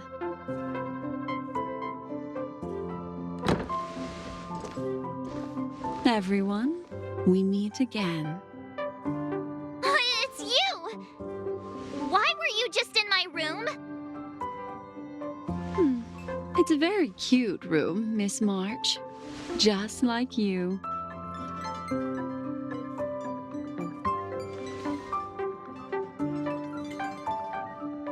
Memo Keeper, let's put aside how you managed to sneak past everyone and board the Express for now. You mentioned a suggestion. I accidentally overheard how the Express obtains fuel. I just wanted to chat with everyone to see if we could work together. But now, it appears my suggestion could be the very lifeline that saves everyone. Please speak candidly. Depending on what you say, we could very well ask you to disembark. Ah, the Permanence's descendant. What a charming little dragon, especially with those mired memories of yours. But I digress.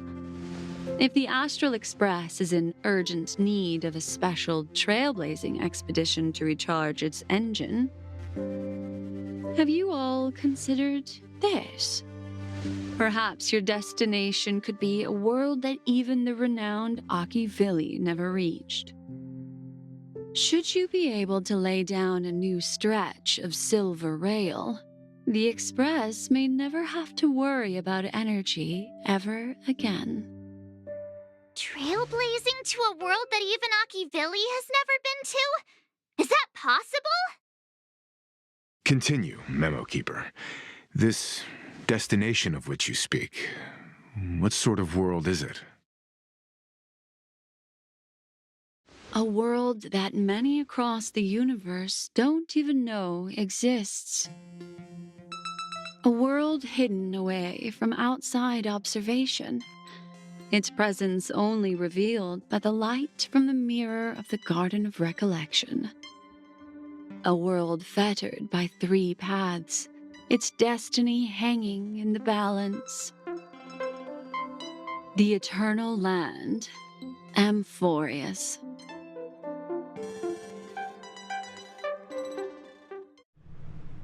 I hope I'm not too late, child. I wasn't expecting it to be you. Don't you know how many sentry posts the family has built? And how hard it is to get you out of here? Looks like my time's up. What do you mean? What time? Negotiation, interrogation, or death. My fate lies entirely in your hands, Lady Bonajade. The dance is done. Why bother with the compassionate pretense and give someone who's about to die the chance to talk? Despite your fall from grace, you still look well. I'm very glad to see that you're so full of verve. Do not insult my pride with half-veiled sarcasm. Have you specially come to see me just to sate your vile vanity? Oh, of course not. I merely came to fulfill your younger sister's wishes, to offer you a generous trade. That is, if you're willing to accept. Robin? To build a true haven where everyone can attain peace. That's the oath between you siblings, isn't it? If I told you there was still a chance to realize this vow, would you be willing to talk to me then?